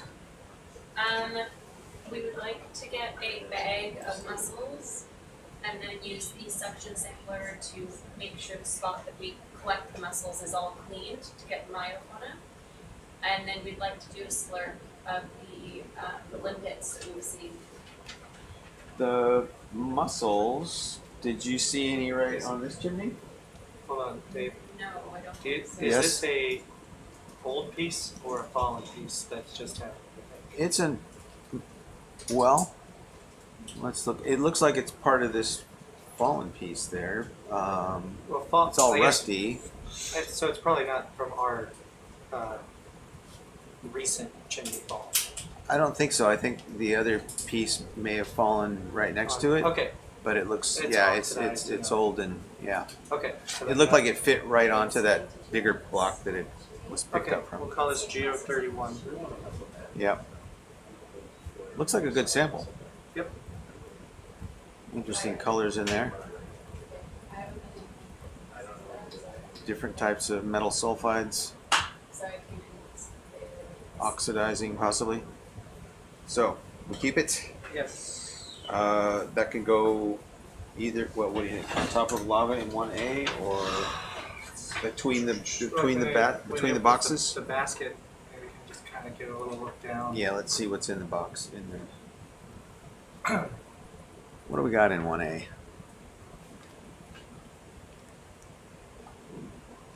Zoom on 1A a little bit. Yeah, there's a rock in there.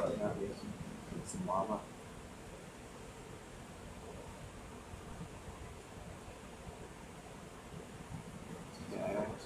Yeah, that looks kind of cool. That 1C, so it's flat and glassy.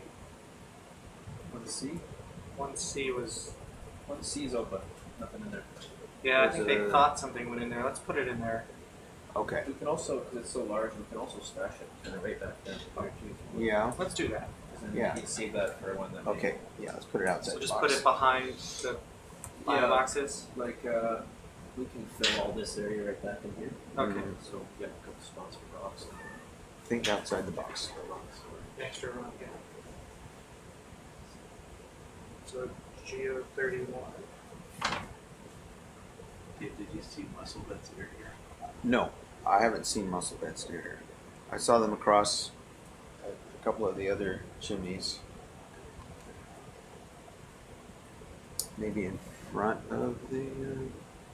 I don't know. There's some tubes over that way that. If it'll fit, will it fit between the cylinder and the boxes? Guess it's the high box one.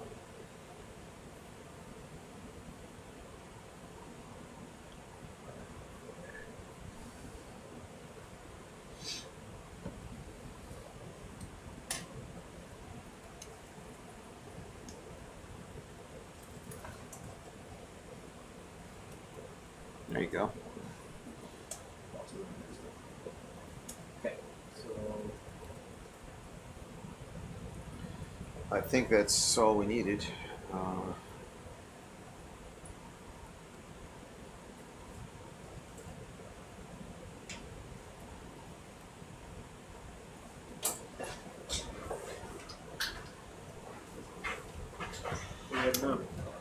Well, it's biosampling time, but I don't know if there's any mussels right around here. I haven't seen any. We could look around again.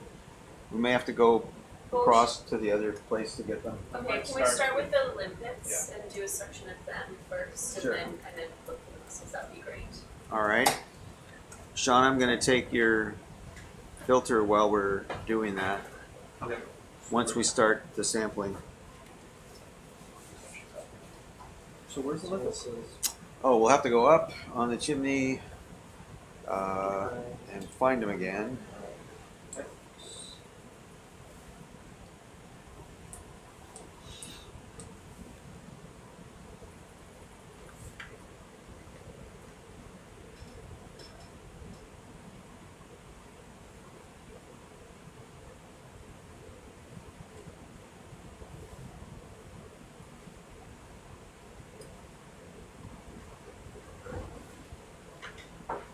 So there's a bunch just in frame now. Oh yeah, on the red.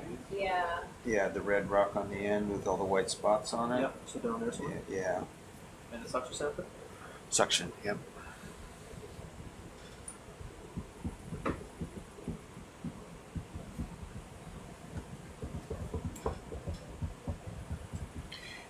And if you want the mussels, we can go over, we put a marker or two where they were, and I have some notes.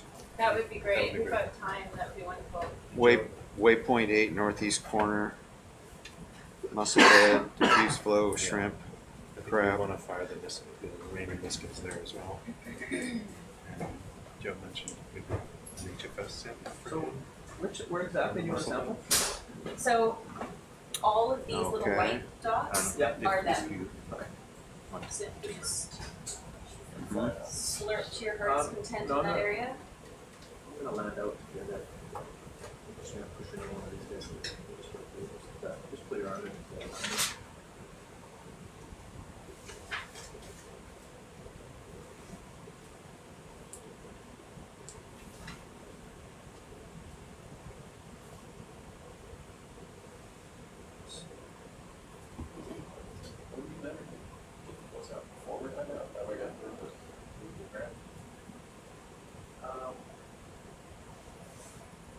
Yeah, I'm not sure. Yeah, go for it.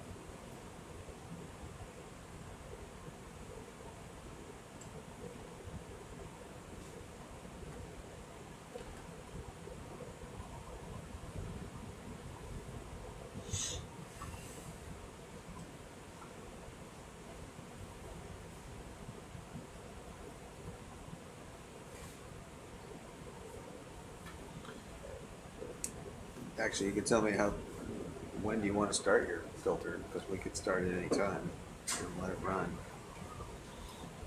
Once we land, that would be good.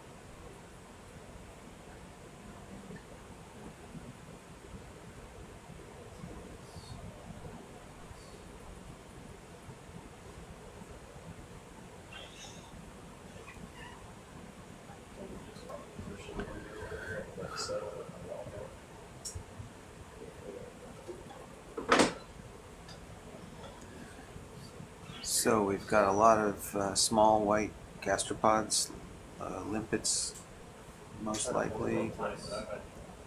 Gonna sample those, check out their details of their morphology, and get some DNA to sequence. Put that into the global database of hydrothermal vent fauna. And while we're doing the sampling, we're going to be running an RNA filter to collect DNA, RNA from the water surrounding here to pick up any DNA from whatever organisms are living here. And I think Sean will try to sequence that on board the ship like he's done at least once so far this trip. 3 times. You've had 3 sequencing runs? Great.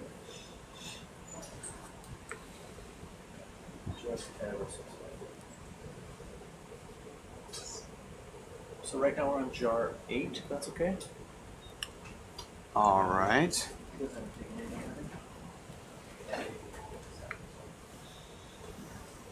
What's that?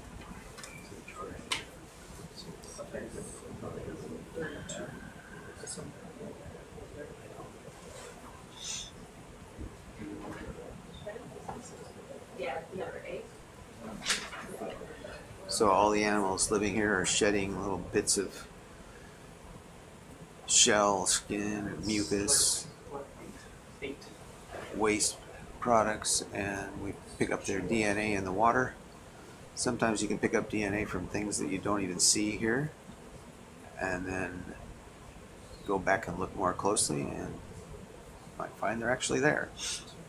So it's a way of getting a assessment of the community without actually having to take physical sample and catch everything that's here. I'm going to start taking Just for You want me to log this HFS sample over here? Yeah. You gonna start it? Yeah. HFS 33. 33, is that my number? Yes. 33. Dash HFS dash 33 dash F10. Site name I've just been Puy Des Folles, WP11S suction. Or, well, what? What are you saying? Just Puy Des Folles? They've been putting Puy Des Folles, I think, in that spot, and then the description. Okay, so we can do that. Waypoint 11, S. Southern Waypoint. Suction sample spot.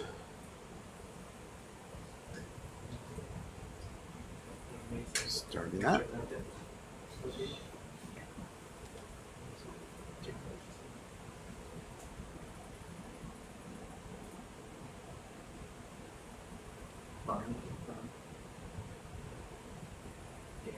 Sure.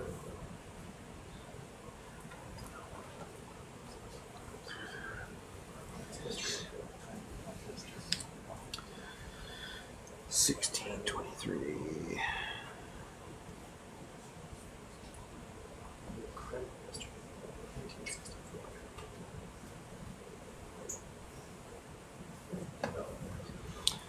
Depth What is the, 1955. where are you going to put that in for the HFS? So bag.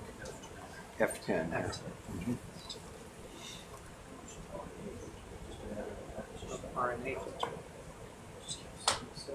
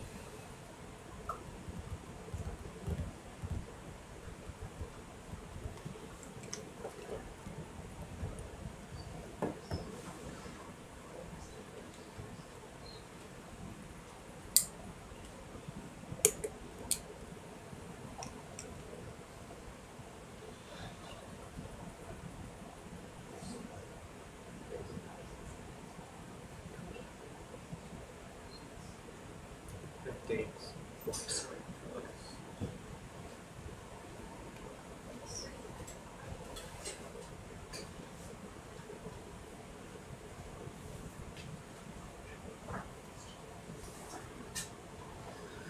Okay, trying to get these limbs off. They cling very tightly. You got to scrape the surface of the rock off to get them. Does it look like in the jar you've gone in? Yep. But we can take a couple more if you want. Yeah, maybe because I think Sean Little Bailey want these as well. Yeah. Yeah. There's a patch just down here that's pretty concentrated. I don't know if this is going to be a better angle for getting in with the hose.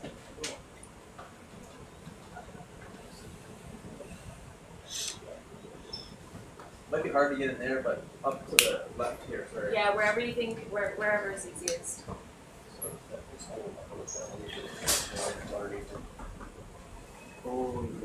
Megan, do you want to come up or do you need to log back in? Or I'm logged. You're logging, okay. Yeah.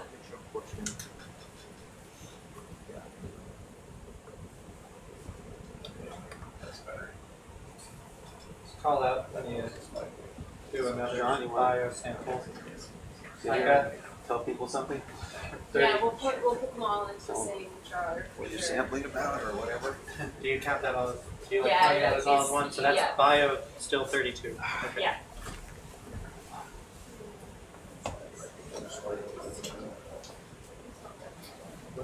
So, I don't know, are you ready to put it right back on? Next dive, we hook you up to the food sample.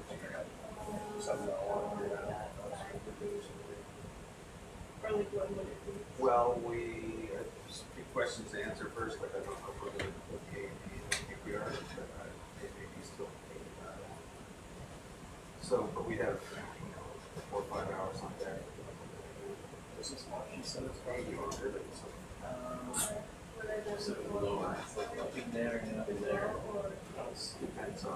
Hi Connor. We're probably not going to grab a crab this time. They're tricky to grab and fairly well studied.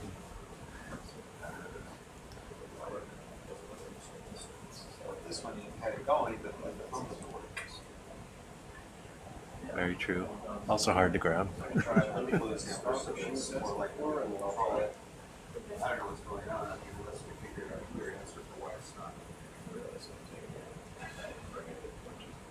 It's got to be a cake fish from one because all the other cereal comps will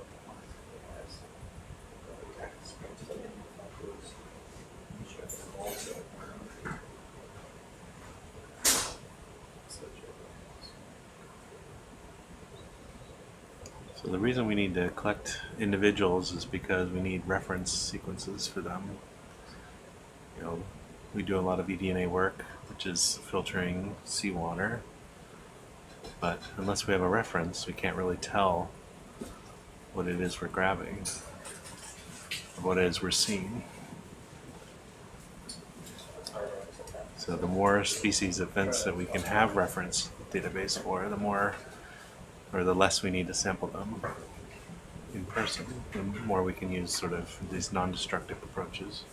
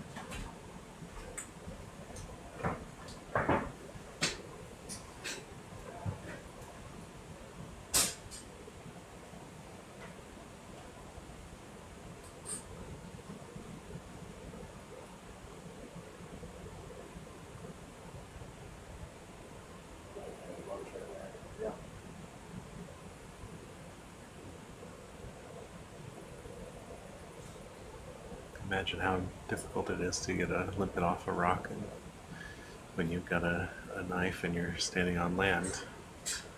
And I'm sure it's even more difficult with an arm. Yeah, you can see them in the dark. Oh, you can? Okay.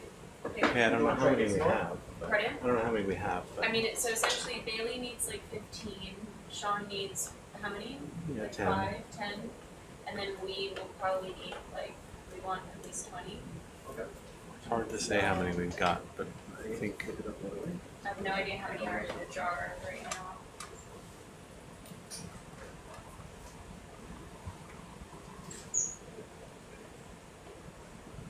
there's no way to see it with the camera. I can rotate around, but once they sit on the bottom there, but Oh, hang on. Got my lunch here, let me ask myself. Okay. Okay. I'll tell you what. Just watch up here when I kill them. So it's in there right now.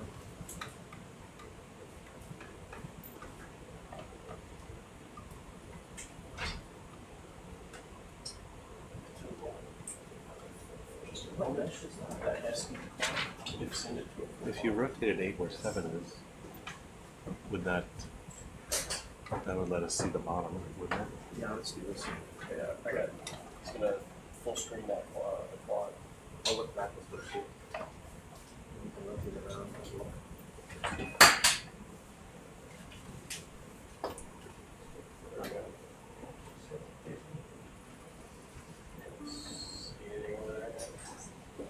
Yeah.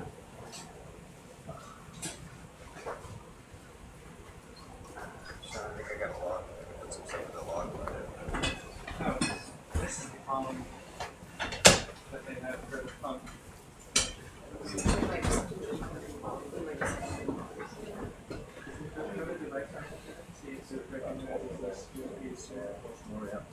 Most likely Windows, most likely yeah. I wonder if Yeah. But let me see if there's actually something on that.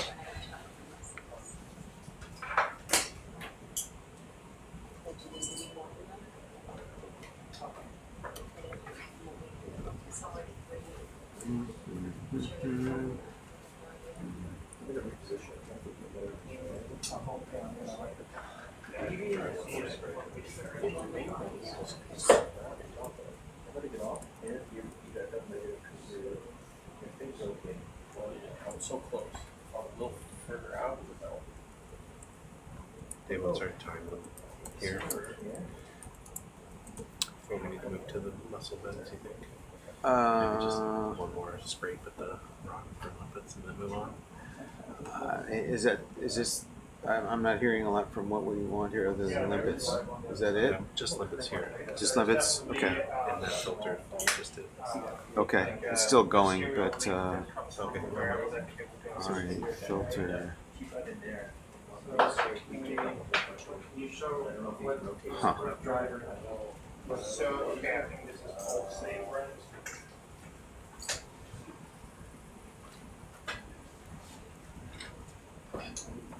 Will be a web page to go.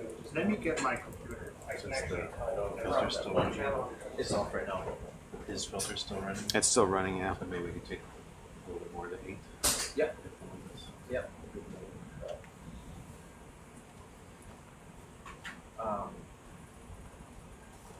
What about, do you want to, grab it, whether you grab it short out?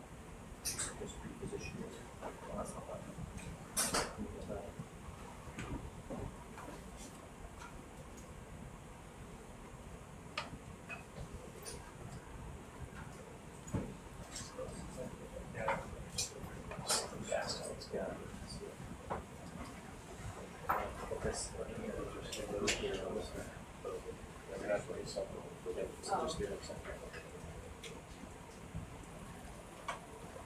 Do you know what the ball rate is? 9600 is what I think. What you'll see is,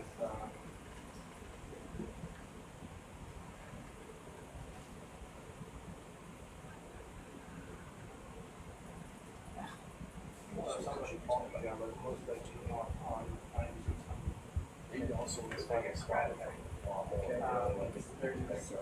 See if you 80 the other one?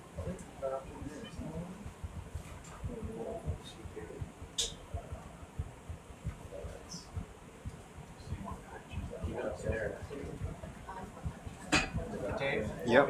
What baud rates do you usually connect to those pumps on? Do you know? 3680? It's 9600. 9600, 8 on 1. Adam, Yeah. there's a huge patch right here. I don't know whether it's two. I can't see either. You have to come up here. Well, if they're, right if they're, here. yeah. Talking to I don't know somebody whether about that's the protocol too that involves in this binary. far away. It just seems like there's all of them there. But I know that This is Dave's earlier, pump. but earlier this month, like, the data on this screen was English, and I think there's Binary. Well, that makes sense, but it seems to me there's somebody on the other end, and there's a person that's actually that system is talking down. Okay. Now it's just a question of actually having something to reuse. So this cable seems to be broken. I understand each stuff, you understand there's something coming in, and everything's back. Getting like gobbled stuff back. I don't know the language is this cable. But it seems like there's something connected to the other side of the cable rows. Okay. So the next thing we would need to do is basically like get the serial driver and then put this up to whatever control substation has, and then see if that actually installs all. Let's see it. Does this say the special cable that is different from the other one? Well, they are all from different manufacturers and they all have the same controller in there. It's just like that Windows wants to have a particular driver for every single one of them. So you have to basically install whatever the drivers for this manufacturer. So this is Dave's pump. And what you're trying to do, you were sending the commands, what were you trying to tell it to do? I just wanted to read something. You wanted to And read usually if you pull it up, it just like opens give you some bunch of status. I'll give you a menu. You can send it the menu commands to do what you want. They'll just. But it wasn't even opening up. Yeah, it doesn't seem like there's a like it's talking back binary. If it's a 9600, it's talking back binary. Okay. It could be that it's not a 9600 because then what you get back is you still read something when it's called. That's the standard for Well, playing it. It was working on that before. Yeah, you can try with different log rates to see that you get something. I mean, it worked for like a couple minutes earlier today. A strange story.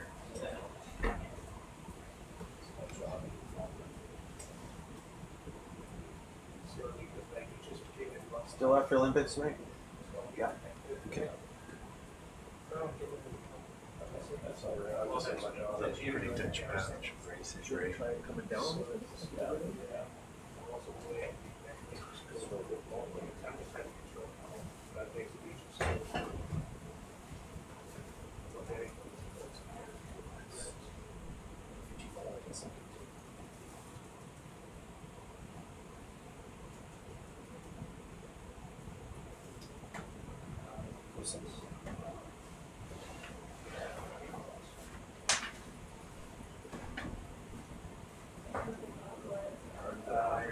Yeah, it's not a problem.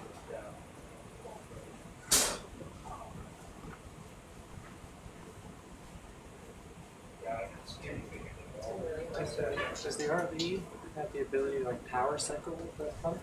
Or No, it's on battery. okay. It's always on.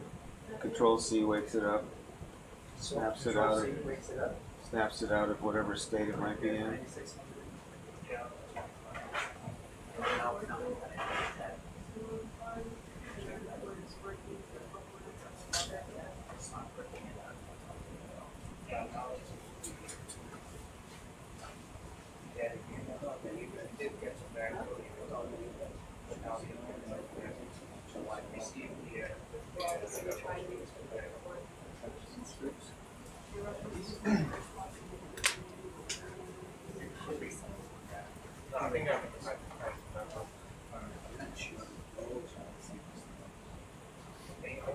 Well, we bought some of those. It's just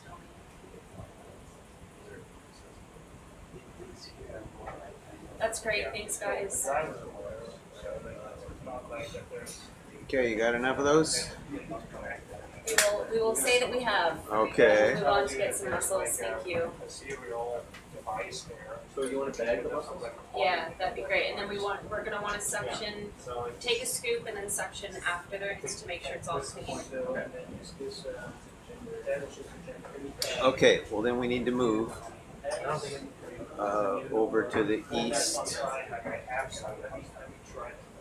It would be strange that it worked earlier without a normal modem. It's one of those things where you do everything you can. Waypoint 7. Oh, there's no way to do that. I have a show Feeling like yeah, So we need to move the ROV to a different set because there's no mussels here. okay. Yeah, we're just gonna grab the bag over there. Okay. We're going to go over to waypoint 7. It changes RX and TX because like There's mussels on the southwest corner and also on the northeast corner. They have two people that are talking like this and two receiving. You don't get anything. You need to have them cross connected, and then we'll maybe just They're down at the base around 1958 meters. If you're using serial RS-232 cables, something's not working. Whether we put a normal. yeah.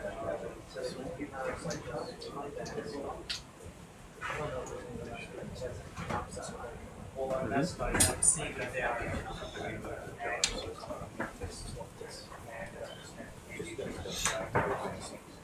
Dave, is there a manual for that pump? That's or does K-Ray have a manual for the commands you can send? Like Control C is one thing. Yeah, Control C is one thing, and then it's basically menu commands. And I think it's 5. She's seen it. I'm going to finish logging this sample and then I will look at that. Let's see. Sample end time is 16.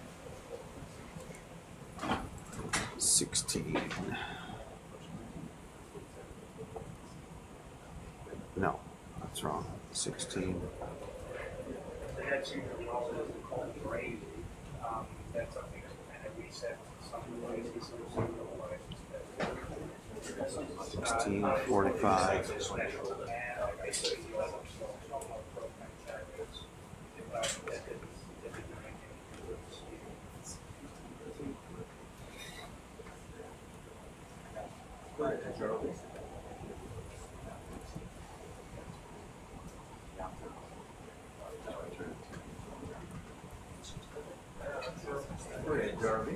It does not seem like it's a cable issue. But then on the other hand, just kind of an update. The box on the fiber, like this is not a cable that goes down to the cell. This is a cable that goes with their control system and gets transmitted onto the fiber. So we're basically just verifying that you can talk to their control system. So when it goes into the fiber, it doesn't mean that there's somebody at the other side actually sending something out. Yeah.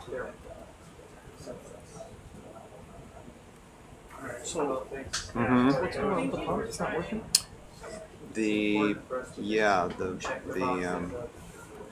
They can't communicate with the pump. Did they have it working earlier? It worked for a little while, and then it quit. I don't know why. Yeah, the battery's brand new. The battery's fine. Well, it would be useful to try to get Yeah, see, as we ascend, maybe there's a depth for it.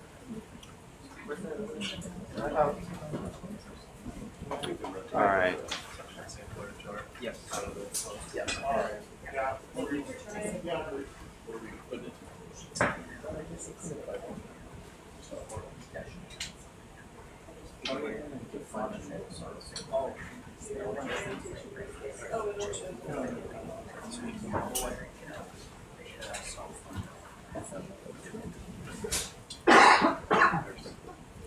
Taking another sample, Dave? No, we're going to move over to waypoint 7 and find some mussels there. Okay. And sample some mussels. Sample some mussels, which will. Yeah. Body. Mm-hmm. Kiori, if you want to try my computer on it, we can. Just for. It shouldn't make any difference. Oops, sorry.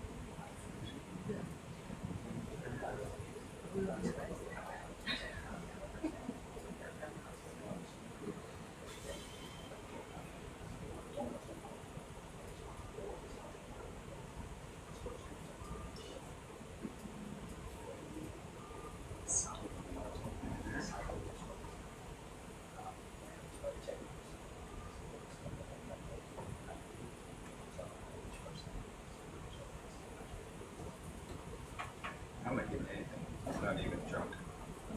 Yeah, Getting we anything? stopped getting junk a long time ago. That was just kind of the first sign something was off, right? Well, the first it wouldn't turn on, and then I just unplugged it about a million times, and then restarted the computer. Okay. Okay. Will help. It's good to just shoot a firm. You can try the fluid sampler later. I mean, next drive.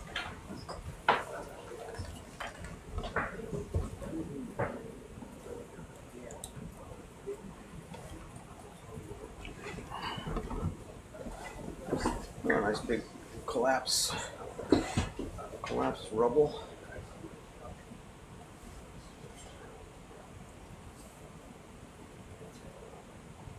Very jumbled lava flow there.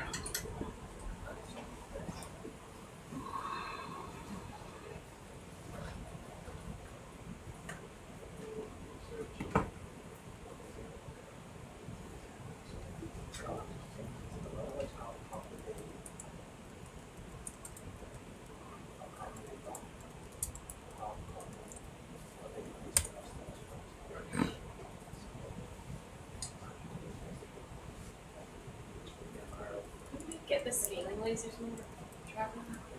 I think they're on still. They're on, but Oh, they are on. Thank you. Bingo card.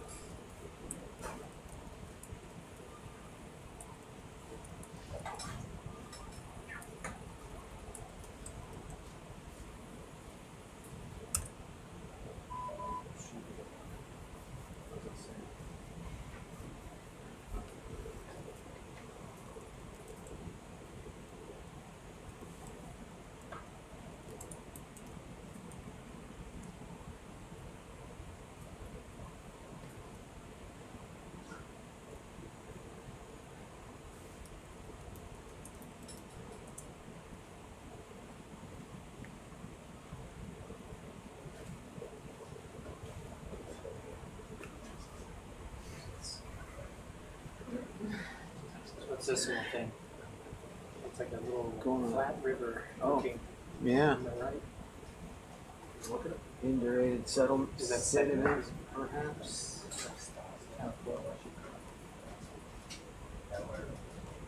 Interesting that it's such a big sediment layer right there. Huh.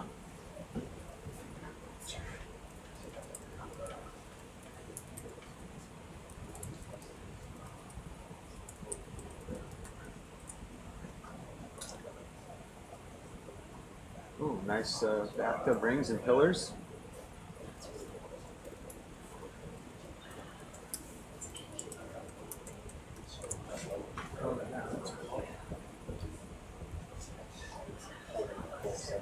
Those pillars form when steam comes up through the lava.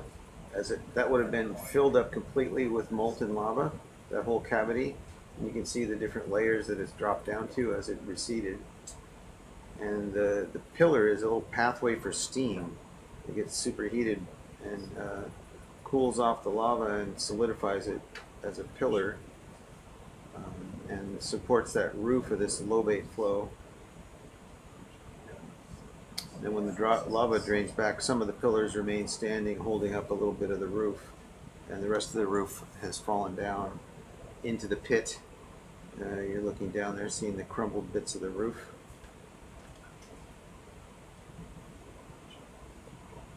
If you could look underneath that, you might see, at some point you could have seen maybe a smooth surface where lava was flowing. Sometimes you see lava drips on the undersides of those overhangs, where as the lava starts to recede, you get molten lava hanging down and freezing. There's a nice pillar. You can see very well there how it sort of supports the roof. That was all the surface of a lava flow.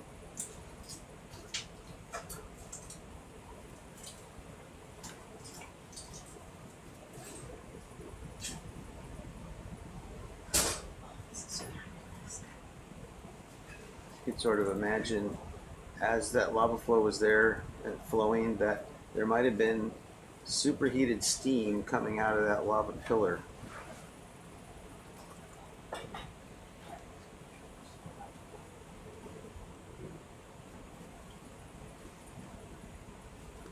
Yeah, these are really cool features. All that rubble down there was the roof of this thing that after it collapsed, it just left rubble on the bottom. Sometimes in the period right after the eruptions, you see a lot of sediments, hydrothermal sediments in those depressions at the top of the lava pillars where the rock has been altered and leaves a bunch of iron oxides and other iron silicates and that sort of thing. See porosity through to the next cavern. I see one. It's interesting that all of this is between these two parts of the vent field.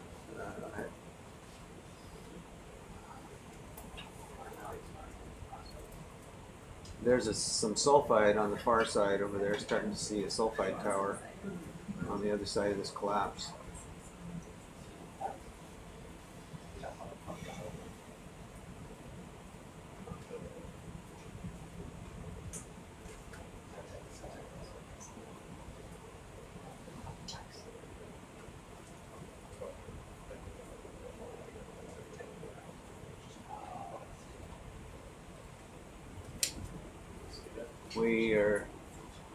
We're headed in slightly the wrong direction. Yeah, sorry, I was off the line. Yeah.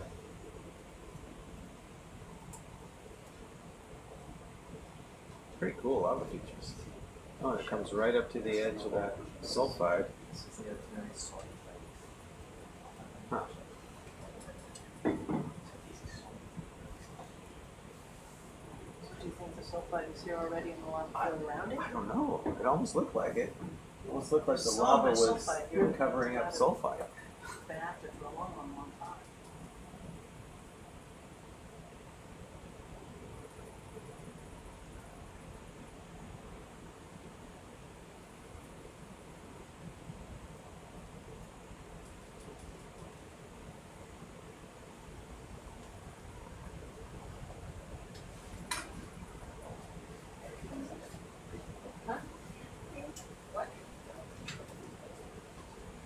Alright, so we're headed up towards waypoint 7. There's a bit of a vent community right there, diffuse flow, likely. Is that the one that had all the mussels?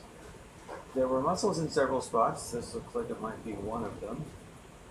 So this is, That's a lot of mussels. Yes, those are mussels. Cool. Let's have a look at that.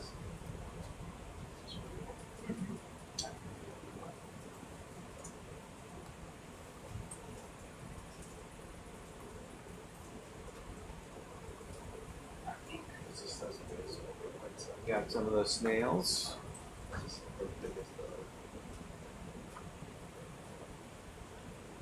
Does this look like the side? Is this what? yeah, these could be.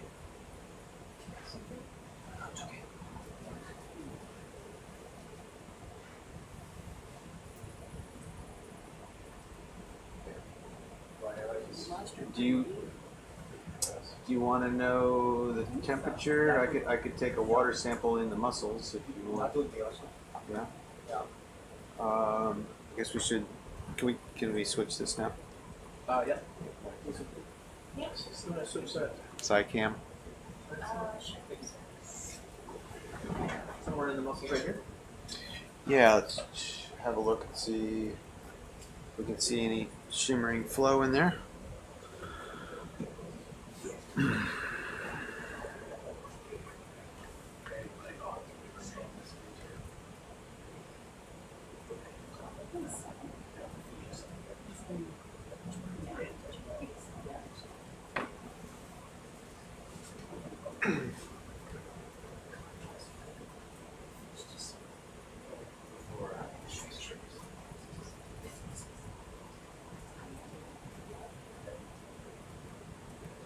So how big a patch are you going to want to clear off?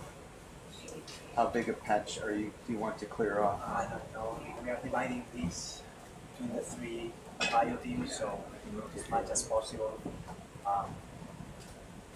So we will use each of this.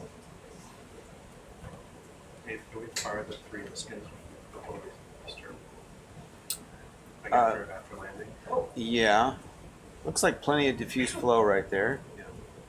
So I could get a sample or two, or a quick sample or two of water, so you can know what the chemistry is, if that's of interest. think I got a couple left. We got it back down. That's right.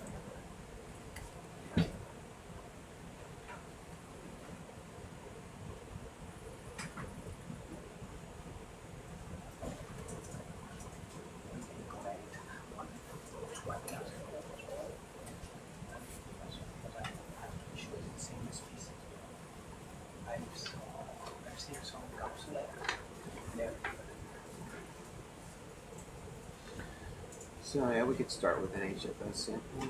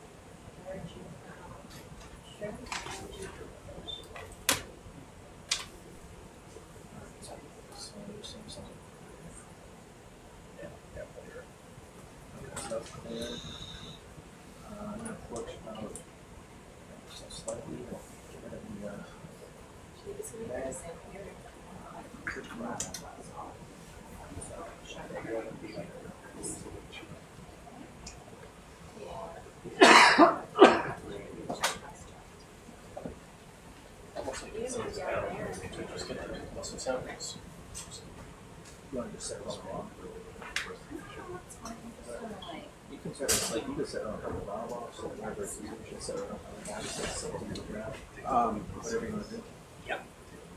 Okay, so before we stir it up, guys, I think Sean wanted to get a Niskin bottle before we stir this all up.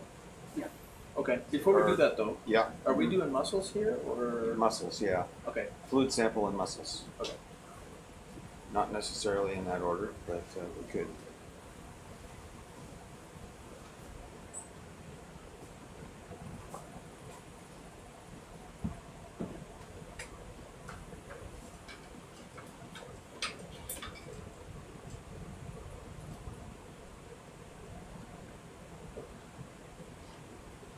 I guess I could do an oxygen measurement too. Do you want to do some Niskins first? Yeah, there's three of them. 3, 4, 3, 4, 6. 3, 4, 6. You want them all? Yeah. So Niskin 34, 35, 36. I would say it's all one sample. Yeah. So 34 and 3, 4, 6. 3.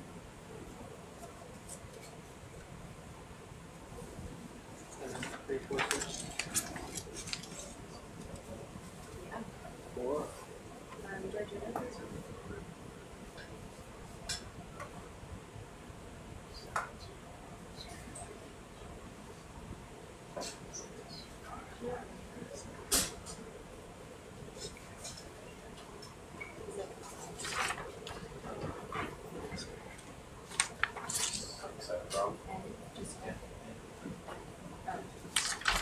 What sample are we on?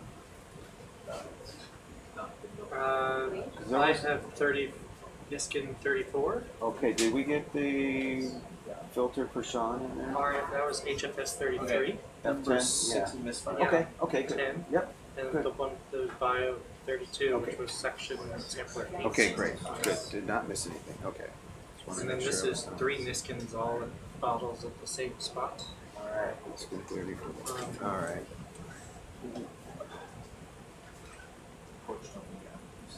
You need me to do that and see that? Or she do? I'll let you grab this. This is, Okay, Niskin's done.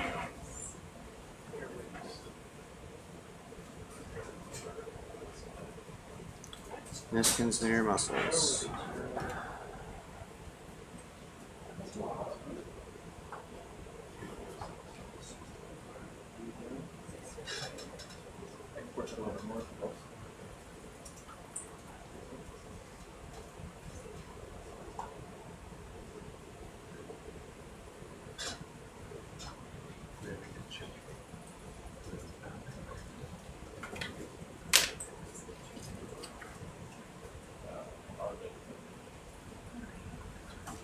I wrote down 6 didn't fire on the rotation, but That's perfect. yeah. You know that because you did put up this I wasn't actually watching it, but you saw it. Oh, okay.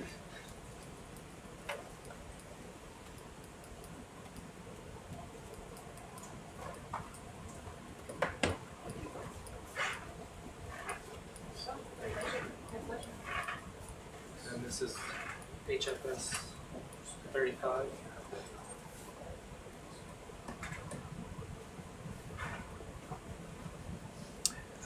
This will be HFS Piston 7. Piston 7. So now I'll take off. Yeah. Julie left this message. I don't know. Does she have any more filters left? Yep. She's got filters. Sounds like she wants to take some. All right. What piston did you say it's going to be, Dave? Piston 7. Piston 7.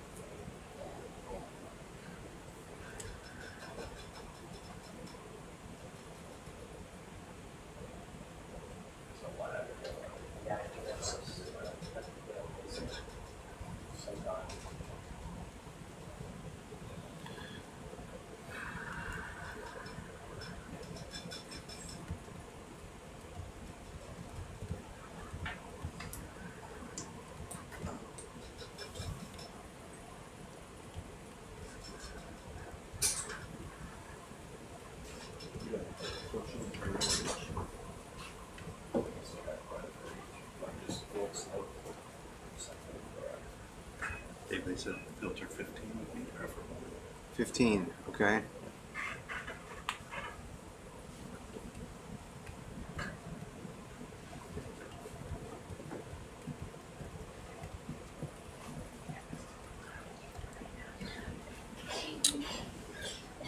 Okay, we can,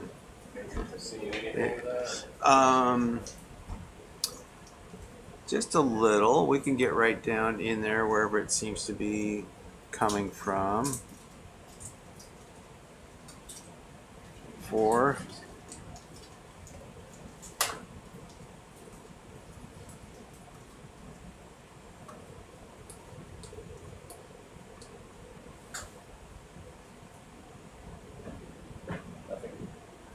Barely. 4.4. That's going up a little. It might not. I mean, it might not be very warm here for sure. Why don't you try putting it in where we can see? Maybe just. Okay, I can't. And it can go right down in the cracks or right down where the mussels are. 5. I got up to 5. These guys usually live in pretty low temperature.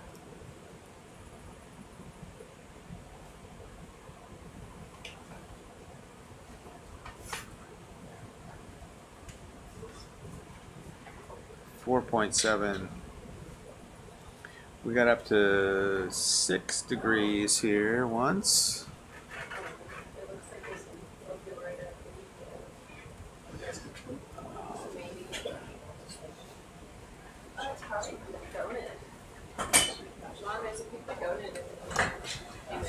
Do you need me to log anything?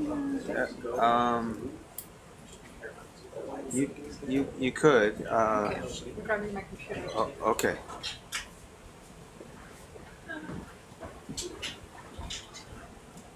Okay, that's 4.7. I just can't see where it is, so I have a hard time telling you what to do. Can't see anything.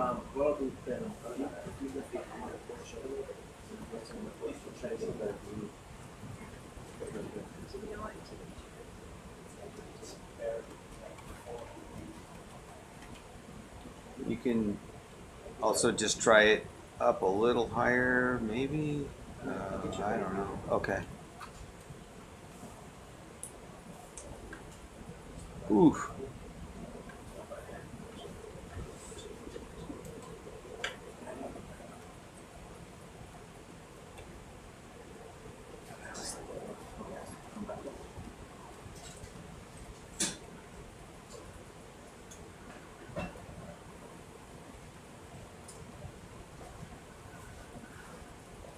Um,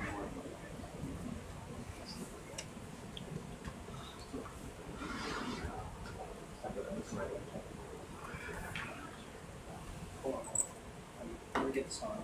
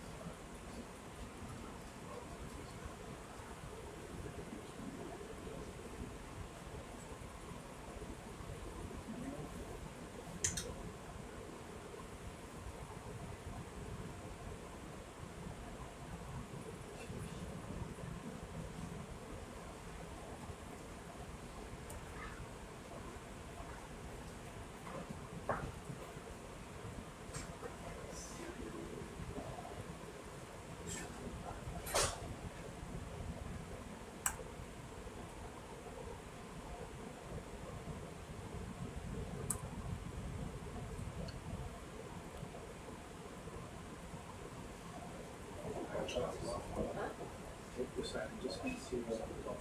Yeah. I'll go to it. I'm just rotating on the porch. I'll try to look down that crack. So you can, at least yeah, you see that's the a sit cam. that's a pretty good view down from above. Yeah. Yeah.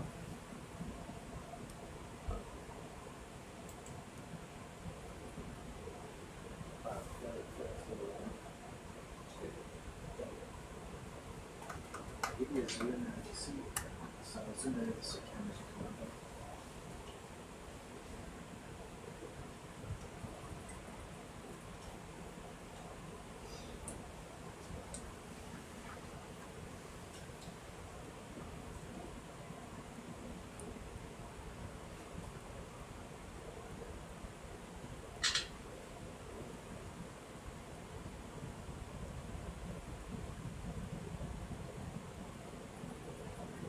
Is vertical better or big?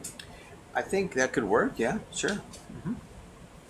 Could put it right down near the surface next to the mussels. Could do right in that whitish patch that I can see here. The shrimp currently on it. Okay.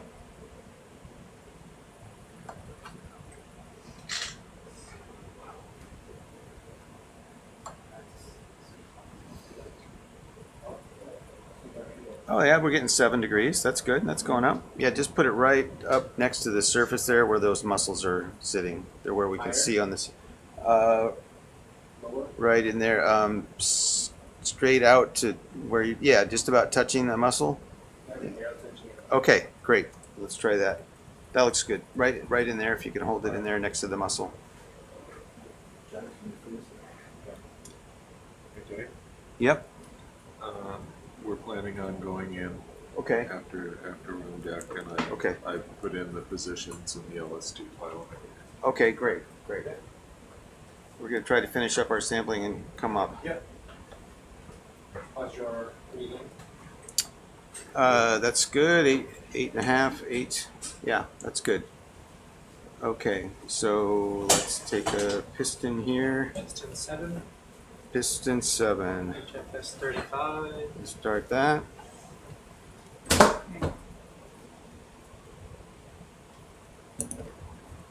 $35, you said? HFS 35. 35.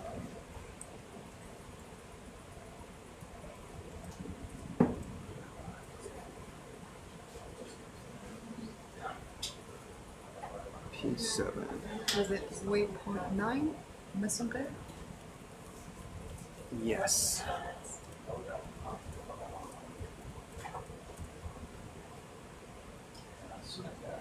Seven.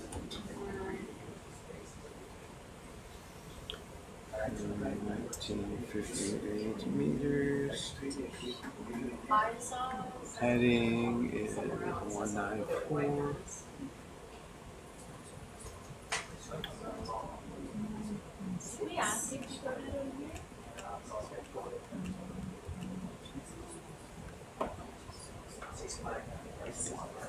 Oh, yeah, okay, I'm not used to it.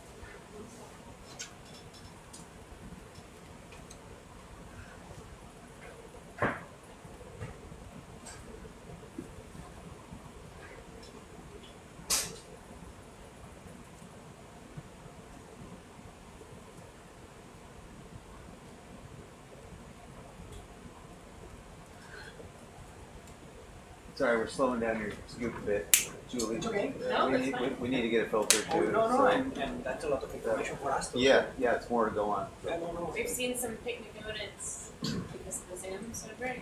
Okay. Show you this one. Oh yeah, see a Just couple there, there. and then another one. Just limiting with the big muzzle there. Yeah. We can kind of zoom on those little guys. This is gonna be funny to analyze because usually the muzzles in the Mid-Atlantic Ridge are kind of thought to be divided by depth. So the shallower one is Azoricus and the deeper one is Puy Des Folles. But this is as shallow as Lucky Strike almost. And the EDNA is saying that it's Puy Des Folles. So that's something interesting. Looks like you got a lot of small stuff to sample here. Yeah. Well, as soon as you have the muzzles, the little animals use the visors and the complex structures. So, yeah. Let's see.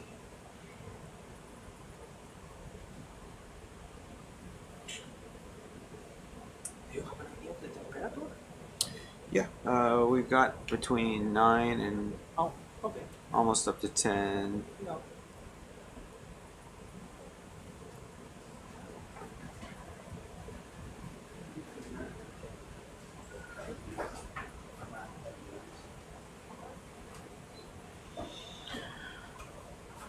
Okay, I guess that one's done.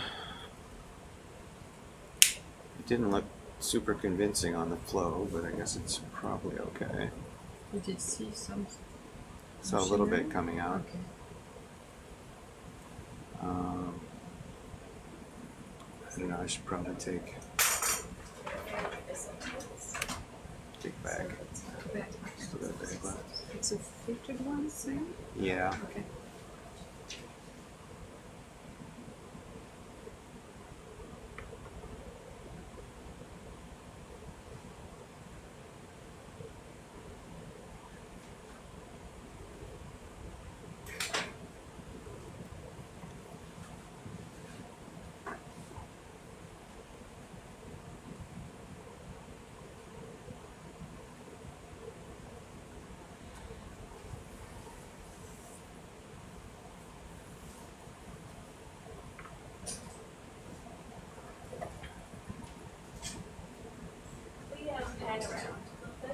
Sure, yeah.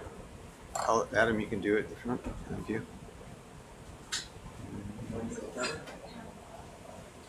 Ready when you are.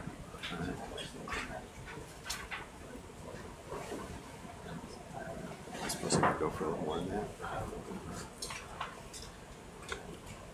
Okay.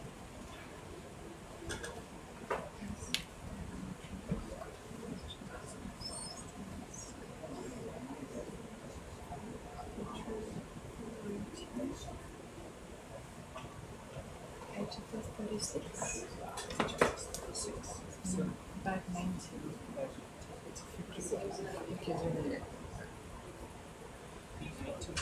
Yeah.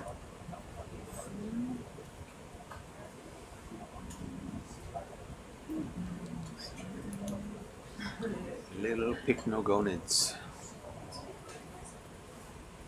mixed in with the ophiuroids.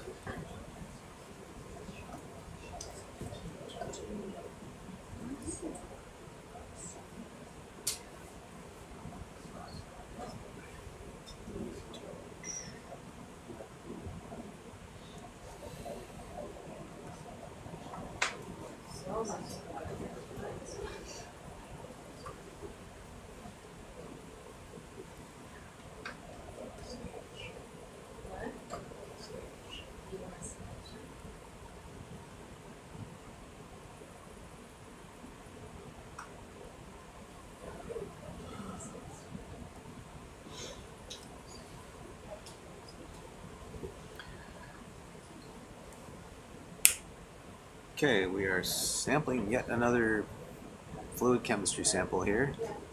See what these mussels are using for energy.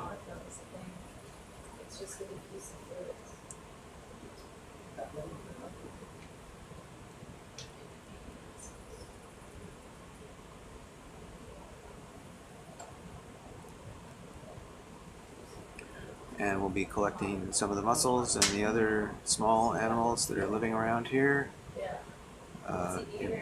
Try to get a quantitative collection from a specific area. Be a lot of little tiny animals to sort through.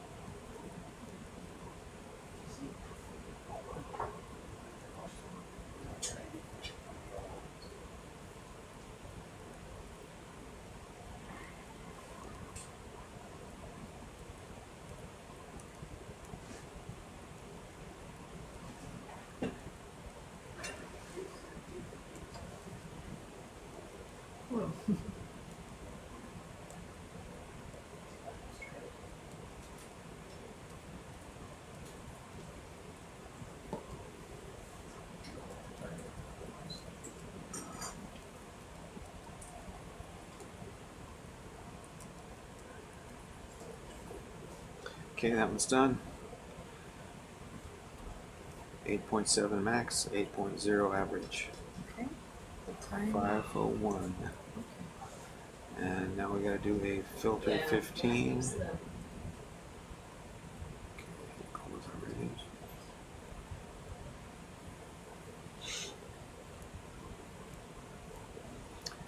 Well, collecting a full set of samples here today. I should have done oxygen measurement just then. Yeah, but I guess I could maybe do one after the filter.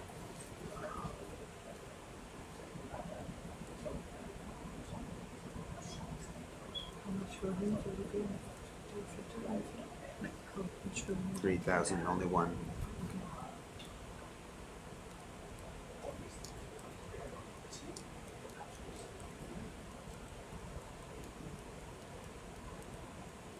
Is that the same egg that we were seeing? It looks different. You think so?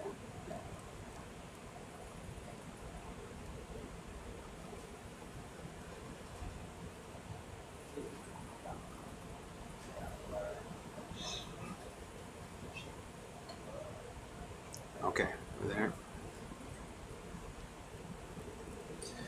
Okay, here we go again.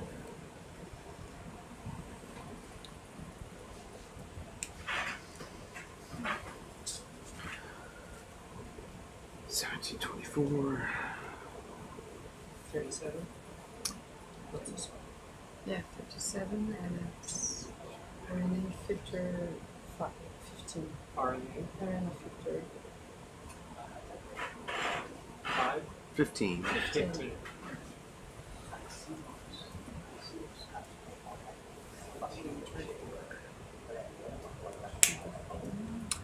Okay. Taking an RNA filter. There's RNA and DNA. Right after we take it. So bring that up and you can look at all kinds of things with that kind of a sample. We'll have that to compare with the collection of animals here. We're going to try to do a quantitative collection from a patch where we sample everything that's living in a portion of this habitat.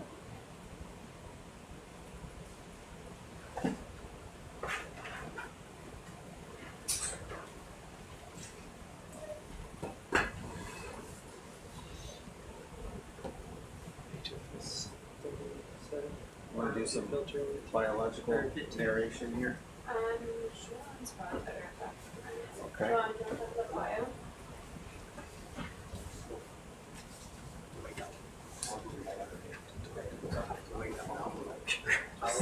Just smack him in the face. Okay. Hello everybody, I'm Joan Alfaro, postdoctoral fellow at the University of Victoria in Canada. We are now trying to take some chemical samples of this mussel bed. Those mussels inhabit different hydrothermal vents along the mid-Atlantic ridge. So far, these are the first ones that we observed in this cruise. We didn't find any mussel at Iskane fracture zone, and we didn't find any mussel at cluster 2. So we are very excited to see what is living here. Those mussels are chemiosymbiotic species. That means that they have bacteria in their gills, and this bacteria is doing chemiosynthesis using the fluids that are available, and by doing so they obtain energy and they transpass this energy to the mussel. So the mussel is not really actively feeding, it's just providing fluid to the bacteria on the gills. They still have a vestigial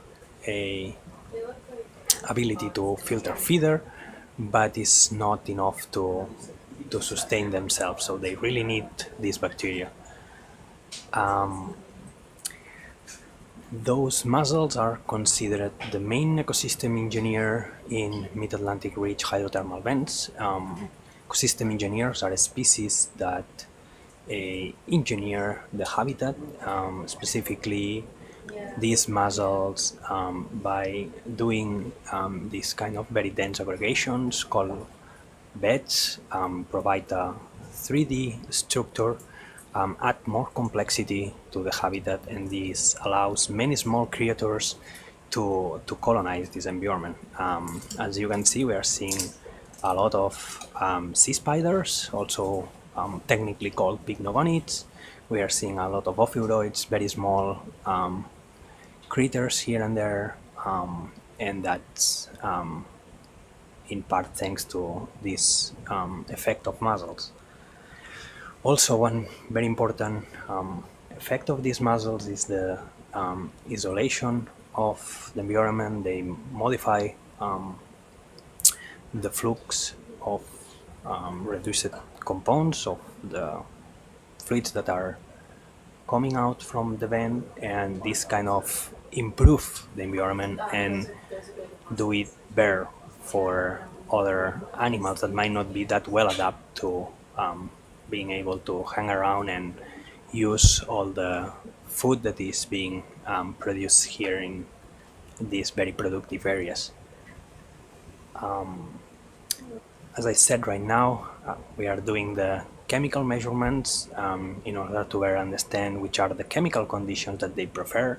As I said, we didn't observe mussels everywhere, so those kind of analyses are going to be very useful for us to understand the patterns of occurrence of these guys along the ridge. And after that we will proceed and try to physically sample some mussels and the associated species as well.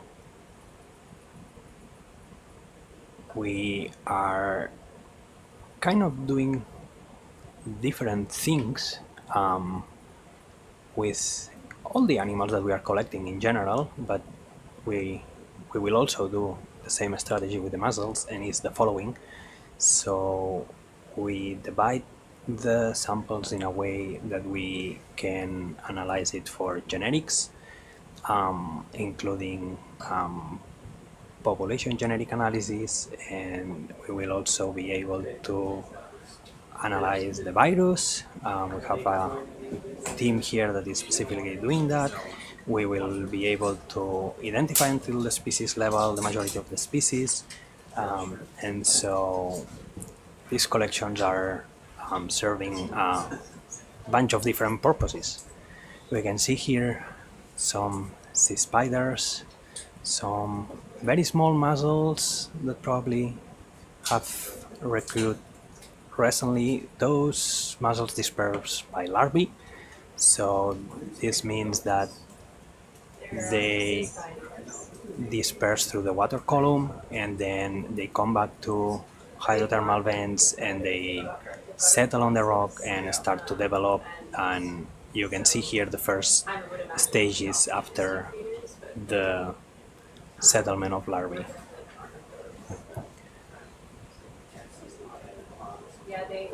We always take advantage of these chemical measurements because they are not only very useful afterwards for doing ecological analysis, but also now we have plenty of time to play with the camera here and there and look for more species to add into our list, so we can have a much better idea of what is living there and kind of planify a bit better the sampling strategy.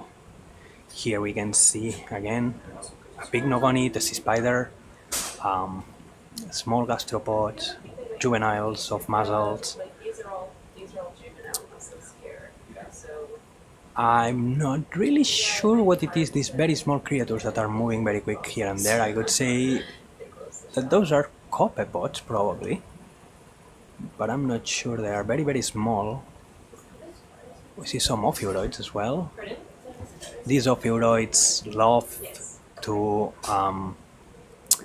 place them in the middle of the mussels. So the mussel attached to the rock with a structure that is called byssus. If you have collected mussels from rocks, you know what I mean. It's this kind of hairs that go out and attach to the rock very hard. So this is actually a very good habitat for many of these small species. So it's very common to find many species associated with the mussels, especially thanks to this byssus.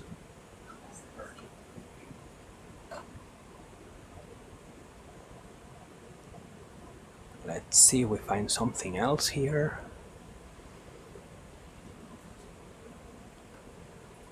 Yeah, those again. We have an ophiuroid on the right, sea spider in the center, and many juvenile mussels scattered. Not seeing a lot of polychaetes, but that could be something that we might able to see if we are patient enough.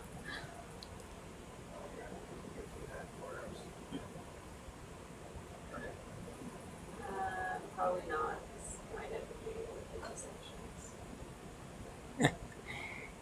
Yeah, those. Oh, there are some tube worms there, probably catopterids, very small ones. We see also different shrimps. I have seen here so far 2 different species. They're not that easy to distinguish if we have the opportunity to focus on both of them at the same time. This is definitely one of them.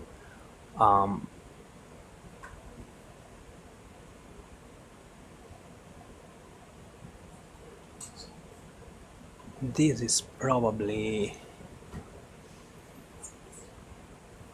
I cannot really tell honestly from here. Would need a bit more focus. But yeah, it's a quite diverse assemblage that we have in front of us. So, what's the story with the shiny? They don't have the mountain parts, but they're eating, right?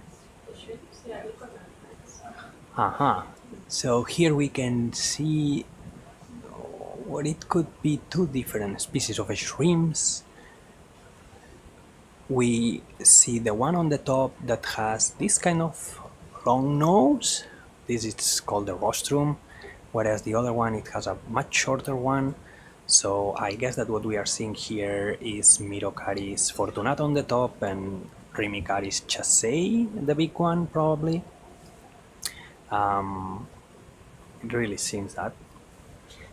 Those are species that usually inhabit more kind of colder environments compared to the ones that has a much rounded head that we have seen in all black smokers. Those are Rimicaris exoculata, and those are shrimps that are extremely dense that form these swarms around the black smokers. So really, vents in the Mid-Atlantic Ridge, we usually have these three species, and they are kind of divided in between different environments, although there is overlap. Let's see if we find more animals. I'm not seeing a lot of limpets, but this is an animal that it's usually found grazing on the mussel shells because it's a very good place for bacteria to grow, so limpets kind of clean the shells of the mussels. These mussels are already very clean, so that is probably an effect of this fleet. It might not be the best fleet for bacteria to grow, so yeah, big Batymodiolus. It's gonna be interesting to see which species it is. We suspect it's Batymodiolus puteoserpensis, which is the species that occurs or tend to occur more to the south, but also deeper. So this field is interesting because it's on the south, but not that deeper compared to other fields. So there's a lot of interesting things to test with the samples we will be able to collect.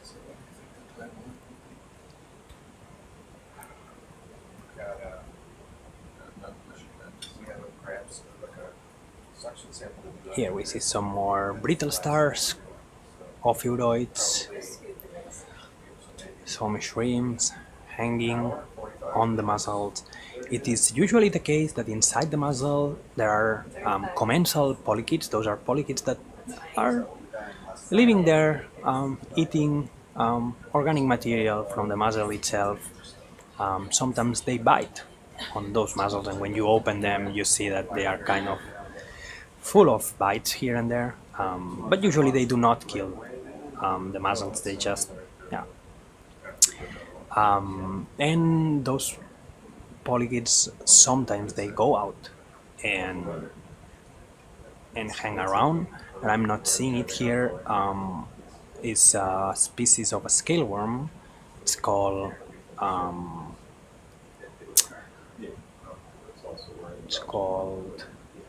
oh, I'm not remembering how it's called. The polynoid, the Sipensis. Yeah, I have to just wake up. It's kind of difficult now to remember all the names by heart.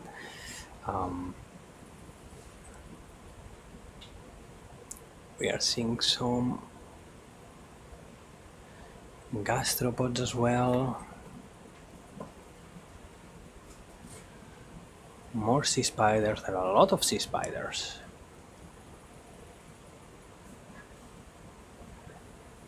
Almost there, yeah. 201 millimeters. Right. I suppose. Yeah. That's good. Thanks. All right, thank you.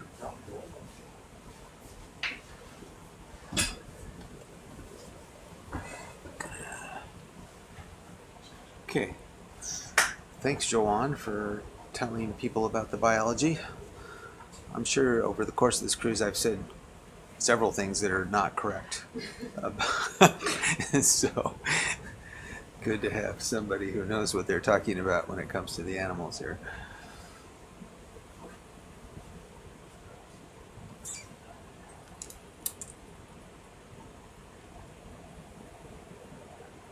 Okay, we're just about to the end of this sample, and then we will take an oxygen measurement since we have an oxygen sensor on here. Okay, that one's done. It's done? Yep, 9.2 and 7.7. 3,000.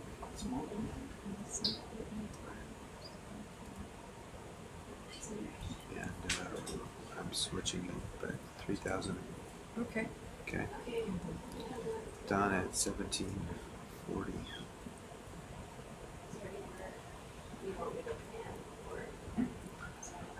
Any more HFS? So, I'm going to make an oxygen measurement, not a sample, but we'll Not a sample. say what the oxygen is as soon as I turn the pump on. Should I put it in a temperature reading or? You could do that. Yeah. Okay, on number 24, turn the sample pump on.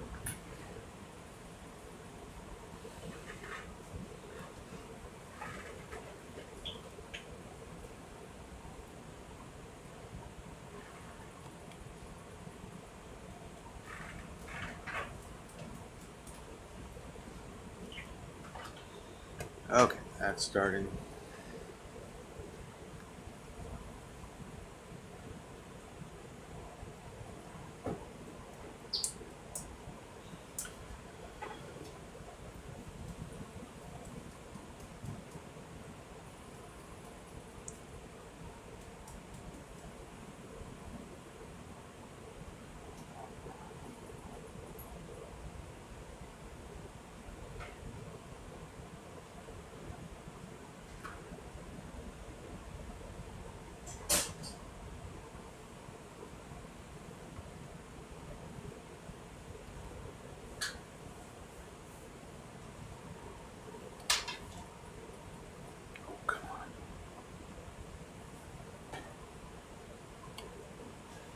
What's happening? What did I do there? Trying to set it to maximum speed. Let's see. Sensor is not ready. Weird. I did it wrong. Slid it off the screen. It didn't like that.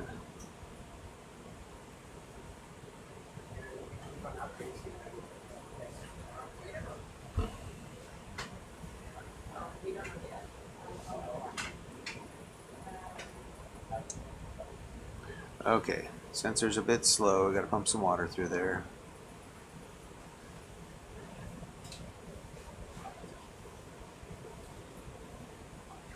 What's it doing? Going up and down? I don't see that. Yeah.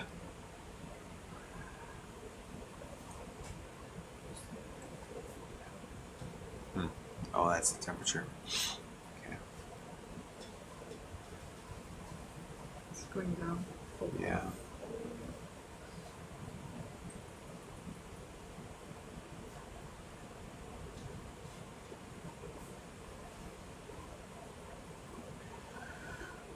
Okay.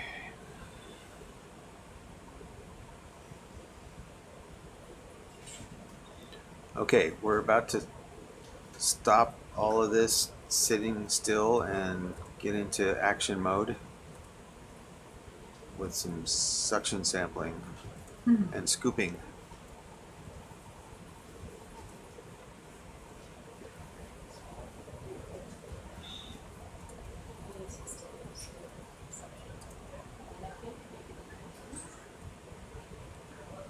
Okay, I'm gonna just stop that and let that sit there. And I'm done with the fluid sampler. Okay, so we have two full rats. Okay. go sleep. Yeah. Before the action. You can take a little nap here. Yeah. What else?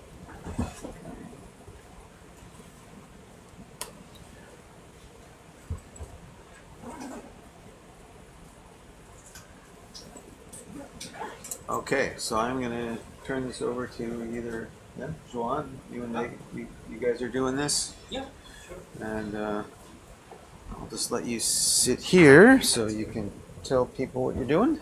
And, but, you know, just concentrate on your sampling. Yeah. And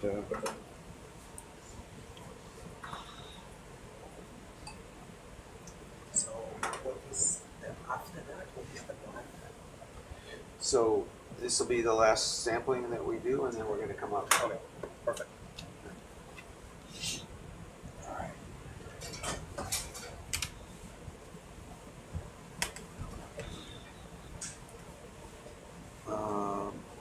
Actually, I'm going to do one thing here. Okay.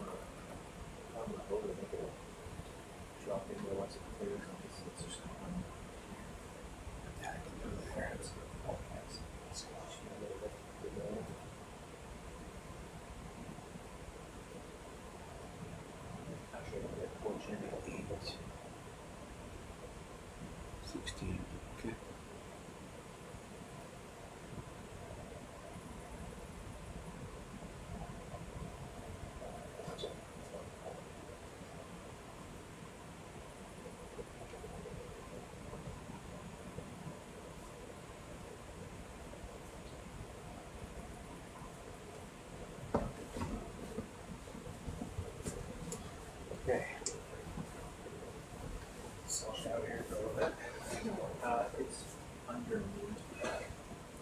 when they're done.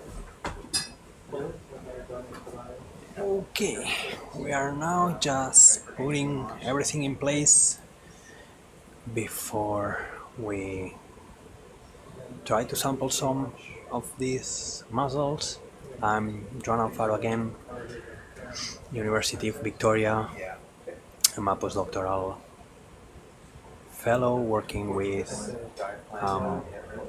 deep sea ecology, mainly chemosynthetic based ecosystems such hydrothermal vents, and very interested in biodiversity patterns, like species diversity, functional diversity at the local and macro scales. So we are now gonna use the suction sampler and the biobags to sample this community and see if we can obtain some mussels for genetic analysis, for their identification, for viruses analysis, etc., etc. There is a lot of things that we can do and that will answer a variety of very interesting questions that will allow us to better understand the ecology of hydrothermal vents.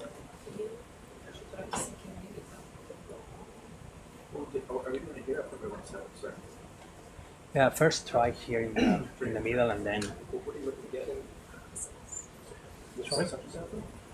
No, first with the bag. And then suction. And then we clean the surface with the biobag. Okay. So you're going to do the egg first. Yeah. But the egg is. Yes, exactly. But if you want to bring that up and open the HF test those and just kind of set it there so you can see that. If you can, like. Huh? Oh, sorry. I don't know. See this thing doing a set of half the region.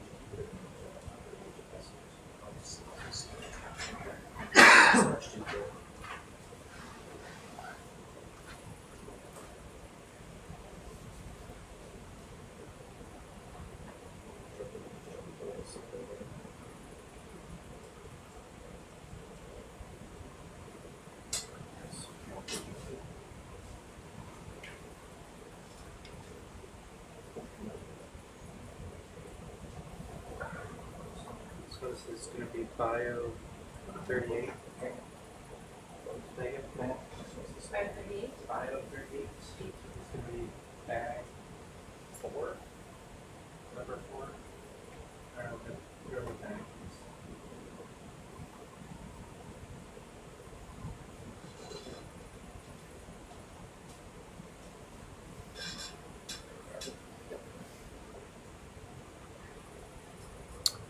Okay, so we are now gonna use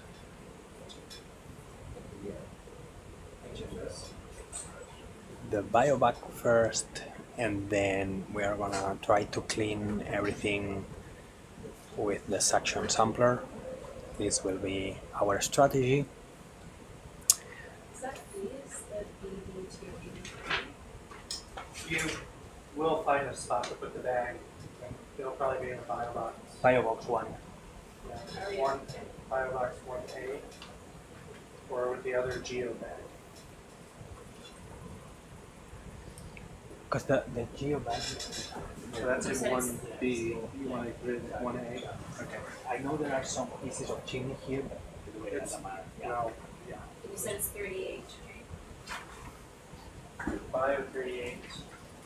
And so I put it in. Push this up.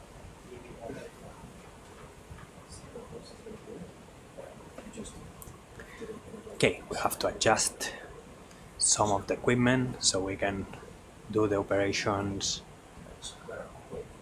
efficiently. That has been a very exciting dive. The first chimney that we found here at Puy Des Folles at the very beginning of our long cruise, we did not observe any mussel. So that's very exciting. This will allow us to compare the chemistry and the properties of the different chimneys and try to understand why some have mussels and why some do not have mussels. This is the kind of questions that ecology is interested in, into understanding the abundances and distribution patterns of species and their relationship with the environment.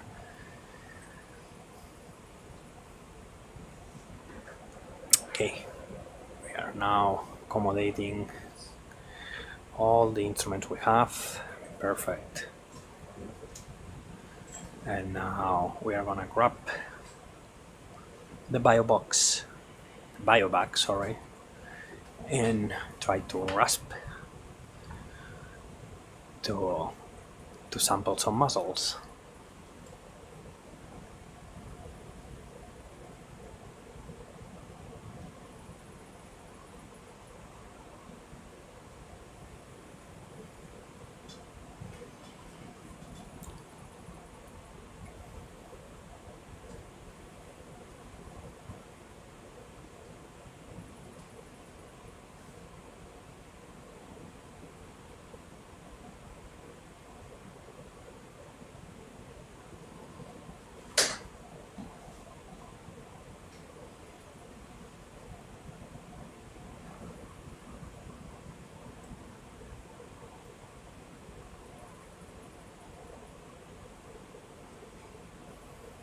Okay, here we go.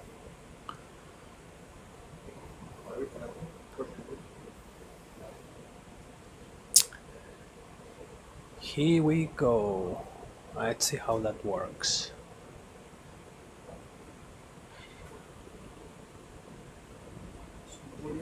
So a bit the mussels. So I don't know, what do you think? Maybe we can try with those just here, yeah. And if it's yeah, but I see more animals down here. So if we can try those and it works perfect, if not, then we can try the vertical ones.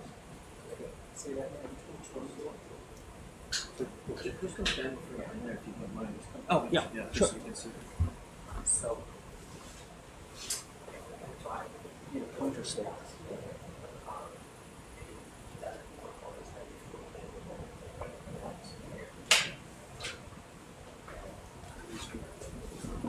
So we are gonna try first to sample those just in front of us that are in a more flattened area. Those are gonna be probably more difficult, but we are observing also a lot of species, so we're interested in those here. If not, we are gonna go for the verticals that could be somehow more easy to collect them.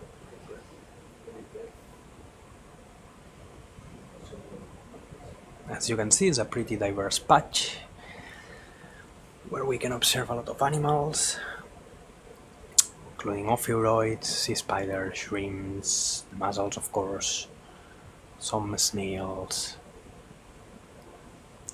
Okay. You can see the density of ophiuroids in between the mussels. This is what I was telling before about the structure these guys provide.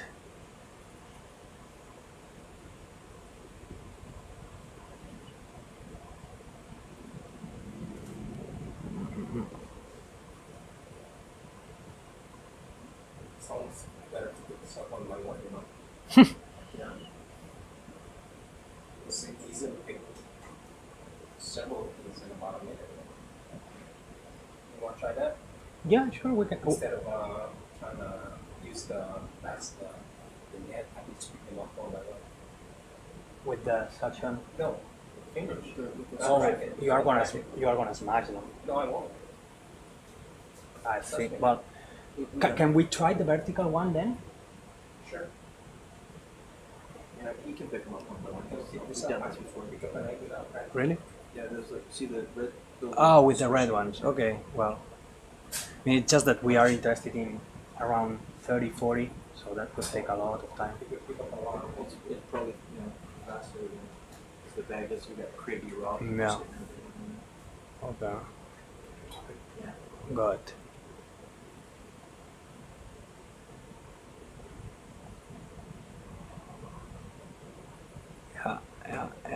Yeah.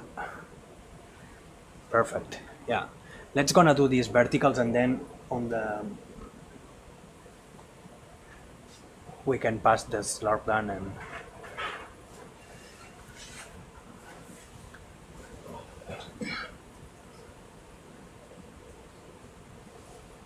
good one.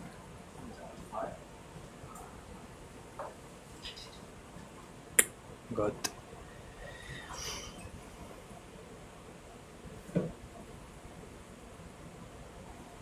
That's a big guy. Yeppa. How do I go?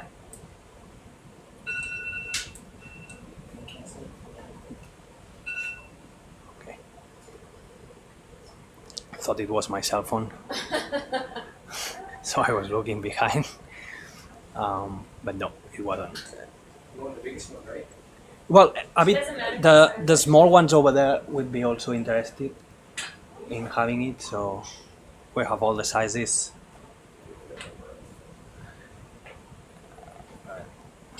Perfect. If we can, yeah. I don't know if we can reach this patch. Here. Yeah, exactly.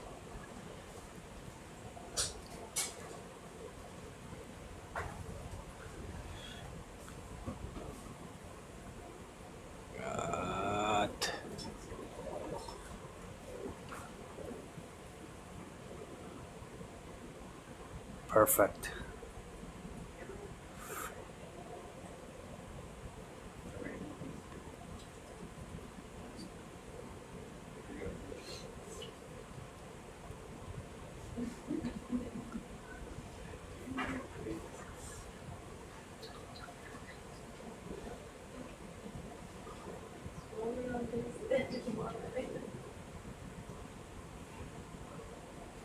Ooh. Oh, the skill! Well, you can see, like, you can see the skills of the people we have here. Yeah, perfect. I'm not sure we can put many more, so. Yeah, different bag. I think it's pretty cool bag. Yeah. That was the special trick for the 500 dive. What? You won't be able to fold it if it gets too full. Well, we are gonna put it on biobag one That's what I meant, like even in the bow box, it's hard to fold over. Oh, yeah? Because you got the divider. Oh, right, yeah. Well, we can dump them in the bow. Well, sorry? I just want to take a Oh, look at this. yeah. I mean, I think that we are okay in terms of muzzles now. If we can fit it there, awesome, and then we can do a suction sampler, and that's gonna be everything for us. By the chat's going crazy for you there. I can bring that in if you want to try it. It's basically almost all of it. Okay, so that has been a very successful sample full of mussels and associated species. I have seen a lot of ophiuroids, so there are going to be probably a lot of associated species. Let's see if we have sampled some Someone on the ship knows how to make an omelet. pycnogonids, some sea spiders. Yeah, not only omelets, but something more complicated. Let's see if we can fit this bag full of mussels in the bio box.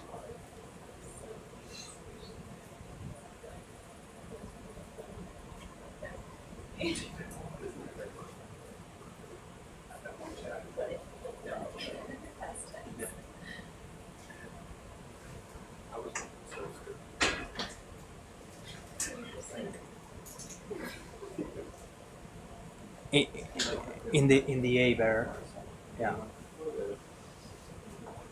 The A is empty.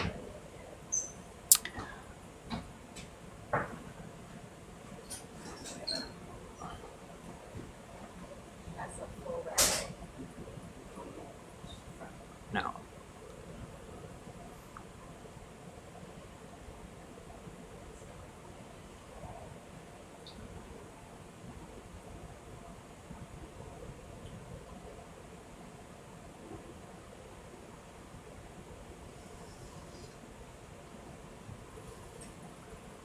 Then just let it go, and then try to coax it in. Okay. Not bad. Good.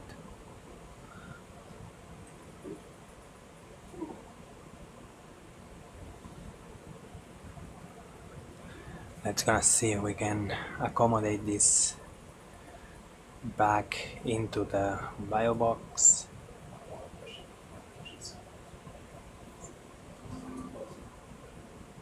Do you want to just try to get like this? That was a very good sample full of mussels, but now the difficulty is to fit this bag into the box.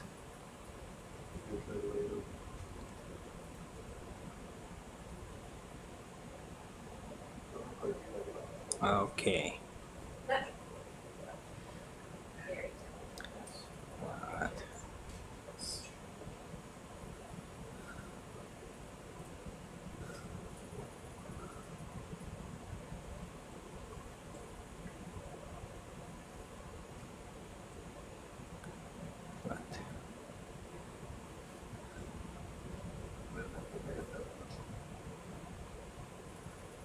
Do you need anything to go in the bow box B? Or y'all done? Or y'all gonna be done with the bow box after this? You could drape the handle over into B.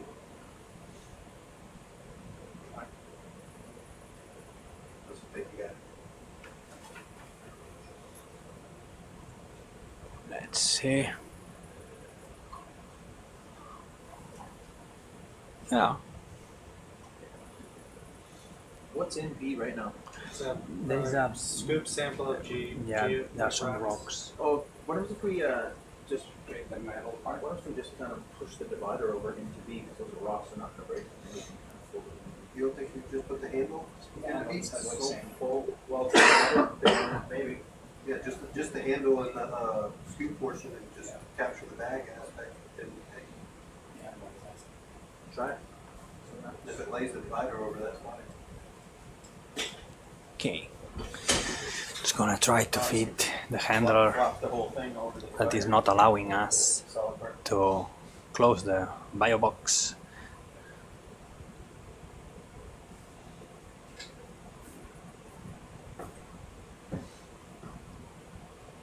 And, yeah.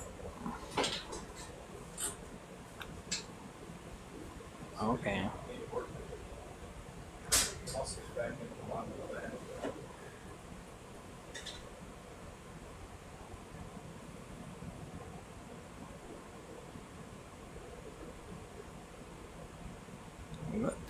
It's full J1. It's almost to the top.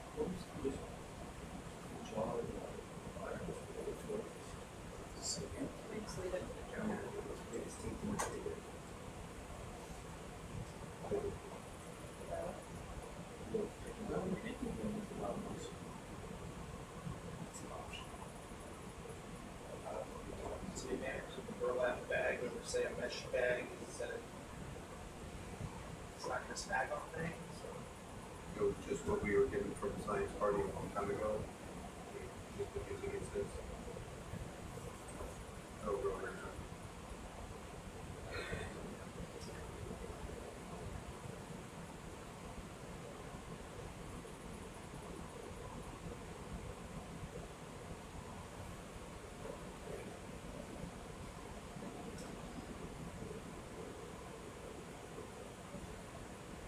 There's that almost there.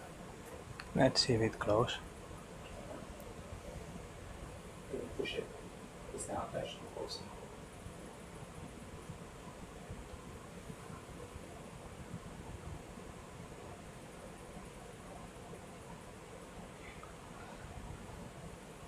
After this sampling operation, we will be pretty much done for today.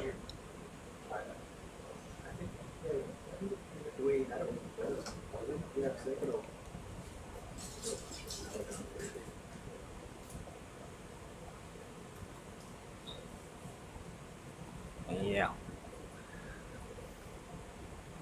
but let's see now. Here we can close. Not really. Are you happy with that? I know. I don't think it's going anywhere. John, we don't need to close all the way, do we?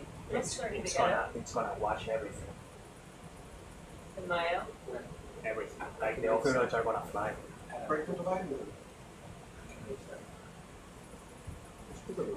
If we can push the divider, that would be. Is that right? Yeah.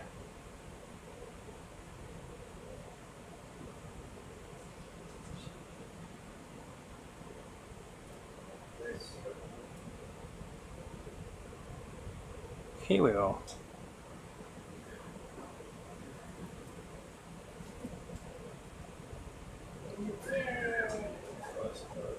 Is it closed? No, we're closed. Well,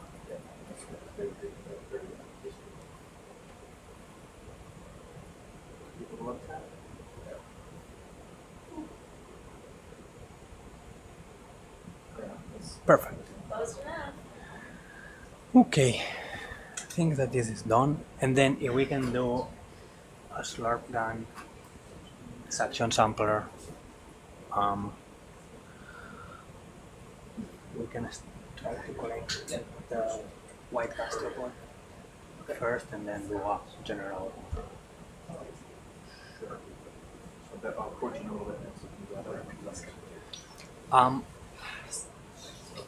I think jar number 1 is with a fine mesh. Yep. So I think that it might be better to try directly with number 2, for instance. I think that the 8 has already been used. Yeah. Okay. So, and now we are gonna go for the suction sampler and try to sample all the potential animals that has escaped from the biovac. So in this way we ensure that we have a good representation of almost everything that is here. As you can see, there are very small things, and the more you watch, the more you see. So it's always important to be sure that we will be able to characterize properly this community here. Next dive, I think that it's gonna be maybe later today. Is that right, Jeff? Next dive? Could be late tonight. Yeah, so probably it could be late tonight, if not very early tomorrow. But we are planning to do consecutive divings, so we do not have many days left in our cruise. We have been already a lot of weeks on the Mid-Atlantic Ridge sampling, so this is kind of the end of our cruise, and we have come back to the first hydrothermal vent we discovered at Puy Des Folles. So now we have to finish the exploration of some areas of our interest where we think that there are active hydrothermal vents, and that gonna be the end of our cruise. So I think we will be diving 2 or 3 more times, and as I said, probably late today we will be diving again.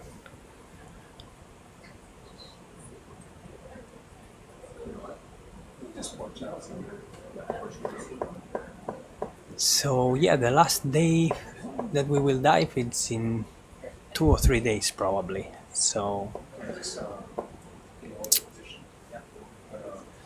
the species of this crab, I guess that is a genus that is called Segonzackia. This genus was created in honor to Michel Segonzac, a researcher at Ifremer that described a lot of hydrothermal vent species, and that was one of the pioneers in the golden age of hydrothermal vent exploration. So these crabs are named in his honor, Michel Segonzac. So Segonzackia mesatlantica, that is the name of the species. And yeah, those crabs are pretty common animal in hydrothermal vents in the Mid-Atlantic Ridge. They occur on very shallow vents until the deeper ones, and they kind of eat a bit of everything. If they can catch a shrimp, they will eat a shrimp. If they can catch a polychaete, they will eat a polychaete. And so they are kind of generalists hanging around for any opportunity to feed on.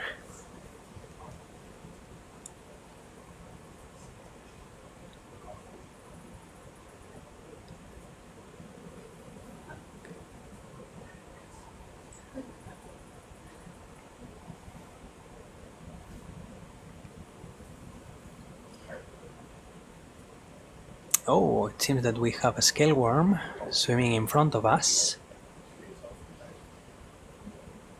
So you can see we are seeing on the top of this, on the bottom of this wall, several big gastropods. These gastropods are, if not the same species, at least the same genus of the ones that we observed some days ago at Cluster 2 hydrothermal vent field.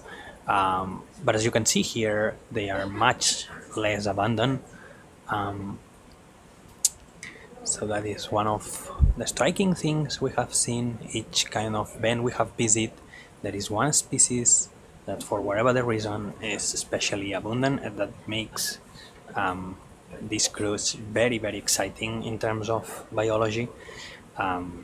Because I think that we will have a lot to analyze and a lot to discuss, and it could be a great cruise to have a better understanding of the patterns of a species and the distribution of a species along the Mid-Atlantic Ridge, something that is considered critical knowledge if we want to really understand these communities and we want to protect them and manage them in case we have to.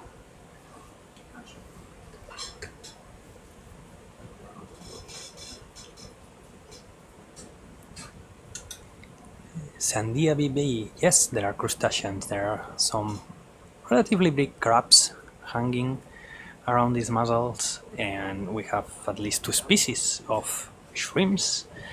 We have observed observe what it could be copepods, very small animals jumping in between rocks. So there's a pretty interesting community of crustaceans. Aside of that, we have been observing a lot of sea spiders, also called pycnogonids, anemones, snails. We haven't seen many polygids today, I feel. But again, I suspect that inside the mussels we can find some commensal polygids that are very common.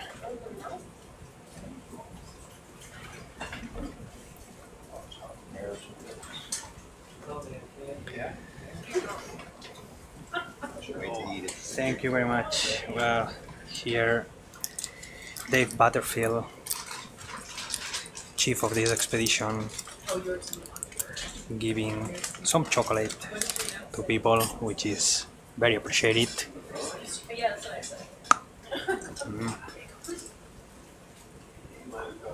Okay.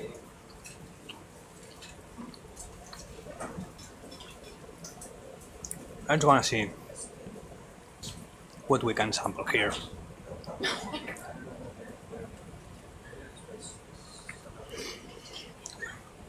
We are not going to use a very fine mesh to sample this because we want to be sure that there is a lot of power, so we suction basically everything we can.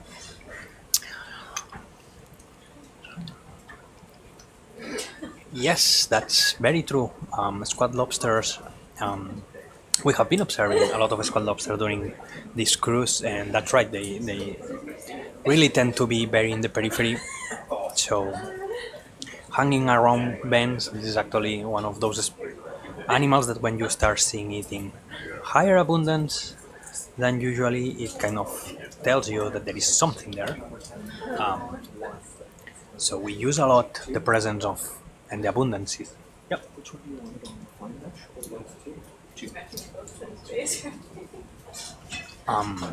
So we can use the abundance and distribution of a species to have an idea if we are close or not to black smokers.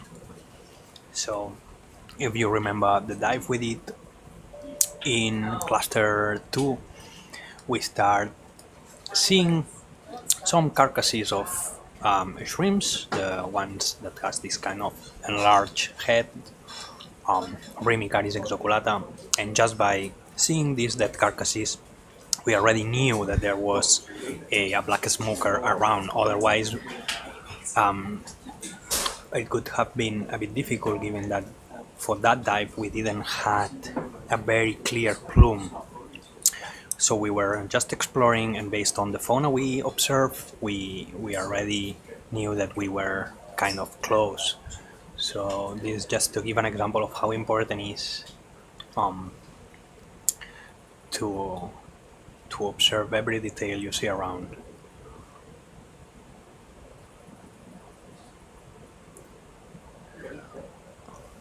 Well, what I can tell about the food is that it has been amazing so far. A lot of variety, great dishes, great kind of mixed gastronomies. So I never sailed on Falkor, on the previous Falkor, but so far this one has been amazing. And not only the galley, but in general, all the ship is amazing. I don't think I ever been in a better ship with better equipment, not only in terms of equipment itself, but also the people that is working here. All are exceptional professionals, so this is a 10 out of 10 to me.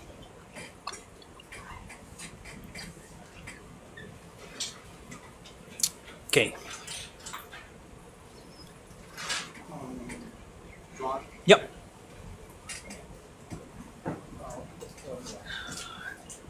On the top of the mussels, yeah. If we can start by collecting this white snail here. Your snail. Alright, there's another one there. Where's this going into? Jar 2. Jar 2. Bio 39. I think you're better off.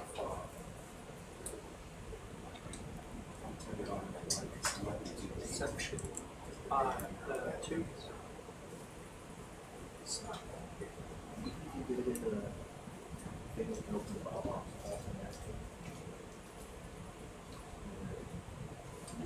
Okay, let's gonna try to sample this big guy here, this white snail first.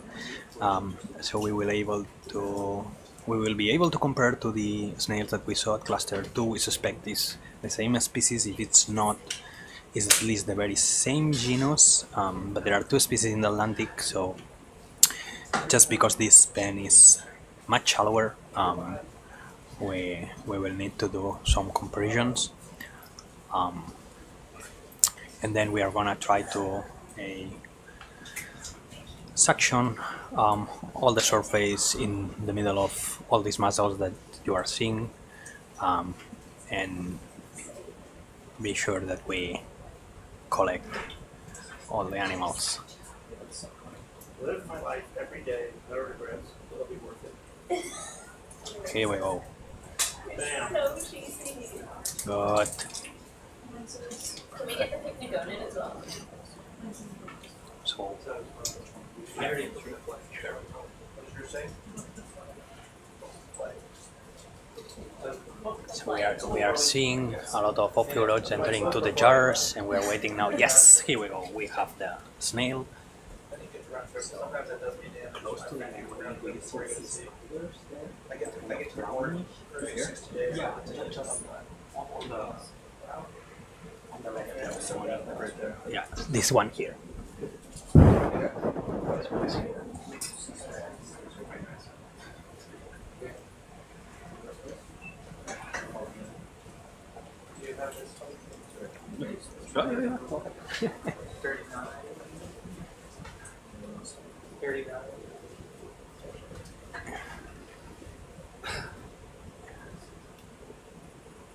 Yeah, those are, yeah.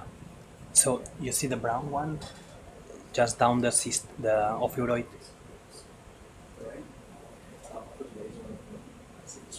Yeah, exactly that one.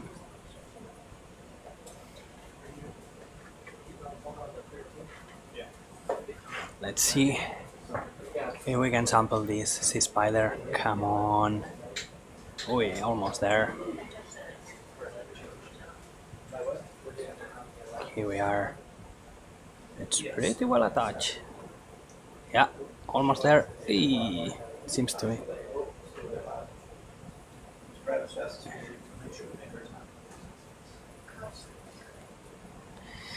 Okay, come on. Yeah, almost there. Yeah, here we are. Okay. Again, let's gonna make sure that everything enters and arrives to the jars. We have several cameras pointing to different parts of the ROV, so we are not only seeing what is in front of us, but also what is entering to the ROV. So in this way we can efficiently and properly place the rocks and animals that we collect, and we can make sure that what we are thinking that we are sampling is real. So we do not arrive on deck and have a bit deception.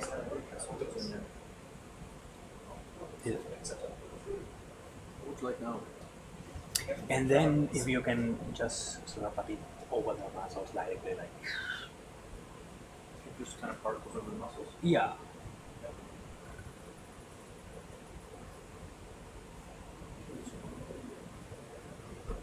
And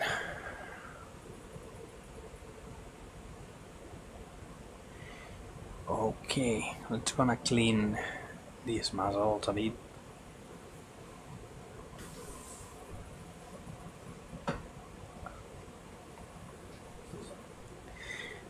I think that we will probably be able to, yeah, yeah, as close as you can.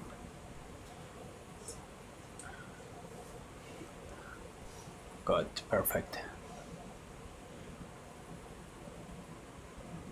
Perfect. Right in between. Yeah, awesome. Yeah, yeah. Perfect. Okay, we are seeing that there are a lot of things that are entering to the jar. So that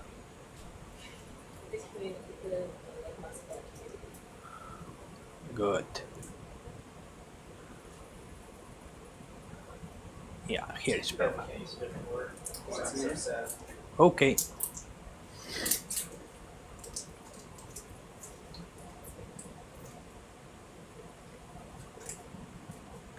So you can see those shrimps are more difficult to collect than Rimicaris oxoculata, those that are on black smokers doing these big swarms. Those here are much more aware of what's going on. And yeah, oof, it seems that we have burned the suction sampler. Okay, perfect. I think that we are okay. Very happy. I think it's okay. Thank you very much. Thank you very much. Okay, so that was the last sample of this dive. We have collected several mussels and the associated animals. So now we are gonna prepare and position all our equipment so we can start going up to the ship and start analyzing all the amazing samples you have seen during this 500 dive of the ROV SuBastian. I cannot think in a better way of celebrating this anniversary.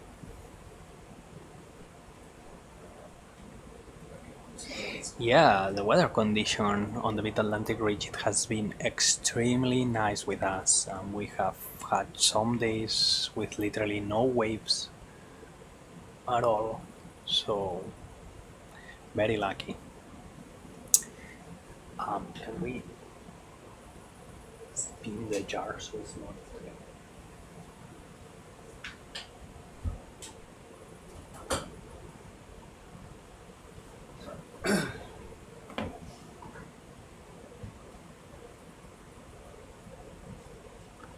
So yeah, I see some comments on Facebook saying, asking several questions. Yes, the animals, especially gastropods, the snails, tend to be alive several days if we leave it in the cold room that we call, which is a laboratory that is at 4 degrees, so it's like a gigantic fridge. They can stay and resist well several days with no problem. Crustaceans in general, so these include shrimps and crabs, are more difficult. As soon as we change a bit the temperature through the water column, they kind of do not resist well these temperature changes, and for the rest of animals is a bit depending on the species.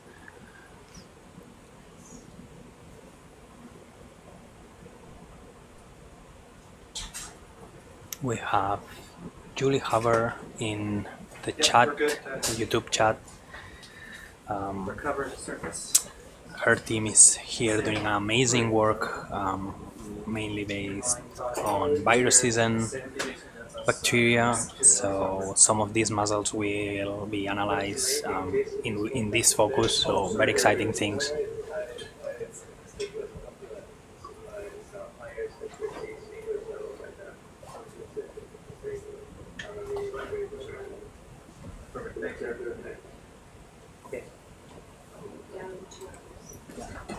So that's everything from my part. I leave you with David Butterfield, Chief Scientist.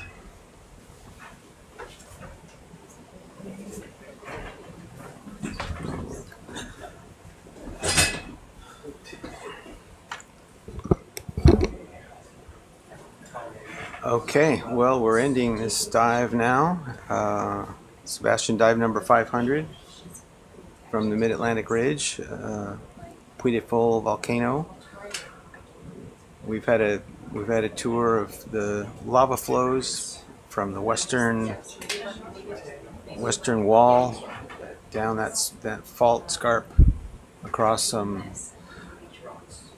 sheet flow areas, some jumbled lavas, some collapsed pits with bathtub rings and arches and interesting lava formations, and we toured around this northwest group of chimneys, 9 chimney sites.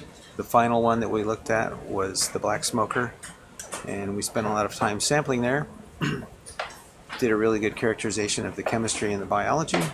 Moved over to this diffuse site on the eastern side of the field where all the chimneys are barely active or inactive. There's some mussel beds there, and we did some sampling in the mussel beds.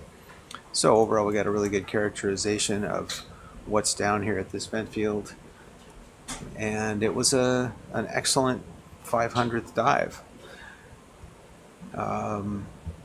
Hats off to the ROV group.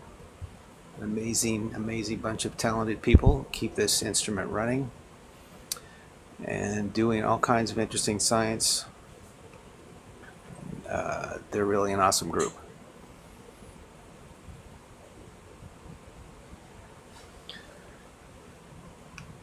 So we're leaving you with this last view of the chimney covered with some filamentous bacteria, a few stalked animals, and we're probably taking a break for 18 hours or so, maybe a bit longer, and see you back at a different spot on this volcano for SuBastian Dive 501.